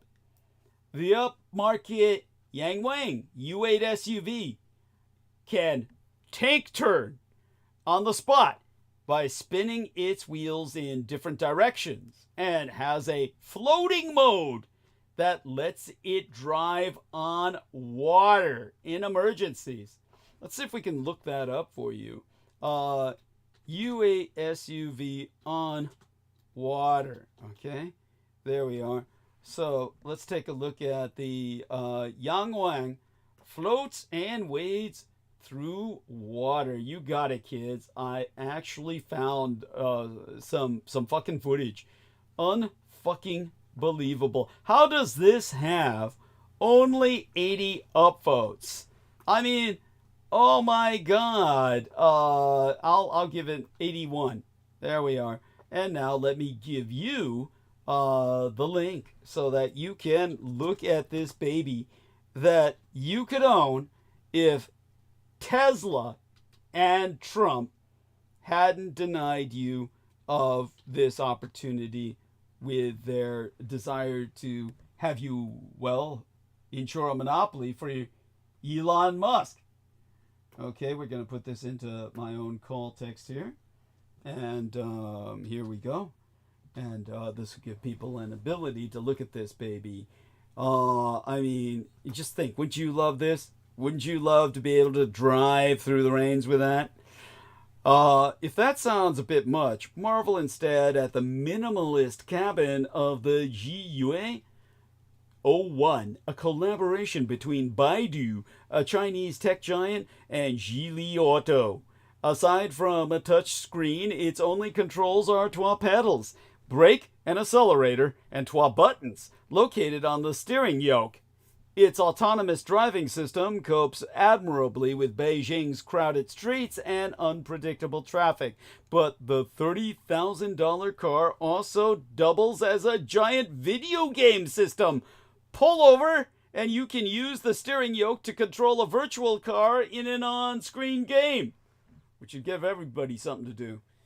Now, the SU7 Max, a new EV from Xiaomi, best known as a maker of smartphones and home appliances, accelerates like a supercar, 0 to 60 miles per hour in 2.8 seconds, and has a battery range of 800 kilometers, that's 497, practically half a thousand miles.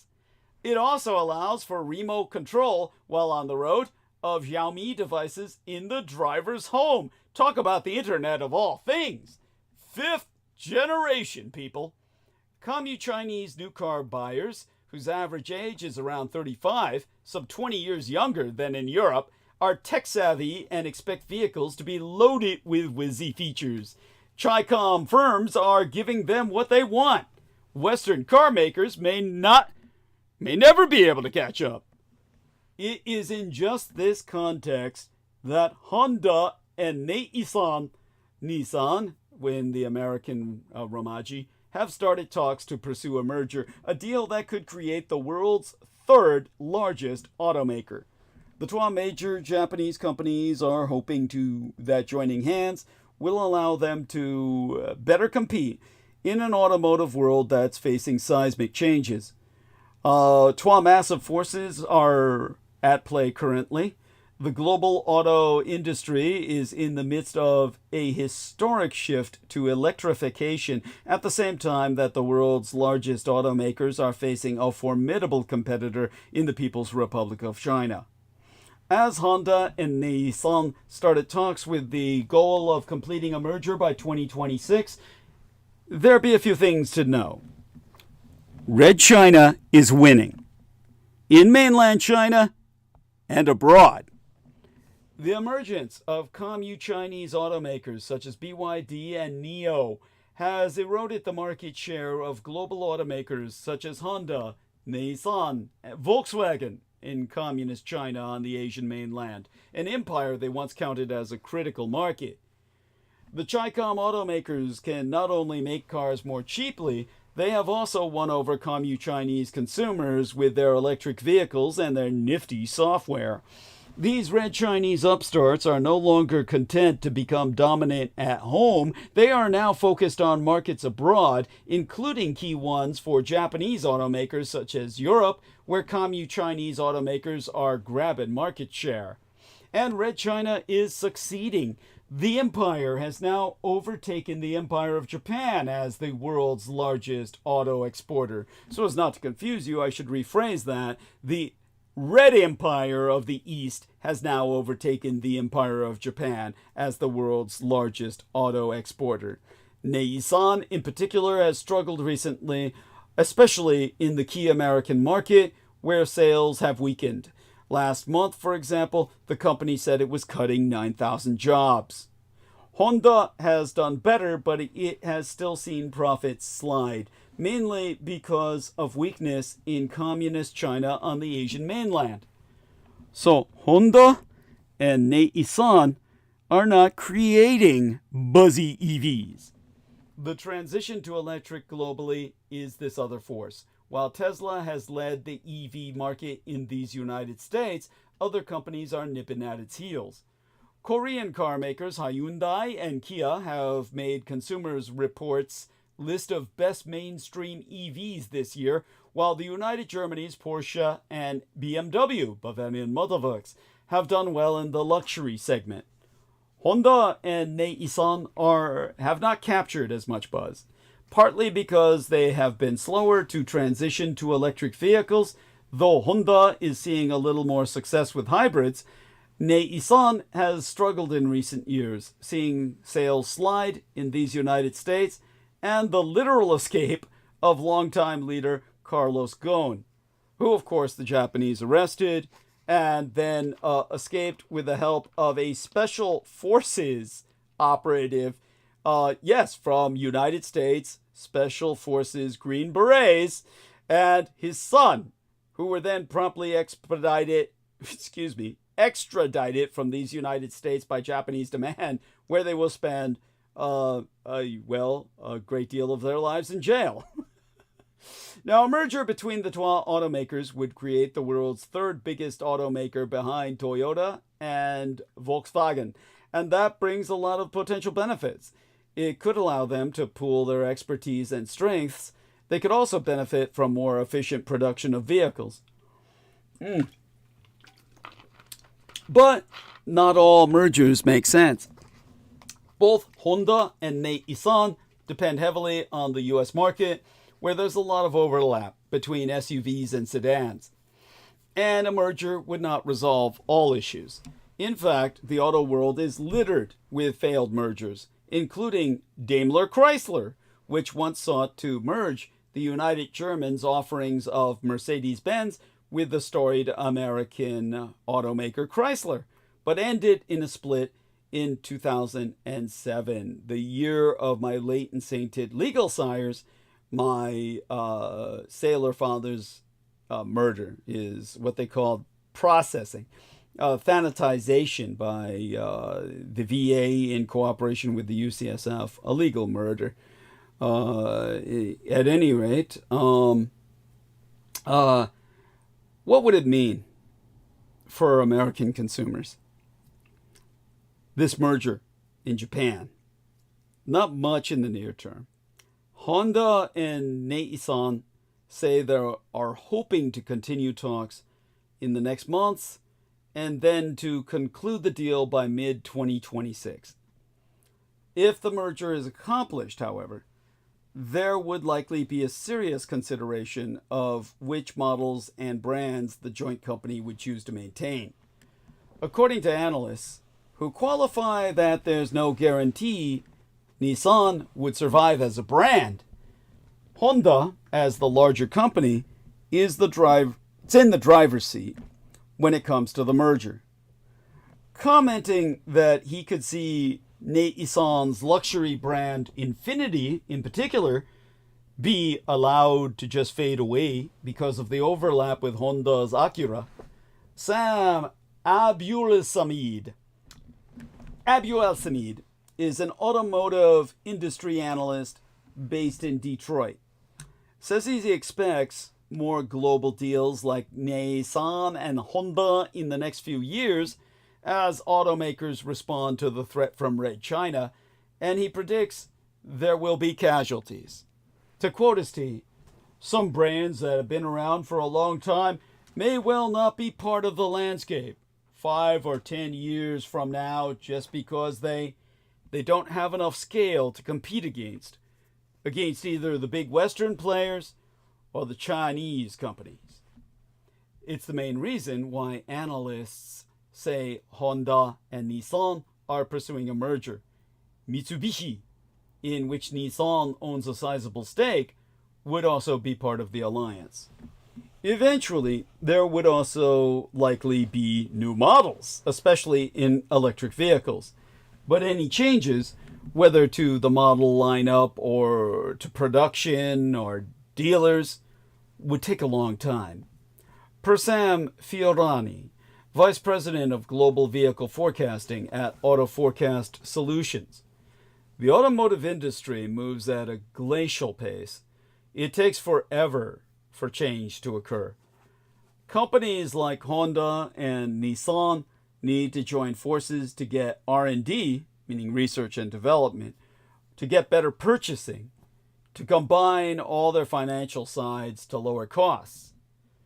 But President-elect Donald Trump's inauguration is just weeks away, signaling a seismic change to economic policies that will affect your wallet and savings. Financial experts are urging the middle class to take proactive steps to brace for anticipated economic shifts, potential tax cuts, trade policy changes, and market volatility. As the Trump economy begins, here are 5 money maneuvers the middle class must make before Inauguration Day. 1. Reassess your investment strategy.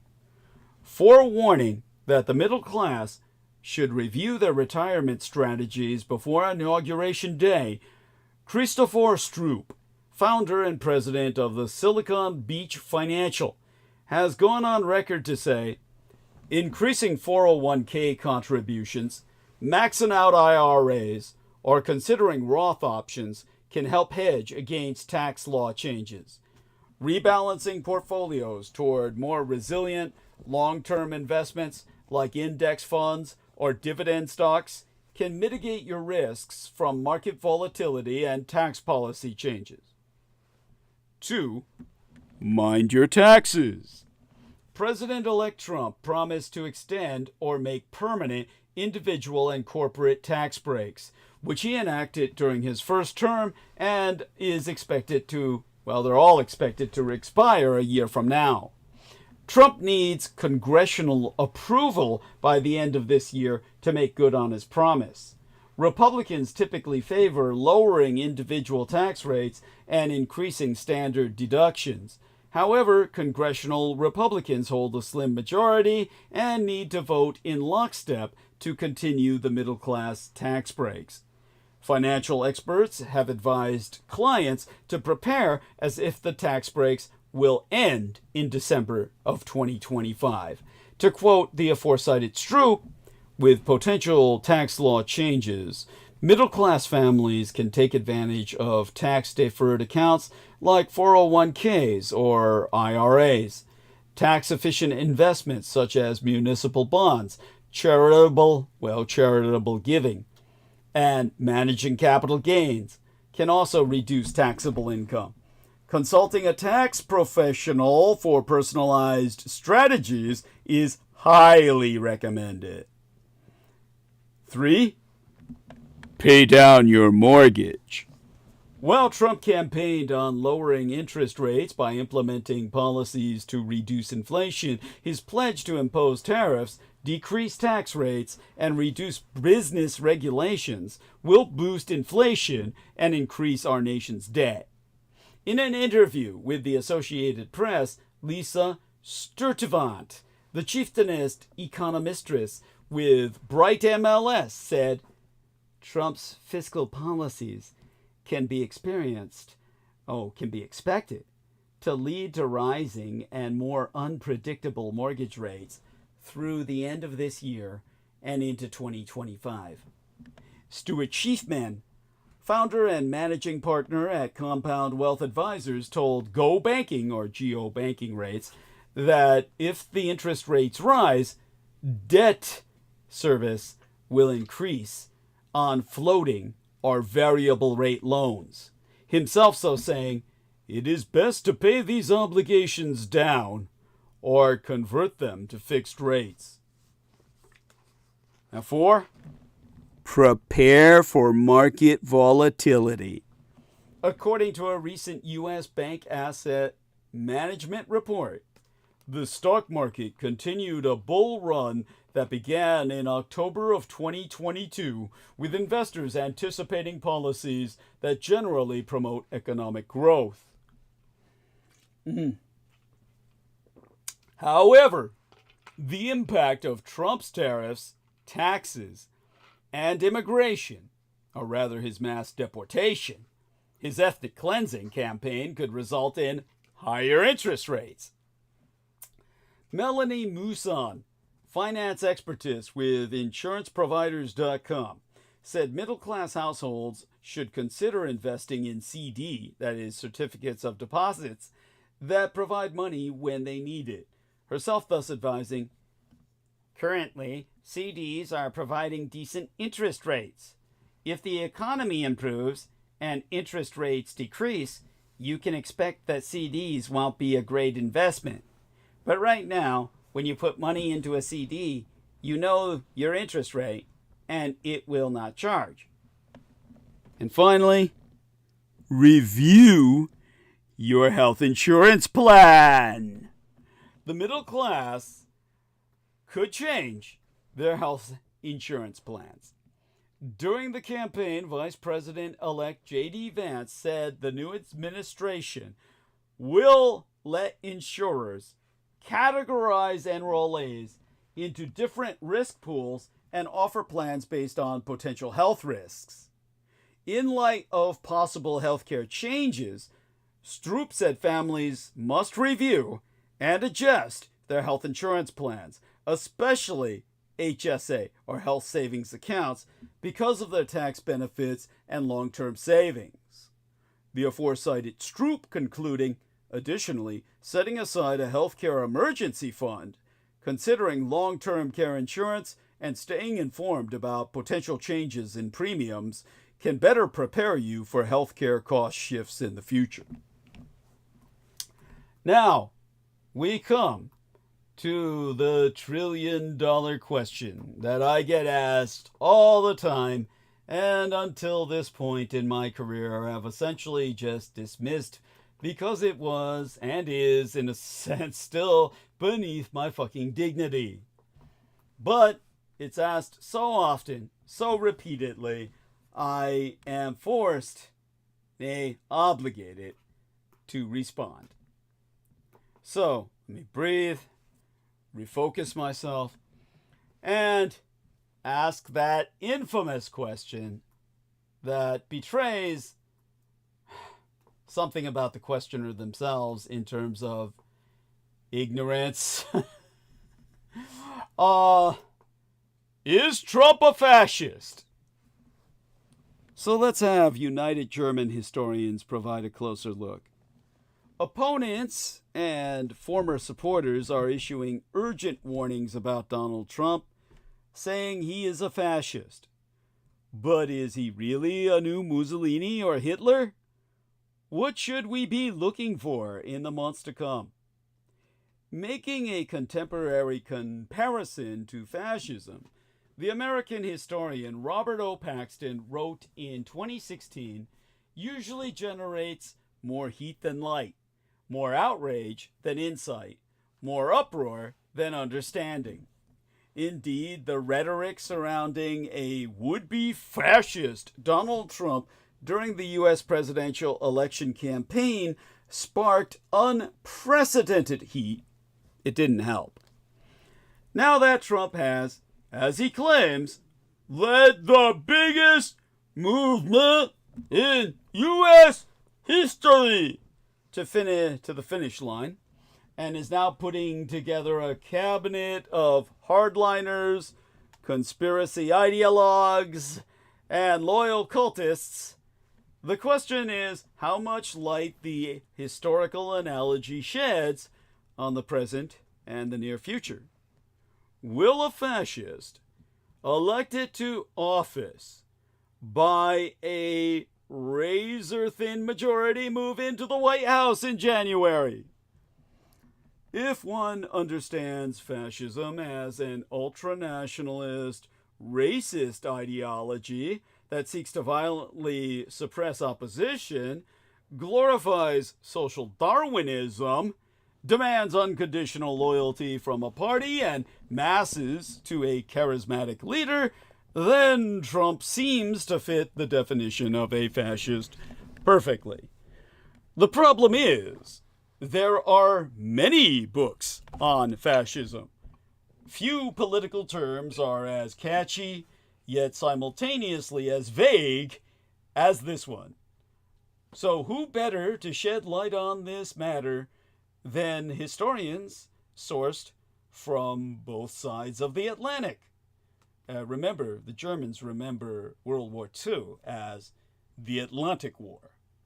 So let's talk a little bit first about fascism versus National Socialism, because all Nazis are fascist, but not all fascists are Nazis.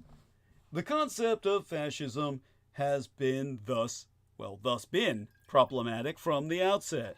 Originally self-designated by Italian fascists after their symbol, the fasci, or fasces in Latin, a bundle of rods that together stand strong, individually can be snapped, but together are unbreakable. It served primarily as a political battle cry for anti-communists during the interwar period. They directed it against social democracy, or rather the communists used it as a kind of, pejorative, which they directed against social democracy. Not the fascists directing the term against the communists, but the communists directed the term against social democrats. With Andreas Wersching, he heads the IFZ, the IFZ, Institute for Contemporary History in Munich. And he explains, blurred the categorical distinction between democracy and dictatorship. So the communists originally blurred the historical distinction between communism and dictatorship by calling all social democrats fascists as a pejorative, as an insult. It's, just goes to show you how stupid name calling really is.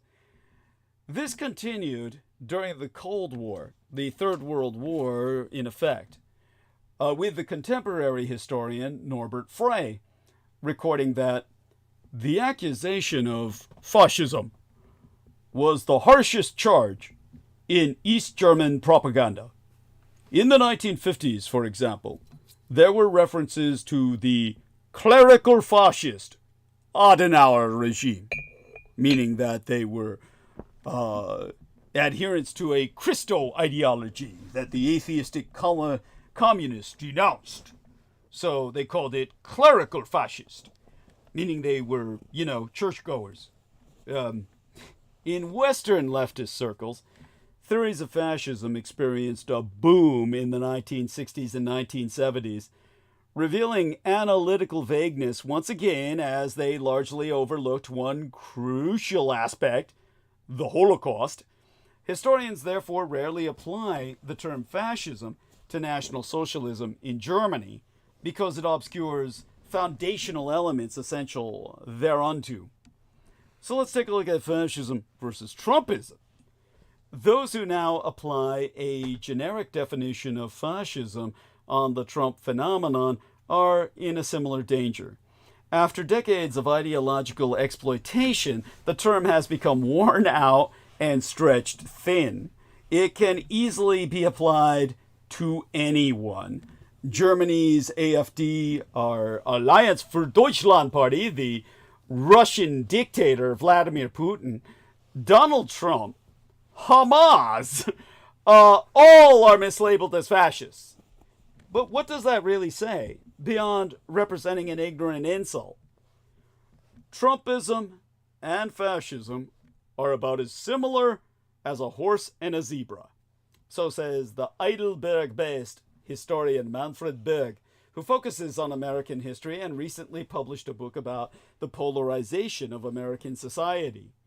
Analytically speaking, little to nothing is gained from such comparisons. But a productive critical comparison can be made. The question needs to shift from whether Trump is a fascist to what exactly about him can be labeled as fascistic. The American expert Torben Lutjen, who teaches political science in Flensburg, so complains, "Many play a sort of fascism bingo in this debate. You check off some criteria. If enough points are met, then Trump is indeed a fascist." So let's talk about the fascism bingo. One could certainly attempt this exercise. Racism? Yes. Cult of toxic masculinity? Yes. Neo-nationalism? Yes. But not expansively outward, rather isolationistically inward, except of course for all the territories he wants to buy, or indeed invade. He's definitely an expansionist. He wants Greenland. He wants Panama. He wants a lot to make America great again.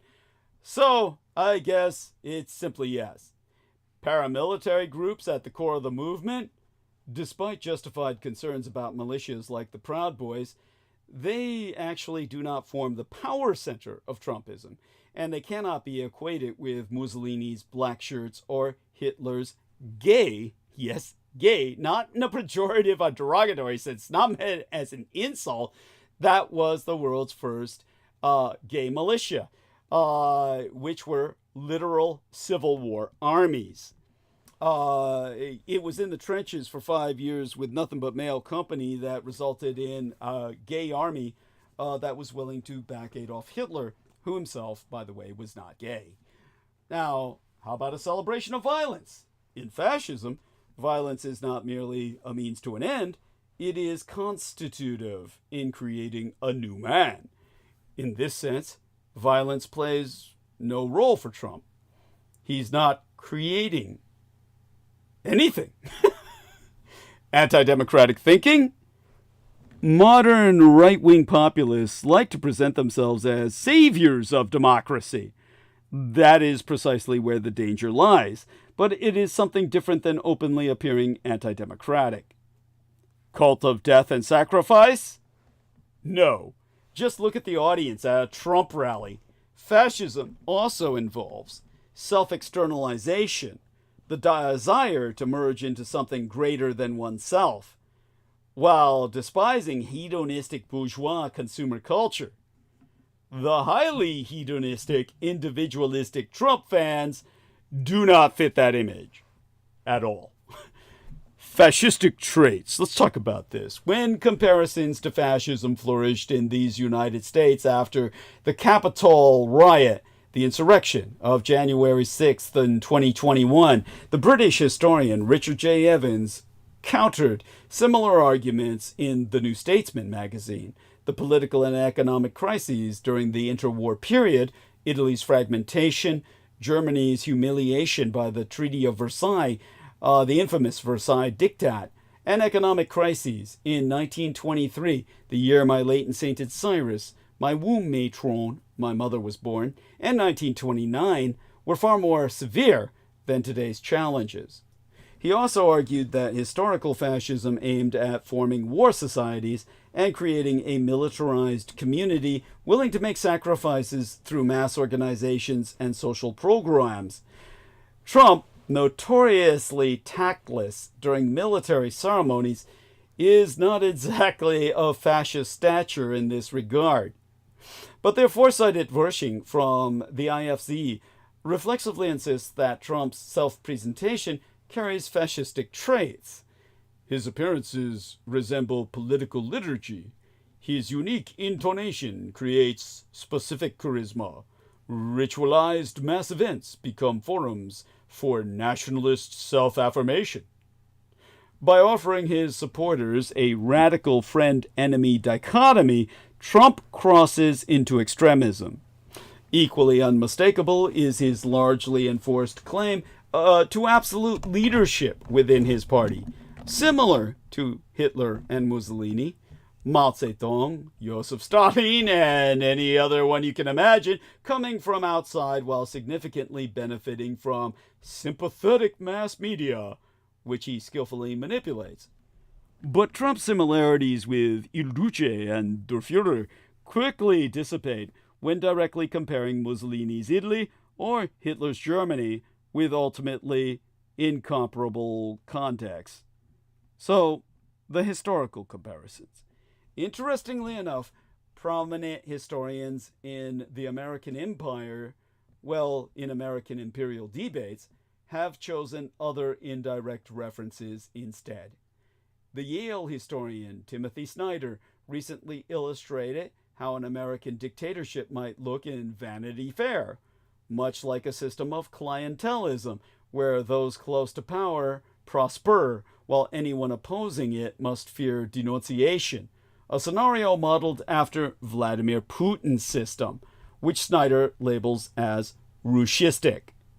In The New Yorker, he recently asked not whether, but rather what it means that Trump is a Russiist, and mentioned him alongside Putin.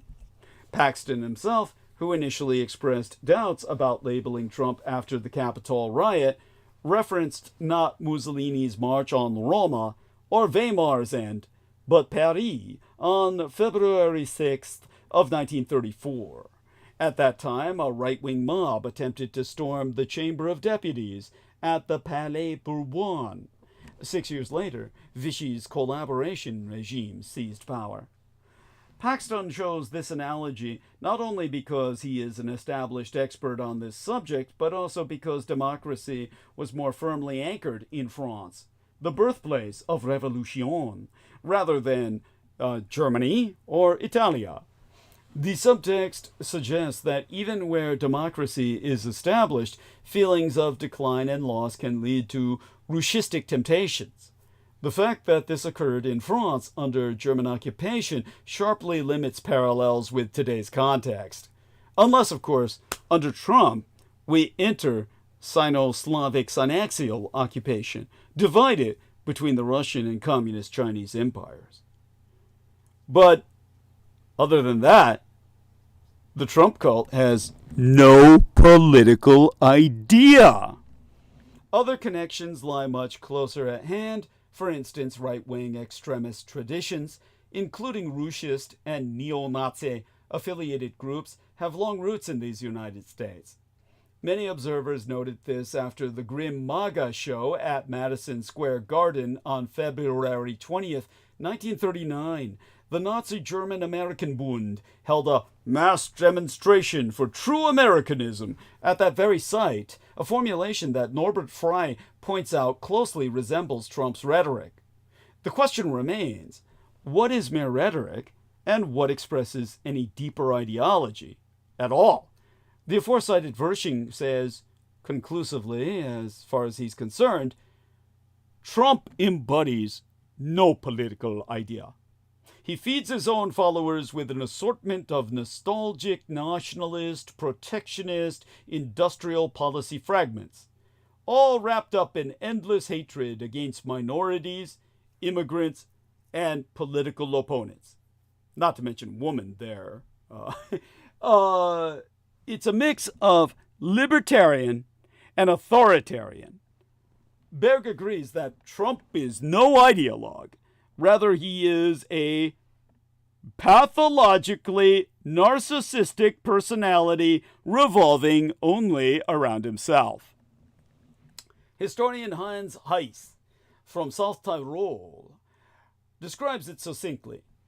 Trump's gap-filled and deceitful world of ideas relies on constant repetition while following a practice characterized by volatility where digital media speed plays a decisive role. One might argue that this somewhat applies to both fascism and National Socialism, that they too did not follow any consistent theory, but rather radicalized through internal contradictions. Nazism and narcissism are separated in the Western mass mind by just a few letters. But these contradictions and tensions characteristic of Trump have yet to be fully captured. Heiss thus concludes, the Trump phenomenon exhibits a libertarian tendency, contrasting with National Socialism's collectivism. See, it's all individualism first. That's what makes it American. The state's monopoly on violence, which stood at its center, less so in Nazism, but prominently in fascism, ranks behind individual rights concerning personal violence under Trump. The almost religious belief in Trump as a charismatic leader accompanies his followers' right to personal arbitrariness. This aggressive individualism was unimaginable under Hitler or Mussolini. It stems from an inherently American tradition. Rights concerning self-armament coupled with distrust towards central government and Washington elites. To quote the aforecited Lu Jian, the blend of libertarian and authoritarian tendencies within Trump's ideology is quite unique. He vividly describes it through Oliver Nachtwey and Caroline Amlinger's concept of libertarian authoritarianism, which itself has historical roots, from neoliberal shock therapy, tested by economists inspired by Friedrich Hayek and Milton Friedman under Pinochet's dictatorship in Chile, to visions held by Peter Thiel, Elon Musk, among others, dreaming of an absence of state oversight altogether. So what you're left with is simply an American version of Viktor Orban. Trump's self-presentation is exceptionally colorful. While Adorno and other thinkers from the Frankfurt School say authoritarian leaders embody a longing for strict father figures, Trump prefers portraying himself as the buddy dad, encouraging spoiled kids not to let anyone dictate their actions, especially when he can literally afford it. Per the aforesourced Vershing, in Trump's milieu of wealthy elites, it becomes fashionable to handle morality and law according to one's whims for self-aggrandizement. Trump's ideal embodies strongman leadership within weak states. And while this connects with seemingly fascistic leader cults and far-right positions, the label fascism would likely obscure rather than highlight critical aspects of this governing technique. A model for Trump's envisioned future may well lie less within Italy during the 1920s or Germany during the 30s than present-day Magyarország in piss-poor Hungary, where Prime Minister Viktor Orban has legally unleashed his power constitutionally. Evans's 2021 article provides an unsettling yet unintended point. Does the January 6th Capitol riot mark an end to the Trump era, or does it mark a beginning, like my bio-sire Adolf Hitler's failed beer hall putsch at Felderherrenhall of November 9th in 1923. Months, maybe just a little over a month before the birth of my latent sainted Cyrus, my mother. Evans concluded with a dramatic misjudgment. The Republican Party may split. Not all will follow Trump's radical course. And while Hitler had time to draw the necessary conclusions from his coup debacle in order to successfully take power 10 years later, time is working against Trump. That's what Evans wrote. The Nazi movement was young and could afford to wait and see. Trump, in his fucking bloody 70s, cannot afford to. So, what will Trump embody now? Now he has managed to come back, and he will have learned something new. So Lutyens warns, we should not worry about which tradition Trump stands within, but rather what tradition he might establish. With majorities in both Senate and House of Representatives, along with an obedient party backing him, Trump could inflict significant damage from his announced revenge campaign against the enemy within, through dismantling democratic institutions down to mass deportations of immigrants. The appointments he's made so far clearly point towards those directions, but most historians believe it is unlikely that Trump could succeed in transforming these United States into a centralist dictatorship. The federal and liberal tradition and the anti-centralist affect are too firmly anchored. So then, what is Trumpism? What is Trumpism then, in 2024, and what will soon be now in 2025? Rushistic in some practices, along with parts of its propaganda and programmatic core, but fundamentally libertarian authoritarian, with narcissistic traits allowing aggressive individualism. That could be one answer. The aforesourced Berg concludes that the term populism has a lot going for it, as it ties in with a traditional American political style with a protest movement that goes back to the 19th century. The Dutch political scientist Cas Mudde has proven that postmodern populism is naught but Russian propaganda masquerading as an ideology, which perfectly fits Trump all too well. But even a poseur ideology can be devastating, especially when it popularizes the same political proposals in so many countries at the same time. So Wersching thus warns, worldwide, we are seeing a sharp turn towards friend-foe ideologies and national protectionist recipes. It is therefore particularly important to issue a warning to conservative forces and parties. Under no circumstances should they join forces with the extremists or try to instrumentalize them. The history of Italian fascism speaks just as clear a language here as that of National Socialism. The conservative allies were deceived, disavowed, and disempowered. Some were prosecuted themselves in the end. Others, on the other hand, who participated until the end, became accomplices. Whatever the world, here in America, they're not conservatives. They're extremists. By mislabeling the radical members of the Republican Party conservative, the mainstream media gives them a veneer of respectability. The House Freedom Caucus is routinely described as conservative by its members, by the mainstream media, by Wikipedia. We've told you what a cesspit of shit that is. The caucus, which draws together 45 Republican Party members of the House of Representatives, is the furthest to the right of any major political formation in these United States.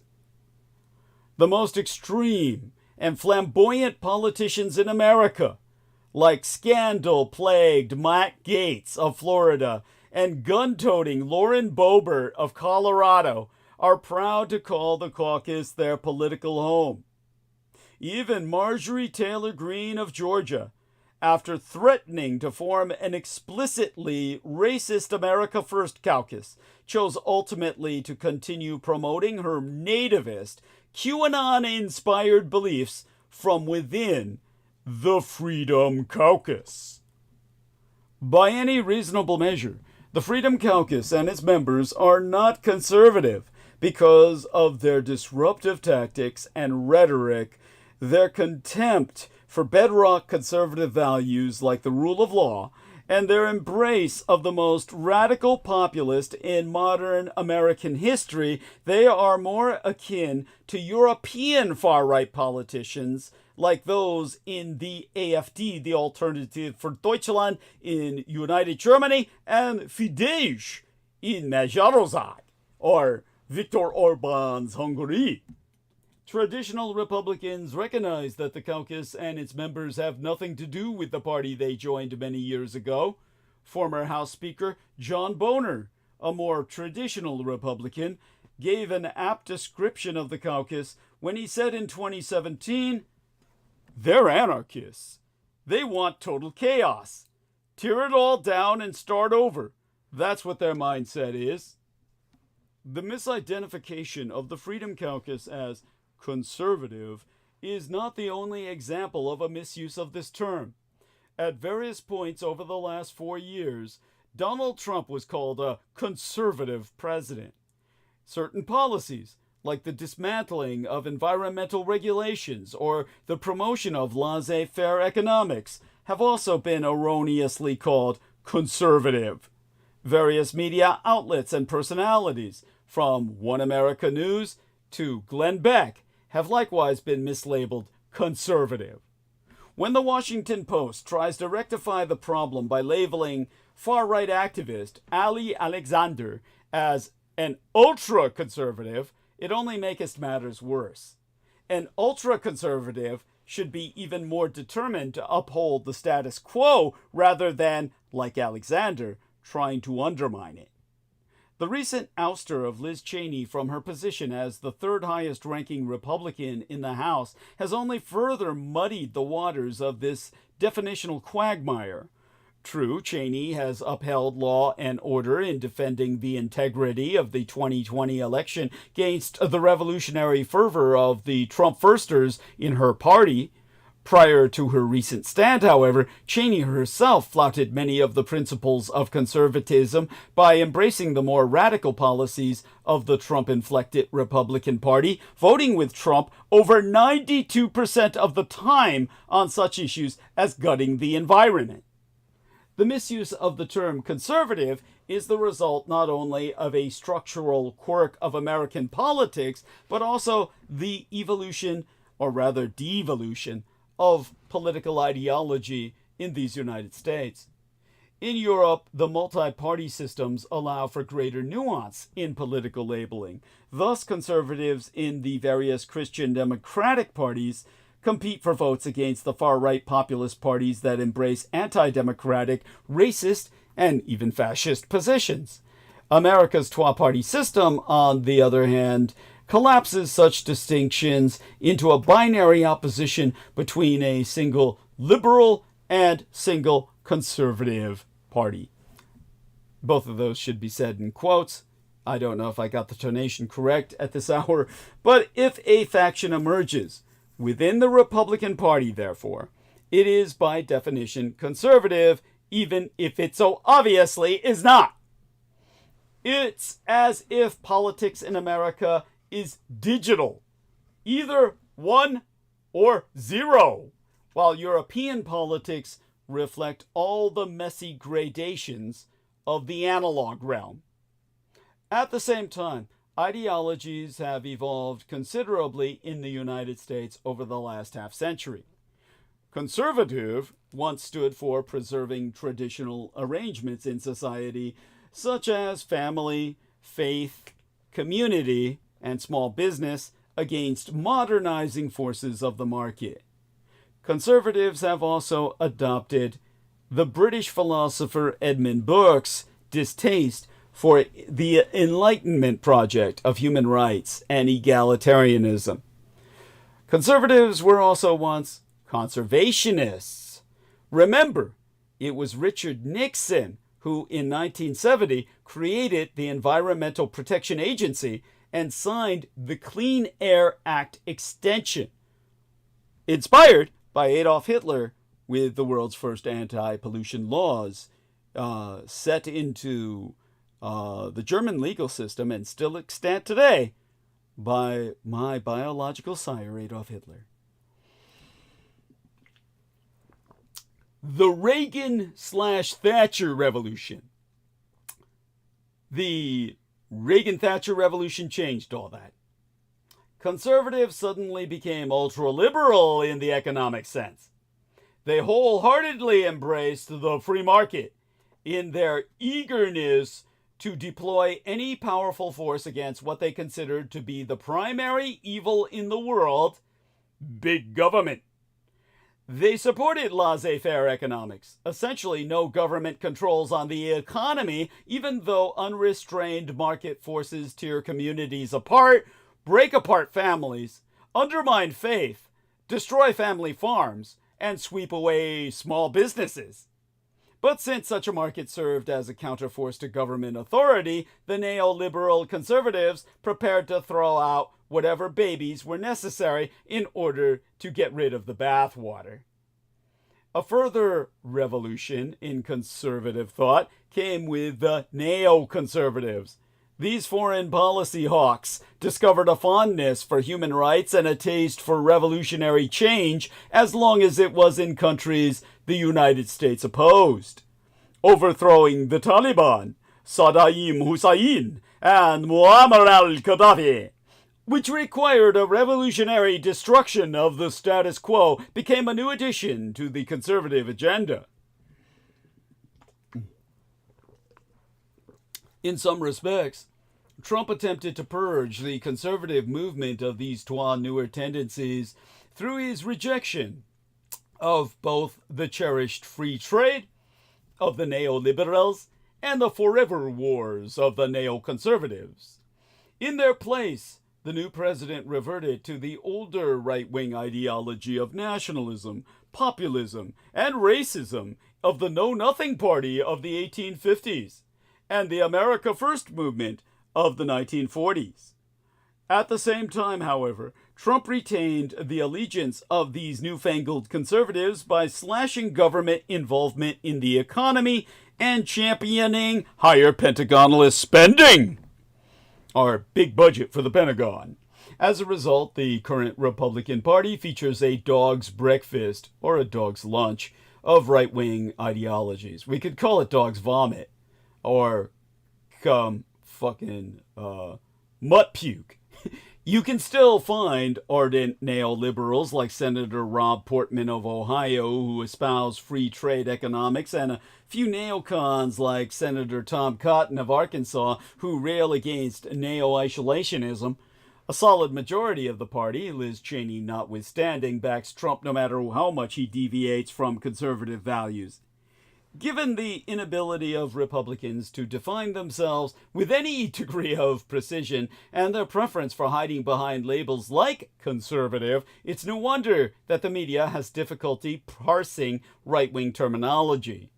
If the Freedom Caucus calls itself conservative and the American Conservative Union agrees, should it really be the job of the New York Times to correct the record? And yet, that's precisely what the mainstream media does for other ludicrously or laughably ridiculous inapt designations. No major newspaper believes that North Korea is democratic simply because its official name is the Democratic People's Republic of Korea. No mainstream journalists would mistake the far-right Sweden Democrats for the U.S. political party of the same name. As for Russia's Liberal Democratic Party, it's nothing of the sort. And neither is the Empire of Japan's, for that matter. But that's another subject entirely, since Russia's was ever and only the personal political vehicle of the raving extremist Vladimir Zhirinovsky. And pity the poor reporter who taketh the party at face value. It's long past time for the mainstream media to apply these common sense rules of nomenclature to American politics. There are no ongoing efforts to wean the Republican Party of its addiction to Trump. Perhaps a more important first step would be to reclaim the term conservative so that it applies in the United States to the same system of values that inspires conservative parties in Europe. Only then will the Republican Party have a chance of becoming once again a defender of the status quo rather than its chief wrecking ball. Although I myself must warn you that we were all well past any potential Republican redemption since July of 2016. We're watching the largest and most dangerous cult in American history. Let's start with some comparative quotations here. I was dying. It was just a matter of time. Lying behind the wheel of the airplane, bleeding out of the right side of my devastated body. I waited for the rapid shooting to stop. That's former representativist Jackie Speier in her memoir titled Undaunted, subtitled Surviving Jonestown, Summoning Courage and Fighting Back, recounting her experience after being shot 5 times during an ambush during her fact-finding visit to Jonestown, Guyana, where Jim Jones and his cult, the People's Temple, had built a compound. And how about this quote? It, combined with everything else that was going on, made it difficult to breathe, being crushed by the shield and the people behind it, leaving me defenseless, injured, That's the Metropolitan Police Officer, Daniel Hodges, describing being crushed in a doorway during the January 6th, 2021 attack by Trump supporters on the United States Capitol grounds. In both of these examples I have just now quoted, the individual speaking was the victim of extreme violence perpetrated by followers of a single maniac whose influences had spread to hundreds of people. In the January 6th case, thousands of people. In fact, Sphere's experience with the Jim Jones followers was a part of the greatest single loss of American life. 981, basically 1,000 people, prior to 9/11 of 2001. These followings have been given an umbrella name, cult, and have involved what has been traditionally called brainwashing. The cult leader receives seemingly undying support as the dear leader or savior. However, the term brainwashing suggests that indoctrinated members are robots without free will. Behavioral scientists argue that this is not the case. It's an oversimplification. Rather than being seen as passive victims to an irresistible force, the psychiatrist Robert Lifton argues that there is voluntary self-surrender in one's entrance into a cult. Further, the decision to give up control as part of the cult process may actually be part of the reason why people join. Research and experience tell us that those who are cult vulnerable may have a sense of confusion or separation from society or seek the same sort of highly controlled environment that was part of their childhood. It has also been suggested that those who are at risk for cult membership feel an enormous lack of control in the face of uncertainty. It is economic, occupational, academic, social, familial. In fact, just fucking life sucks, okay? There's no guarantees in this world, and that makes some people seek them out and will gravitate, therefore, towards a cult as their distress increases. I myself would argue that many of these factors are at play when we see the ongoing support of Trumpism and MAGA theology, which is what it is. Psychologist Leon Festinger described the phenomenon of cognitive dissonance, in which there is a disconnect between one's feelings, beliefs, and convictions and their observable actions. This dissonance is distressing, and in order to relieve the anxiety, people may become more invested in the cult or belief system that goes against who they are individually. As such, cult members become more dug in and will cling to thoughts and beliefs that contradict available evidence. In other words, they are no longer able to find any middle ground or compromise. How does this apply, you might be asking, to today's politics, Douglas? Like, you're talking big, man. I don't understand you. Look, I don't mean to insult my listeners. You know that's going on out there, all right? So, I'm choking on that. I'm sorry, I need to drink water, believe it or not. I'll be starting in on the alcohol again soon enough. At any rate, there was a time, a long time ago, in a galaxy far, far away, where the trois major political parties in America could exhibit bipartisanship by moving across the aisle to compromise on the issues on which they were legislating.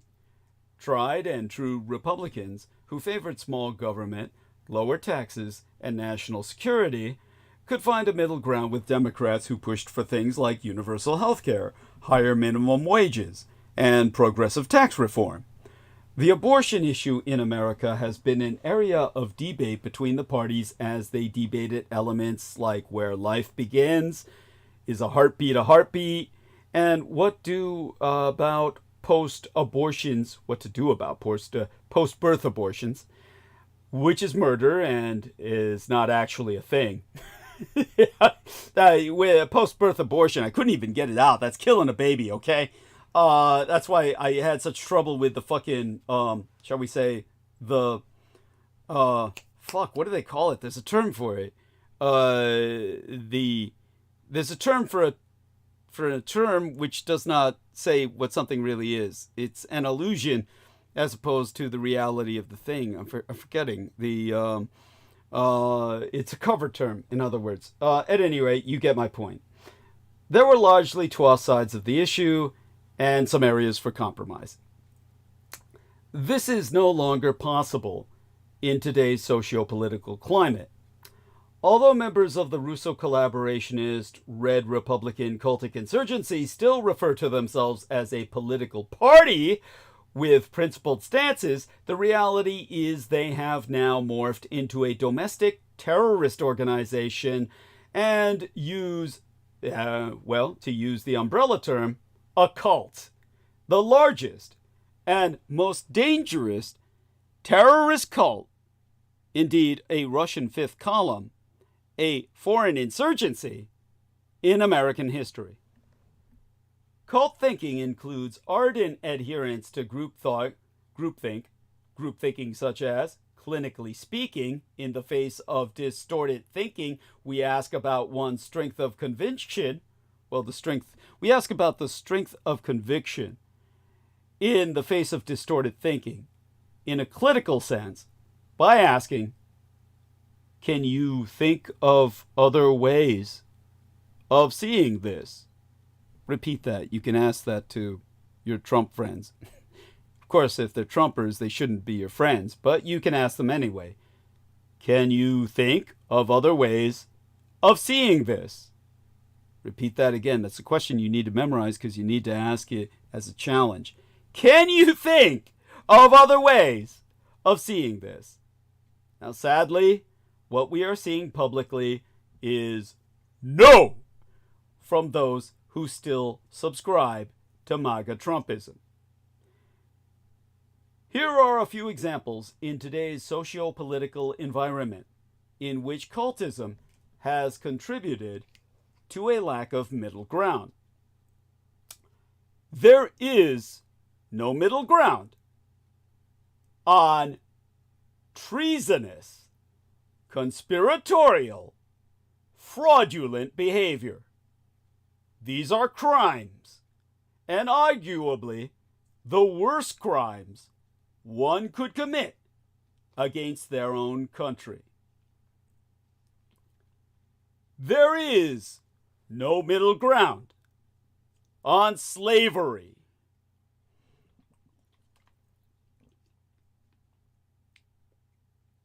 There is no middle ground on allowing Americans to die through inaction in response to natural disasters and global health crises.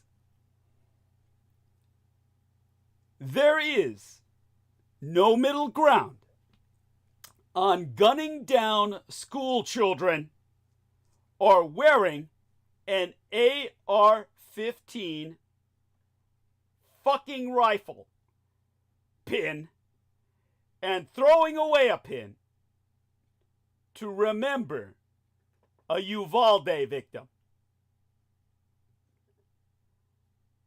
There is no middle ground on jeopardizing national security and retaining and sharing classified documents.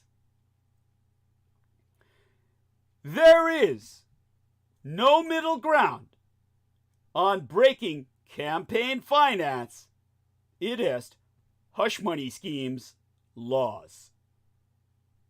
And there should be no middle ground on tolerance of crime, period. Now, give myself a moment to breathe here. Give myself a moment to gather myself, because of course I need to emphasize once again how all of this is the key to contending with the all-American cult of MAGA Trump. And of all the no middle grounds I've articulated, oh, so many know this. Tim Scott, Jim Jordan, and Marco Rubio, the last pair having attended law school, all know this and are smarter than they are acting, which takes us back to cult dynamics. If you are a dyed-in-the-wool cultist, or pretending to be a cultist, but the outcome is the same, harm to the country and its people, harm to our American empire and our folk, our Volk, there is no difference. Whether you actually have a personality disorder, or are pretending to be sociopathically or psychopathically a disordered person, if the result is the same, harm to your constituents and your country, your people and your empire, what's the fucking difference? As I've noted in my opening argument, there is a voluntary submission to cultism.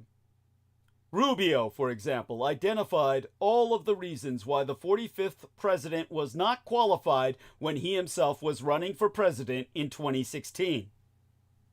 However, perhaps due to his own intolerance of uncertainties in his life, he volunteered for Trumpism. So, what can be done? There are exit strategies for people ensnared in a cult. One factor is accountability, or repeatedly seeing the adverse consequences of the group's behavior, ergo indictment, incarceration, job loss, which we started to see even more of this week. But until one party and its ardent followers can finally admit they are in a domestic terrorist cult, and as Representative Eric Swalwell said, are unserious people, there is no hope of unification on the horizon. The first step is getting through to people who cannot or will not, just won't see the truth. And if that cannot be done, that leaves us only with violence. That leaves us with civil war. And as trench warfare comes to the District of Columbia, estrangement has already become an epidemic in America. Absolute carnage lays ahead for Trump's legislative agenda. There's this idiot. He's a father of a 28-year-old son, and he's hurting. A retired police officer. He proudly voted for Donald Trump every time he ran and never hid his political beliefs from his family. To quote his T, "My son and his wife say that since I'm a fan of Trump, they're no fan of mine and cut me off. Now I can't see my only grandchild who I was so close to." He's probably a fucking pedophile. I bet he was close enough to grope. "It's crazy. And it's tragic." No, you're crazy and they're tragic for having had to deal with you. It's also increasingly common. The 2024 election spatchcocked the nation, widening a rift that was exposed in 2016 and put in an ever sharper gulf 4 years later. Now the hyper-partisan politics in the shadow of the 2024 election is breaking the bonds of families to a greater extent than ever before. And I would argue ultimately for the best. Social psychologists have long understood that merely identifying with a group in competitive contexts can lead people to view those outside the group less favorably. Historically, those dividing lines were differences like religion, race, and ethnicity. age, and gender. Today, political affiliation is the most significant determinant of this us-them division, research proving such. And furthermore, affective polarization makes belongers feel justified in treating those in the opposing party with disdain, contempt, and yes, even hostility. In fact, it usually goes straight to that. As someone who holds an Associates of Science degree in criminal psychology, who is personally invested in family estrangement myself, as you heard earlier in the transmission, I have taken advantage of my own librarian's background in professional research to reference a national public opinion researcher, the Harris Poll, one of the world's leading public opinion research firms, who themselves have wanted to more closely investigate the divisive effect of politics on family. To do so, they collaborated on a national survey of representative adults shortly after Election Day. They asked them if politics has altered their relationships with family and friends, and if so, whether they have limited or even severed all contact as a result. They also asked them what might reunite them. In addition, they reached out to clients who have experienced estrangement to share their stories without invading family privacy by naming them. National public opinion researchers found that estrangement is becoming an epidemic. According to research, today 1 in 2 adults is estranged from a close relative, while the primary cause of these rifts is often tied to something a relative said or did. 1 in 5 directly cite political differences as the reason. Among those estranged over politics, nearly half report that the break occurred within the past year, with 1 in 7 stating it happened as recently as the month leading into the election. These disconnections often involve severing all communication, including through intermediaries, and blocking the relative on social media. Even within intact families, the divisive influence of politics is keenly felt. 1/3 of American adults report feeling uncomfortable at a family gathering in the past year because of a relative's political views. Similarly, 1/3 express concern that political disagreements could cast a shadow over future family events. There's little difference in frequency of estrangement by political beliefs or party affiliation, though it is much more common among adults under 35 years of age. They're also the most likely to say that a relative has disturbed or upset them with their political beliefs at a recent family get-together. This divergent gap, what's called a divergence gap, likely reflects a tendency of younger generations to prioritize relationships aligned with their own identities above ancestral links, and to put their own mental well-being and personal growth ahead of family obligations. In other words, the young have taken the family albatross off their neck. We've seen families shatter publicly. 2 days after Republican Representative Adam Kinzinger called for removing Trump from the presidency over his role in the 2021 storming of the Capitol, 11 members of his own family released a letter they had mailed to him in which they accused him of siding with the Devil's Army and embarrassing the family name. I myself would say it was quite the opposite, but more often, the agony is experienced privately. A self-described gay son of a Southern Baptist preacher told the polls why he has shunned his father. Although he disagreed with his father's viewpoints when he was young, he said he could respect his father's noble pursuit of moral purity that underpinned them, only to see him back Donald John Trump. To quote as he, "If we can't agree that Donald Trump is uniquely unfit, I don't see how we could ever agree on anything meaningful. In short, I now no longer feel I can trust or respect my parents." Now, chosen families or close friends, not directly related, can be shattered as well. A former teacher said she ended a 40-year friendship after her friend began pushing conspiracy theories about school shootings and railing against government assistance in the early months of the pandemic, only to accept a loan herself, of course. Hypocrite cunt that she was. So, she said, "The hypocrisy is just too much to deal with at this point in life, so I'm done with all that."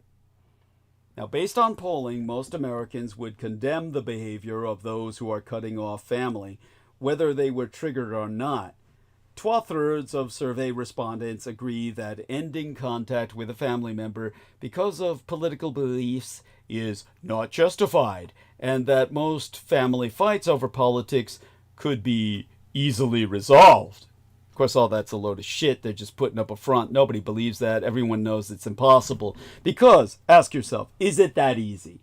Just over half of those who are estranged because of politics want to reconcile to some degree, and an apology from the relative or demonstrable change in their behavior may increase that potential. But most say reconnecting is unlikely, with 1 in 5 saying they never want to make up. Surveys I am sourcing show that even a death in the family or an intervention by a relative is never enough to get most to resume contact. Now, family relationships may be more fraught today because they exist in what sociologist Zygmunt Bauman called liquid culture, a period characterized by rapidly changing norms and values. The traditional bonds and shared values that once unified individuals and families have eroded, leaving relationships more fragile and increasingly susceptible to the strains of political and cultural polarization. This suggests we may need to put in extra effort to take responsibility for our role in conflicts, show greater empathy for others' values and perspectives, and steer clear of the futile pursuit of proving someone else wrong. We may also have to work harder to stay calm. The marital researcher, John Gottman, has found that when our heart rate exceeds 100 beats per minute, effective communication becomes nearly impossible. This physiological state, known as flooding, triggers the body's fight or flight response, impairing the ability to process information at all. If you're starting to feel agitated in a conversation, change the subject or take a break, and avoid trying to get even. While this once applied only to those working in government and politics, increasingly family members feel compelled to declare their loyalties as well. 4 more years of branding one another the enemy is likely to lead to even more estrangements. But rather than to fall for the temptations and identities of division, you would think we would do everything we could to work together, not only for the sake of the American family, but for the survival as a nation. Well, all I can tell you is, at all levels, it's never as easy as it looks. This brings us to Trump's agenda and the trench warfare stratagem. President-elect Donald Trump's planned legislative agenda will run into a buzzsaw early in his second term. Let me breathe a little here, gather my thoughts before we dive into the rest of the night. The last 2 hours that we've got left. Trump will get a border security package passed through Congress relatively quickly.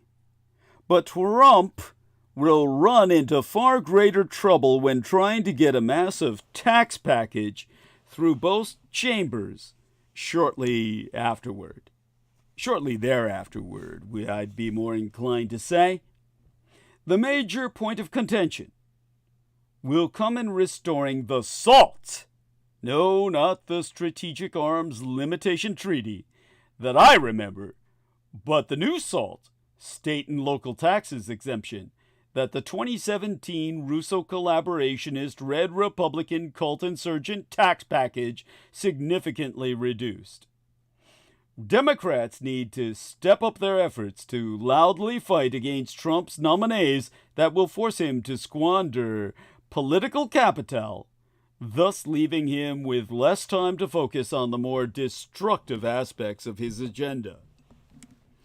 At least for now, the game still has rules, and Congress has to pass legislation for the dear leader's agenda to become its law. That pesky 250-year-old Constitution remains a thorn in the side of Trump's aspirations for imperial decree. But make us no mistake, the process will be loud, ugly, and drenched in MAGA melodrama. Despite feel-good, we're all on the same team stories, like the one from the playbook that I've just been articulating, Trump's legislative agenda will still face the meat grinder of Russo collaborationist Red Republican cult insurgent dysfunction, with a fragile House majority sharpening its knives and a rest of Senate. Speaker Mike Johnson and Senate Majority Leader John Thune are hustling to pitch Trump on their strategies, a one bill to rule them all approach, to duct tape the fractured House together, or a trois bill plan to deliver a quick border security win before wading into the swamp of tax reform. Deep down in that lizard brain of his, Trump knows he needs the shiny, base-pleasing border bill to land before the applause fades. The tax bill, though? That's where the absolute carnage begins. It will attract an army of lobbyists armed with gold-plated pitchforks, while simultaneously spitting the Russo collaborationist Red Republican cult insurgent party down the middle. Why? SALT, state and local tax, a tax deduction that some states allow, exempli gratiae. My own golden state nation of California allows businesses taxed as S corporations or partnerships to pay a 9.3% state tax income, or rather I mean to say 9.3% state income tax, and claim a credit on their income tax equal to the amount the business paid. Sure, everyone wants the Elon tax cut for their billionaire buddies. After all, haven't America's mom and pop Main Street billionaires suffered long enough? Still, the Freedom Caucus is hell-bent on keeping the SALT cap from the 2017 tax bill, a maneuver that screws over blue state Republicans who desperately need a SALT deduction to survive politically. For Russo collaborationist Red Republican insurgent lawmakers in the Northeast, this is existential. For the Freedom Caucus, it's another chance to spike the football of spite against anything that smells like a win for blue states.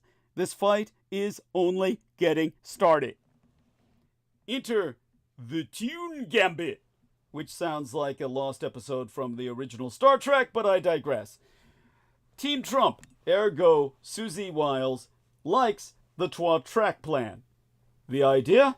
Score a quick victory with a border and energy bill while kicking the tax reform can into the summer. It's a PR play, plain and simple. Pass the border bill via reconciliation to bypass Senate Democrats. then stall long enough to let Trump's people perfect tax bill, or let Trump's people perfect the tax bill.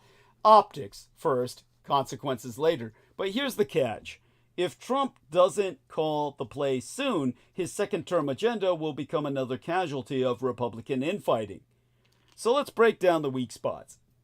The House of Cards majority, the Russo collaborationist, red Republican, cultic insurgencies, narrow House majority is already hanging by a thread, and Trump's penchant for raiding Congress to staff his administration could shrink it even further. Every bill will be a tightrope walk, and Trump's most rapid supporters see opportunities for grandstanding and delay as a feature, not a bug. Johnson's job isn't just herding cats, it's herding feral, rabid cats who hate each other. And thus the Freedom Caucus looms. Or rather, the Freedom Caucus loons. These guys love chaos almost as much as they love Trump, and that's saying something. While the Freedom Caucus has endorsed the Trois Bill approach in public, rumors say that we shouldn't bet on any smooth sailing. If the final bill deviates even slightly from their freak show wish list, they'll light it on fire for sport. You didn't allow Border Patrol agents to mount dead migrants on the hoods of their trucks? We cannot support this outrage. Trump's own leadership style. Trump and his Petership style has always been the biggest obstacle to his agenda. He thrives on chaos and loves pitting allies against each other in Real Housewives of Capitol Hill knife fights for his amusement. Legislative strategy requires discipline and precision, neither of which are in Trump's personal toolkit. Even his top advisors, like Susie Wiles, the so-called Team Normie, know better than to expect him to stick to the plan when he can instead set off political pyrotechny. Rick Wilson's Substack is a reader-supported publication, and he said as much in his analysis. And I've always, of course, enjoyed the insights because he's a former Republican. And this brings us to the reconciliation risks. Now, passing 12 reconciliation bills in 1 year assumes the Russo collaborationist red Republican cult insurgency's fragile unity can hold.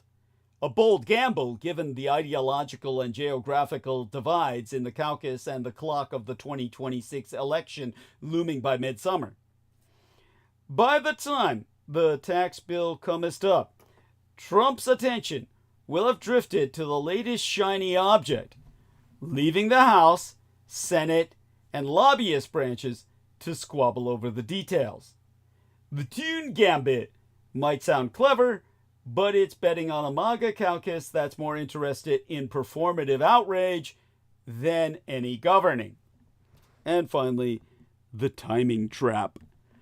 Political capital burns hotter and faster than the tar barrels of Ottery St. Mary's, and a slow rollout of Trump's economic agenda risks burning through his second-term political capital before the end of spring. Early legislative failures would be catastrophic for momentum, but delays are sometimes worse. Delayed gratification enrages the toddler-brained MAGA base. Remember, they expect free eggs, cheap gas, and a foot massage on day one of Trump's return. Fast or slow, it's all a problem. Why? Externalities. That's why. It's not simply that power fades, it's that Trump is terrible at managing crises unless he creates them. He can't see beyond his ego and manias to the broader world. The world won't stop to let Trump and his allies unfold a perfect legislative play. Hostile foreign powers get a vote. The Communist Chinese Empire gets a vote. The Russian Empire gets a vote. Iran gets a vote. Economic forces beyond our ken get a vote. Nature gets a vote. Remember, COVID? The calls are coming from inside the White House. Don't think that Team Trump will be a unified body for a moment. Expect all the palace intrigue, score settling, buddy fucking, infighting, DC smoke signaling, and agenda driving from everyone on his team. Brings us to Dietrich rule number 4. Good organizations leak on purpose. Bad organizations just fucking leak. On things like the border bill, Toon will lay out red lines. His more moderate members, but they're numbers in a sense, won't cross or for which the impacts, to wit, for farm state senators and optics, will be disastrous. Stephen Miller, Tom Homan, and others will leak like madmen how angry Trump is to see a cooked out border bill when what we need is a moat filled with acid, patrolled by giant immigrant-eating robot alligators. Robo-gators. That brings us all to Trump's waning clout. He's powerful now, but second-term presidents, even Trump, have been lame ducks from day one. Every nominee Democrats block or delay, every legislative loss, it all chips away at Trump's aura of inevitability. This is one of the reasons Democrats must fight Trump's nominees in a loud, public, messy, demanding way. It makes him spend his mana points on Pete Hegseth, not on ending birthright citizenship. The war for Trump's agenda is trench warfare. Messy, loud, and brutal, with landmines of timing, personalities, and competing priorities waiting to explode. Trump's base expects miracles, but governing is hard work. This isn't a Fox News segment or a rally. It's the grind of governance, and nothing about it will be easy.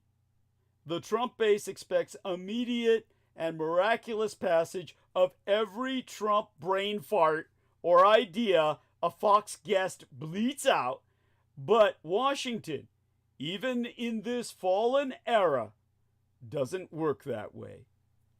It's never as easy as it looks. And this brings us to the 9th angle of Trump's attack on America that I never got to the transmission before last. I described 8 of them. I'm not going to overdo it on this 9th one.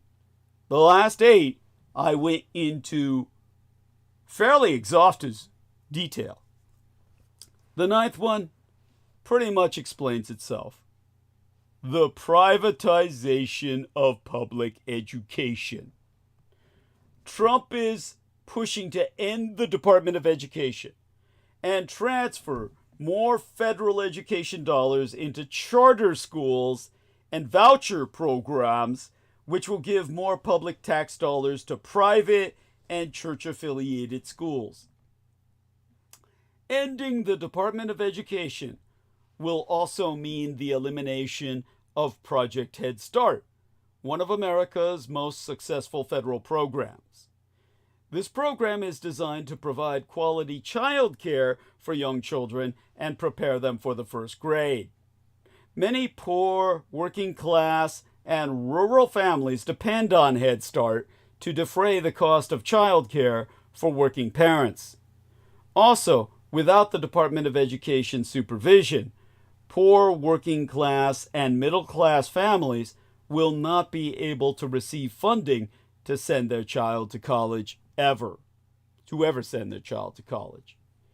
Now, think about the transmission before last. That was, of course, one of the most intensive transmissions that I've performed in a long time.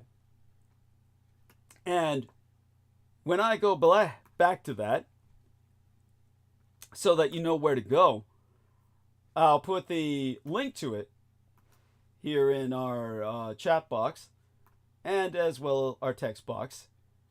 This was where I articulated Trump's 9 angles of attack on America on the International Day to End Violence Against Sex Workers episode, which was Wednesday, the 18th of this month. Now, don't forget to put another upvote on that. And this is 10 hours and 30 minutes. 10 and a half hours of monologue. By the way, let me give a shout out, well, kisses to our lovely Victoria. Love you, honey. And let me enter that. Make certain to enter it in my text box before I turn towards my other responsibilities. And welcome back to T-Tank Berry. And of course, God bless you, sir. And here we go. Give me just a second here to handle this. And okay, press the enter button. And that takes us to that episode. With that, let me give some emoji kisses to the lovely Victoria. Okay, let me find my lips. I got lips, I'm going to use them, honey. Okay, here we go. And make certain I got a little comma in there. And there we are. Add that to for Our Lady. And here we are, honey. Hey, Victoria, don't be afraid to interject. You're on the call, so don't be afraid to come on. And give us this. And there you go. Now, all right. Each of the 9 areas I have articulated in that episode, and tonight's, the 9th one, which if I went into education, I'd take all fucking night. I've gone into it before, and what I recommend, STEM mesh or mesh STEM. I'll go into that acronym again in the future, inescapably. But each of the 9 areas I have articulated is aligned with Trump's broader policy goals to transform America, rather destroy it, but will have ripple effects that disproportionately harm his voter base. Once Trump's campaign promises are implemented, they will have real-world impacts. These policies may not be okay with some of Trump's voters, but many, well, they may be okay with some of Trump's voters. The mega wealthy, the super rich, the decadent, and the degenerate. But all the many more will feel the economic or social repercussions, and these policies will result in the elimination of many successful and vital federal programs that Trump cultists depend on daily. Every day. Their lives depend on it. And what does that mean? It's Jonestown, man. On a national scale. He's upscaled Jonestown, and his followers are going to die first. This is a mass suicide. He's taken out his own cultists first. It's Jonestown Redux, orders of magnitude in impact greater. That's making America great again. A greater massacre, a greater self-annihilation, a greater mass suicide than we've ever seen before. Not a surprise. None of what Trump will do with or to the American empire is a surprise. He made it very clear throughout the campaign what he plans to do if re-elected. But like Samuel told the people, what would happen to them if they selected a king? As from my aforecited reference to the first book of Samuel, chapter 8, in that episode that I've linked in chat and text just now, a half of a percentile more than 50% of the voters in America said the same thing that the people said unto Samuel. We don't care what he will do to us. We want a king. Well, King Trump has picked Chloe Cole's anti-trans attorney, Harmeet Dillon, to lead the DOJ, the Department of Justice Civil Rights Post. This attorney represents one of the most aggressive anti-trans picks yet from the Trump administration. Her history includes targeting safe refuge states for trans people and suing hospitals. On Monday, opening last work week, Donald Trump announced his selection for Assistant Attorney General for Civil Rights. Harmeet Dillon, a far-right California lawyeress with a track record that could pose significant threats to transgender Americans. Dillon, known for her staunch opposition to 2S LGBTQIA+ rights, has represented Chloe Cole, a prominent anti-trans detransitioner who has called puberty blockers a gateway drug and testified in favor of numerous state-level trans bans. Cole's lawsuit against Kaiser Permanente is but just one example of Dillon's alignment with far-right anti-trans movements. With the Department of Justice's Civil Rights Division at her disposal, Dillon's appointment signals an alarming shift that could make life increasingly difficult for transgender people nationwide, including those who have sought refuge in blue states to escape anti-trans legislation. Harmeet Dillon's most prominent work includes founding the Center for American Liberty, a legal organization that focuses heavily on anti-transgender cases in blue states. The organization's featured cases section highlights several lawsuits, such as Chloe Cole's case against Kaiser Permanente, my own hospital, a lawsuit challenging a Colorado school's use of transgender students' preferred names, a case against a California school district seeking to implement policies that would forcibly out transgender students, and a lawsuit against Vermont for denying a foster care license to a family unwilling to comply with non-discrimination policies regarding transgender youth. That goes with a shout out to Amy Como and Tokyo Bloker. With Dillon's potential new role at the Department of Justice, these cases may gain renewed significance, as she is given the ability to leverage the department's power against states that protect their transgender residents. The attorney herself has openly advocated for overturning blue state laws that protect transgender individuals. For exempla gratiae, in response to Maine's designation as a refuge for trans people fleeing anti-trans crackdowns in red states, Dillon claimed such a law would be unconstitutional. Safe state laws, like Maine's, have grown increasingly common, explicitly preventing care provided within the state from being subpoenaed by out-of-state actors seeking to prosecute individuals under laws that do not apply in blue states. These laws safeguard care, abortions.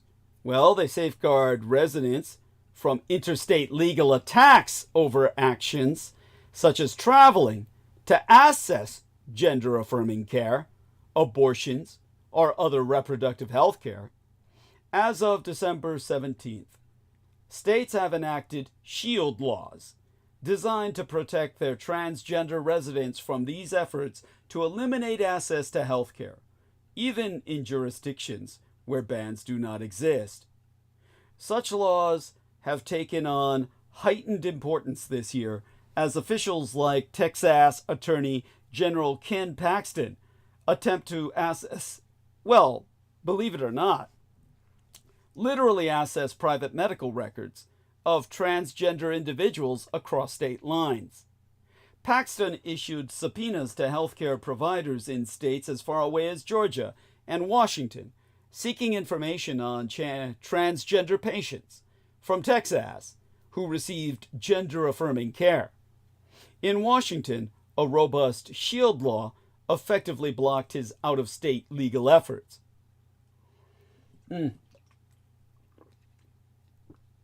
Dylan has repeatedly expressed extreme anti-transgender views on social media, often engaging with and praising the Libs of TikTok account, an account whose posts frequently precede bomb threats targeting schools and hospitals.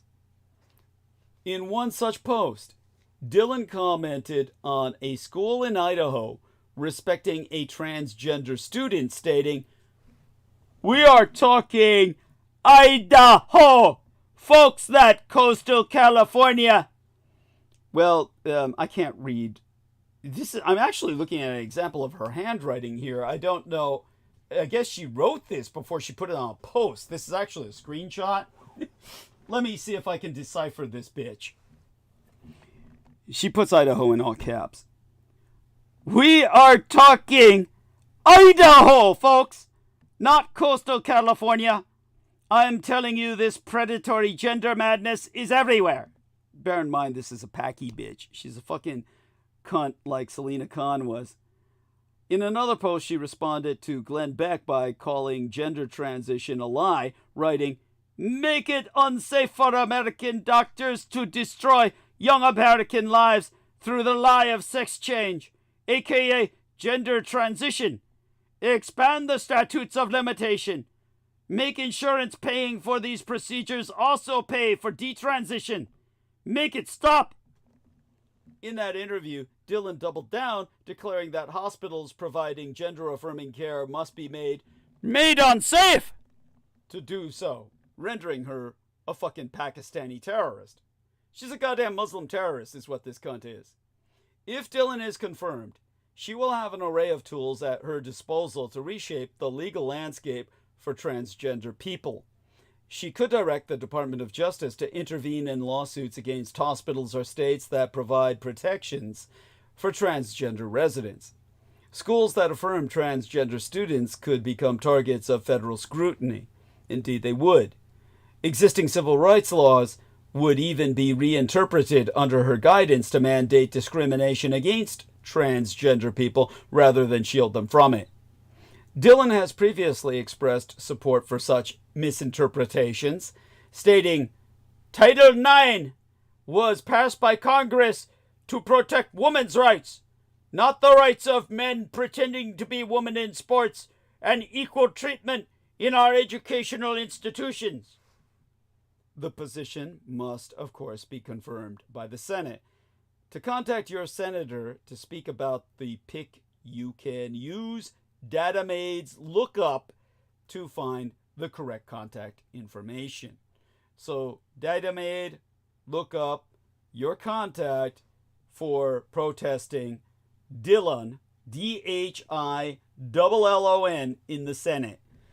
Dylan Senate, not spelled the same way as Dylan, like DY, but DHILLON, like New Delhi. New Delhi, it's Dylan. This bitch might be a Hindu. I couldn't give a shit. Like I said, when the motherfuckers call you from India or Pakistan saying they're the IRS and that you owe tens of thousands of dollars and you're going to go to jail and you got to send them money, send them fucking bacon burgers. That way the fucking Hindus can't eat it because they can't eat cow, and the bacon prevents the Muslims from fucking eating it. The Pakistanis, because they can't eat pig. You know, fuck them all. They're all a bunch of colored coons out to fuck you up. They want to reinstate their caste system or their Taliban system here in America. Fuck them first. These are the people that need to be deported. By the way, shout out to Veronica Bartolini, Codebreaker, and Real Talk. Hola, at Douglas Dietrich from Arizona. Merry Christmas. Merry Christmas, dear lady. Okay, let me see if I can get a kiss out your way. Emoji kiss there. And, okay, at Veronica, there we are. And, okay, well, there you go. Let's check our, okay, Victoria hasn't joined us. This is not exactly Victoria's favorite subject. So, this brings us, in the last, the amount of time we have remaining, to what Reconstruction still has to teach us. The past shows us the fool's errand of sacrificing the rights of vulnerable communities to ward off anti-God, DEI, all in the uppercase. Traditionally, that means God. Anti-God or anti-day, anti-divinity. DEI standing for diversity, equity, and inclusion. The past shows us the fool's errand of sacrificing the rights of vulnerable communities to ward off anti-DEI attacks and secure political wins. Now let me take a look at my latest notification here. And there we are. Dear T-Tank Berry, love you. Hugs. He says, deport those lapdog fucks. Indeed. Indeed. Now, historians and legal experts concur that we are approaching a moment that resembles the end of Reconstruction in the 1870s. In the aftermath of the 2024 presidential election, big-name companies, some Democrats, and their allies have been pumping the brakes on the push for equality, prioritizing achieving peace with President-elect Donald Trump over protecting vulnerable communities. Why the focus on the end of Reconstruction on my part? Because it was a period marked by widespread acquiescence. The South and the North are promoted as having agreed that the country would be better off if it stopped fighting over black equality, that it could get on with post-Civil War rebuilding if it buried the bloody Confederate flag, or rather buried the bloody flag of the Confederacy for good in the minds of popular culture. That was the idea.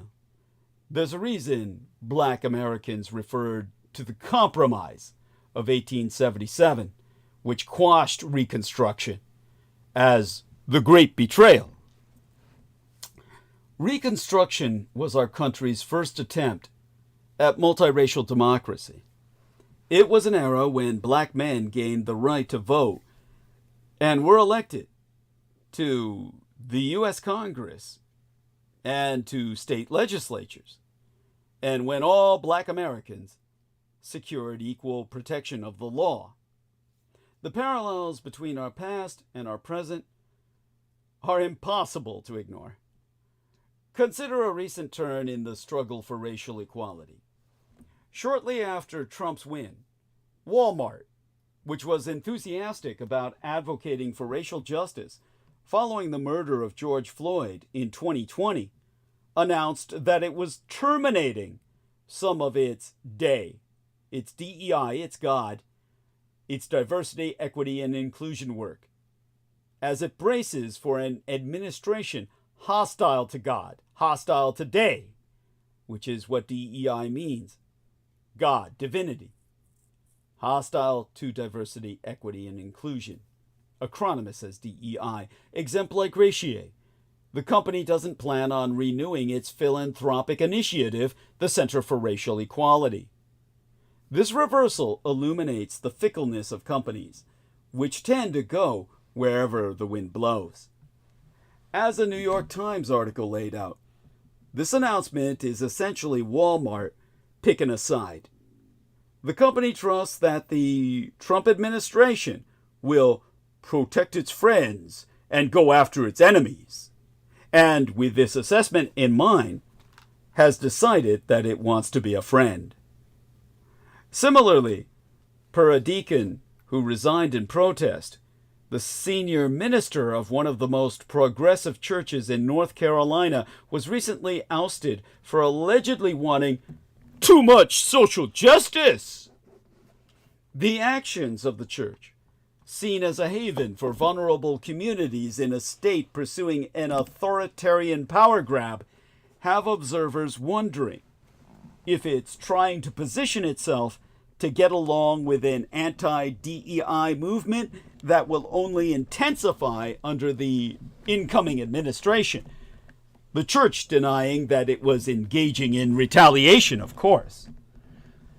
Explaining that we're witnessing a clash between efforts to expand rights and efforts to contract rights, as some maintain that the country should be more exclusionary, Alanya Odams, the executrix directress of the ACLU, the American Civil Liberties Union of Louisiana, told the Fourth Estate, in her own words, that what's taken place is really a fight for the soul of Reconstruction.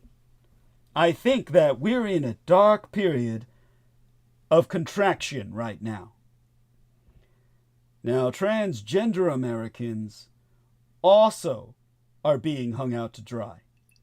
On the campaign trail, Trump pilloried transgender inclusion, insisting that Vice Presidentess Kamala Harris was for they, them, while he was for us. He also inundated voters in swing states with ads painting his rival as an extremist because she vowed to uphold the law and support gender-affirming medical care for incarcerated people. And he lied that the transgender thing allows kids to go to school and return home just a few days later with an operation. Now, new findings snap into focus how marginalized this group is. According to data released in February, 35 homicides were committed against transgender or gender-expansive Americans in 2023.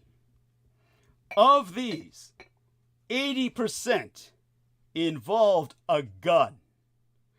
Black transgender women suffered most of this violence. 50% of those gun homicides were black transgender women. Additionally, the U.S. Supreme Court on Wednesday midweek last heard a high-profile challenge to a Tennessee ban on gender-affirming care for minors. This case, a decision for which is expected by the end of June, could have major implications for transgender youth in Tennessee and in the more than 20 other states with similar prohibitions. The court seemed likely to uphold the Tennessee ban. And yet, rather than give a full-throated defense of a constituency that's so terrified of the forthcoming administration that its members are disseminating to-do lists to help people stay safe, some Democrats are backing away. They're arguing that Trump won because Democrats took far-left positions when it came to gender and sexuality. Never mind that Harris rarely broached the subject, and suggesting that the party ought to tamp down its messaging on transgender rights if this means that it could widen its tent. Likewise, after John Kerry lost to George W. Bush in the 2004 presidential race, some Democrats blamed their colleagues' support for gay marriage and reproductive justice, making it appear as if securing human dignity and safety was secondary to winning. That's the Republican mindset, infecting democracy. This is the precise kind of behavior that unsettles Kimberlé Crenshaw, the co-foundress and executrix directress of the African American Policy Forum, who's also a law professoress at Columbia University and the University of California, Los Angeles. And it makes her feel as if she's stuck in a time machine that's taking her back to the 1870s. Nodding to the surge of Jim Crow laws that would disenfranchise and impoverish Black Americans from the 1890s until the 1960s, the decade into which I myself was born into this sorry world, Crenshaw told the Fourth Estate that, in her words, "When I look around and I'm not hearing what I want to hear about a rededication to inclusion and racial justice, when I'm not hearing a clear vocal demand that we recover the values of a multiracial society, that we fight for those ideas and the policies that got us this far, I get really worried that we're looking at a period that isn't dissimilar to the period right after Reconstruction. It wouldn't have happened. We wouldn't have lost 7 decades of an ability to integrate ourselves into society politically, economically, and socially if it hadn't been for an agreement between the parties. It wasn't just one party that came and overtook the dogged efforts of those who wanted to make sure that we weren't set aside. There was an agreement." Now, Stephen Hahn, a historian at New York University whose research focuses on slavery, emancipation, and race, echoed some of Crenshaw's sentiments, qualifying that there's a lot of blame going around for Trump's win. Crenshaw concludes that Kamala Harris is getting blamed. President Joe Biden is getting blamed. Progressives are getting blamed. Voters of color are getting blamed. If there's a period we ought to revisit to get lessons on what not to do, it's the end of Reconstruction. We know now what people didn't know then. We have an opportunity to learn from the past. It's one thing to be inclusive in terms of who can vote or who can run for office. It's another thing to be inclusive in terms of whose rights and safety set the agenda for policy or get broader public attention and support. The tension, so prominent over the past few weeks as many scramble to prepare for the Trump misadministration, is part of the ongoing crisis of American democracy. But analysts concur that pointing the finger or throwing vulnerable communities under the bus, communities that have long been the backbone of American democracy, is never the way forward.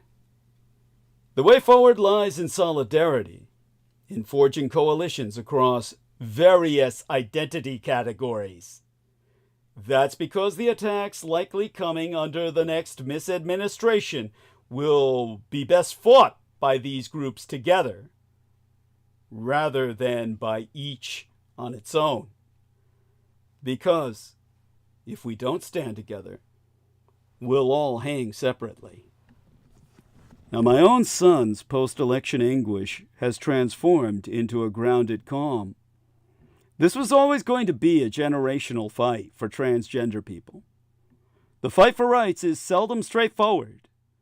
Success does not come without setbacks. For trans people now, that is abundantly true. That fight is not over. It was the Friday night after election, Yestermency's last month, and he couldn't sleep. Several times he would drift into that blissful realm beyond the veil when some terror would jolt him back to horrifying reality. But how could this be real? It seemed the moral arc of the universe had snapped.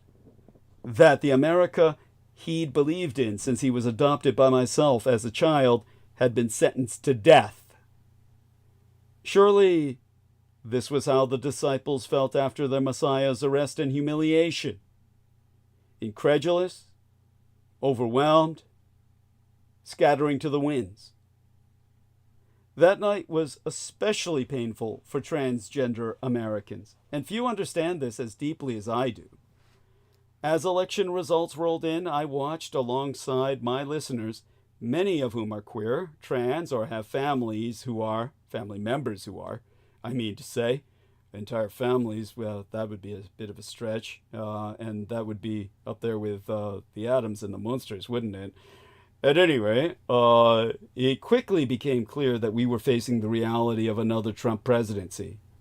Not only that, but this presidency comest on the heels of a $215 million ad campaign priming Americans to hate people like my son.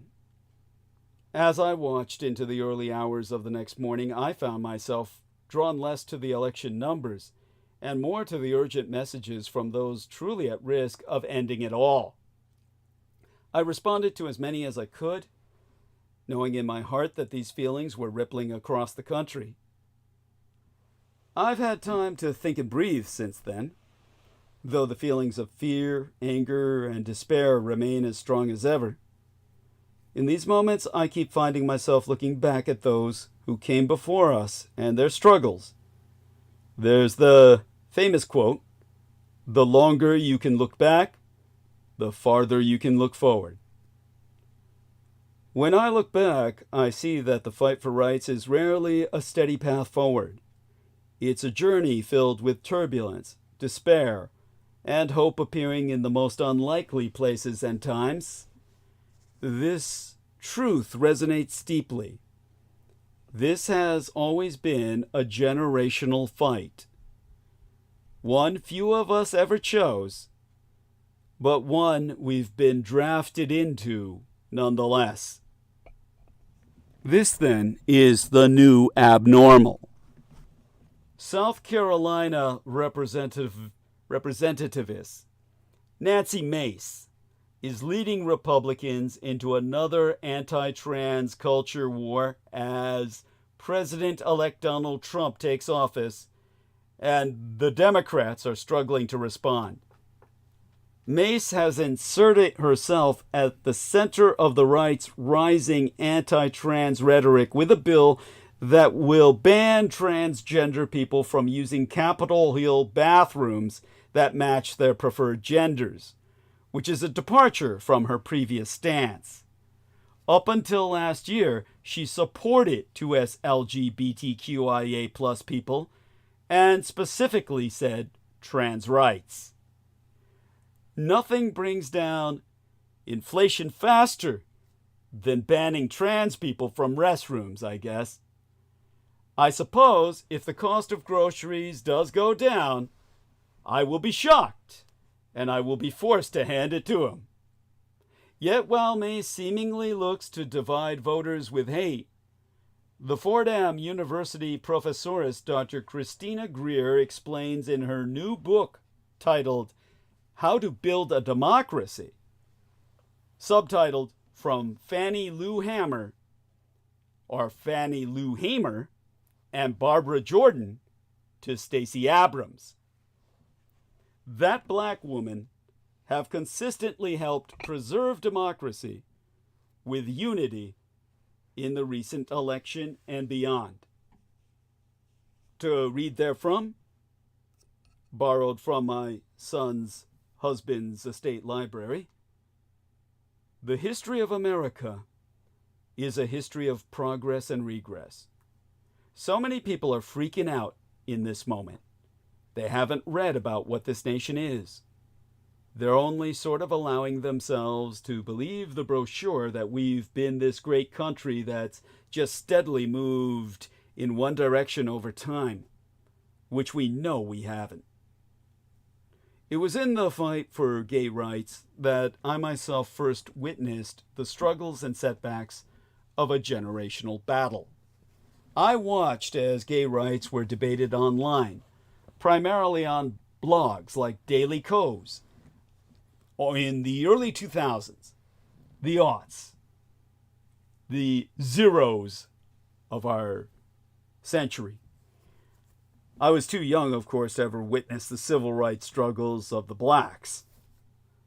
But many of the same challenges the 2S LGBTQIA plus people face within our community and Democrats face within the party today were reflected back then. Some gay people argued that civil unions should be enough. Others excused Democrats who voted against gay rights. Even Obama responded to questions about gay marriage by saying, "Marriage is between a man and a woman.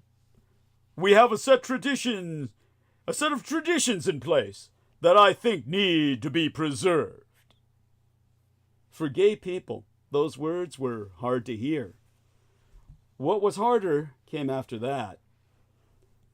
Having come out and gained rights in cities across the country, gay people watched as George W. Bush was reelected on a fiercely anti-gay platform, and Republicans, running on a similar platform, grew a Senate and House majority. In Bush's 2004 State of the Union address, 51 minutes into his speech, he declared, "Our nation must defend the sanctity of marriage. If judges insist on forcing their arbitrary will upon the people, the only alternative left to the people would be the constitutional process." While the United States ultimately did not pass a national constitutional amendment, 27 states enacted constitutional amendments banning gay marriage. Public opinion was firmly against gay marriage, and Democrats threw gay people under the bus. That generational fight suffered a setback, and it was hard to see any future. Looking back to 2004, it's tempting to just stop there. For those who lived through it, it felt like we'd lost everything. For some, that was true, and we can't forget them. But for my son, a 15-year-old transgender boy, the pain and anguish didn't lead us to give up. We held on, knowing that one day we could play a role in this fight. As an ally, which was all I could be back then, I actually joined local gay rights organizations. I voted for Democrats who shared a vision of America as a safe place for gay people. Unknowingly, I joined the ranks of millions planting the seeds that eventually allowed my son's future husband to come out as well. And Taiwan, the nation in which I was born, became the first, indeed the only nation in Asia so far, to legalize gay marriage. Today feels eerily reminiscent of 2004. Pundits are already attributing Democratic losses to transgender individuals. Some Democrats may conclude, as Obama did in 2004, that they should distance themselves from championing transgender rights. Many who now wear that decision like an albatross around their necks.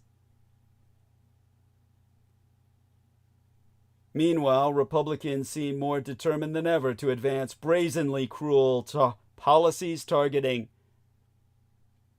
the child I adopted, and in that sense, targeting myself, targeting us. Trump's plans are already known, and other Republicans have outlined an end goal of eradication. I know for a fact that the architects of Project 2025 are ready to implement it.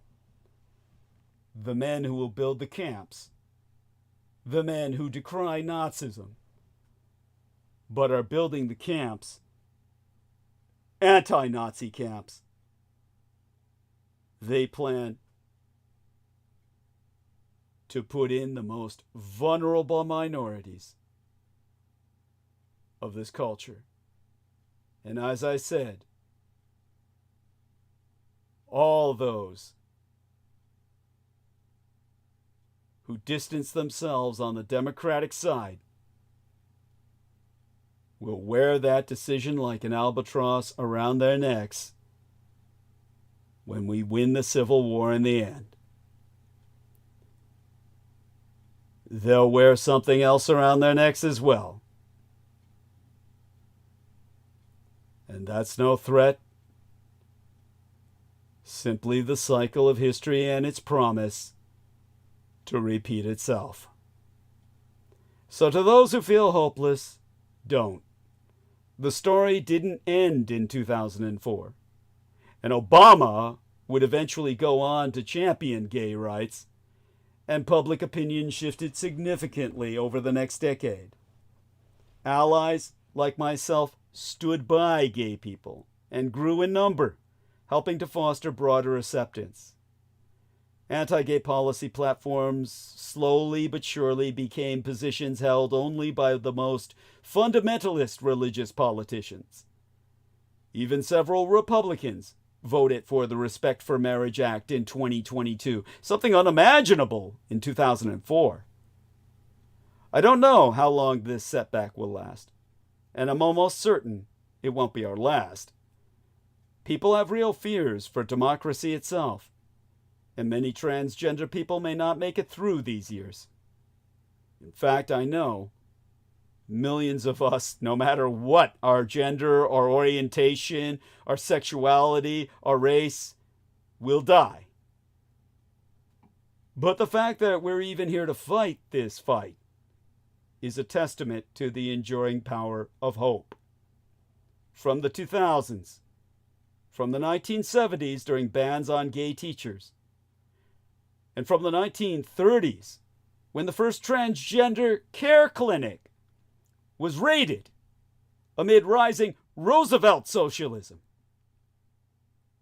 The greatest thing you can do is live. Continue to exist. And continue tending the seeds we're planting today.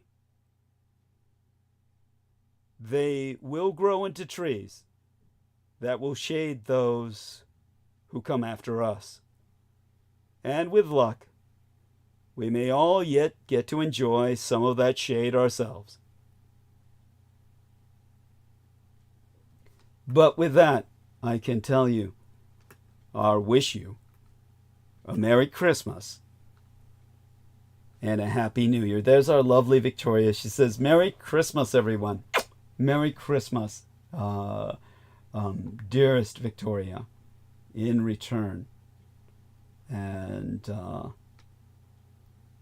so with that, oh yes, what should I add here? There we go. Of course. Okay. So, dearest Victoria, and all the rest, we have technically an hour and 15 minutes left. I'm not sure I can necessarily maintain a focus that long, but we're welcome to be joined. Our people are welcome to join us.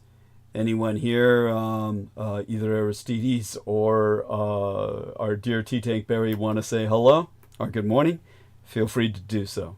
Otherwise, yeah, there we are. Good morning. Yes, good morning, dear T-Tank. How are we? Good, just waking up, getting ready to go to work here. Well, good luck, and of course, our best wishes go with you. A very Merry Christmas. Thank you so much for who Much you Christmas. are. Yeah, Merry Christmas, brother. thank you. Well, we all love you dearly. Stay safe and be well. And with that, I believe Aristides is still asleep. We're going to check out for the night, unless Victoria gifts us with her presence. So, dear Victoria, do you want to jump on the call?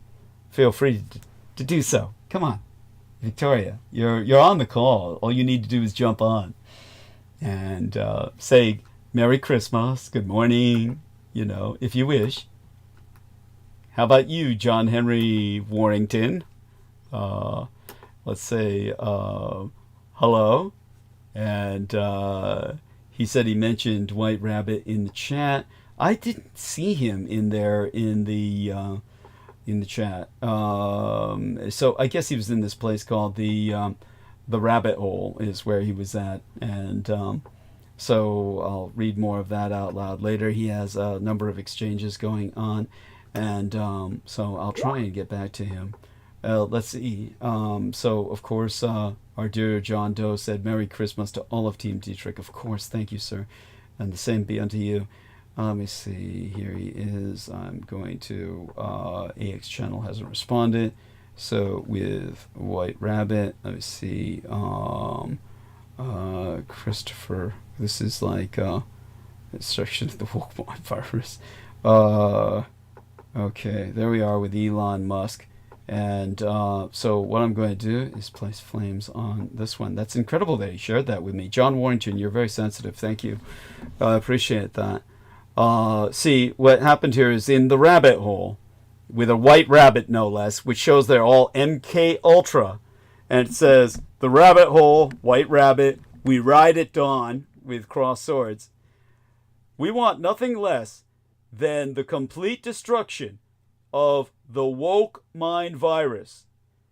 And then Christopher F. Rufo says, now is the time for a blitz through the institutions. The left is exhausted. Black Lives Matter is shattered. Trans is imploding. Trump has a mandate to abolish DEI, which is the same as saying he has a mandate to abolish God in Latin. Day, the very word for God, the divine. Defund left-wing radicalism and restore public authority over the public institutions. The counter-revolution now starts now. And then Elon Musk, with his little phallic rocket, because he's got no dick, as his icon says, absolutely. This is the enemy. This is the enemy. They have hyperbolic vitriol that they spew like toxins from some kind of lower cellular grade biofuel. That would be a biological molecule. It's like a lower cellular grade biofuel that spills enormous amounts of toxins to toxify its environment and render its environment literally unlivable for anything else around it. That's what they're like. And of course, it's our war. So you've got to fight it. And wars take money. And I won't be able to lead you in this conflict if I can't survive. So I need your contributions for Christmas and New Year to get me through the month. You've got the way you can support myself right there on the screen. Support at paypal.me/Douglas D. Dietrich. And with that, we'll be checking out. Let's check with Aristides one more moment, see if he's with us. If he hasn't awakened, that's okay. We understand completely. And again, to everyone out there who supports myself, to T-Tank Berry, hugs, dear brother, from another mother, and to Aristides, we love you there. Hope your dreams are pleasant. Hey. Yes, you are. I'm barely here. I'm barely here. So say good morning and Merry Christmas to all our listeners, please. Good morning and Merry Christmas to everyone again, and Happy New Year, and all those great things. And find the donation link I just put in the chat. Bless you. Love you dearly. Stay safe and be well. Have a great day at work. And are you going back to work today, Aristides? No. Oh, okay. No. Cool. Have an even better day. Not at work. Yeah. All right. So I pretty much burned myself out now, and I will wait for my son to pick me up at 10 a.m. And in the meantime, to all of you gentlemen on Team Dietrich who are here on the call, and to all of you who are not, who support myself, my love to you all. I'm proud to have men like you standing by my side. And my love to all the ladies. Kisses to all of you out there, and who support myself. And by the goddess, join us again on Sunday night And for now, we're just a few minutes before 11 o'clock. Technically, we got, a little over an hour, but I think we did our job. We did our job well. I've earned my pay.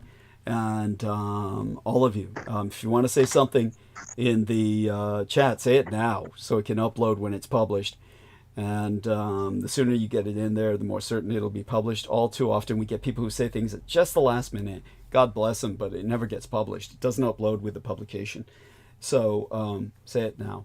Other than that, okay then. We will end the live stream. And Merry Christmas. Okay. Let's press that button. End stream. Okay. End.